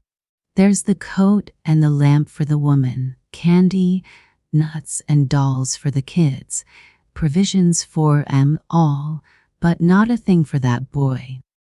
I just can't do him that way. He can have my new gun." Jack went out to the wagon and brought in the shotgun, and hanging the cap on the muzzle, leaned it against the wall. Then he put his boxes of ammunition on the floor beside it. Finally, he filled the stove full of wood and closing it carefully, left the cabin. The dusk was deepening when he mounted his wagon. Beyond Henry's Fork, he met the Culbersons returning with their guest. He eyed them sharply as they passed. After he had crossed the bottoms and was out on the snow-covered flat, he laughed happily. "It beat throwing them into the creek," he said, "and the boy is just right for the gun." As soon as the family and their guest crossed the creek and reached the plateau, they saw the light of the bright new lamp. "Oh, Pa's come, our Pa's come home for Christmas," shouted Henry Clay joyously. "Don't be so excited, Henry Clay. You tend to driving them donkeys, or you will have Miss Clark dumped off in the snow. That'd be a fine way to treat a neighbor, wouldn't it? You children quit twisting round. If any of you fall off, you'll have to walk to the house." Thus admonished, the children sat as still as they could. Henry Clay tried to get the donkeys to hurry, but donkeys have ways of their own. At last they drew up before the door of the cabin. The children would have rushed into the cabin, but their mother restrained them. "My goodness, children, where are your manners? Pa's made a fire. Don't you see the smoke? You just behave yourselves." Once inside, the little group stood amazed. The new lamp burned brightly. Boxes, bundles, and packages were scattered everywhere about the place. Grandma Clark, stiff with the cold, went at once to the stove. The fire burned merrily. She held her hands to the grateful warmth and said, "Your man's a right good provider, Miss Culberson." "But where's Pa?" asked Clisty. A thorough search revealed no Pa. On a new calendar, which lay on the table, were scribbled these words: "The gun is for the boy. The rest is for all of you. Yours truly, Santa Claus." An hour later supper was over. Even hungry little Clisty could hold no more ham, and sat nodding and hugging a wonderful doll. Henry Clay and Lizzie Isabel had put the donkeys into the stable, and given them an extra allowance of grain and carrots. With shining eyes and heart too happy for words, Henry Clay sat examining his treasure, the bright new gun. The girls were rapturously sorting their new ribbons, hoods, and books. Mrs. Culberson, busy storing yet unopened packages beneath the bed, said to the girls, "I did low free girls to sleep under the blazin' star quilt, being it's Christmas time, but I ain't going to let you. It ain't never been used, and I'm going to keep that quilt for Santa Claus. I'll see him sometime."